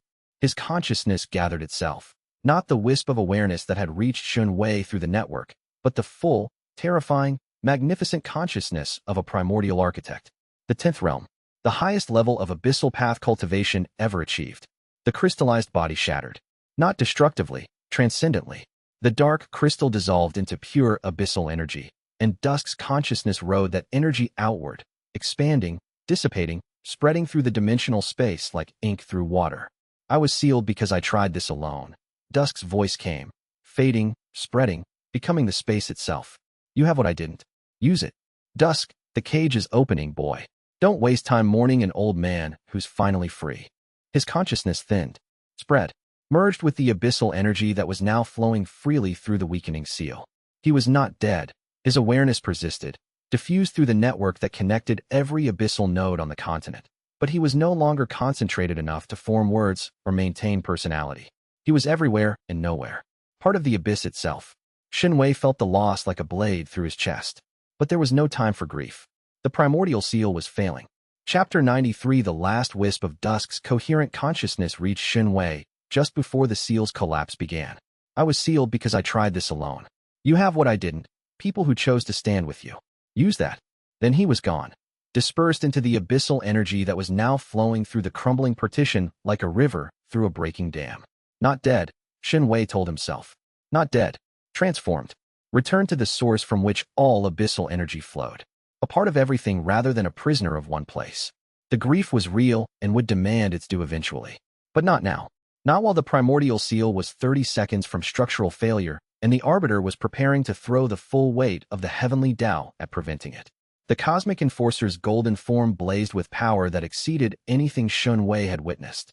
The Arbiter was no longer defending the seal. It was becoming the seal, its golden body merging with the dimensional partition, its cosmic authority substituting for the structural integrity that the 7 chains had provided. If the Arbiter succeeded in becoming the seal's new anchor, the partition would hold. The Abyssal Path would remain suppressed.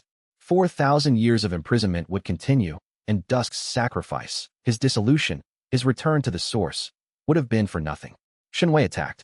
His Eclipse Monarch power, the merged cultivation of heaven and abyss, the unified system that the Arbiter could not classify, struck the Cosmic Enforcer at the junction where its golden body was fusing with the seal structure.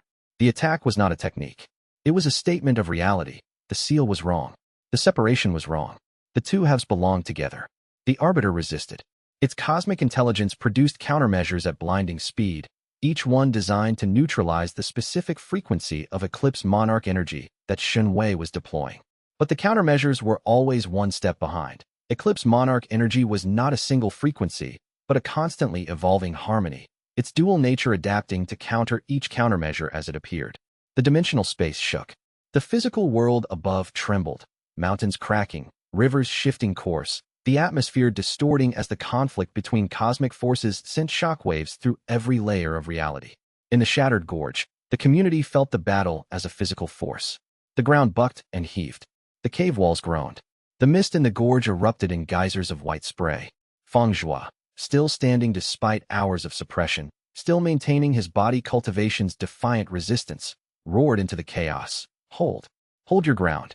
Lin Yujin, her hand on her abdomen where new life was growing, stood in the eye of the storm and refused to bend. Madame Shui coordinated evacuation procedures for the community's non-combatants with the cool efficiency that was her trademark, even as the world shattered around her. Wei Lan maintained order among the panicking civilians, her voice cutting through the noise with the authority of someone who had survived one apocalypse and intended to survive another. And 300 cultivators, pressed to the earth by dimensional shockwaves, held together by bonds of community and purpose, endured. Chapter 90 for the Primordial Seal cracked open.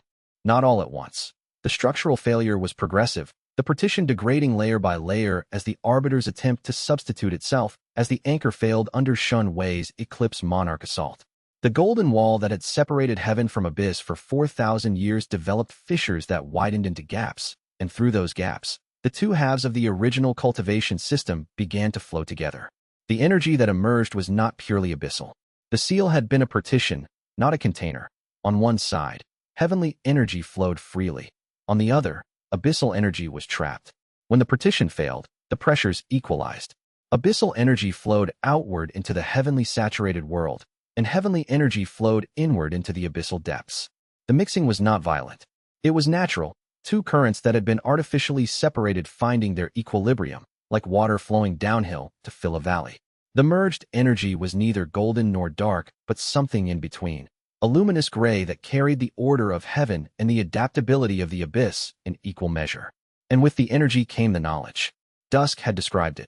The primordial seal stored the memory of the original cultivation system. When the seal opened, that memory was released. Every cultivator on the continent felt it simultaneously. In Azure Peak, Sect Master Liang Feng was meditating in his study when the knowledge hit him. He saw, in a flash of pure understanding that bypassed thought and went straight to comprehension, the dual path system, the original cultivation framework, the harmony of heaven and abyss that had existed before the reset. In the Heavenly Dragon Empire's capital, Prince Yan Shuo was reviewing military reports when the knowledge arrived.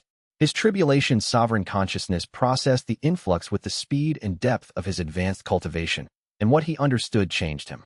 The Empire's 500-year mission to maintain orthodox supremacy was based on a lie, not a deliberate lie, but a systemic one. The cultivation world's entire framework was built on a deliberately incomplete foundation. In 1,000 sects, in 10,000 meditation chambers, in 100,000 cultivators' minds, the knowledge landed. The Abyssal Path was not a threat. It was the missing half of a system that had been broken 4 millennia ago. Not everyone accepted it immediately. For 1,000 years of orthodoxy did not evaporate in a moment of revelation. Some denied the knowledge, dismissing it as a mental attack. Some panicked, fearing that their cultivation would be disrupted. Some raged, interpreting the knowledge as an assault on everything they had built their lives around. But many, the curious, the honest, the ones who had always sensed that something was missing, understood. And understanding was the first step toward a new world. Shen Wei, standing in the dimensional space as the seal dissolved around him, began the final transformation. Not another advancement. Something deeper. He was at Eclipse Monarch, the merger of heaven and abyss. But the seal's opening had changed the dimensional landscape. The two halves of the cultivation system, separated for 4 millennia, were flowing together and finding their equilibrium. The merged energy that filled the dimensional space was not Eclipse Monarch, it was primordial. The original energy, the source from which both paths had been drawn. And Shen Wei's Eclipse Monarch consciousness, standing at the junction of the two reuniting streams, was the natural focal point for their convergence. The primordial energy flowed into him, through him, not as an advancement, but as a completion, the final piece of a puzzle that had been missing since before he was born. Primordial Architect, the 10th realm, the level at which a cultivator could perceive and modify the fundamental structure of cultivation itself. He saw the universe's code, the deep architecture that governed energy, matter, consciousness, and cultivation. The rules that the heavenly Tao had written and the rules that the abyss had evolved, all visible as a single, unified system that was neither heavenly nor abyssal but the source of both. The understanding was infinite and immediate.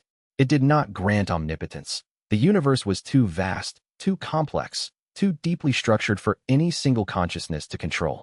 But it granted perception and, within that perception, the ability to make changes. Targeted changes. precise modifications to the fundamental rules that governed cultivation. The change Shen Wei made was simple.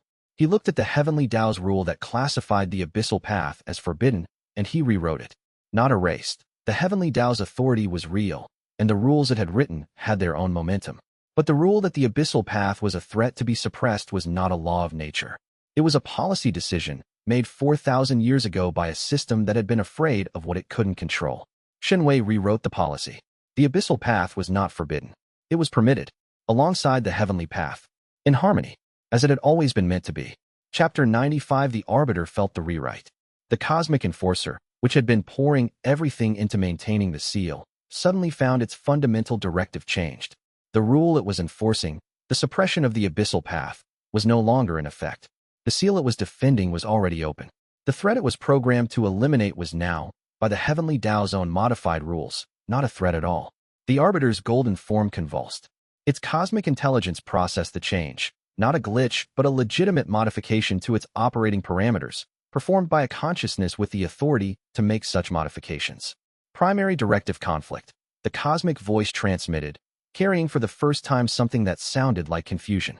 Suppression protocol and permission protocol simultaneously active. Resolution required. The Arbiter was not designed for paradox. It was a function, a law enforcement mechanism that operated on clear, binary instructions. The modification to its rules created a contradiction that its logic could not resolve. Suppress what is permitted, or permit what is suppressed. Shen Wei, standing at the center of the dimensional transformation, his primordial architect consciousness holding the rewritten rule in place, addressed the Arbiter. Your rules have been updated, he said. The Abyssal Path is no longer classified as a threat. The Primordial Seal is no longer in effect.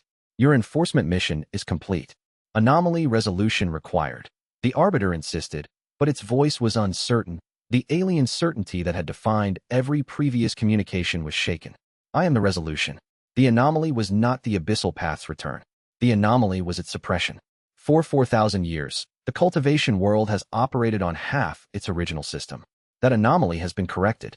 The Arbiter processed. Its golden form flickered, rapidly, inconsistently, like a flame in a strong wind. The contradiction in its directives was not resolving because there was no resolution within its programming. The old rule said suppress. The new rule said permit. Both were valid. Both were authoritative. Escalation required, the Arbiter said, routing to higher authority. The golden figure reached upward, toward the heavenly Tao itself, the cosmic system that had created it, and that governed the fundamental rules of the cultivation world. For a moment, the dimensional space blazed with golden light as the Arbiter's appeal climbed through levels of authority that Shen Wei could barely perceive. Then the light dimmed. The heavenly Tao's response was not words or commands. It was a shift in the fundamental energy of the dimensional space, a subtle, vast, tectonic movement that communicated a simple acknowledgement. The modification was accepted. Not enthusiastically. Not willingly. The heavenly Tao was not an entity that wanted or chose. It was a system that processed and adapted. The primordial architect's modification was within the system's parameters for legitimate changes, and the system adapted. The Arbiter's golden form stopped flickering. Its confusion resolved, not into aggression but into something new. Acceptance. The kind of acceptance that a function feels when its purpose changes. Mission parameters updated. The Arbiter transmitted. Suppression protocol terminated. Observation protocol initiated. The golden form diminished. Not vanishing. The Arbiter was still present, still powerful, but stepping back from enforcement mode to observation mode. It would watch. It would monitor. But it would not attack. Chapter 96. Shen Wei stood at the center of a changed world and saw it with primordial architect eyes. The cultivation system's fundamental structure had shifted. Where once there had been a single ascending pathway, the heavenly Tao's orthodox cultivation, there were now two paths, interwoven, complementary, available to any cultivator who could perceive them. The change was not instantaneous in its effects. The modification to the cosmic rules had been accepted, but the physical reality of the cultivation world would take time to adjust. Orthodox cultivators would gradually become aware of the abyssal energy that now flowed alongside their heavenly chi, and those who chose to explore it would find the abyssal path accessible. But Shen Wei could see the future probability gradients with his primordial architect perception, and what he saw was not uniformly positive. The transition would be difficult. Centuries of orthodoxy did not dissolve overnight. Sects that had built their power on the exclusive control of heavenly cultivation would resist the democratization that dual-path access represented. Political conflicts would erupt. Cultural tensions would rise. The heavenly Tao itself was not content. Its modification acceptance had been a systemic response, not a philosophical agreement. The system had adapted because the modification was legitimate within its rules, but the system's inherent preference for order, hierarchy, and standardization remained. It would continue to promote the ascending path, and the tension between promotion and permission would define the cultivation world's politics for generations. But the cage was open. The seal was broken. And the knowledge, the beautiful, terrifying, liberating knowledge that cultivation was not one path but two, was now part of the world's fabric. Shen Wei saw all of this, accepted all of this, and made a choice that surprised even himself. He stepped back. The primordial architect realm granted the ability to modify the fundamental rules of cultivation. He could, theoretically, continue modifying, optimize the dual-path system, write new rules, shape the cultivation world according to his vision of what it should be. He chose not to. The heavenly Tao's original mistake had been imposing a single vision on the world, deciding what cultivation should be and enforcing that decision through cosmic authority. Shen Wei would not make the same mistake from the other direction. The dual-path system was restored. The choice was available. What people did with that choice was up to them. He withdrew from the dimensional space, pulling his consciousness back through the layers of reality, settling into his physical body in the shattered gorge with the jarring abruptness of someone returning from a very long trip. The gorge was a mess. The dimensional shockwaves had cracked cliff walls, collapsed several caves, and turned the mist into a chaotic soup of disturbed water chi. The settlement's inhabitants were scattered across the gorge's rim and interior, shaken but alive. Lin Yujin reached him first. She was dusty, exhausted, and radiantly furious. "Never," she said, wrapping her arms around him with a grip that his primordial architect body barely felt, but his heart felt completely. "Do that again." "I can't promise that." "I know. Do it anyway." Chapter 97. The days that followed the seal's opening were chaotic, exhausting, and beautiful. The influx of dual-path knowledge had hit every cultivator on the continent simultaneously, and the reactions were as varied as the people who experienced them. Some embraced the knowledge immediately, beginning to experiment with the abyssal energy that now flowed alongside their heavenly chi. Others rejected it, clinging to orthodox practice with the desperation of people whose worldview had been upended. Most fell somewhere in between, curious but cautious, interested but uncertain. The Shattered Gorge settlement became the epicenter of the new dual-path cultivation.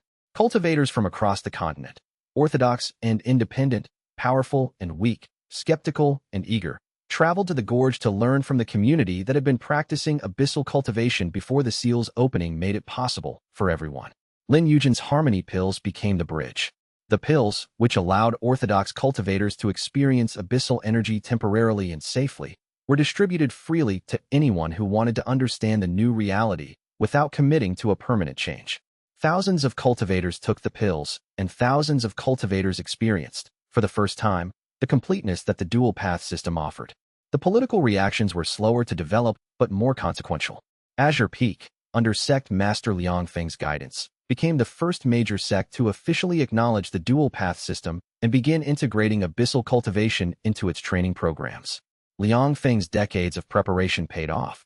He had the theoretical framework and the institutional infrastructure to manage the transition more smoothly than any other sect leader.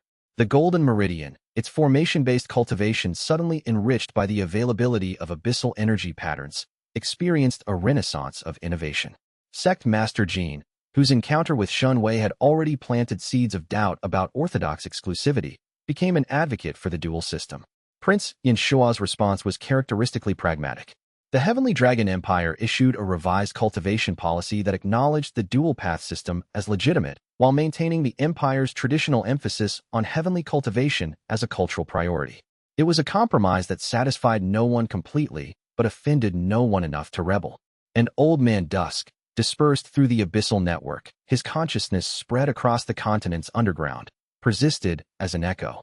Not coherent enough for conversation, but present. When Shen Wei meditated deeply and reached into the network, he could feel Dusk's awareness.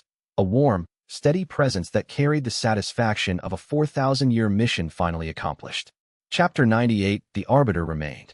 In observation mode rather than enforcement mode, the cosmic enforcer hovered at the edge of the dimensional space, monitoring the dual path system's integration with the patient attention of a guardian watching a child take its first steps.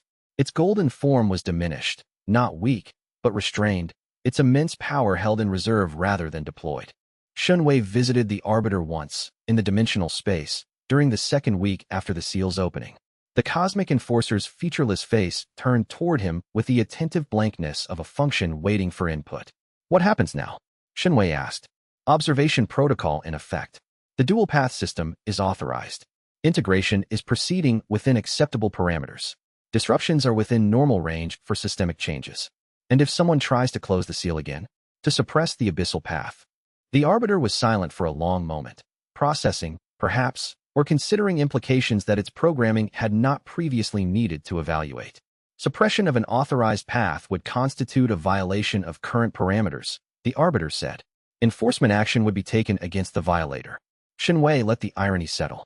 The Arbiter, the weapon that had been deployed to destroy the Abyssal Path, was now programmed to protect it. The heavenly Tao adapts, the Arbiter said, its voice carrying something that might have been, in a cosmic function, the equivalent of philosophical observation. It does not prefer. It processes. The rules were changed. The function follows the rules. Even when the rules change everything, especially then, change is the function's purpose.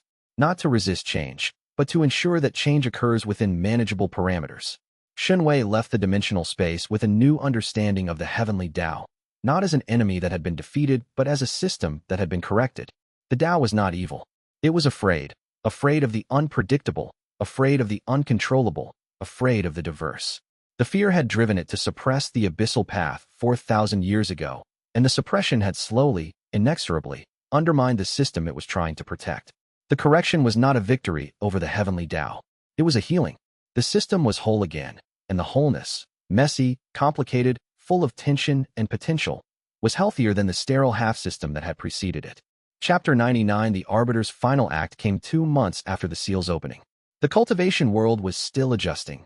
Conflicts between orthodox traditionalists and dual-path advocates were common, and several minor wars had erupted in regions where political power was closely tied to cultivation exclusivity. But the overall trajectory was toward integration, driven by the simple fact that dual-path cultivation was better than single-path cultivation by every measurable metric. The Arbiter appeared in the sky above the shattered gorge one last time. Its golden form diminished to barely twice human size, a fraction of the cosmic presence it had displayed during the confrontation. It descended to the gorge's rim, where Shen Wei was standing, watching the community go about its daily life, training, building, creating, living. Observation protocol complete, the Arbiter said. The dual path system is stable. Integration is self-sustaining. External enforcement is no longer required. You're leaving? Returning to dormant status. The function is no longer needed. A pause. The Arbiter's featureless face was incapable of expression, but Shen Wei's primordial architect perception caught something in its energy signature, a resonance that, in a human, might have been called curiosity. What are you? The Arbiter asked. Shen Wei considered the question. He had been many things, a disciple, a prisoner, a fugitive, a cultivator, a leader, a father-to-be. He was the product of a seal that was meant to break him and instead evolved him, of a teacher who sacrificed himself so that the cage could open, of allies who chose to stand in the storm because they believed the storm was worth facing. The next step, he said. The Arbiter processed this. Then its golden form began to dissolve, not destructively but peacefully, its energy dispersing back into the heavenly Tao's framework from which it had been drawn. The dissolution was not death. It was release, a function returning to its source when its purpose was fulfilled. The next step, the Arbiter repeated, and in those words was not agreement or disagreement but acknowledgement. The recognition that the universe was larger than its rules, and that the rules were better for being updated. The golden light faded. The Arbiter was gone. The sky above the shattered gorge was blue and clear, and the mist in the chasm below caught the sunlight and turned it to silver. Chapter 106. Months after the Primordial Seal's opening, the cultivation world was a different place. Not perfect, not unified, not free of conflict or inequality or the thousand small cruelties that sentient beings inflicted on each other. But different, fundamentally, irrevocably, beautifully different. The dual path system was now the standard framework of cultivation education. Sects across the continent had integrated abyssal energy practices into their curricula, offering students the choice between heavenly focus, abyssal focus, or, for those with the talent and temperament, the merged path that Shen Wei had pioneered. Azure Peak Sect, under Sect Master Liang Feng's reformed leadership, had become the premier institution for dual-path cultivation studies. The sect's archives, which included both its orthodox collection and the recovered pre-era texts that Shen Wei had distributed from the deep abyss, were open to scholars and students from any background. Grand Elder Zhao had retired from the sect council, his political power dissolved by the exposure of his son's crimes and the irrelevance of his orthodox exclusive ideology. He lived in a modest cottage outside the sect's perimeter, tending a garden. Zhao Kang, last seen performing manual labor in the Shattered Gorge settlement, had quietly departed the community 3 months after the seal's opening. Reports from Madame Shui's intelligence network placed him in the western provinces, working as a traveling sword for hire under an assumed name. His cultivation, permanently damaged by the heavenly mandate's burnout, was at mid-core formation and unlikely to advance further. Whether he would find the redemption he had twice failed to earn, Shen Wei could not say. But he was alive, and sometimes survival was the first step on a very long road. The Shattered Gorge settlement had evolved from a refugee camp into a city. Over 5,000 cultivators now called the Gorge home, representing every cultivation tradition and background the continent had to offer. Wei Lan administered the settlement with the ruthless efficiency that had made it functional and the genuine warmth that made it livable. Fang Zhuo was the city's head of combat training, a role he filled with the boisterous competence of a man who had finally found a purpose commensurate with his loyalty. His body cultivation, enriched by the dual-path system's availability, had advanced to levels that his former sect would have considered impossible for someone of his background. He trained a new generation of fighters who combined physical prowess with spiritual versatility, and he did it with a grin that split his scarred face like a crack in a mountainside. Madame Shui ran the intelligence operations, a role that suited her talents and temperament perfectly.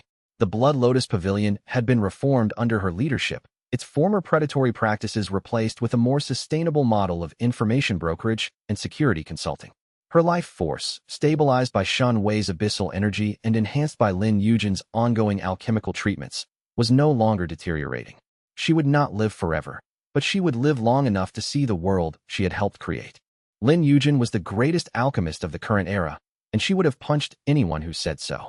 Her research, combining Emerald Lotus tradition, pre-era knowledge from the Deep Abyss archive, and the unprecedented access to dual-path energy that the seal's opening provided, had produced breakthroughs that were transforming medicine, agriculture, and cultivation support across the continent. Her mother's notes, which had survived the Emerald Lotus massacre in a spatial ring, had been published in full, and a new generation of alchemists was building on the foundation that the destroyed sect had laid. And their daughter, born 3 months after the seal's opening, healthy and strong and showing, from her very first days, traces of both heavenly and abyssal energy in her tiny cultivation base, was the living proof that the dual-path system was not just possible, but natural. They named her Yu, Moon, because the moon reflected both sunlight and darkness, and because it was beautiful in both. Shen Wei stood at the entrance to the deep abyss on a warm afternoon, 6 months after the world changed. The entrance was no longer hidden. The concealment array had been removed, and the passage to the trial ground was open to any cultivator who wished to test themselves against the ancient challenges. He descended to the deepest chamber, the place where old Man Dusk's crystallized body had stood for 4,000 years, chained and patient, and waiting for a student who might succeed where he had failed. The platform was empty. The chains were gone. The chamber was quiet, but not empty of presence. Shen Wei sat on the platform and reached into the abyssal network, the web of underground energy that connected the continent's hidden places. The network was alive now, pulsing with the freely flowing abyssal energy that the seal's opening had released. And in that network, dispersed through every node and channel, Old Man Dusk's consciousness lingered, not as a voice, not as a personality, but as a warmth, a faint, steady presence that carried the echo of dry humor and ancient patience and stubborn defiance. The cage is open, Shen Wei said to the empty chamber and the presence that filled it. The warmth pulsed. Once, twice, a rhythm that might have been a heartbeat, or might have been a laugh, or might have been the word, finally, expressed in the language of the earth itself. Shen Wei sat in the silence for a long time, feeling the dual energies of heaven and abyss flowing through his primordial architect body, feeling the network's warmth beneath him and the sky's light above, feeling the weight of everything that had been sacrificed and built and changed. Then he stood and climbed back to the surface. Lin Yujin was waiting at the entrance, Yu in her arms. The baby was awake, her dark eyes tracking the patterns of energy that her newborn cultivation sensitivity could already perceive, golden and dark and the luminous gray of their merger, swirling in the mountain air like visible music. She's watching the chi, Lin Yujin said. She can see it already? She can see all of it. Both paths. The Emerald Lotus Constitution, plus your dual path affinity. She's going to be something extraordinary. Shen Wei took his daughter from Lin Yujin's arms. You looked up at him with the curious, fearless gaze of someone who had never known a world where cultivation was limited to a single path. For her, the dual system was not a revolution. It was simply the way things were. This, Shen Wei thought, is what we fought for. Not the power. Not the politics. This. A child who will never know the cage. Fang Zhuo appeared on the path below, waving. Council meeting in an hour. Wei Lan says if you're late, she's filing a formal complaint. I'll be there. Also, there's a delegation from the Jade Pinnacle sect asking about dual-path training programs. And Madame Shui says there's intelligence about a rogue faction in the southern provinces trying to reassemble a suppression seal. Never a dull moment. You built a revolution. Dull moments are not included in the package. Shen Wei laughed. Lin Yujin smiled. You, in her father's arms, reached for a mote of abyssal energy that drifted past like a dark firefly and caught it in her tiny fist. The energy dissolved into her palm without a ripple. Natural. Effortless. Right. Shen Wei walked down the mountain path toward the shattered gorge, his daughter in his arms, his partner at his side, his community waiting, his world transformed. The sky above was blue. The earth below was warm. And between them, in the space where heaven met abyss, the cultivation world breathed with both lungs for the first time in 4,000 years. The cage was open. The path continued. And the Tao, all of it, ascending and descending, golden and dark, unified and free, stretched onward toward a future that no prophecy could predict, because the future, like the Abyssal Path itself, would evolve. And so the Tao continues. If this journey moved you, leave a like and share your thoughts in the comments below. Subscribe and ring the bell. More stories await on the path ahead. Until next time, fellow cultivators.